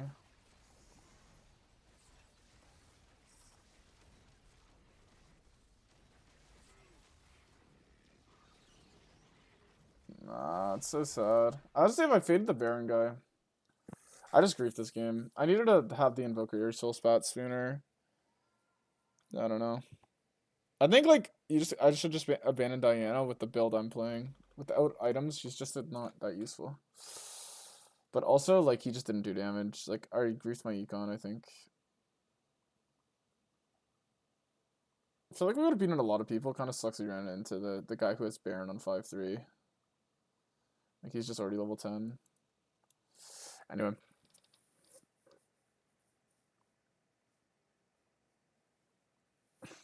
Anyways, boys, I'm gonna end stream. Go watch the game. Thank you guys for chilling out with me today. I'll be live tomorrow.